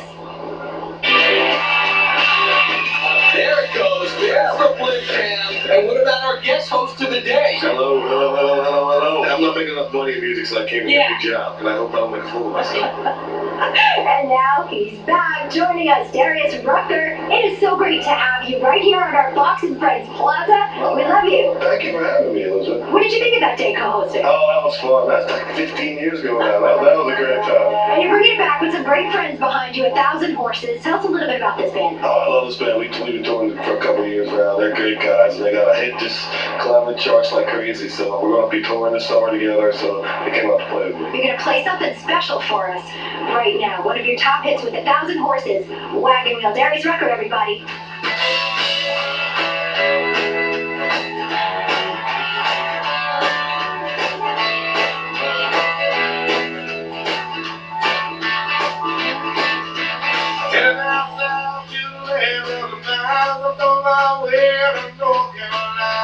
Stare up the road, really God, I see headlights. I made it down the coast to 79, picking me a bouquet of dogwood flowers, and up over the ride, I can see my baby tonight. So rock me, mama, like a wagon wheel. Rock me, mama, any way you feel. Hey, mama, rock me. Rock me, mama, like the wind and the rain. Rock me, mama, like a southbound train. Hey, mama, rock me.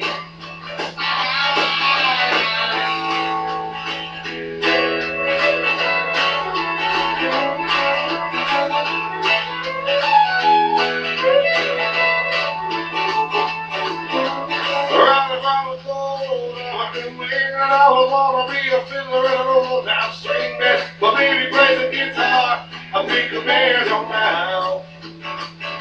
Oh, no country when I keep forgetting that gal. Lost my money playing for me, so I have to leave now. But I ain't returning back to living out old house no more. So rock me, mama, like a wagon wheel. Rock me, mama, any way you feel. Hey, mama, rock me. Yeah, rock me, mama, like the wind and the rain. Rock me, mama, like a southbound train. Hey, mama, rock me. Well,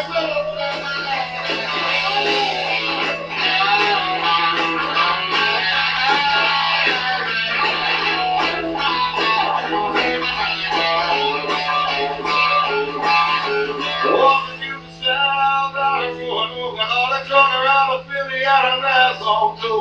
But either headed west from the Cumberland Gap to Johnson City, Tennessee, I gotta get a move on me for the sun. I hear my baby calling about it, and I know that she's the only one. And if I die in Raleigh, at least I will die free. So rock me, mama, like a wagon wheel. Rock me, mama, any way you feel. Hey, mama, rock me. Hey, rock me, mama, like a wind in the rain. Rock me, mama, like a southbound train. Hey. Well, some days you carry my hand away. The heart can be filled in Today, I am sitting in Greg Gutfeld's chair, very roomy, and that's because he's out in Iowa. We're going to bring him in now to give us some behind the scenes of what's happening there. So Gutfeld, are they giving you a hard time out there, or are they treating you like royalty? What's the lay of the land? Iowa is a lovely, lovely place. I couldn't be happier. The food is fantastic. The people are great. I just avoid Sean Hannity whenever I see him. I know you have a lot of dietary restrictions. You're sure the food is up to your satisfaction? I just had a burger without a bun, but with some onion rings, and it was delicious. Okay, good. So have you almost as delicious. Go ahead. Have you talked to any normal people out there, or you just holed up in the hotel by yourself the whole day? Have you gone out in the crowds? Yes, I'm a man of the people, and of course the big conversation out here is Trump, Trump, Trump. But to me, I don't think it's about Donald Trump at all. I don't even think it's about the debate. I'm with Juan Williams on this 100%. This is about a threat made against someone in the media. Corey Lewandowski made a threat, basically saying that, hey, Megyn Kelly, you don't want to see what happens to you again, what happened after that debate. I mean, this is no longer a campaign. It's a Sopranos in khakis. I mean, this is nuts. It's like saying, hey, Megyn, you got a nice gig going. It would be a real shame if something were to happen to you. And this is grotesque to me. And it's not about Fox News. It's about ABC, NBC, CBS, CNN. What if their anchor was faced with a threat because they didn't kiss the ring of a petulant king? This is a big problem. Because once you start bowing to someone because you don't please them, because you're scared, then you lose. You're no longer a journalist. And if you don't think this is a big deal, that she was threatened, if you don't think this is a big deal, you do not belong in this profession. Go do infomercials selling flow bees, because that's where you belong. I could see that. I definitely think Megan's a big girl. She could definitely take care of herself.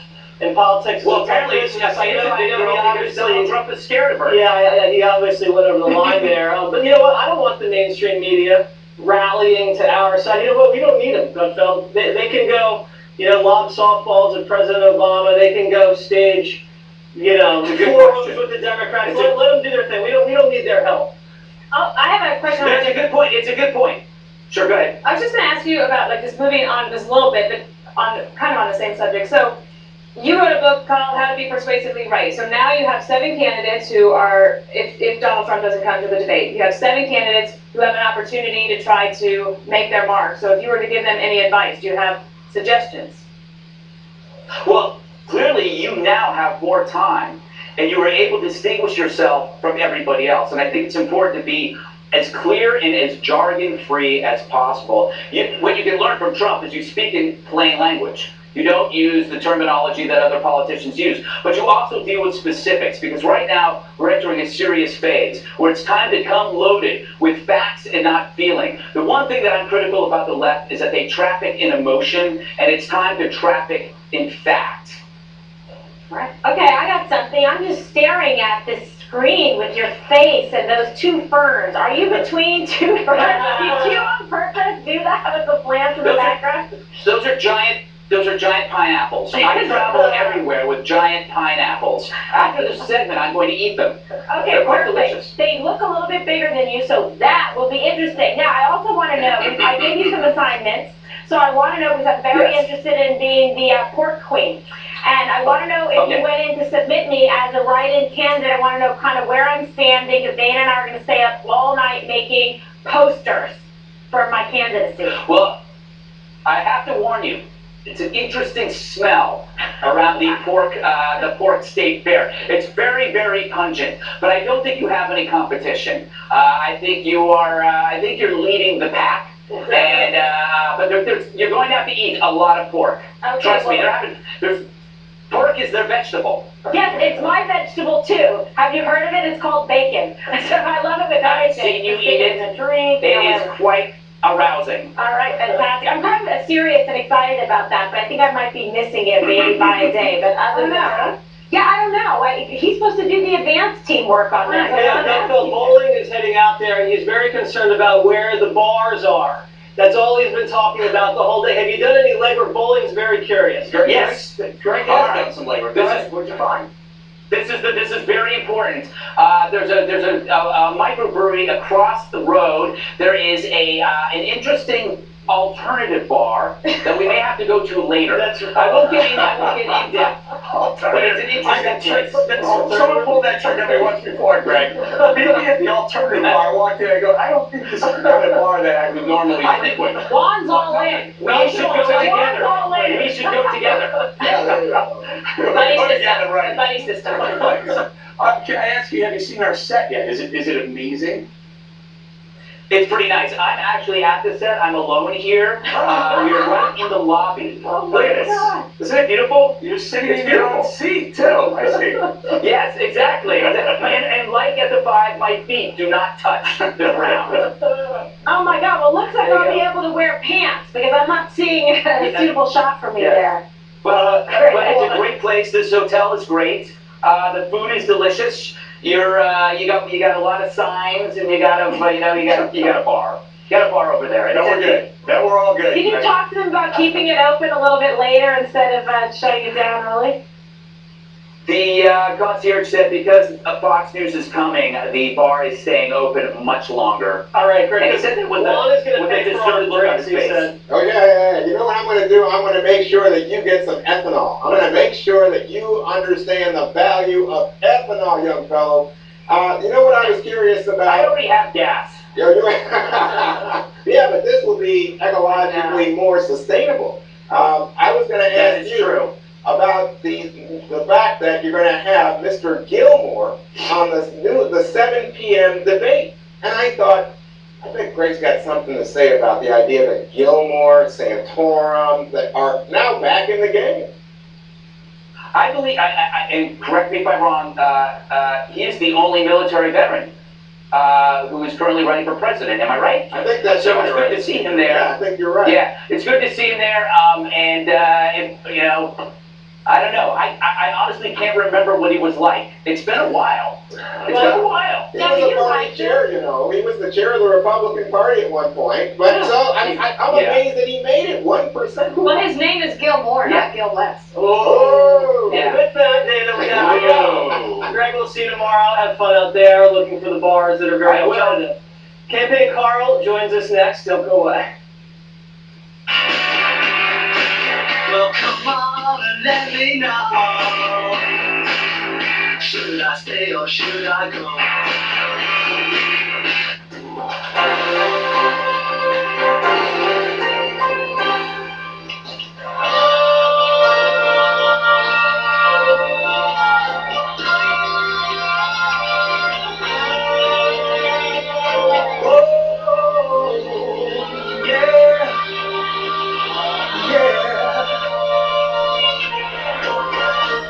Christ the King, yeah, my everything.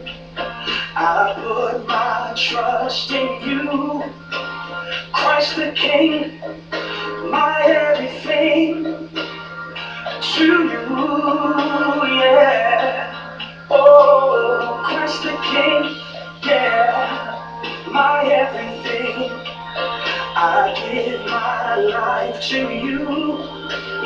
Christ the King, my everything. To you, yeah. Oh, Christ the King, yeah, my everything. Put my trust in you. Christ the King, oh, everything to you. Oh, Christ the King, yeah, my everything. Give my life to you. Christ the King, oh yes, everything to you. Oh, yeah, my life, my all, I give it all, everything, everything to you. Yeah, yeah. Would you help me say my life, my all, Jesus, I give it all, everything, everything to you.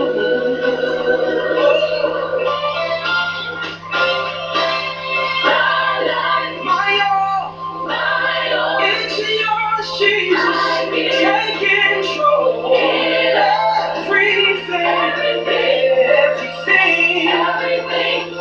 Everything to you.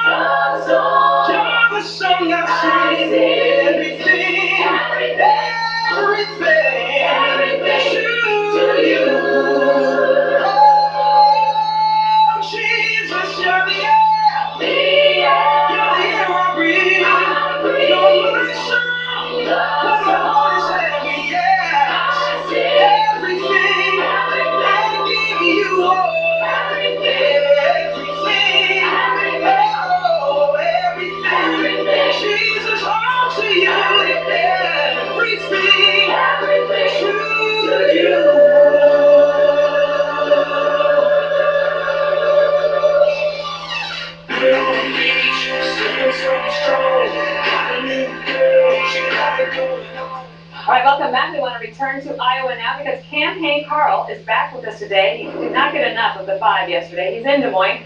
And Campaign Carl, one of the things that we've been talking about this month is that a lot of people in Iowa, a significant number, actually wait until after the last debate, which is taking place tomorrow night, before they make their final decision. How are the number of undecideds playing out there? Big. While actually the polls say that there aren't a lot of undecideds, but what they do say is that between 30 and 40% of Republicans going to the caucuses come Monday are likely to change their minds sometime between then and now. And Rick Santorum, who was the 2012 winner, has been sort of testifying to that ever since 2012 when he pulled off a late come-from-behind win against Mitt Romney and found out in the exit polls that 50% of his vote came in on the last weekend. Kimberly. All right, so what about the enthusiasm level there? Are you seeing that more people are getting excited about it? And what's kind of the thoughts on the ground about people making up their minds last minute or wavering or narrowing it down to 2 candidates? Well, when you come to candidate events, there's a lot of enthusiasm. When you walk out into the street in Iowa, it's cold, and a very, very small sliver of the population actually takes part in the caucuses. There's over 3 million people in Iowa, and the sum total between Democrats and Republicans will be right around 500,000. So about 1/6 of the population actually participates in all of this. And frankly, you've heard it before, it's a cliche, but it's a big, long, cold Monday night, and it's a heck of an effort. So the people who are coming here have been organized. They've been getting phone calls and emails and direct mail and knocks on the door. And they're not just going to vote, they're actually supporters. When you commit to the caucuses, it means you're going to dial the phones, and they've got some Rubio supporters in the back there with their cell phones and lists calling while they wait for the candidate here. All right, Eric. So, Carl, you just mentioned 500,000 total caucus goers. If I'm not mistaken, there are less than 200,000 on the Republican side. And the reason why that's so relevant is, you know, Iowa is so important. It kicks off the campaign, kicks off the voting, it leads into New Hampshire and then on to South Carolina. You're talking 40 or 50,000 people can literally dictate the direction of the GOP race for the next few months.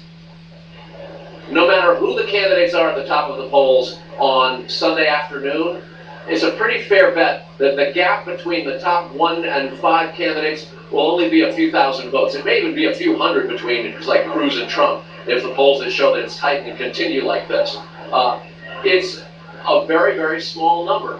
By contrast, the Nevada caucuses have only about 7% turnout, and it's because it's just Republicans and just Democrats. No independents can participate here, and it takes an awful lot of work.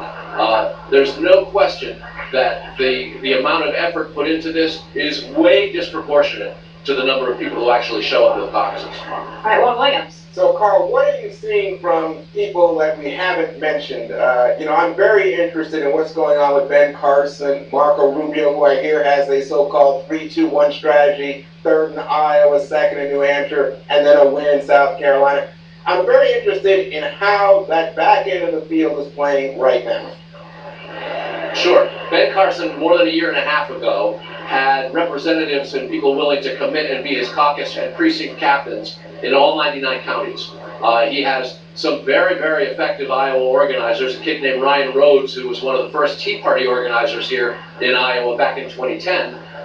And in talking with the Carson campaign, he was leading in the polls about 3 months ago in Iowa, and then Donald Trump attacked him and said his personal history and his faith and some of the violence that he got over when he found Christ was all a made-up story, and Carson's numbers took a dive. But in talking to his organizers, they say they've got about 40,000 committed caucus goers, and as someone said earlier, that's a big number. You could win with that.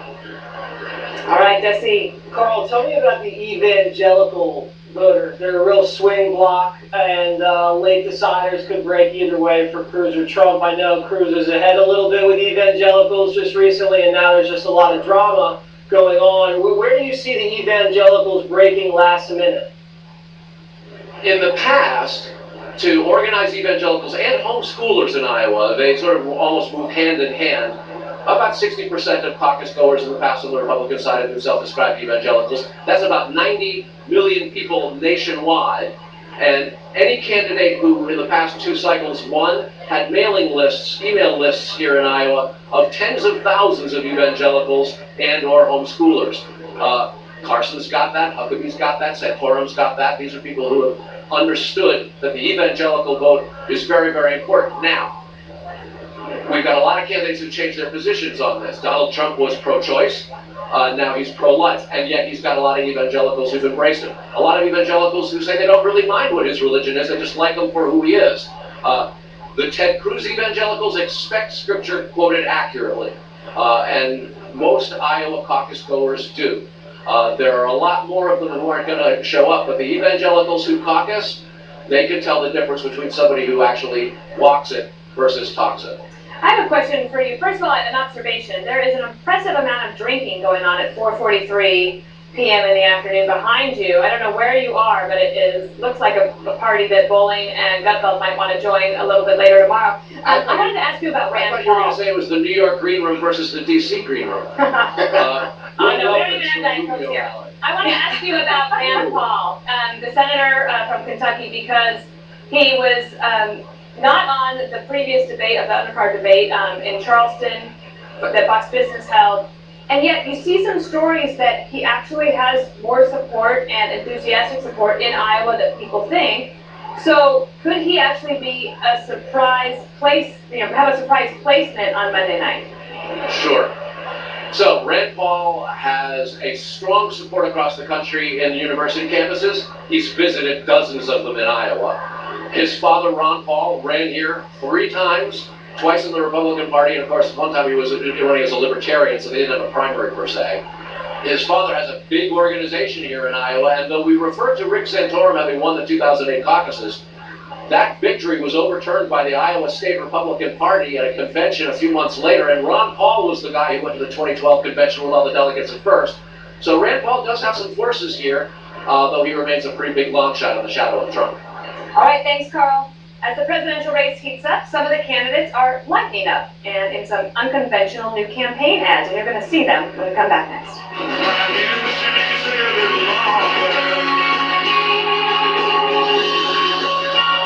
Tonight, Sean's in Iowa, breaking down the all-important caucuses. How will the Hawkeye State shape the GOP race? Ted Cruz and Jeb Bush react on Hannity.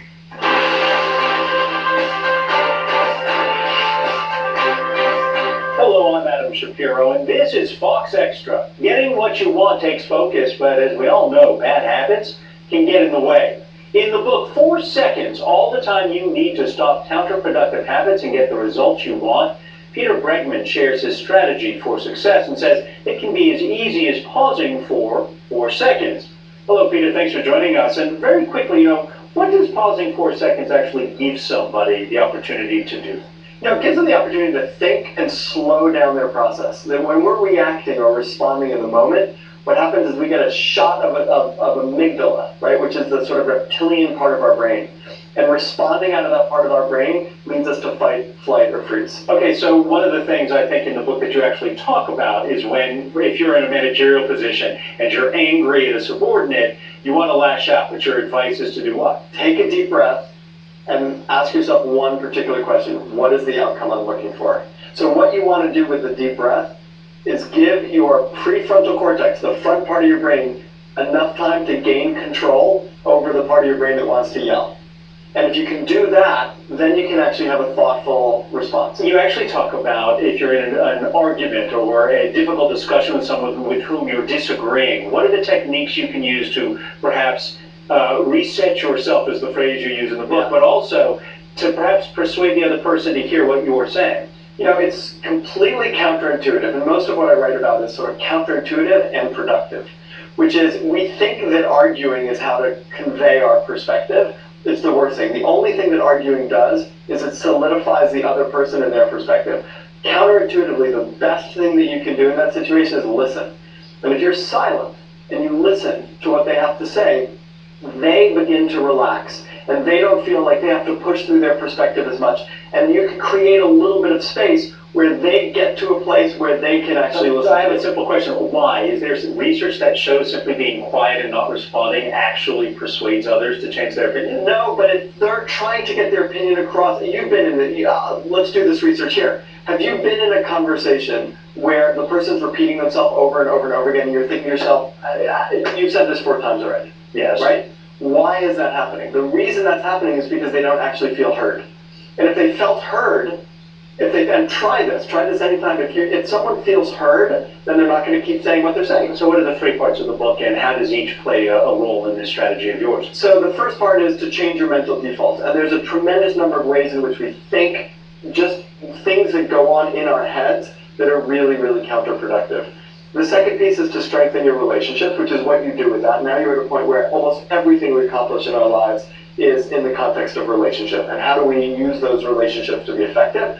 And the third piece is about work and how we translate all of this into the work life. Most of my work is with CEOs and their leadership teams, and this is applying what I've learned in sort of the C-suite to the broader population. And it's 4 seconds. In 4 seconds. Thank you for joining us, and thank you, Peter, for coming by. For more on 4 seconds, visit peterbregman.com, and thank you for watching Fox Extra. I'm Adam Shapiro.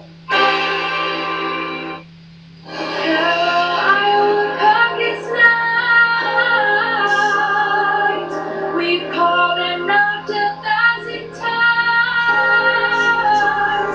Stay disconnection. It's all gone insane. It's hardest time to board the train today. Oh my, another candidate has turned to Adele to help boost his presidential bid. This time, as you just saw, Mike Huckabee put out a parody of the singer's mega hit Hello. He calls his version Hello Huck. We're seeing a lot of the candidates putting out videos to perhaps appeal to younger voters. Marco Rubio, for example, has a new one that makes fun of his infamous football fumble when he accidentally threw a ball and hit a child in the face last year.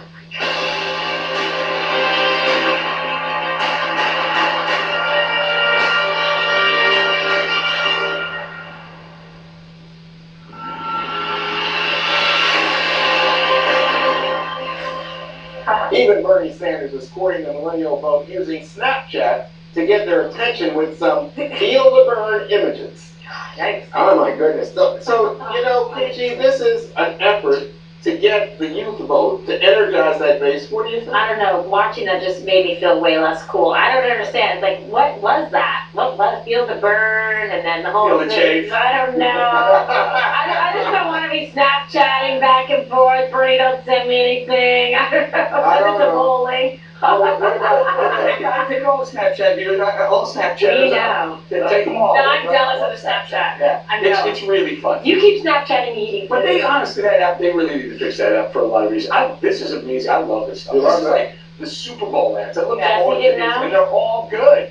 Marco Rubio's ad is hilarious. It's funny. Huckabee's ad, you know, she was a little pitchy. You know, she clearly wasn't Adele singing the song, but That wasn't Adele? no, that wasn't That wasn't Adele? I love these commercials. Jesse didn't know also what Snapchat was. But Dana, so Why you gotta you know, blow me up like that? there are other candidates that are doing the same thing. Jeb Bush has this thing where he's playing DJ Khaled. Oh my God. He won.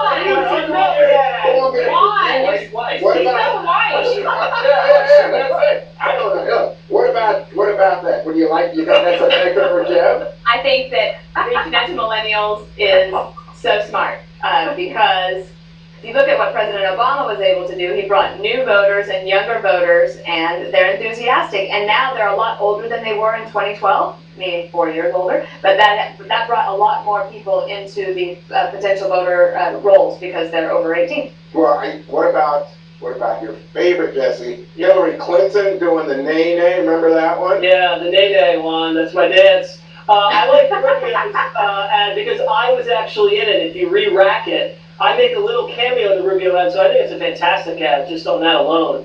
And so anything that you want to so Rubio, who wants to use my image? I'm sitting in your seat. You could have been in the air. You picked up one day that I picked no days. I It picked takes one day one day off. So Jesse Can't sleep. All right. My favorite's Rubio's boot thing. That boot thing. One more thing up next. I'm taking it.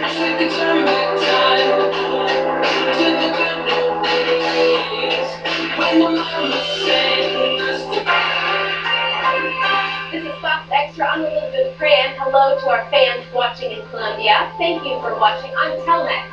For more Fox and clips from our shows, check us out online at foxnews.com.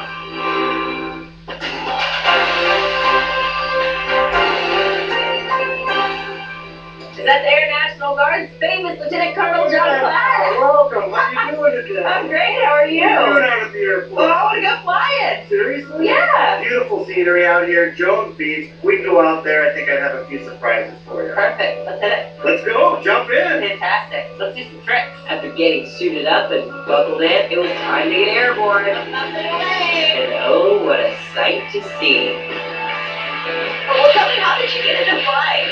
You know, my dad took me to air shows as a little boy. My mom and dad were really supportive of my flying, and I wanted to fly airplanes since I was about 13 years old. And what was it that inspired you to serve our great nation? You know what? Initially, I was drawn to the military for flying, and then I realized how rewarding it was to be part of a team and part of the overall effort to serve my country. As I grew older, it became about service. Before becoming a top performer on the air show circuit, John served 3 tours in Iraq, flying F-16 fighter jets on numerous combat and support missions.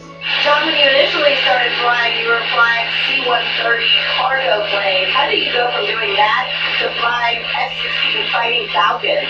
Well, you know what? Flying C-130s was amazing. I got to see the world. But I was a Top Gun kid, you know. I saw Tom Cruise and the F-14 Tomcats. Hey, John? Yep. Can I be Goose and you be Maverick, or do you want it to be the other way around?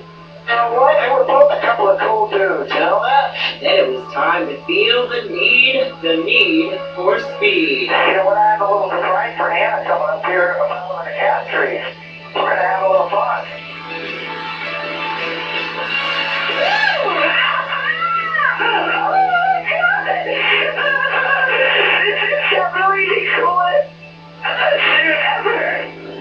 So, Ariana? Oh, I'm feeling a little woozy. But I'm okay again. This is me, baby. I'm flying right now. John, what is your favorite trick to do for the air show? I hear you get the best crowd reactions of any pilot. You know what, Anna? I like doing all kinds of tricks, but I like to roll real fast. You want to check that out? Sure, let's roll.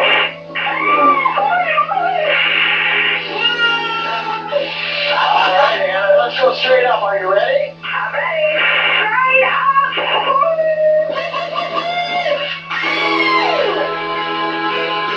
All right, our crowd loves it. You do good? Yeah, I'm alright. I feel like I'm defying gravity right now. You ready to go upside down?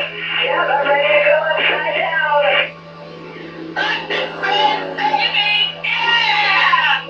You never know where a road trip will take you next. Lieutenant Colonel John Platt for the Air National Guard. Thank you so much.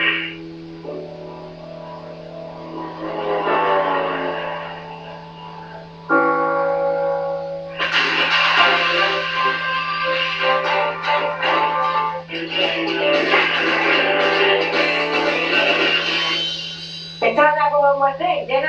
All right, do you want to join my book club? Sure. Okay, a recommendation. It is called The Industries of the Future. It is by Alec Ross, who is a technologist. This book is really good. I had a sneak peek at it. It comes out February 2nd. It's basically answering the questions that a lot of us have, especially parents, about how are you going to prepare your children for the future? It's coming, especially robotics. One of the things Alec tweeted today in response to a Q&A that I have up on foxnews.com was that it's not the strongest who survive or the most intelligent, but those who are most adaptable to change. And I recommend this book for everybody if you own a business, if you're in government and policy planning, but especially if you're a parent. And this finally, from the Drudge Report today, I saw this picture.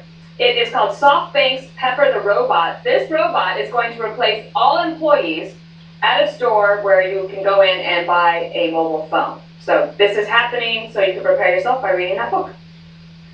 All right, who's in on that book club? Come on, Kate. Okay. I'm in. Bring good snacks. All right, so how long did it take for someone to recognize Martin O'Malley? This is so funny, Jimmy Kimmel. Take a watch. Excuse me, who is this? I don't know. Who is this? I'm not for sure. Okay, hi, who is this? Al Gore. Yes. Who is this? I have no idea. What's his name? Gary Coleman. Nope. Must have been tinted glasses. All right, Juan. Well, some people come in and out of your life and you don't know what you got till they're gone. Connie Picciotto, as I knew her, Conchita, was always in Lafayette Park demonstrating for peace or against nuclear proliferation. Her protest vigil is considered the longest in U.S. history since 1981. She was a fixture out there and often called the president's closest neighbor. And I even got her into some movies. She was there when I covered Reagan, George H.W., Clinton, George W., as well as Obama. There all the time. She died Monday in Washington, and you know what? You can tell the town has a heart on some levels because there was an outpouring of sympathy for Connie. Rest in peace. Very sweet. She was friends with Greta Van Susteren as well. We were in the video Monday when she had passed away. So obviously an iconic figure. 35 years. Long time. Long time, but. Okay, so tomorrow night after the big debates, make sure you log on to foxnews.com. There's going to be, after both of the debates, the earlier and the later, there's going to be an hour hosted by Melissa Francis, Kennedy, Charles Payne, Meghan McCain, and Tom Shalhoub, and produced by our wonderful The Five staff. They're going to put it together, so make sure you tune into both of those for post-debate discussion or watch TV. Oh, I thought you were going to give Porter a big compliment. Porter's in Iowa. Porter, love you, brother. TV's there. I know, Yeah. exactly. I guess 5 stars. Fantastic. Jesse! A television event takes place this Saturday night. It's not Cops. It's Water's World. The most talked about show of 2016. Even the critics love it. So tune in Saturday night. Now you guys got a lot going on. So, Water's World. Be there. After the alternative bar or before the alternative bar? After a few drinks. Can you give us one of these? All right. Here is Water's World. Where is it? Here. Okay, excited about debate. Let's get 8 for the debate. Make it happen. Fox News Channel is the best. It'll be amazing. Never miss an episode of The Five. Welcome to Des Moines, Iowa, where in just 25 hours, the Republican presidential candidates will take the stage for the final debates before the first voting in the 2016 presidential campaign. But exactly who will show up and who won't, and how that'll go over here in the Heartland is a major part of the story tonight. Coming to you live from the Iowa Event Center, site of the debates, this is Special Report.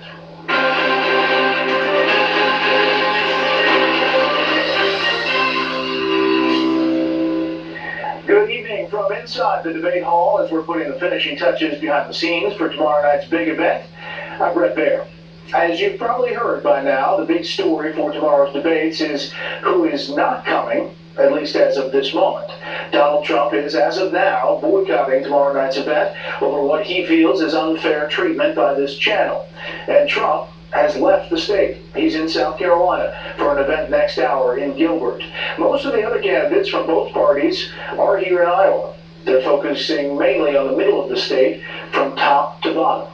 We have Fox team coverage tonight. Ed Henry as Bernie Sanders meets the president, and Hillary Clinton continues to run on his coattails. But we begin with chief political correspondent Carl Cameron in West Des Moines, and Donald Trump going from the art of the deal to what might be no deal at all. Good evening, Carl. Hi there, Brett. Well, Donald Trump's decision to withdraw from tomorrow night's debate has unleashed a torrent of criticism from his rivals.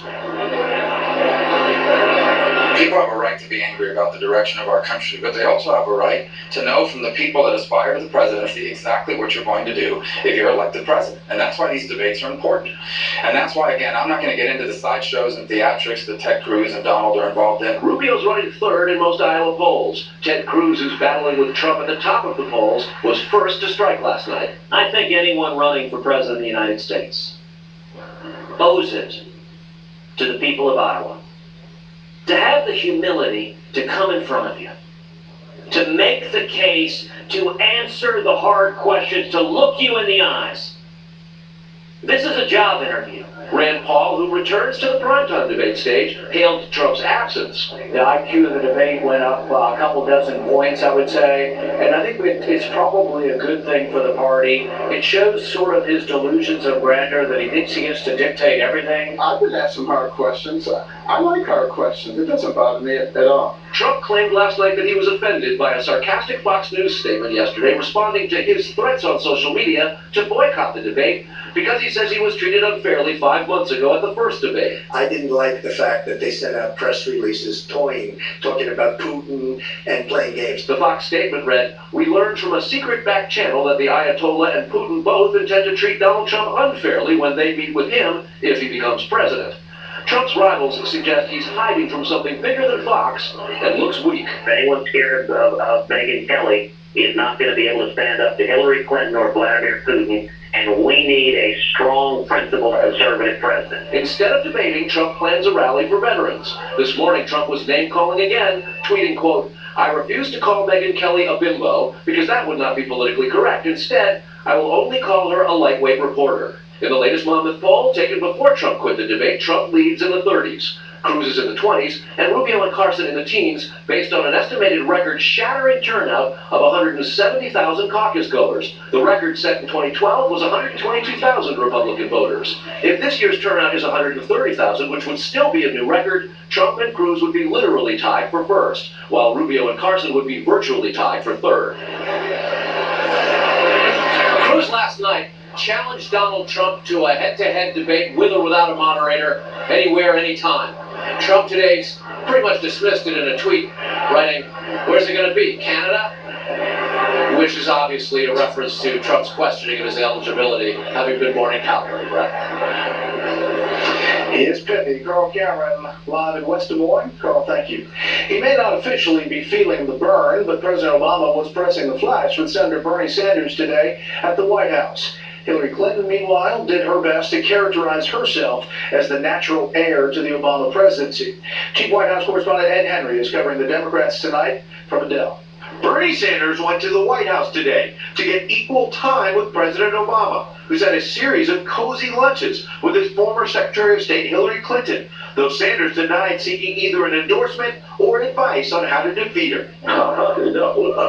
The meeting came after Mr. Obama appeared to be tilting to Clinton with gushing comments to Politico. She is a good, smart, tough person who cares deeply about this country. With a new Quinnipiac poll here in Iowa finding Sanders has now surged ahead of Clinton, 49% to 45%, they're in a desperate struggle to show who's the rightful heir to the Obama legacy. I don't think President Obama gets the credit he deserves. With little time to spare before the caucuses, Clinton went to a bowling alley today, trying to fire up her base by reminding Democrats she was in the Situation Room for the Osama bin Laden raid. I was there as that small group advising the president whether to go after bin Laden based on the intelligence we had. While Clinton's camp showed off a packed house by squeezing 275 people into the bowling alley, Sanders is already looking ahead to neighboring places like Minnesota, a Super Tuesday state on March 1st. The Democratic Socialists drew a total of over 20,000 people at 2 stops last night in Duluth and St. Paul. My God, what a turnout! These are Obama-sized crowds in part because Sanders is generating huge enthusiasm among young people. The Quinnipiac poll found that here in Iowa, among voters 18 to 44, Sanders is beating Clinton 78% to 21%. Perhaps trying to lower expectations, Sanders is brushing off questions about whether he will repeat the president's dominance in the Hawkeye state, where he generated record turnout. If there is a large voter turnout, now I'm not saying we can do what Barack Obama did in 2008, I wish we could, but I don't think we can. But if there is a large turnout, I think we win. If not, I think we're going to be struggling. As she courts the left, Clinton did yet another interview today with MSNBC and said she's anxious to add another debate next week, a reversal from the start of the campaign when she was winning and trying to keep debates to a minimum, though the DNC still has not signed off on this new debate. Brett? Ed, thank you. Americans Election Headquarters in depth tonight, the tax plans for Bernie Sanders and Hillary Clinton. Sanders supporters call his a Robin Hood tax, while Clinton is promising not to increase taxes on the middle class. Correspondent Doug McElway takes a look at both plans. Benjamin Franklin is credited with saying nothing is certain, quote, except death and taxes. Bernie Sanders might agree and then some. His plan would raise over $19 trillion in higher taxes over 10 years for middle and high wage earners, according to a Fox News analysis. He claims higher taxes would be offset by better government services. It's almost 20 times the tax hikes that Hillary Clinton proposes, but it has not dulled his rise. In the last 30 years, there's been a massive redistribution of wealth in this country. It's gone from working families, trillions of dollars, to the top 1/10 of 1%. Critics say Sanders has tapped into a tried and true formula that has worked in times of economic hardship, looking for a scapegoat. To the wealthiest people in this country who sometimes have an effective tax rate lower than truck drivers or nurses, yeah, you are going to start paying your fair share of taxes. A message that rings true for many young Democrats burdened with college debt, poor job prospects, and who are heavily represented in the public sector. He talks about raising taxes. His enthusiasts are not hearing that they'll be paying higher taxes. They think they're going to be getting more money. Hillary Clinton has steered clear of a tax increase on the middle class while partially tapping into Sanders' class warfare rhetoric. I'm going to do everything I can to make sure that the wealthy pay for debt-free tuition, for child care, for paid family leave. I think the tax proposals Hillary's proposing are closer to what the Obama administration has proposed. Among Clinton's proposals, a new college compact to limit college costs paid for by cutting tax breaks for the wealthy, and an expansion of Obamacare with lower co-pays and out-of-pocket expenses paid for with a variety of new taxes on the wealthy. Sanders proposes ending Obamacare and replacing it with a single-payer system. Among the taxes to pay for that, a $6.3 trillion business health care premium tax and a $3.1 trillion tax on employer health insurance.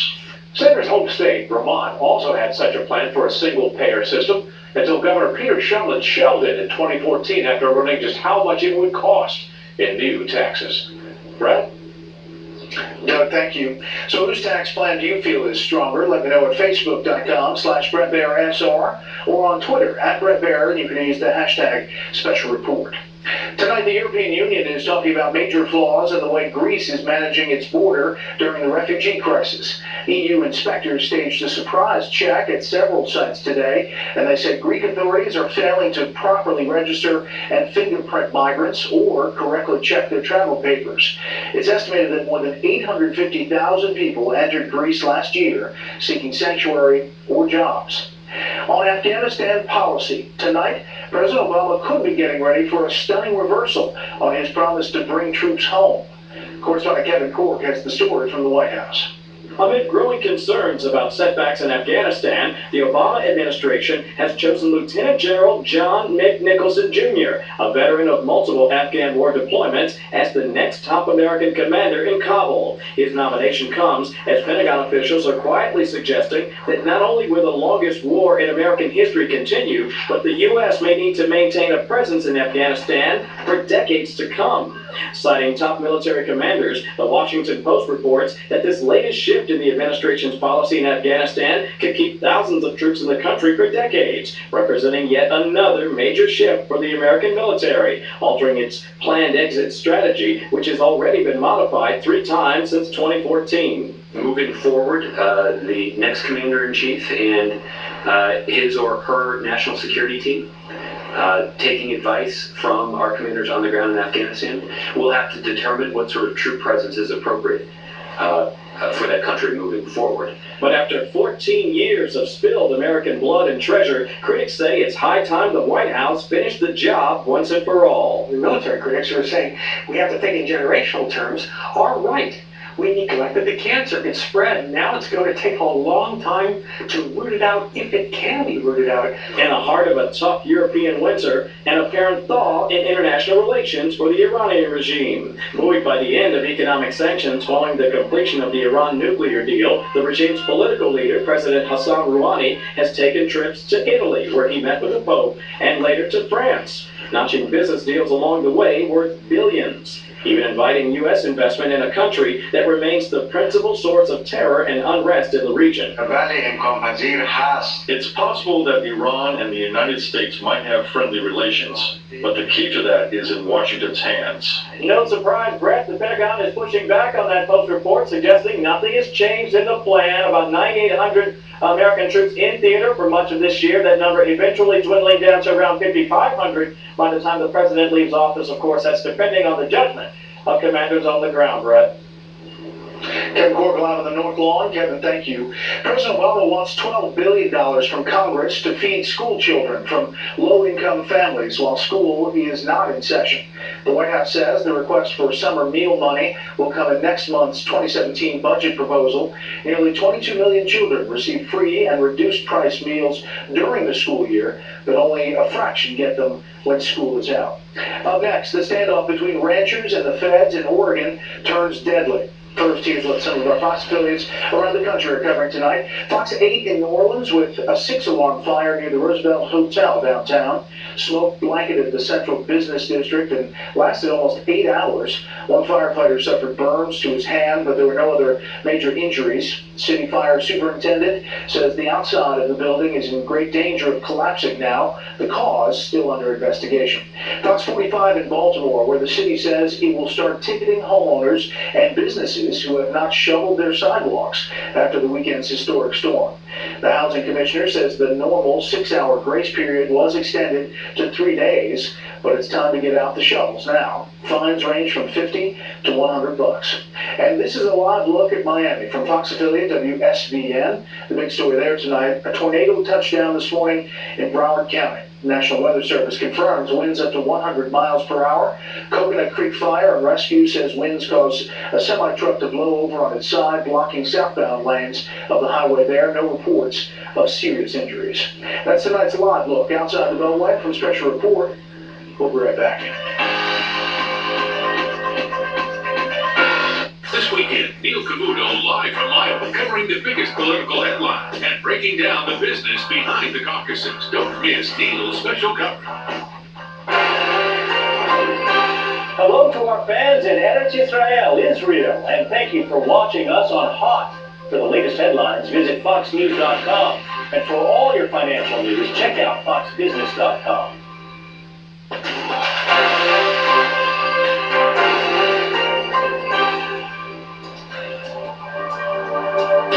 I had no home to go to. I gave up on myself. How do I serve my country and I come home and I can't have any help at all? We hear this from our vets all the time, but for Jack Downing of Soldier On, it's unacceptable. If you listen to what veterans really say when they put on the uniform of the American military, I will die for you. When somebody says that to us, okay, it's such a sacred and powerful statement about maintaining our freedom. And then we say, no matter what happens to you out there, we're going to be here for you when you come back. And we build structures and systems that don't work. His solution? Make it easier for our heroes to soldier on. Now his organization is the largest provider of support services to veterans in the U.S., reaching more than 3,500 homeless and at-risk veterans. And alongside counseling and medical assistance, Soldier On offers a real home. We're the only agency that's ever built ownership units for homeless veterans to own, live, and manage for the rest of their lives. There's a huge number of needy veterans, and if we want to end homelessness among veterans, if you own where you live, you're not going to be homeless.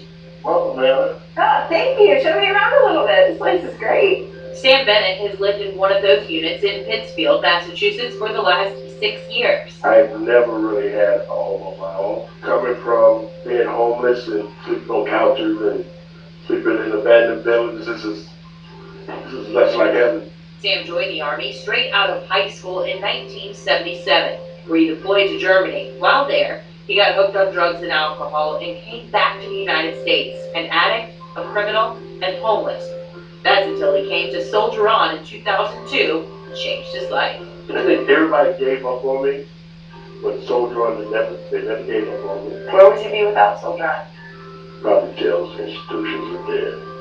That's where I was headed. The organization helped Sam buy a home and earn an education, and with those resources, he's now extending a hand to help other veterans in need. It's about giving back to others. Now that I'm a licensed alcoholic drug counselor, I can give back to give to me. Thanks to Soldier On. Thanks to Soldier On. And it's giving that sense of purpose back to these veterans that ultimately helps them get back on their feet. which is why 60% of Soldier On's employees are formerly homeless vets. I now work for Soldier On, taking care of the grounds here in Pittsfield. What the future holds is up to me, but I have a place where I can set that up for success. I want every veteran to be able to own where they live and have the services they need delivered to them where they live for the rest of their lives.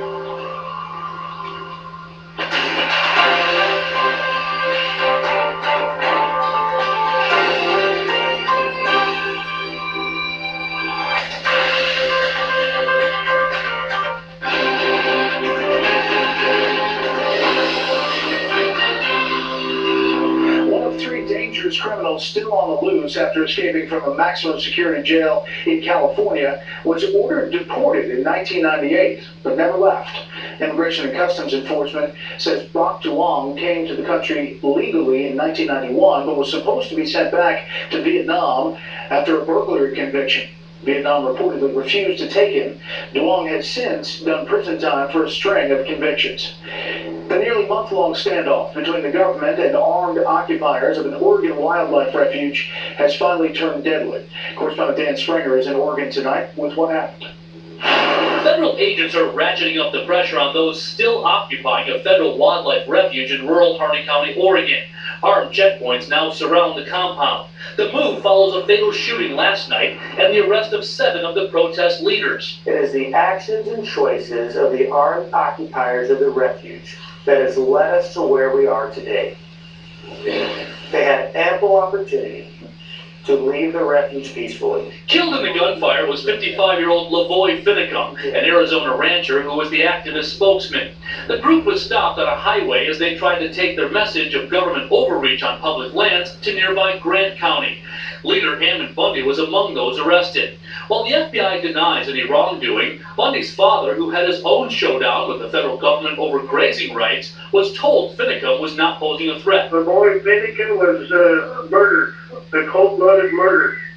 They shot him with his hands up and just literally murdered him. The armed protest began as an effort to keep 2 local ranchers out of prison for setting fires on public land. But that failed and shifted to an indictment of all federal ownership of lands in the West. The local sheriff is begging the remaining occupiers to leave to avoid more bloodshed. This has been tearing our community apart. We don't arm up and rebel.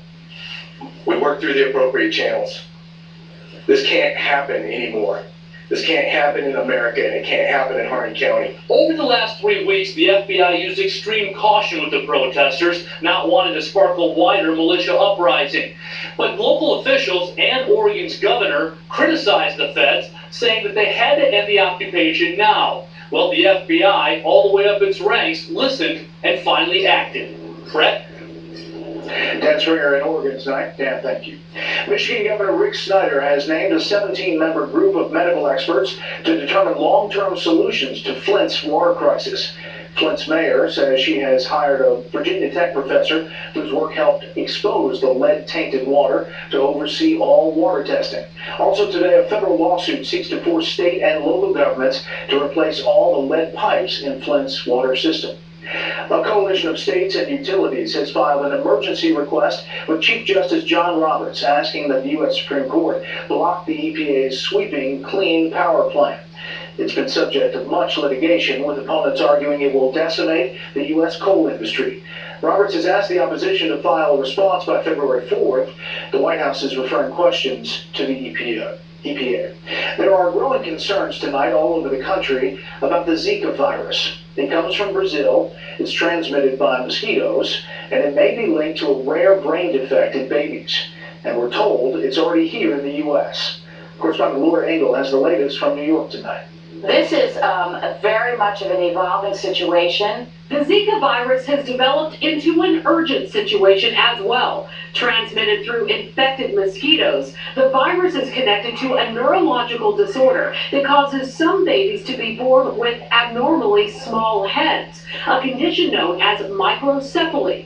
OBGYNs say if a mother-to-be is bitten later in pregnancy by a Zika-infected mosquito, the baby has better odds of not being affected. If she gets infected at 20 weeks or at 18 weeks, which is a very pivotal time for the brain to evolve, then that's where you may see the microcephaly. As large numbers of cases continue to be reported in the Americas, over a dozen confirmed cases in 8 states have been reported here in the United States, a number that health officials say is expected to rise. Though those testing positive in the U.S. are people who travel to the infected areas. Reps with the CDC say for now they don't plan on issuing a quarantine to those in the U.S., even though the virus can be transmitted if a local mosquito bites someone with Zika, then spreads it to the next person. For now, officials with the CDC say they'll focus on other means of prevention. This idea of endemic transmission in the United States is certainly within the realm of possibility. There is no vaccine or medicine to treat Zika. The CDC has issued a Zika travel alert for over 20 countries where the outbreaks are occurring and recommend pregnant women do not travel to these places. Some airlines are accommodating refunds to those with travel plans. President Obama is calling on researchers to step up efforts to fight and prevent the virus from spreading here in the U.S., though a vaccine could be years away. In New York, Laura Engel, Fox News. The Federal Reserve is now raising interest rates. Last month, the Fed raised its key overnight lending rate for the first time in nearly a decade. But global economic jitters sent markets back down today. The Dow lost 223. The S&P 500 was off 21. The Nasdaq fell almost 100. Just what do Iowans think of Donald Trump's plan to duck out of the debate tomorrow night? We'll hear from some of them when we come back.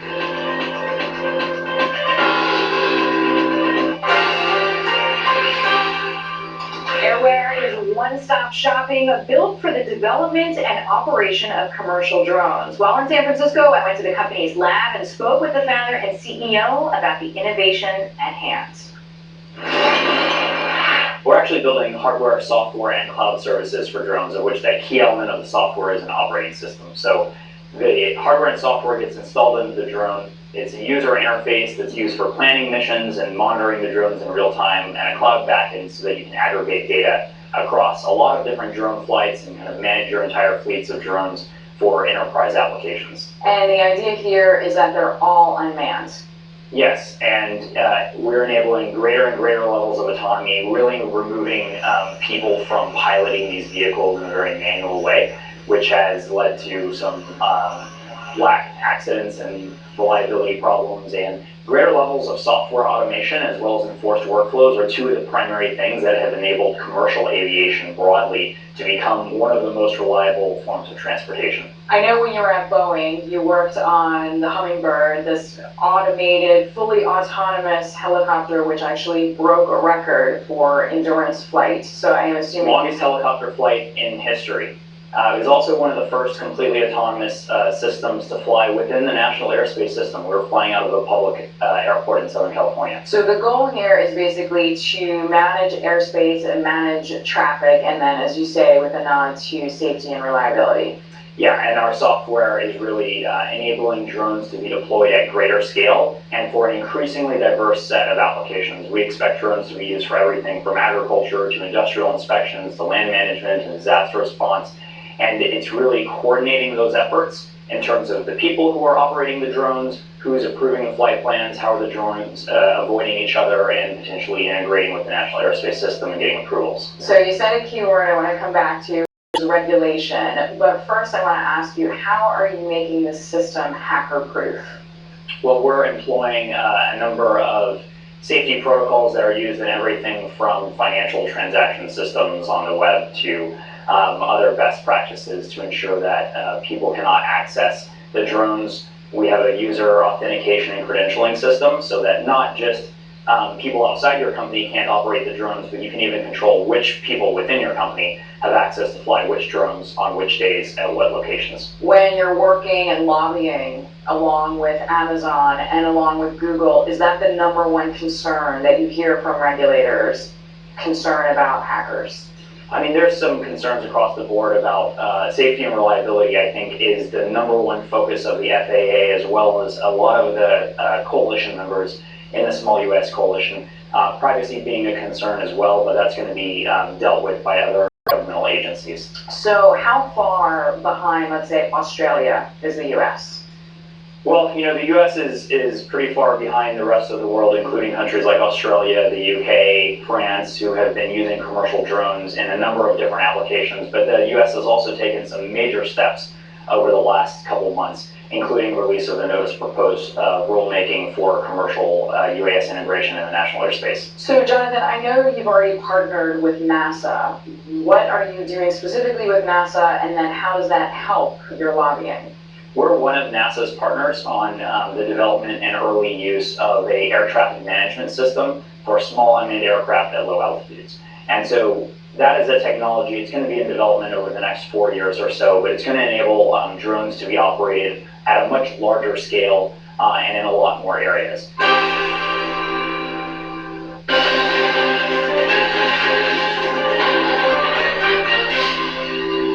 Authorities in Wisconsin say a Milwaukee man planned to carry out a massacre at a Masonic temple in order to defend Islam.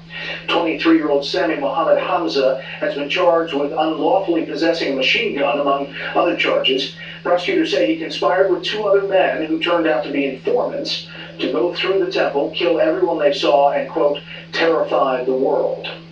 The wife of the Northern Illinois police officer who killed himself after embezzling funds from a youth program has been indicted. Melody Glinowitz is charged with money laundering and disbursing charitable funds without authority. Authorities say Lieutenant Joseph Glinowitz staged his suicide to look like a homicide, sparking an intense manhunt involving hundreds of officers last September. As we told you at the top of the program, Donald Trump says he will not show up tomorrow night here in Des Moines for the final Republican debate before the caucuses Monday.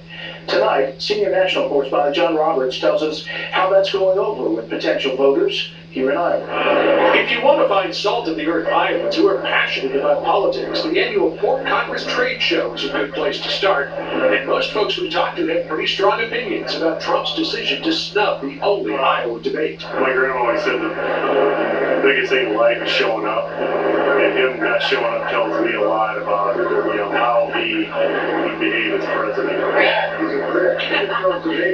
have a lot of times in my life. And Jordan Reed is a strong woman in every sense. Expects her candidates to be that way too. I think it's really lame. I think it's a low blow, and that he's avoiding the debate because of Megyn Kelly, which I think is just childish and immature. Hardcore Trump supporters say the pullout won't change their minds. Even some casual political observers say it's no big deal. I think it's okay for him to not be there. I think he'll voice his opinion somewhere else. But out of the campaign trail, caucus goers who are still trying to nail down their final choices think it will hurt the front runner. I'm not thrilled about his failure to show up. It'll definitely cost him some support somewhere along the way. I don't see a good leader who just wants to throw a tantrum every time, he has to face a hostile question. If you could send him a message today while he still has a chance to change his mind, what would you say? I would tell him he needs to show up and show us that he's always going to be there for us. Here's the potential big problem for Donald Trump. One voter I talked to who didn't want to go on camera told me he had been torn between Trump and Cruz. But after Trump pulled the plug, he's now all in for Cruz. How many times will that be repeated across the Hawkeye state? Brett? John, thanks. We're counting down the hours to tomorrow night's debates. We will set the scene with a panel here in Iowa and one in Washington when we come back.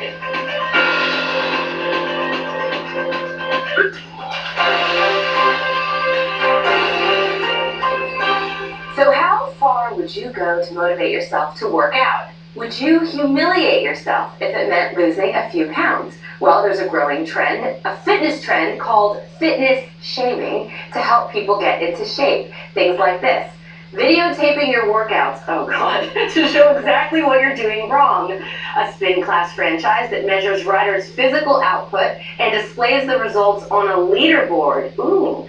And a workout studio that gives fat sonograms to measure your pockets of blubber. Ooh, sign me up for the last one. God, that sounds magical. I hate this idea, Andy, and I'll tell you why.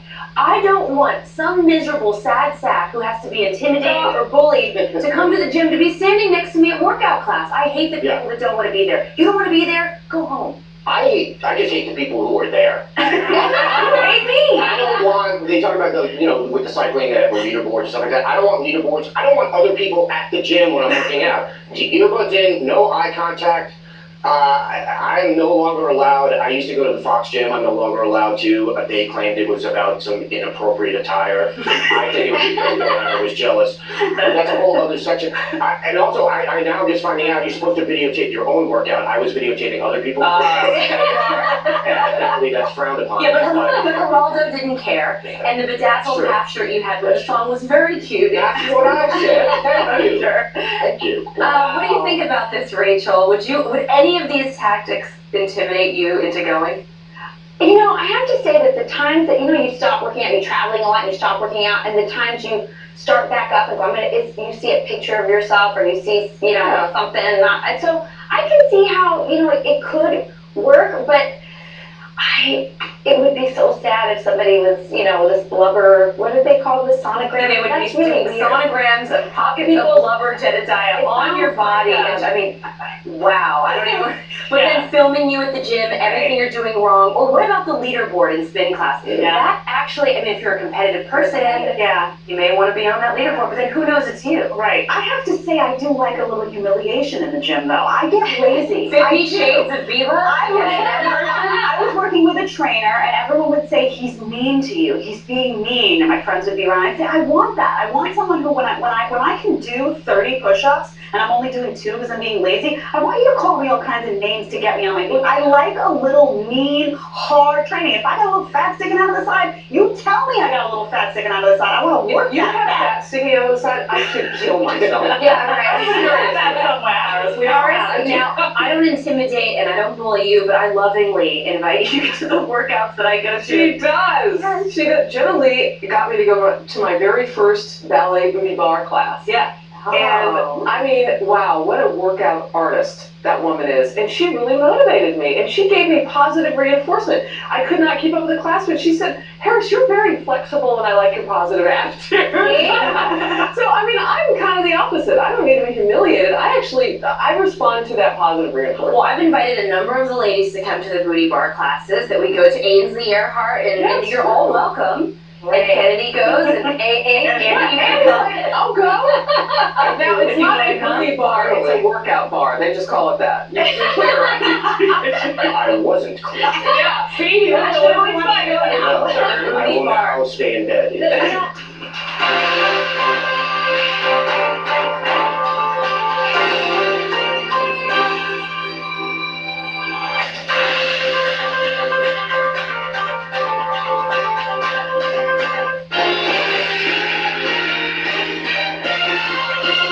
We've had 6 debates so far. Every online poll said I won every one of the debates, especially the last one, by the way, with the New York values, which was horrible what Ted Cruz said. But you know what? The Democrats are all finished with their debates. They've had 6.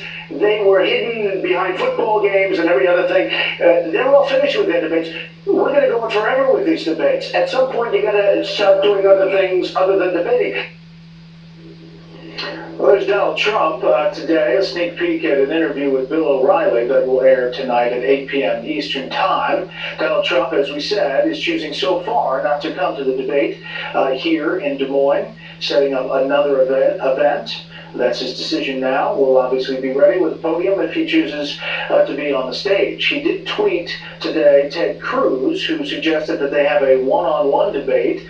Trump tweeting this, saying, even though I beat him in the first 6 debates, especially the last one, Ted Cruz wants to debate me again. Can we do it in Canada?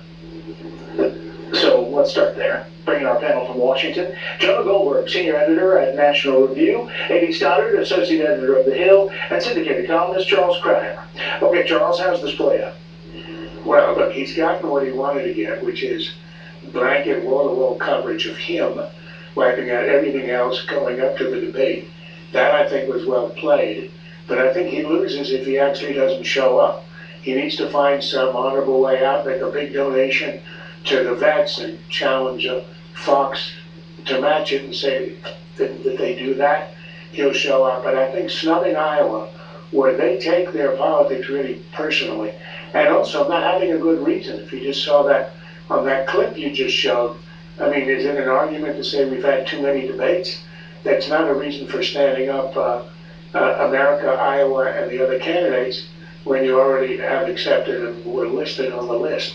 So I think if this is a competition between his narcissism and his canniness. And I think I would guess that his narcissism, meaning staying out, is going to win over.